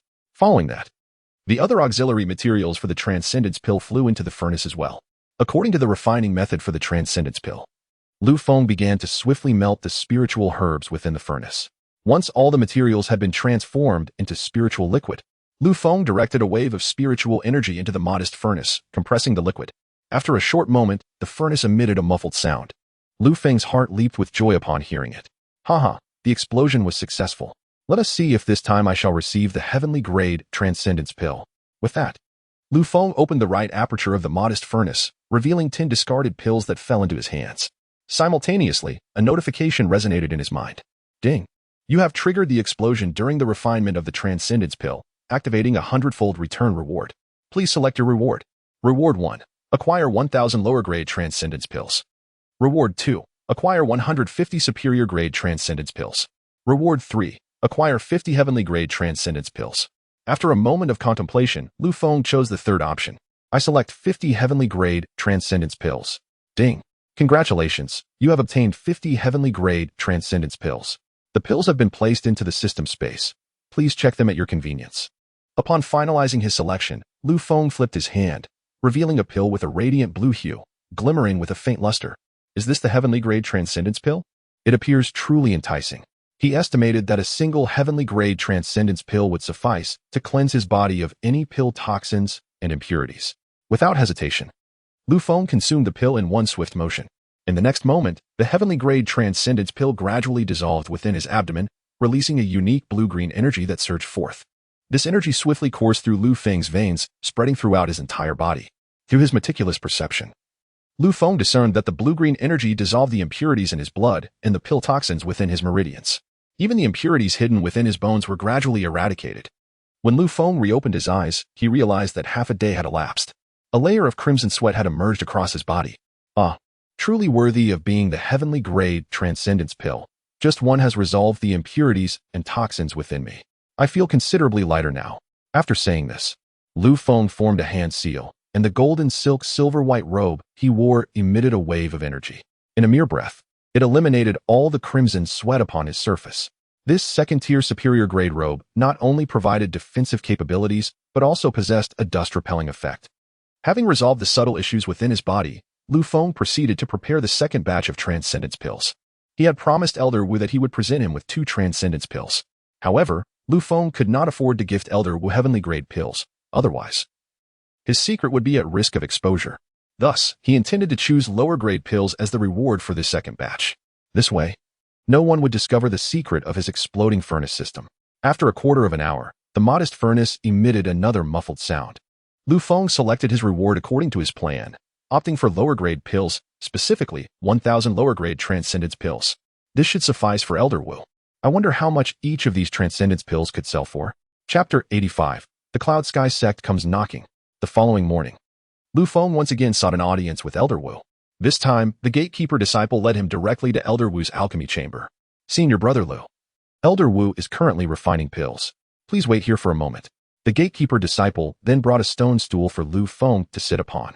Seeing this, Lu Feng bowed his head in gratitude, saying, "Thank you for your kindness, junior brother. You're welcome. If you have no further instructions, I'll take my leave now." "Very well. Go ahead." He discovered that the atmosphere among the disciples of the Danxia sect was markedly different from that of the Yuxiao sect. Here, the disciples were devoid of treachery. Although competition existed, it was of a healthy nature. While both sects were righteous paths, the disparities between them were significant. Nonetheless, Lu Feng found himself fond of the Danxia sect's ambience, relishing the absence of the fear of being undermined by his peers. As Lu Feng sat on a stone bench in contemplation, Elder Wu slowly opened the door and emerged from the room. Upon noticing him, Lu Feng promptly rose and clasped his hands, saying, "Disciple Lu Feng pays respects to Elder Wu." Elder Wu shook his sleeves and replied, "Ah, young Lu. What brings you here again? Surely, you haven't ruined the transcendence pill, have you?" "Ah, thanks to Elder Wu, the transcendence pill has been successfully refined," Lu Feng exclaimed, producing 2 low-grade transcendence pills and offering them. Seeing the 2 blue pills in Lu Feng's hand, Elder Wu instantly teleported before him, inspecting the pills closely. And a smile spread across his face. "Haha, you truly are a genius in alchemy. To think you succeeded on your first attempt at the transcendence pill, splendid." After saying this, Elder Wu stored the 2 pills in his spatial ring. Lu Feng felt somewhat speechless at the old man's actions, recognizing his audacity. Sensing his own impropriety, Elder Wu cleared his throat and remarked, "Ahem, you didn't come solely to deliver pills, did you?" Lu Feng smiled slightly, acknowledging, "Elder Wu, your keen insight is impressive. I indeed have other matters to discuss." Elder Wu adjusted his beard and inquired, "Well then, what do you need me to do?" "I would like to request a portion of the primary ingredients for the golden core pill. I wish to try my hand at refining it and assess the difficulty of crafting a 3rd-tier pill. Attempting to refine a 3rd-tier pill is certainly feasible, but the primary materials for the golden core pill are exceedingly precious." Elder Wu raised an eyebrow at Lu Feng, who understood that the elder sought additional benefits. "Elder Wu, I am aware of the value of the golden core pill's primary materials. Hence, I shall offer 2 more transcendence pills as a gift. What do you think?" Elder Wu slowly raised 3 fingers. 3. You must provide at least 3 more transcendence pills." "Very well, 3 it is." Upon Lu Feng's agreement, Elder Wu's face lit up with a smug smile. "Haha, you are quite agreeable. I like that. Here, these are the primary materials for the golden core pill. Take them." As they concluded their transaction, 2 figures suddenly flew in on swords. Lu Feng looked up to see that they were dressed as inner sect disciples. They first saluted Elder Wu before addressing him. "Elder Lu, the Grand Elder has sent us to inform you that representatives from the Yuxiao sect have arrived and are currently in the outer hall." Lu Feng frowned, surprised that the Yuxiao sect had come so swiftly. The Grand Elder Li Fengling had sent them to allow him to make a choice about whether to meet the Yuxiao sect representatives. Observing Lu Feng's silence, Elder Wu patted his shoulder and reassured him, "Do not worry about the Yuxiao sect. Even if their sect leader were to come personally, they would not pose a threat to you." Lu Feng's eyes reflected gratitude. "Yes, I understand. I am merely contemplating whether to meet these old acquaintances from the Yuxiao sect." Elder Wu snorted, "If I were in your position, I would definitely go to meet them. And not just meet them, but also show off in front of them. All right then, let me go meet this Yuxiao sect entourage. That's the spirit. Come. I shall personally escort you there." With that, Elder Wu waved his hand, and together they transformed into a streak of light, soaring towards the outer hall. At that moment, in the outer hall of the Danxia sect, Grand Elder Li Fengling was receiving the Yuxiao sect's cultivators along with several elders and disciples. Leading the Yuxiao sect's delegation was Yi Xueming, the peak master of the Immortal Sword Peak. He coldly regarded Li Fengling and stated, "Grand Elderly, your Danxia sect and my Yuxiao sect have always maintained a peaceful coexistence. Why have you now chosen to disrupt the harmony between our sects?" Li Fengling's expression remained calm, showing no change at Yi Xueming's inquiry. "Are you implying that the acceptance of Lu Feng, our true disciple, constitutes a breach of harmony?" Knowing this, why did you proceed? Are you attempting to provoke the Yuxiao sect? Despite Yu Shuiming's cold demeanor, Li Fengling maintained her composure. That assertion is misguided. Master Yi, are you suggesting that disciples abandoned by your Xianxiao sect should not be accepted by other sects? Of course, that is permissible. However, Lu Feng is a rebel who has killed 3 of my sect's true disciples and 6 inner disciples. Not only have you Danxia sect accepted him, but you have also publicly declared him a true disciple. What is your true intention behind this? As he finished speaking, Yi Shuiming unleashed his third-layer nascent soul aura. Li Fengling's expression hardened, and a more potent aura surged from her, swiftly suppressing Yi Shuiming's presence. Master Yi, this is the territory of the Danxia sect, not the Xianxiao sect. If you wish to flaunt your authority as a peak master, you are not qualified. As she intensified her aura, Yi Shuiming and his Xianxiao sect entourage were forced to retreat. After all, Li Fengling was at the 9th layer of the nascent soul realm, and Yi Shuiming was merely courting disaster by challenging her. Yi Shuiming's face darkened to an extreme. So this is how the Danxia sect operates, using force to intimidate. Just as he finished speaking, a streak of yellow light descended into the hall. The newcomers were none other than Lu Feng and Elder Wu. Observing Yi Shuiming being suppressed by Li Fengling's aura, Lu Feng could not resist taunting him. Yi Shuiming turned to see Lu Feng and instantly erupted in fury. You dare to show your face before me, Lu Feng? I will personally end your life now. As he spoke, Yi Shuiming pointed at Lu Feng, and a white sword beam shot towards him. Naturally, Lu Feng could not withstand an attack from a nascent soul master. But Elder Wu would not allow Yi Shuiming to succeed. He raised his hand and struck, shattering the white sword beam, and the force continued to hit Yi Shuiming. Immediately, a white flying sword emerged from Yi Shuiming's sleeve, blocking the impact of the strike. Presumptuous. Bold. The hall echoed with the furious shouts of Li Fengling and Elder Wu. Yi Shuiming glanced at Elder Wu, a flicker of apprehension in his eyes. The previous attack clearly revealed the disparity in their strengths. Yi Shuiming was no match for Elder Wu. Elder Wu coldly eyed Yi Shuiming and declared, Master Yi, as long as I am here today, you shall not harm Lu Feng in the slightest. If you dare to try, you may test your luck. Yi Shuiming's eyelids twitched. His earlier attack aimed to eliminate Lu Feng while Li Fengling was distracted. However, he had not anticipated the presence of an 8th-layer nascent soul elder beside Lu Feng, thwarting his murderous intentions. Seeing Yi Shuiming's silence, Li Fengling spoke again, Master Yi, do you intend to declare war on my Danxia sect for your earlier assault on our true disciple? Upon hearing this, Yi Shuiming's expression shifted. He had come merely to pressure the Danxia sect to put on a fayade. If a full-scale conflict erupted between the two sects, he would not be able to bear the consequences. Thus, Yi Shuiming retracted his icy demeanor and bowed slightly to Li Fengling. Elderly, I must confess that I have acted impulsively just now. Our Xianxiao sect certainly has no intention of declaring war against the Danxia sect. However, I kindly ask that you hand over the young man Lu Feng to us, so that we may resolve the conflict between our two sections. Li Fengling revealed a cold smile, saying, Is Master Yi being overly naive? Lu Feng is a true disciple of our sect and is also a candidate for the next sect leader. Do you truly believe that the Danxia sect would relinquish him? Yi Shuiming, familiar with some rules of the Danxia sect, responded icily. Then how do you propose we resolve this matter? The solution is quite simple. We can either engage in battle or you can leave. Yi Shuiming was left speechless by Li Fengling's words. Very well. Since the Danxia sect holds this attitude, I have nothing more to say. We have plenty of time ahead of us. Let us depart. With that, Yi Shuiming prepared to lead the Xianxiao sect disciples away. But at that moment, Lu Feng brandished Zhang Bin's spiritual sword, waving it in front of him. Oh, what a beautiful sword. I wonder how many spirit stones it could fetch. Zhang Bin, an inner disciple of the Xianjin Peak, was easily recognized by Yi Shuiming.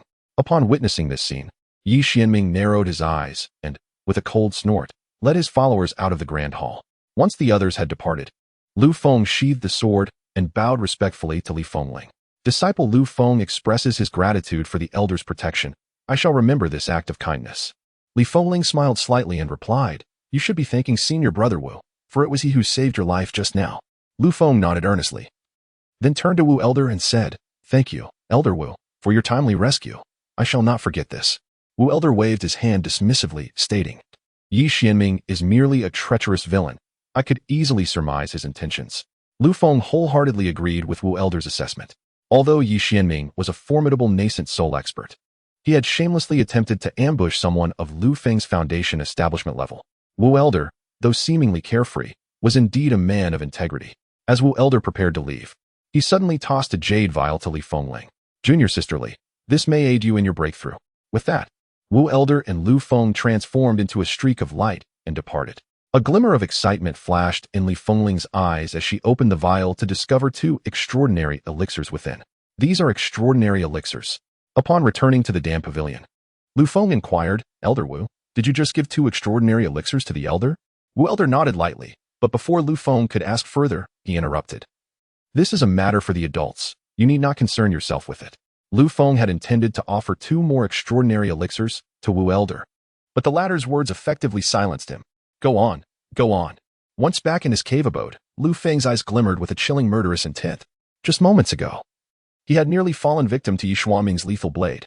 It was evident that the strike had been aimed to kill without restraint. Yi Xuanming had previously crippled his cultivation in the Yunxiao sect. It was clear that he harbored a relentless desire to eliminate him. Yet, Lu Feng understood that Yi Xuanming's intent to kill was undoubtedly instigated by Chen Hai, just as in the Yunxiao sect. It was Chen Hai who orchestrated his expulsion from the sect. Thus, this vendetta would be settled with Chen Hai. Chen Hai, how disgraceful it is for you, a teacher, to covertly conspire against me with Yi Xuanming. Lu Feng calmed his murderous intent and consumed a heavenly-grade true spirit pill. I must accelerate my cultivation speed. Given Chen Hai's character, he will undoubtedly seek to undermine me in secret. I can only confront the looming dangers by elevating my power. With that, he closed his eyes and began to cultivate the blood god art. Time passed swiftly, and 5 days went by. One day, a golden streak of light suddenly appeared outside the gates of the Danxia sect. Before the patrolling disciples could inquire, the light flew directly through the sect's protective array, encountering no hindrance whatsoever. Upon witnessing this, the patrolling disciples immediately understood that the owner of the golden light must be one of their own from the Danxia sect. The streak of light swiftly traversed the outer gate, then soared over the expansive inner gate area, finally penetrating into the core region. Once the golden light hovered above the core area, it came to a halt, revealing a tall, robust middle-aged man with sword-like brows and resolute eyes. It has been over a year since I returned. I wonder how things have changed within the sect? Just as Xianxia pondered this, a voice suddenly called out from afar. Upon hearing it, Xianxia's eyes lit up with joy, and he transformed into golden light, flying toward the source of the voice. He landed at the entrance of a farmhouse that was situated halfway up the mountain, clearly built by someone of distinction. Disciple Xianxia pays respects to the Grand Elder, he said respectfully, bowing at the entrance. At that moment, the door slowly opened, and the voice of Dan Xingzi resounded. Come in and speak. Yes. Xianxia stepped into the courtyard, finding Dan Xingzi seated within, awaiting his arrival. How was your experience in the demon cave? Dan Xingzi inquired while observing him closely. A smile spread across Dan Xingzi's face as he listened, and he raised his hand to conjure a yellow sphere of magical energy the size of a fist. Use your full strength and see if you can break this sphere. Xianxia immediately understood the Grand Elder's intentions. This was a test of his strength. Nodding, he pointed at the yellow sphere, unleashing a golden sword shadow that struck the sphere. Clang! The sound of metal clashing echoed as the sword shadow collided with the sphere. Yet the sphere remained intact. The golden sword shadow did not dissipate. It continued to press against the sphere. After 10 breaths, the sphere could no longer withstand the pressure and shattered with a soft pop. Seeing this, Xianxia waved his hand gently, causing the golden sword shadow to vanish. At that moment, the smile on Dan Xingzi's face grew even wider. Not bad. The sphere I conjured had the defensive power of a late-stage golden core practitioner, and you shattered it in just 10 breaths. Your current strength can be deemed invincible among your peers. Delighted by such high praise from Dan Xingzi, Xianxia bowed and said, Grand Elder, you flatter me. I believe that this 9-turn golden core is merely the beginning. I still have a long journey ahead. Xianxia's face lit up with excitement as he replied, Yes, I have taken note. Meanwhile, Lu Feng remained focused on his cultivation within his cave abode, completely unaware of the events unfolding outside. After 5 days of rigorous training, he had successfully advanced from the 4th to the 5th layer of foundation establishment, nearing completion of the 5th layer. With just 3 more days of practice, he could break through to the 6th layer. At that moment, his true disciple token suddenly flew out. Lu Feng opened his eyes to see 4 individuals standing outside his cave, 3 of whom were Lin Chun, Zhang Xianer, and Li Tianmo. The 4th person was unfamiliar to him, but judging by his attire and demeanor, he too appeared to be a true disciple of the Danxia sect. Is that perhaps senior brother Xianxia? Lu Feng murmured softly, contemplating briefly before personally stepping out to greet them. Upon reaching the entrance of his cave, Lu Feng smiled and cupped his hands in greeting. Greetings, esteemed senior brothers and sisters. Please forgive me for not welcoming you properly. The 4 acknowledged his presence with bows. Zhang Xianer spoke first. Junior brother Lu, We have come today primarily to introduce you to someone. At this, Lu Feng glanced at the tall middle-aged man standing at the forefront, his distinguished appearance marking him as a practitioner of the orthodox sect. Although the middle-aged man before him did not exude an imposing aura, Lu Feng could sense that his strength undoubtedly surpassed the foundation establishment stage. As Lu Feng scrutinized him, the middle-aged man was also observing him intently. After a few moments, Lu Feng smiled and said, "If my guess is correct, the esteemed senior sister is about to introduce our senior brother, is it not?" Upon hearing this, the others were momentarily taken aback, then smiles spread across their faces. Hee. Our junior brother is quite astute, recognizing the senior brother at first glance. Xianxianer smiled brightly, her radiance captivating. Lu Feng cupped his hands in respect towards the middle-aged man and said, "I am Lu Feng, junior brother, and it is an honor to meet you, brother Yang." After this, Xianxianha raised his hand and presented a jade slip. Observing this, Lu Feng examined his senior brother closely and noticed a glimmer of appreciation in his eyes. Moreover, he could detect an unusual tenacity reflected there, a trait not commonly found in ordinary individuals, indicating a person of formidable inner resolve. "It is only natural for the senior brother to venture out for experience. I harbor no resentment," Lu Feng spoke slowly. Xianxianha smiled faintly, "Since that is the case, please accept this token of our meeting, junior brother." Lu Feng looked at the jade slip in his hand, puzzled. "What is this?" "Oh, I forgot to mention. This is the celestial tier mid-grade spell, the heaven-turning seal, which I fortuitously acquired during my travels. I wonder if it pleases you, junior brother?" Upon hearing the origins of the jade slip, astonishment flickered in Lu Feng's eyes. This was indeed a mid-grade celestial spell, a treasure even in first-rate sects, and only core disciples were deemed worthy to learn it. The fact that someone would so readily offer such a precious spell without a hint of hesitation left him astounded. Furthermore, Lu Feng was in desperate need of high-level spells. The only technique he could currently showcase was the Wind Profound Sword technique, which was merely of mid-grade earth tier, a stark contrast to the heaven-turning seal. Gazing at the jade slip in Xianxia's hand, gratitude welled up within Lu Feng. "Thank you, senior brother, for this generous gift. I truly appreciate it." "Hee, I am glad you like it, junior brother. That puts my mind at ease," Xianxianha replied. Lu Feng accepted the heaven-turning seal and continued, "Senior brothers and sisters, please, let us converse further in my humble abode." "Very well. Lead the way." The four followed Lu Feng into the verdant sanctuary of Qingzhou Peak. Upon entering the cave dwelling, Xianxianha, Lin Shun, and Li Tianmu began nodding in silent approval. Lin Shun even remarked, "Junior brother Lu, your abode at Qingzhou Peak is indeed exceptional, truly remarkable. Indeed, it is quite impressive, both in terms of spiritual energy concentration and the cave's layout," Li Tianmu echoed. Lu Feng guided the four to a stone table, but as he typically practiced alone in the cave, he had not prepared any hospitality items, leaving the cave rather austere. Noticing this, Xianxianer waved her hand, and a set of jade tea utensils appeared on the table. "Junior brother Lu, I noticed last time that you had not acquired any furnishings. This tea set is my gift to you." Witnessing this gesture, warmth spread through Lu Feng's heart. Although he had only recently met Xianxianer, her thoughtfulness and care touched him deeply. Chapter 88. The Secret of the Golden Core. Seeing this, Xianxianha and the others were visibly astonished, with Li Tianmu exclaiming, "Sister, did you just add 5 leaves to the teapot? Is that the enlightenment tea?" Xianxianer, while preparing the tea, replied, "Junior brother Li, your discernment is commendable. This tea is indeed the enlightenment tea from the Zhang family." Upon hearing this, the others displayed expressions of delight. Lin Shen chuckled, "Who would have thought we could benefit from junior brother Lu's fortune and enjoy sister Zhang's enlightenment tea once more?" Xianxianha also smiled. "Indeed, I still vividly recall the taste of sister Zhang's enlightenment tea." Lu Feng, sitting aside, felt lost amidst their conversation and could not comprehend their words. Noticing his confusion, Li Tianmu explained, "Junior brother Lu may not know, but sister Zhang is the eldest daughter of the Zhang family in the southern region. And this enlightenment tea is a special treasure of the Zhang family. Just inhaling its aroma refreshes the mind, and a sip enhances our comprehension as cultivators." Realizing the extraordinary properties of the 5 leaves Xianxianer had presented, Lu Feng expressed his gratitude. "I see now. Thank you, Sister Zhang." Xianxianha then turned to Lu Feng and said, "Junior brother, I have heard about your recent accomplishments from our fellow disciples. Achieving first place in this internal competition is a testament to your strength. I believe the other disciples will no longer trouble you." Lu Feng nodded slightly. "What you say is true, senior brother, but I merely had good fortune. Luck is indeed a facet of strength. My purpose in visiting today is twofold: to get acquainted and to discuss our paths." Xianxia's discussion was essentially a sharing of breakthrough experiences. Although Lu Feng was still far from breaking through to the golden core stage, Lin Xun, Zhang Xian'er, and Li Tianmu were already at the late foundation establishment stage, on the verge of advancing to the golden core realm. As the senior brother who had already reached that stage, Yang Shanhe naturally aimed to guide his junior siblings.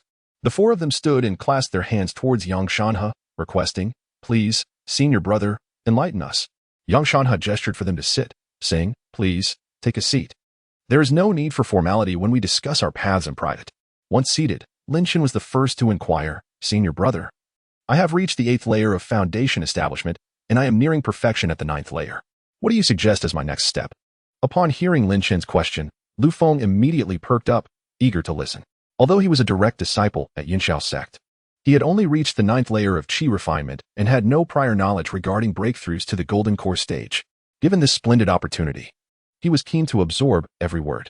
Yang Shanhe regarded Lin Xun thoughtfully. "Junior brother Lin, given your unique talents, the path to breaking through to the golden core stage may prove more challenging. Please, senior brother, teach me," Lin Xun implored. "Your physique is a spirit communing body, allowing you to communicate with spiritual entities. Coupled with the nature of your cultivation technique, you will need to break through alongside your innate spiritual companion," Yang Shanhe explained. Lu Feng looked at Lin Xun with newfound astonishment upon hearing this.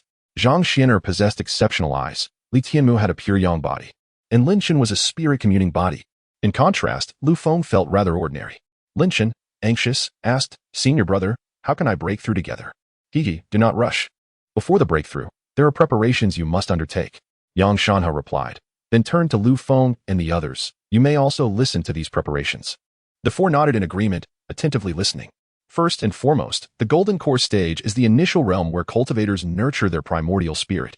To ensure a fruitful path ahead, one must solidify their foundation at this stage. Yang Shanhe began to impart various insights on breaking through to the golden core stage. According to him, refining the golden core was akin to a woman carrying a child for 10 months. The child within represented the cultivator's future nascent soul. Thus, to strengthen the child, one must refine an extraordinary golden core. The refined golden core is categorized into 5 grades. The lowest grade is referred to as the Yin core, which is hardly a true golden core, but rather a semi-finished product. Cultivators who produce a Yin core either possess poor talent or were unable to break through to the golden core stage, ultimately settling for a half-finished golden core, which allows them to barely qualify as golden core cultivators. However, such cultivators will find it exceedingly difficult to advance further, effectively severing their path of growth. Above the Yin core lies the most ordinary, the untransformed golden core. In the realm of cultivation, the majority of practitioners are, in fact, bound to the formation of a type of golden elixir known as the non-transitional golden elixir. This elixir not only possesses limited magical power, but also presents significant challenges in transcending to the nascent soul stage in the future. Unless one encounters extraordinary fortune, they are likely to remain at the golden elixir stage for the entirety of their lives. Yang Shanhe's narration proved immensely enlightening for Lu Feng, who observed Lin Xun's eagerness to inquire further. "Senior brother, I have previously learned about these 2 types of golden elixirs, but you mentioned that there are 5 levels in total. What are the other 3 levels?" "Do not rush, junior brother Lin. Allow me to explain in detail," Yang Shanhe replied, continuing to elucidate the remaining 3 levels of golden elixirs. Above the non-transitional golden elixir lies the human origin golden elixir, also known as the 3-transitional golden elixir. Practitioners capable of forging the human origin golden elixir typically possess commendable talent for cultivation, coupled with diligent effort. However, the potential achievements of this elixir are still limited, although it is relatively easy to break through to the nascent soul stage. Transcending to the transformation stage is not so straightforward. Thus, the human origin golden elixir can be considered of moderate quality. Above the human origin golden elixir is the earth origin golden elixir, also referred to as the 6-transitional golden elixir. Once this elixir is forged, the future achievements are boundless. Generally, only the most exceptional talents within sects or practitioners blessed with great fortune have the potential to forge it. Upon hearing this, Lin Xun, Zhang Xian'er, and Li Tianmu's eyes sparkled with excitement, while Lu Feng remained composed, patiently awaiting Yang Shanhe's continuation. Yang Shanhe, noticing the reactions of the group, continued, "Finally, there exists the 9-transitional golden elixir, also known as the celestial origin golden elixir." Upon hearing this, Lin Xun eagerly interjected, "The 9-transitional golden elixir? I have heard our sect leader mention this term before, yet when I inquired further, the leader said my foundation was insufficient and that I needed to refine my skills." Yang Shanhe nodded, affirming, "The sect leader speaks the truth. To forge the 9 transitional golden elixir, one not only requires a formidable foundation but also immense fortune and perseverance.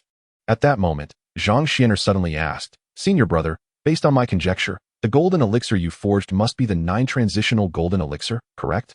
Xianxiaaudiobooks smiled at Xianxianer, who, with her colorful and exquisite eyes, could discern certain truths. Indeed, junior sister Xiang is correct. The golden elixir I forged is the 9 transitional golden elixir. The revelation left everyone present in astonishment. Lin Chen once again clasped his hands and implored, Senior brother, please teach me how to forge the 9 transitional golden elixir. Alas, it is not that I do not wish to teach you. But the 9 transitional golden elixir cannot be forged at will, Xianxiaaudiobooks lamented. Really? What do you mean by that? Chapter 89. Beyond the 9 transitional golden elixir, the flawless golden elixir. Xianxiaaudiobooks lifted a cup of enlightenment tea, taking a gentle sip before continuing. You should know that I have been out on a journey for over a year. Do you know why I chose to venture out? Upon hearing this, Feng and the others exchanged puzzled glances. We are unaware. Please enlighten us, senior brother. With a sigh, Xianxiaaudiobooks replied, 2 years ago, my cultivation had reached the pinnacle of the foundation establishment stage, just a step away from breaking through. However, if I had broken through at that time, I would have only been able to forge a 6 transitional golden elixir. As he spoke, Feng and the others began to grasp Xianxiaaudiobooks' motives for his journey. I previously mentioned that to forge the 9 transitional golden elixir, one must have great fortune, and my fortune was the 9 heavens white jade snow lotus. At this revelation, Lin Chen exclaimed in astonishment, the 9 heavens white jade snow lotus. Could it be the legendary life and death lotus? Precisely. During my adventures in the demon lair, I encountered a formidable demon. I fought with all my might for 7 days and nights, and it was only in a severely injured state that I managed to slay it. After sharing this, Xianxiaaudiobooks paused, taking another sip of his enlightenment tea. The eyes of Feng and the others glimmered with understanding. They now comprehended the nature of Xianxiaaudiobooks' great fortune. Lin Chen took a sip of tea and reflected. So, in order to forge the 9 transitional golden elixir, it ultimately depends on fate. Zhang Xiner and Li Tinmu nodded in agreement. However, Xianxiaaudiobooks shook his head with a smile, junior brother and junior sisters. While it was once true that forging the 9 transitional golden elixir relied heavily on fate, the circumstances have changed. Oh, how so? Before my journey, the Grand Elder stated that our generation is one of great contention, with various fortuitous opportunities emerging frequently. However, whether one can seize them depends on one's own capabilities. Upon hearing this, excitement rekindled in their eyes. Feng added, indeed. I have also heard the Grand Elder mention this before. Lin Chen, previously disheartened, felt his confidence restored and asked, Senior brother, I understand now. In that case, I too wish to strive for the 9 transitional golden elixir. Xianxiaaudiobooks patted Lin Chen on the shoulder, exclaiming, haha, well said. A true disciple of the Danxiao sect should possess such confidence.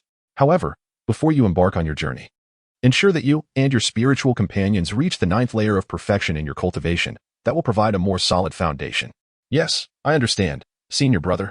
Xianxiaaudiobooks then turned to Zhang Xiner and Li Tinmu, stating, you too are the same. When your cultivation reaches the 9th layer of perfection in the foundation establishment stage, it will be your time to seek fortune. Upon hearing this, they both bowed respectfully, affirming, yes, we will remember your teachings, senior brother.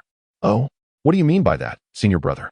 Zhang Xiner inquired, her eyes filled with curiosity. It is merely a peculiar sensation I have. The truth is something you must discern for yourselves, Xianxiaaudiobooks replied, turning his gaze to Feng, who seemed to be frowning.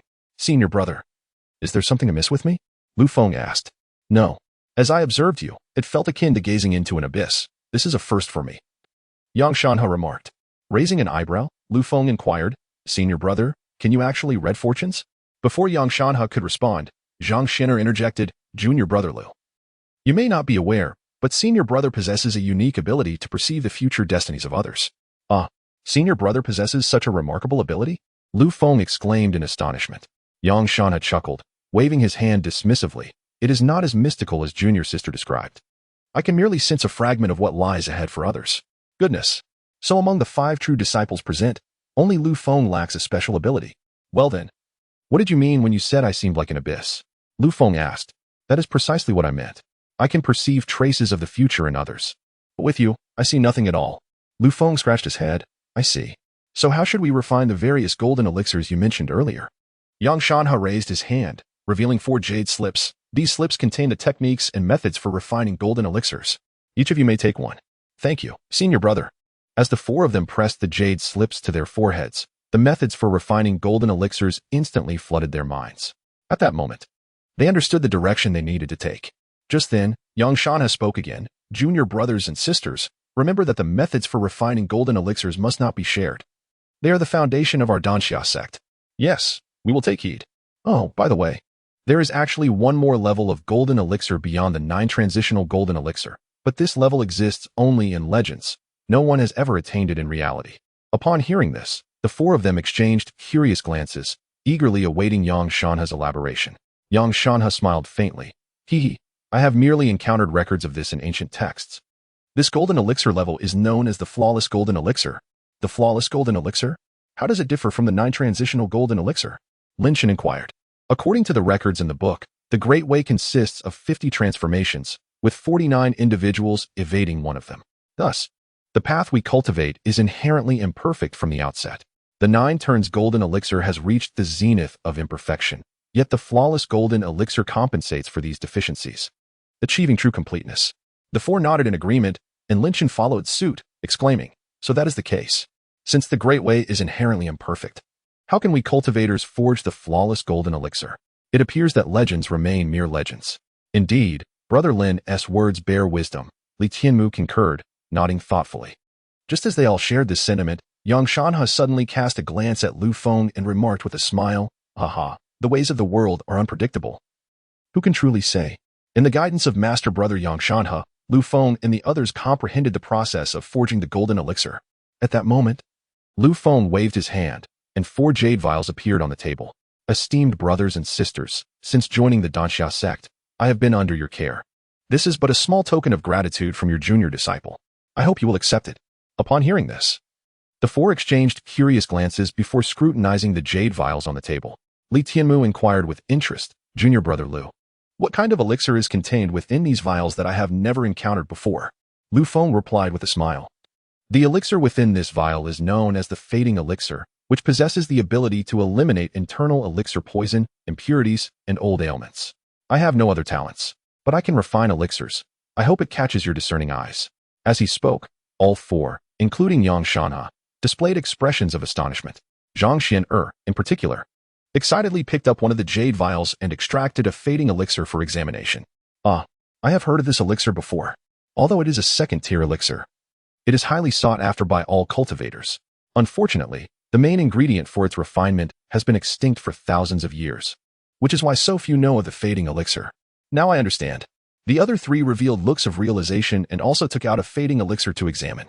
At that moment, Zhang Xian swallowed the fading elixir and began to refine it on the spot. Lu Feng did not anticipate such immediate consumption, so he could only sit in silence and wait. Seeing Zhang Xian commence the refinement of the fading elixir, the other 3 also swallowed theirs. Their actions were driven by both trust in Lu Feng and curiosity regarding the elixir's efficacy.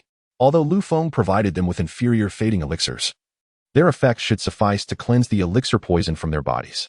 As true disciples like Xianxia had surely consumed numerous elixirs during their cultivation, it was inevitable that a considerable amount of elixir poison had accumulated within them. Cleansing this poison would significantly aid their future cultivation and breakthroughs. As the 4 began their refinement, time gradually passed. Meanwhile, Lu Feng sat nearby, savoring his enlightenment tea. After a quarter of an hour, Xianxia was the first to complete his refinement.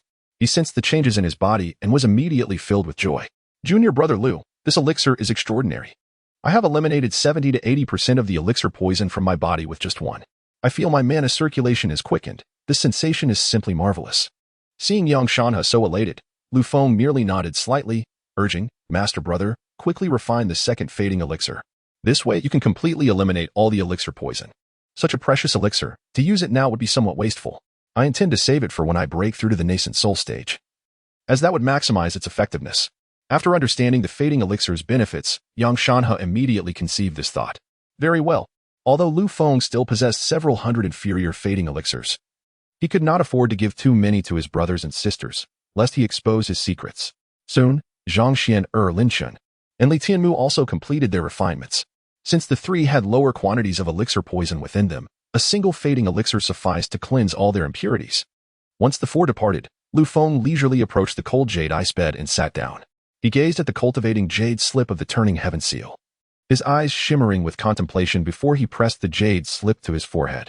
Instantly, the cultivation method of the turning heaven seal surged into his mind. Moments later, he had mastered this mid-grade heavenly spell. Truly worthy of a heavenly spell, its difficulty is several times greater than the Winxian sword technique. Moreover, the minimum cultivation requirement for the turning heaven seal is the late stage of foundation establishment, primarily due to its immense consumption of spiritual energy, let alone chi refining cultivators. Even ordinary mid-stage foundation establishment cultivators would struggle to sustain the energy expenditure of the turning heaven seal. However, Lu Feng possessed remarkable strength and spiritual energy, allowing him to cultivate even at the foundation establishment 5th layer. Having resolved this, Lu Feng consumed a heavenly grade true spirit elixir and began to cultivate in earnest. Meanwhile, while Lu Feng was engrossed in his cultivation, 2 mysterious guests arrived at the Danxia sect. At that moment, in the outer reception hall, elderly Feng Ling was personally attending to these 2 individuals. These enigmatic guests, one old and one young, were clad in black robes and possessed cultivation at the nascent soul stage. At this juncture, Li Fengling smiled and clasped her hands, addressing the 2. I wonder what brings you, esteemed friends Tiansu and Tianming, to our Danxia sect? The elder, known as Tiansu, slowly spoke. Elderly, we have been dispatched by the pavilion master to deliver an invitation to your esteemed sect. With that, he waved his hand, and a golden letter flew toward Li Fengling. Li Fengling caught the letter and opened it to read. Oh, it turns out to be the South Region S 10-year Grand Competition. The elder Tiansu nodded slightly. Indeed. The South Region Grand Competition will be held on the 15th of next month at Tianmu Mountain.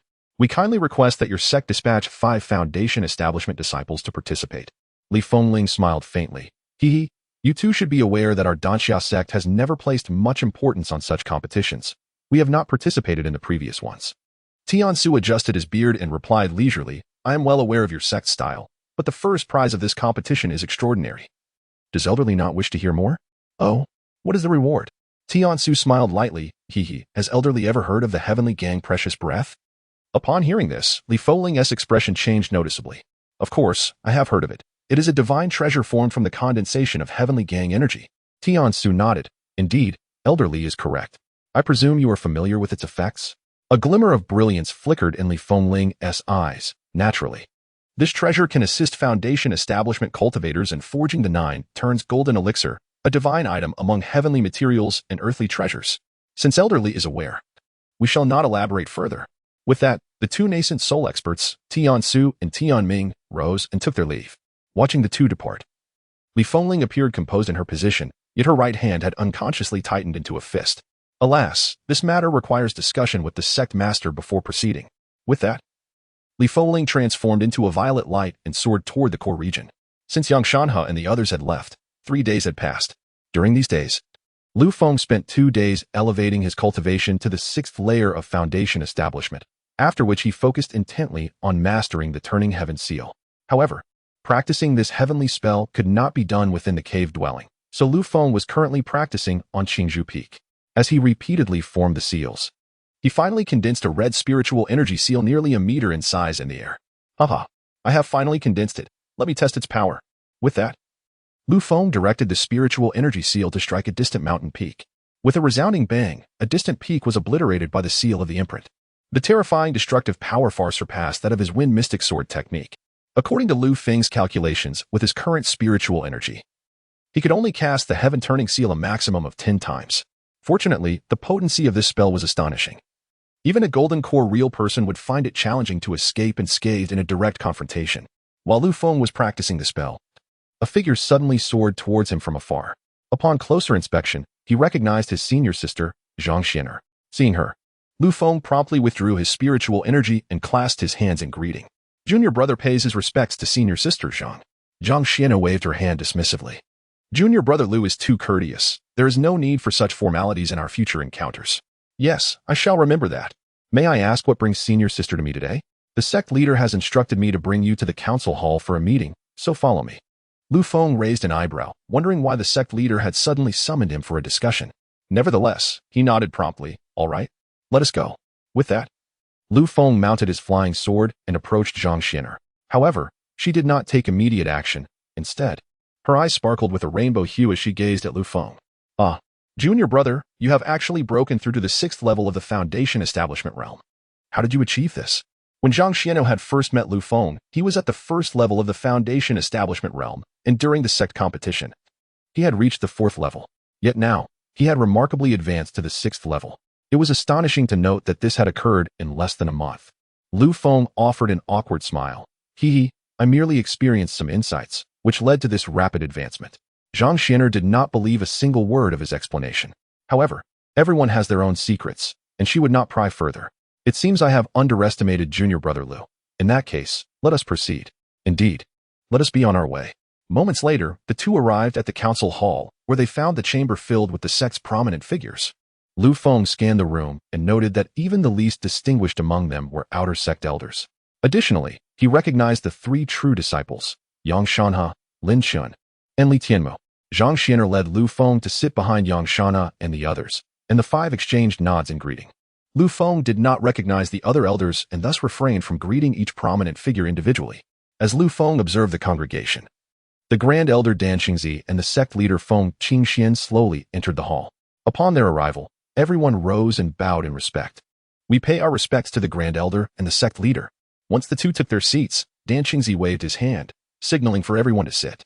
There is no need for such formalities. Please be seated. Thank you, Grand Elder. After everyone settled, Feng Qingxian continued. The purpose of gathering you all is to discuss the upcoming South Region 10,000 Sects competition.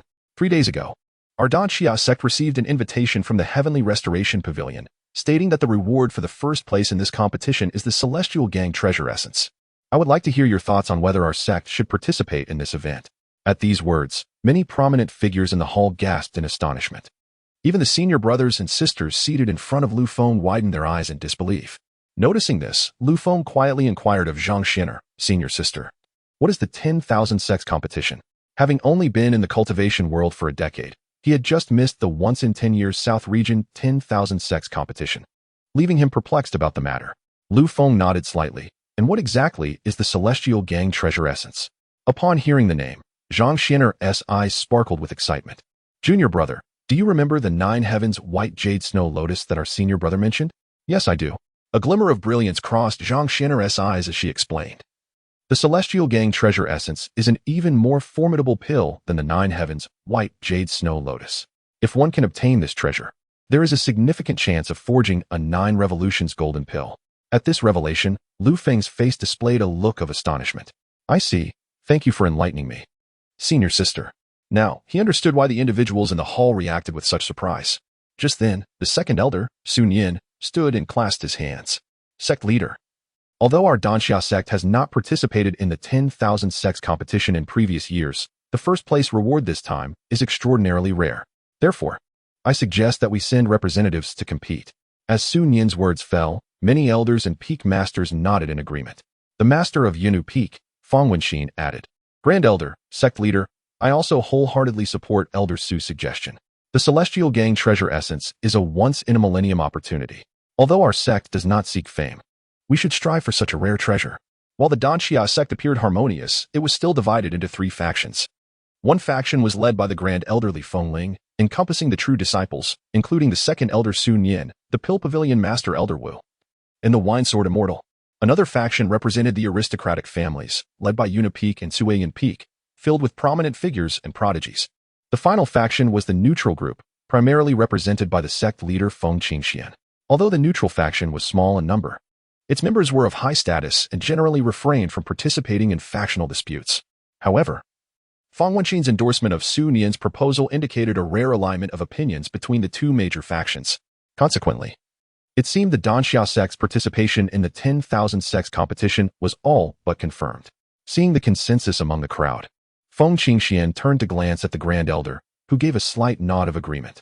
Since everyone supports Elder Su's suggestion, Feng Qingxian declared, our participation in the 10,000 Sects competition is settled. However, there are only 5 spots available for this competition. We must deliberate on who among us is most suitable to represent our sect. With that, a lively discussion ensued among the assembly. The selection of contestants not only influenced their chances of securing victory, but also impacted the reputation of the Danxia sect. Therefore, careful consideration was paramount in deciding who should be sent to compete. At this moment, the Wine Sword Immortal spoke up, Grand Elder, sect leader. Since we are to select disciples of the Foundation Establishment realm for this competition, we must choose the 5 strongest. Thus, I wholeheartedly recommend the true disciple Lu Feng.